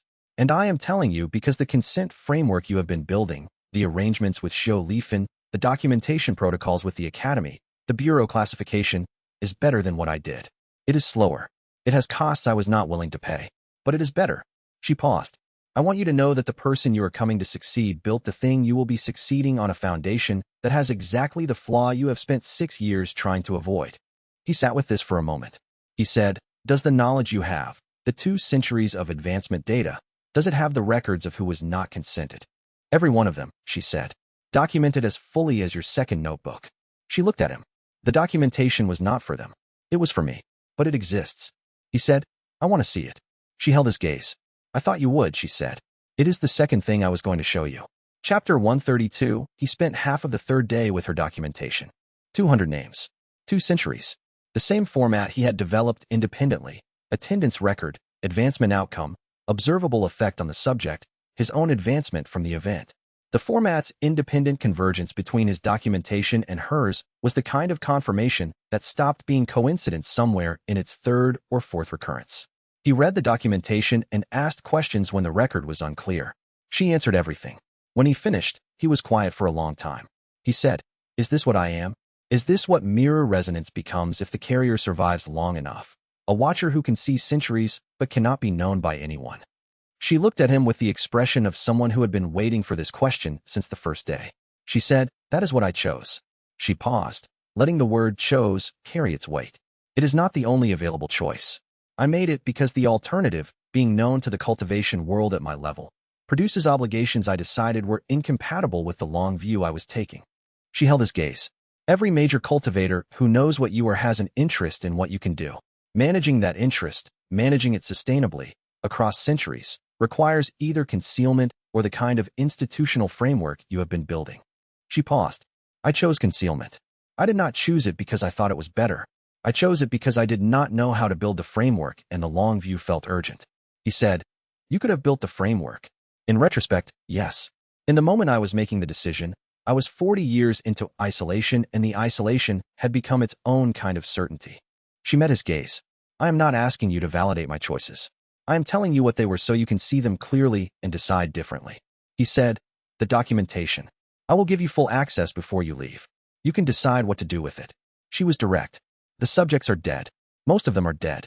The ones who are not, by this point, are cultivators who have outlived standard lifespans through their own practice. What their knowledge would mean to them at this stage, I do not know. She paused. But the decision of what to do with the record is yours, not mine. He thought about Magistrate Shun, the ledger entry that had read one way for 6 years and now read another. The correction had been possible because the record existed. The record had existed because he had made himself maintain it even when it was uncomfortable. He said, what you described as the long view, the convergence, the pattern, was it worth it? She was quiet for a moment. The quality of her quiet was different from the quiet of someone avoiding the question. It was the quiet of someone who was going to answer honestly and was making sure the answer was honest rather than defensible. She said, I believe so. I believe the cultivation world needs someone who can see the pattern. I believe the choices I made were the best available to me at the time, and I believe the alternative choices had their own costs that I have not had to pay. She held his gaze. Whether the pattern was worth 200 names, I do not know. That is the question I will not be able to answer by the time I have finished. He said, then I will be the one who answers it. She looked at him with the expression of someone who had been waiting for 2 centuries to hear a specific thing and had just heard it. Chapter 133, she told him about the convergence. She said, the cultivation world has been accumulating advancement-capable cultivators for 3,000 years. Not a constant rate. There have been periods of acceleration and deceleration, driven by resource availability, political stability, and the emergence or suppression of cultivation knowledge. She had the quality of someone presenting information they had been refining for decades. The current acceleration began approximately 40 years ago and has been building. Wei Jinglan said, I have noticed more frequent breakthrough events in the past 6 years than my early years records would predict. Yes, the frequency has been increasing across the entire cultivation world, not just in your region. The pattern I have been watching across 2 centuries suggests a critical mass point approximately 100 years from now. She met his gaze.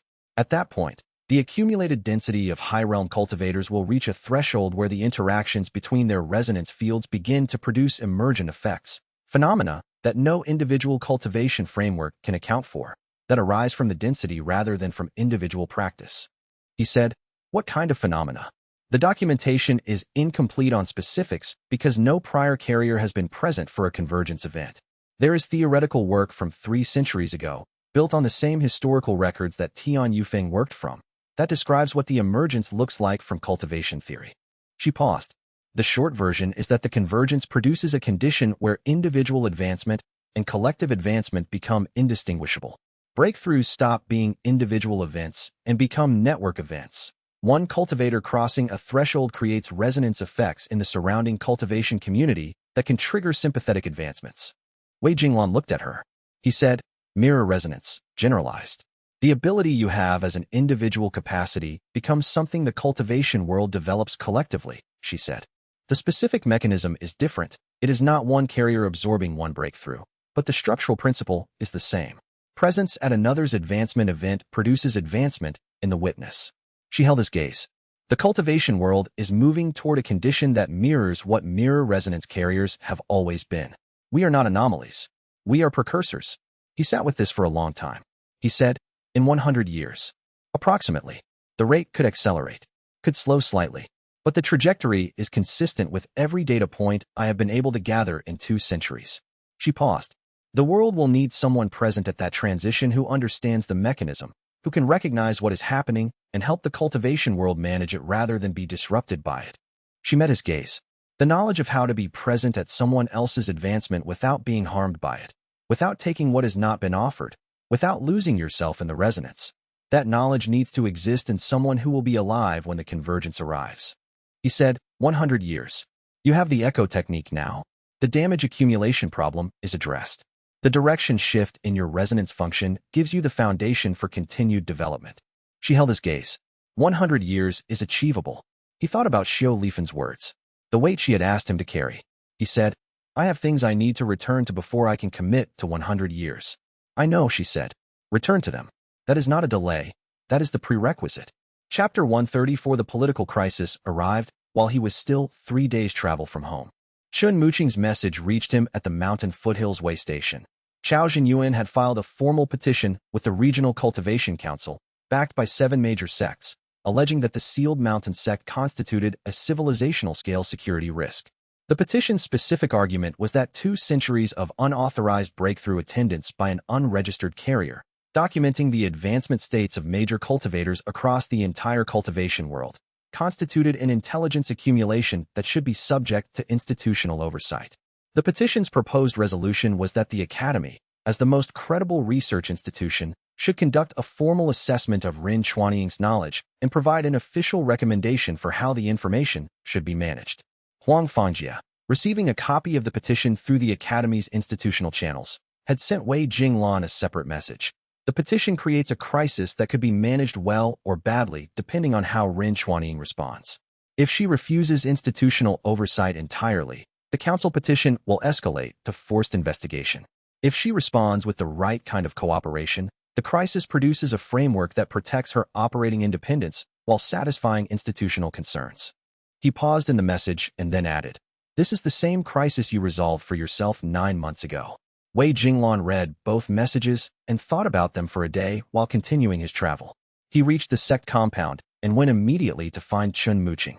Chun Muqing laid out the political landscape in the specific ordered way he presented operational situations, who had filed, who had backed it, what their individual interests were, and where the pressure points were. Chao Zhenyuan's primary interest was the cultivation trajectory intelligence. 2 centuries of data on cultivation world development was exactly the kind of strategic resource that would change any military commander's regional position. The 7 backing sects each had their own concerns. Some were genuinely alarmed by the unauthorized attendance history. Some were aligned with Chao Zhenyuan's interests. 2 were specifically concerned about whether their own founders' breakthroughs had been attended without knowledge. The petition's institutional target, the Academy, was Chun Muqing's assessment of the actual opening in the situation. He said, "Huang Fangjia's credibility is the one asset that can resolve this without escalation. The Council's proposed assessment mechanism is the Academy.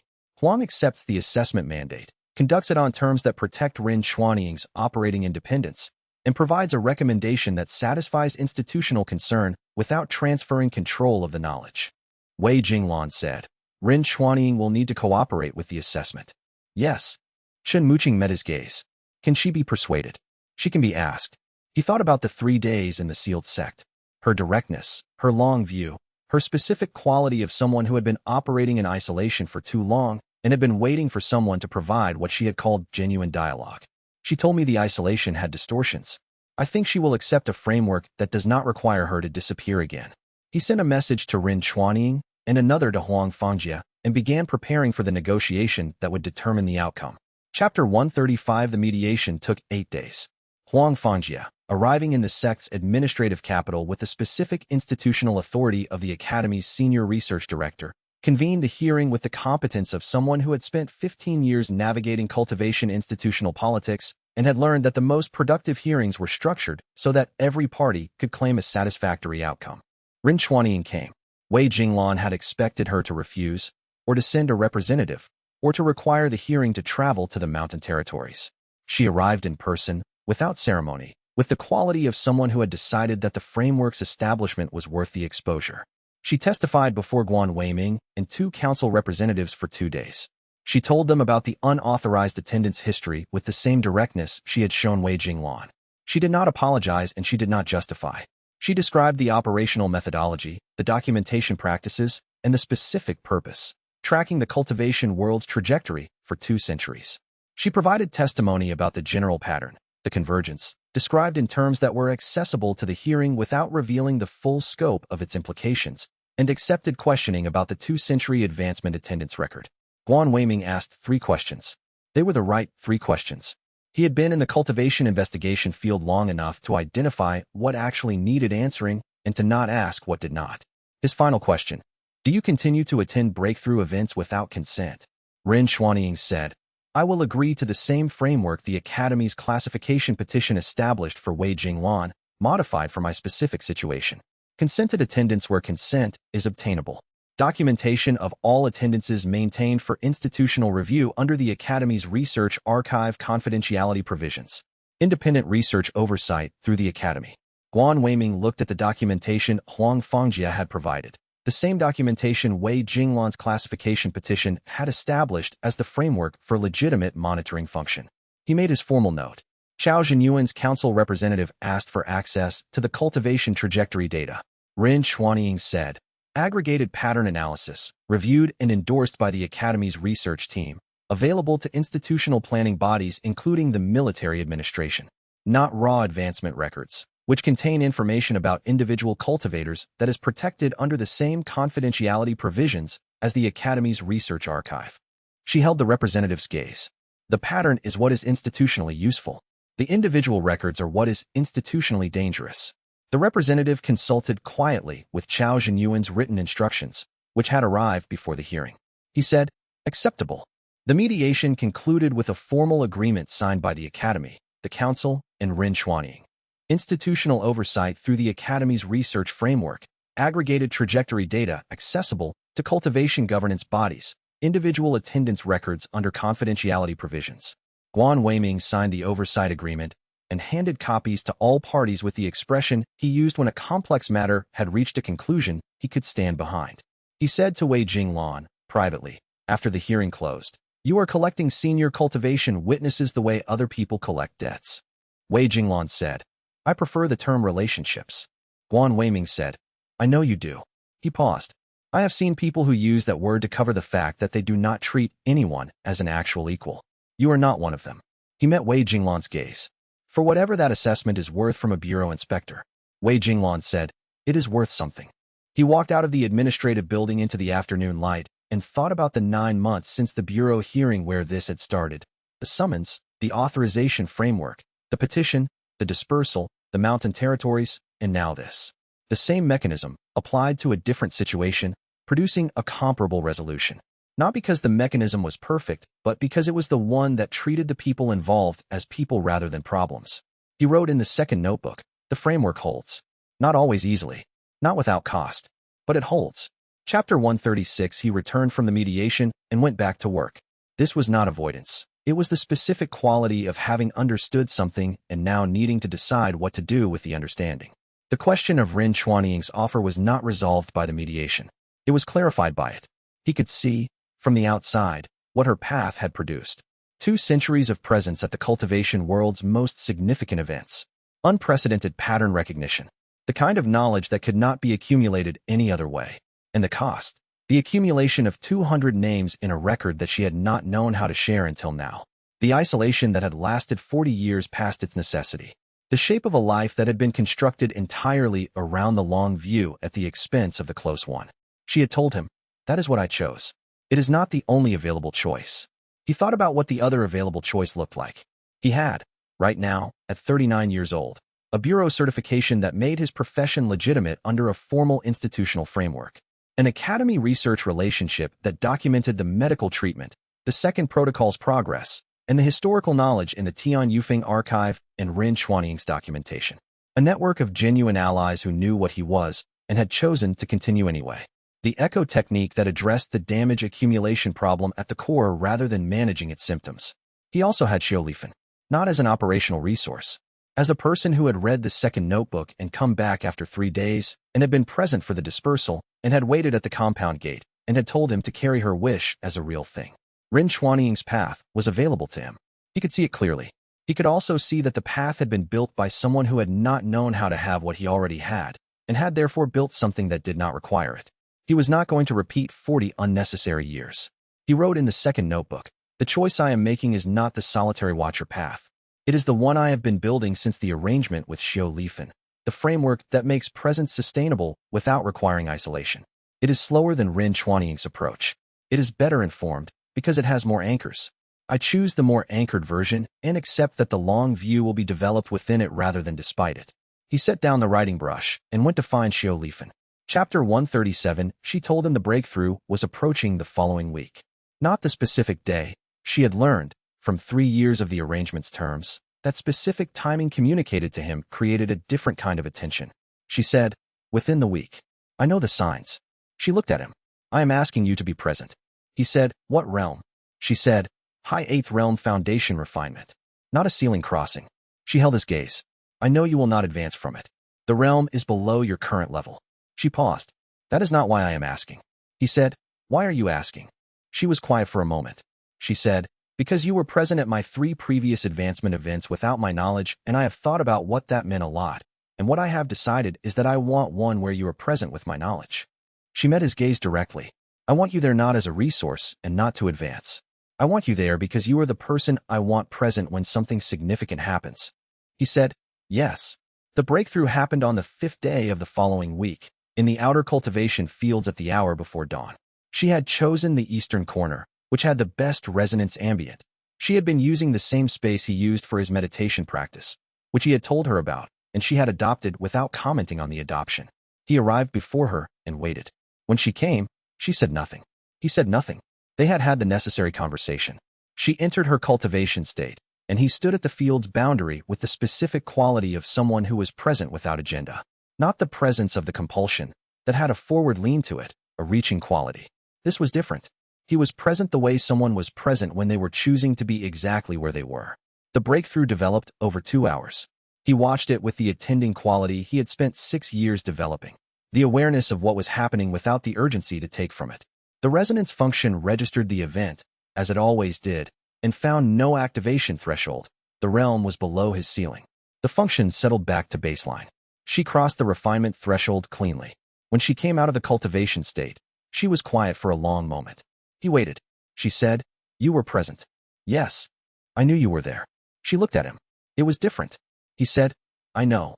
She looked at him with the expression she used when something had confirmed what she had anticipated, but was still worth the confirmation. "Yes," she said. "That is what it is." They walked back to the compound in the early morning light, and he held the experience, not in the notebook, not yet. Just held it. In the way things that mattered more than they could be described needed to be held before they could be written.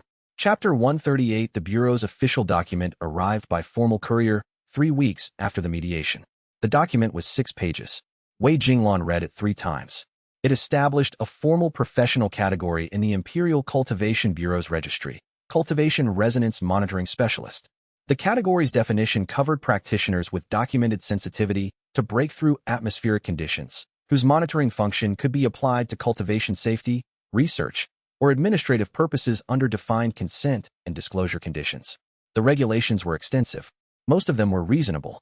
Several would need revision as the category's application encountered situations the drafters had not anticipated. One regulation was already clearly insufficient for edge cases that Wei Jinglan could identify from 6 years of operational experience. He noted the insufficient regulation and began drafting the amendment request that would address it. This was, he recognized, the specific character of how institutional frameworks actually worked. Imperfect establishment followed by iterative revision, driven by the people operating within them who identified the gaps. The category existed. It was meaningfully different from not existing. The work of making it adequate was the ongoing work of someone who would be operating within it for the next century. He thought about what Ren Chuanying had said about the convergence. 100 years, the cultivation world's fundamental structure changing. He thought about what Huang Fangjie had said years ago. Write down what you find so someone else can continue the work. He thought about the regulation that needed revision and wrote the amendment request with the care of someone who understood that getting the institutional framework right mattered beyond his own situation. He sent the amendment request to Guan Weiming, who was the person with standing to receive it, with a formal explanation of the operational gap it addressed. He also sent copies to Huang Fangjie for the Academy's research archive and to the 2 council representatives who had attended the mediation. Guan Weiming's response came in 4 days. Revision under consideration. Your amendment is substantive and appropriately reasoned. I have forwarded it to the committee. He filed the response in the documentation section and began drafting the next amendment. The certification was not an ending. It was the establishment of a foundation that would require continuous work to maintain and develop. He had understood this when he filed the petition. He understood it differently now, from the position of someone who had seen what a person could build over 2 centuries without the foundation. He picked up the second notebook and began the entry for this day. Formal category established. First Amendment filed. He noted, at the end of the entry, the work continues. Chapter 139, he opened the second notebook to the beginning and read it through. All of it. The first entry, from 12 years ago, when he had been 27 and had just understood what the ability was and had started keeping records. The 17-name list. Magistrate Shen's entry, with the addition he had made after the residue dispersal, changed the ledger's meaning. Elder Jiang, the regional conference, the corridor where he had stopped himself and confirmed that stopping was possible. Fen Xiaoyue. The entries for Xiao Lifan, 3 entries before the garden conversation, and all the entries after. The second notebook's non-operational section, which had started as a single sentence and had grown into something that now took up more pages than the operational records in the middle period. The entry from the residue dispersal. The carrier did not choose to advance alone because they didn't care about being witnessed. They chose it because vulnerability was harder than isolation. The recognition was the anchor. The entry from the mountain territories. I will be the one who answers whether the long view was worth it. He read through the full record and sat with what it contained.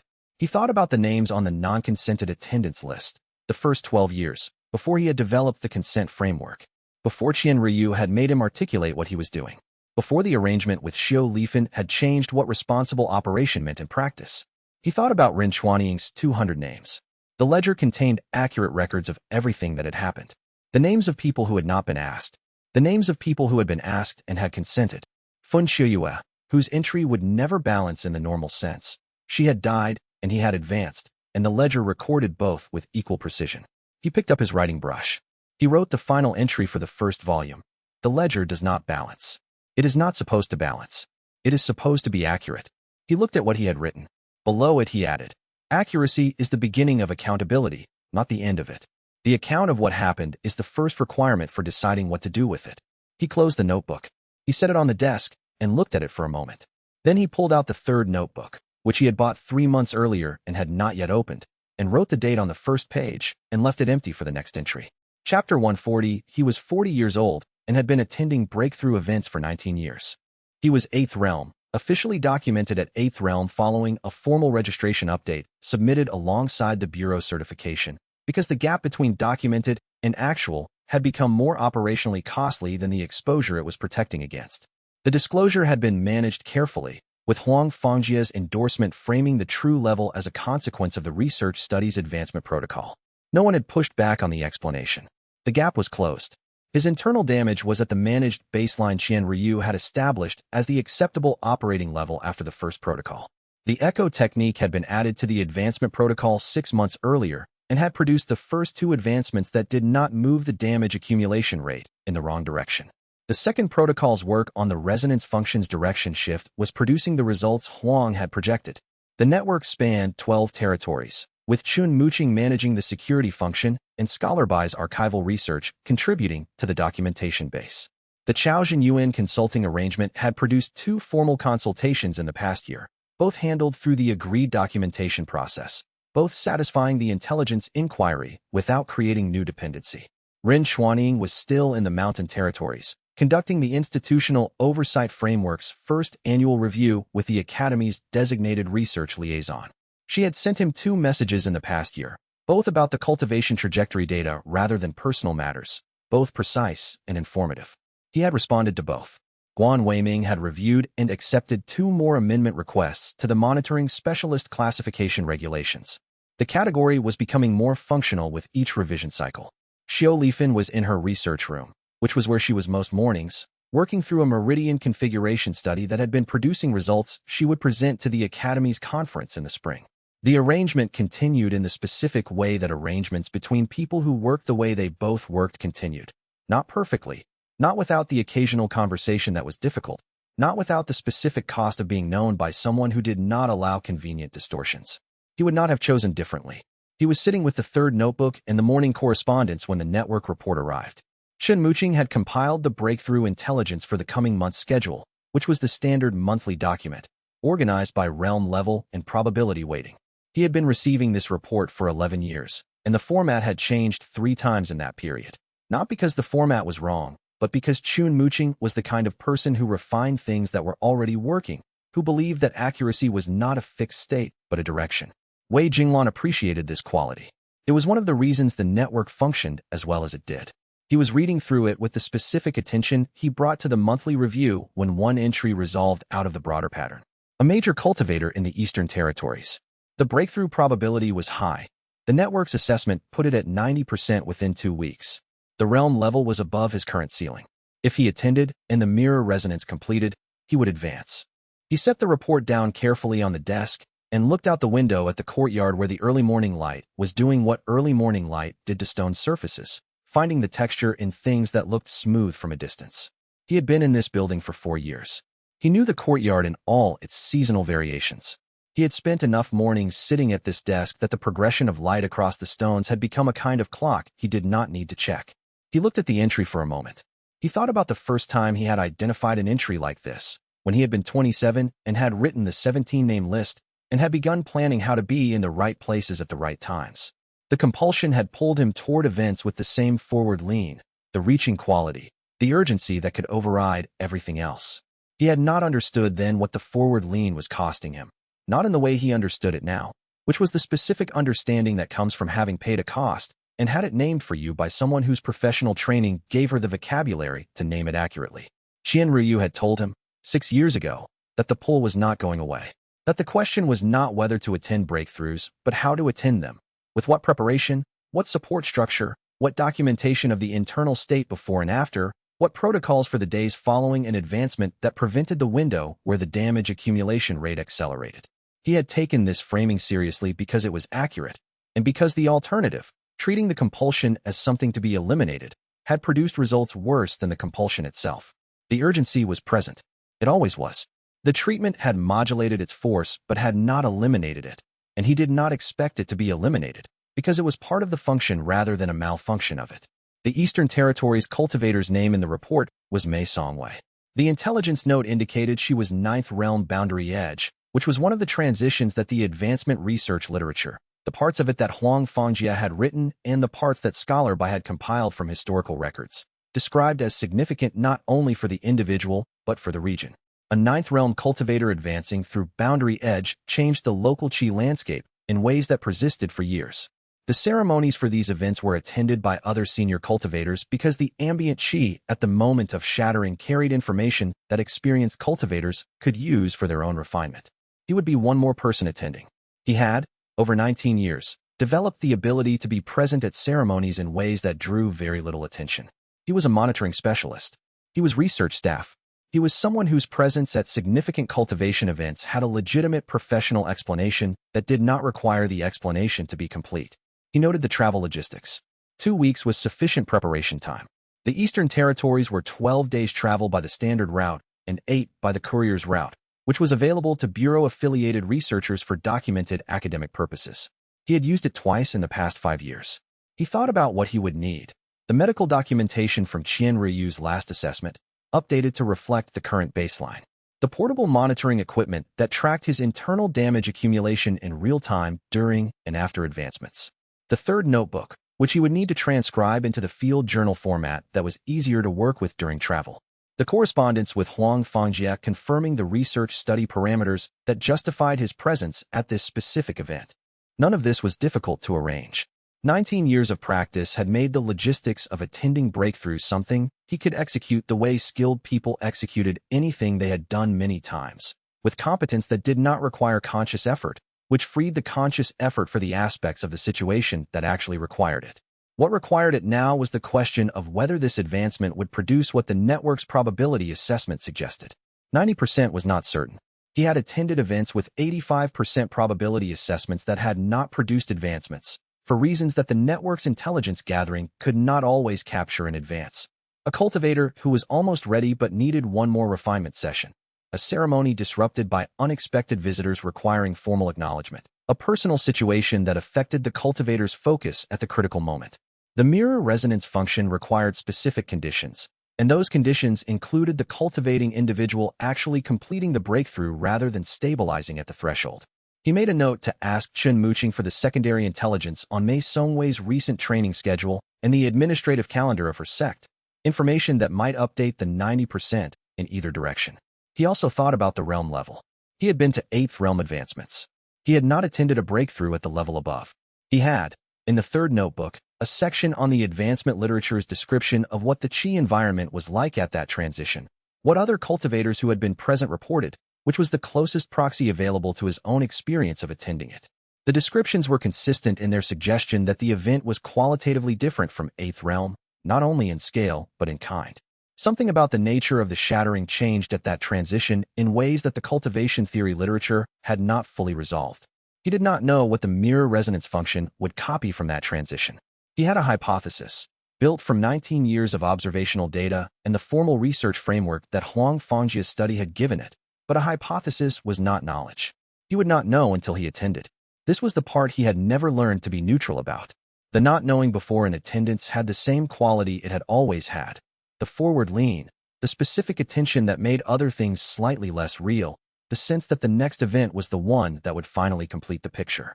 He had attended 112 events. The picture was not yet complete. He suspected it would not be complete after the 113th, either. He had stopped expecting completion in the way he had expected it at 20 years old. What he had instead was something more useful, a documented record of what each event had added, what the accumulation looked like when examined over time, what direction the sum of the additions was moving. The direction was legible. That was enough to keep working. He set the report down and picked up a sheet of correspondence paper. He wrote, Leafin, the monthly report has identified a relevant event in the Eastern Territories. 2 weeks, above my current ceiling. I would like to discuss the logistics. If you are available this evening, I will bring the report. Jinglan. He read what he had written. The note was precise. It contained the information she would need to engage with the question and the question she would ask, whether this was the right event at the right time, whether the preparation timeline was sufficient, whether Qianruoyu's updated assessment had identified any factors that would change the risk profile. She would have opinions on all of these. He had come to rely on her opinions not because they always agreed with his assessments, but because they identified the parts of the situation he had been looking at too closely to see clearly. He folded it and set it where she would find it when she returned from her research room for the midday meal.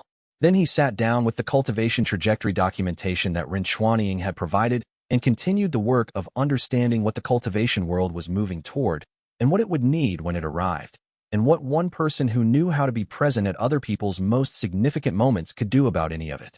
The documentation was dense. Ren Xuanying's research style was compressed in the specific way of someone who had spent 70 years developing precision. Each sentence carried more load than it appeared to, which meant reading her work required the kind of slow attention that could not be rushed without losing most of what was there. He had been reading her documentation for 3 years. He was still finding layers in the early sections that he had missed on the first 2 passes. The sun moved across the courtyard stones. He made notes in the margins of the cultivation trajectory documentation, cross-referencing against his own observational data from the past year's attendances. The cross-references produced patterns he was still in the process of understanding. Some of them confirmed what the formal research had suggested. Some of them pointed towards something the formal research had not yet named. He wrote those down carefully in the 3rd notebook, in the notation he had developed over 19 years, a combination of the standard cultivation theory shorthand, his own observational symbols, and the analytical framework that Huang Fengjie had helped him formalize. The notation was not readable by anyone else without significant explanation, which was intentional. Some of what was in the notebooks he had not yet decided how to share, because sharing it required understanding it well enough to explain it accurately, and there were parts he did not yet understand well enough. The note was waiting on the table. He had attended 112 breakthrough events in 19 years. He knew how to be present at the 113th. He did not know, yet, what was on the other side of the ceiling the Eastern Territories cultivator was approaching. He had not attended a breakthrough at that realm level before. The mirror resonance function, when it completed, would show him something he had never seen. He thought, it is the right kind of not knowing. The afternoon was still ahead of him. The correspondence stack had 3 items remaining. The cultivation trajectory documentation had 17 pages he had not yet annotated. He went back to work. Part 2 continues Wei Jinglan's journey as he advances toward the cultivation realm that Ren Xuanying has been maintaining for 70 years, navigates the approaching convergence, and discovers what it means to be present at breakthroughs that are not only significant for individuals, but for the shape of the world itself. If you want to watch the story continue, subscribe and hit the bell so you know when Part 2 arrives. And if this story has been worth your time, a like helps it reach the next person who needs it.